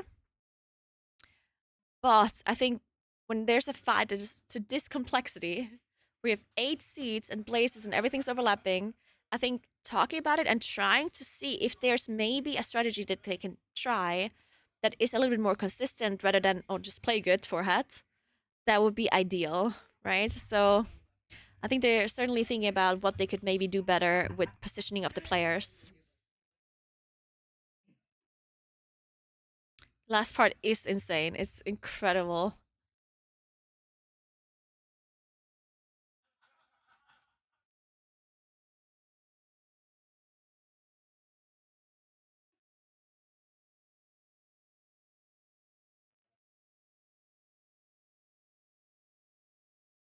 Oh, Liquid is swiping again. They had a tree get hit by Blaze.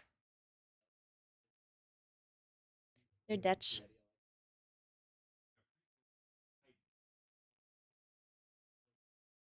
Oh wait, are they not? Wait, are they doing this on purpose? Wait a second. No, there's absolutely no way. They need this tree, right? Wait, do they not need the tree? Oh. Oh, wait, that's interesting.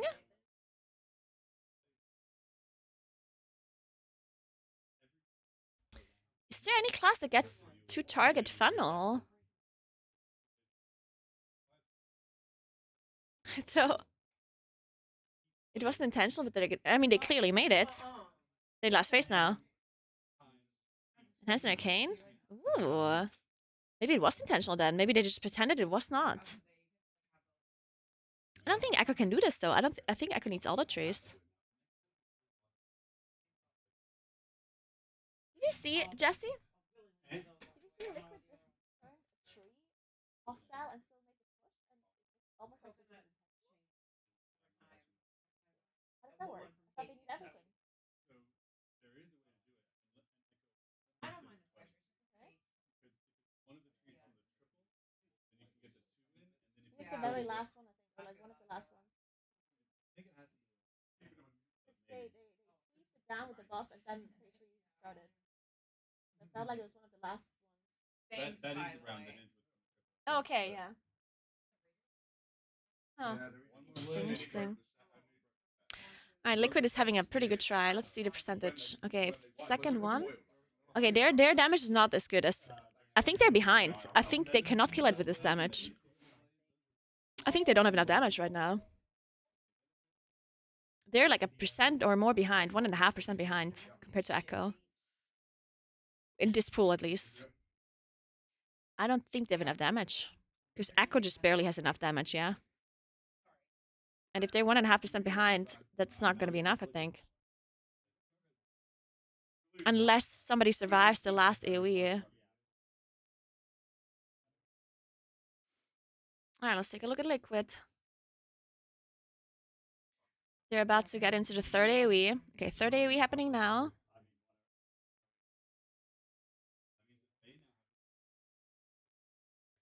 Alright. They're looking good. To get another set now, they're now up to 7 seats in the raid. This is the difficult combo that is coming up where you have the double blazes that are super, super hard. That's the point where most of them are dying. Oh, they've survived the first place. That was very, very well done. Boss is low, 12%. Second set of blaze. They're dead, fuck. Oh, these blazes are so hard. Whew, that was a good one though. That's really good for them. Hey, this anybody's game, right? This is so yeah, this fucking is good. so close. This is Holy so good. shit. This is the best race we've had in years. I think so as well. This is so incredibly close. Yeah, Fuck. man. They both played so well. Yeah. Dude, I would not even be able to play at this point if I was a player. I would just be fucking shaking. Yeah.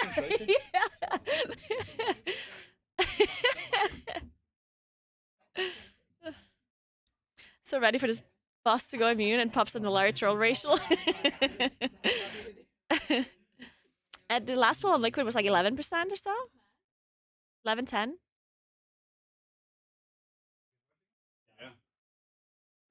Yeah. This is so good. Thanks for us. Team Liquid and I got the I was just rolling there after. Mm-hmm.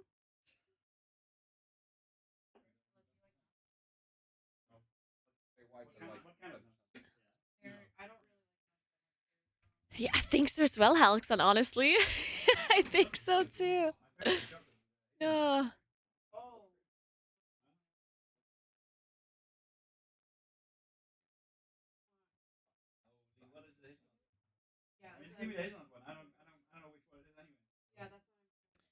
Revis also blasting at the end there. Look at Revis just popping the hell off at the end with execute.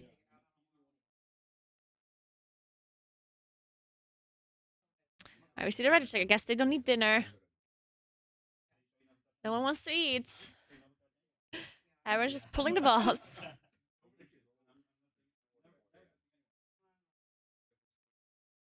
Did you know where to be seen? It doesn't matter, like, mage damage is mage damage, you know? Thanks for the Prime Euphoria. Thank you so much. Have they popped Vantus Rune yet? Nah, I think they're saving it a bit. Next week,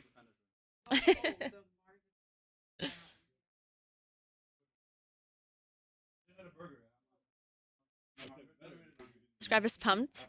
I mean, yeah, of course they're pumped. I mean, they know this race over any moment. Anyone can kill it. Like, I think everyone's fucking pumped.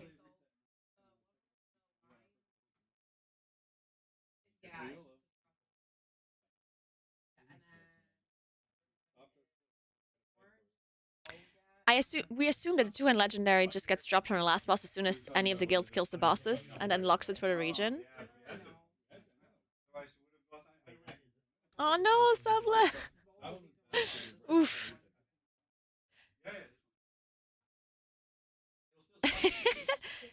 I said.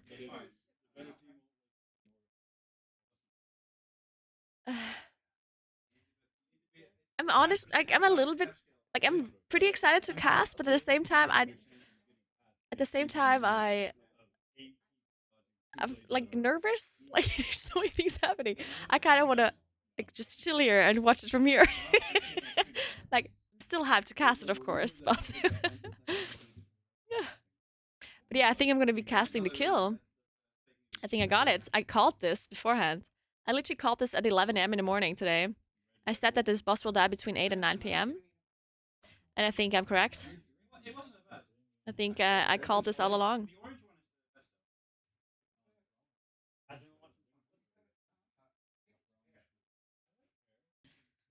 Time for a boost run, go for it. Alright guys, I'm actually gonna leave now because I have to cast in 35 minutes. So I'm gonna go ahead and host the official Echo broadcast because I'm gonna be casting there.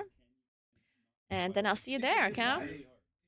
And I hope you guys really enjoy watching the rest of the race. And yeah, have a good time. Remember to follow my stream if you haven't yet. I would really, really appreciate a follow. That'd be very nice. Check out my YouTube channel if you want to know, if you want to see M+ guides, general World of Warcraft guides, Moonkin guides, or anything really. Check it out. Follow my Instagram story for real life stuff that I do outside of streaming and casting. And check out my TikTok for shorts. And I see you guys probably tomorrow. I assume I'm streaming tomorrow. I mean, I have to raid at some point tomorrow in the evening. So I'll stream at least that. But I don't know before then. I'm gonna keep you updated. Depending on when this boss dies or not, we might have a party or something. Who knows? But yeah, I have to cast until midnight at least. Well, depending on when the boss dies. Yeah. All right. Thanks for watching, and see you on the Echo broadcast.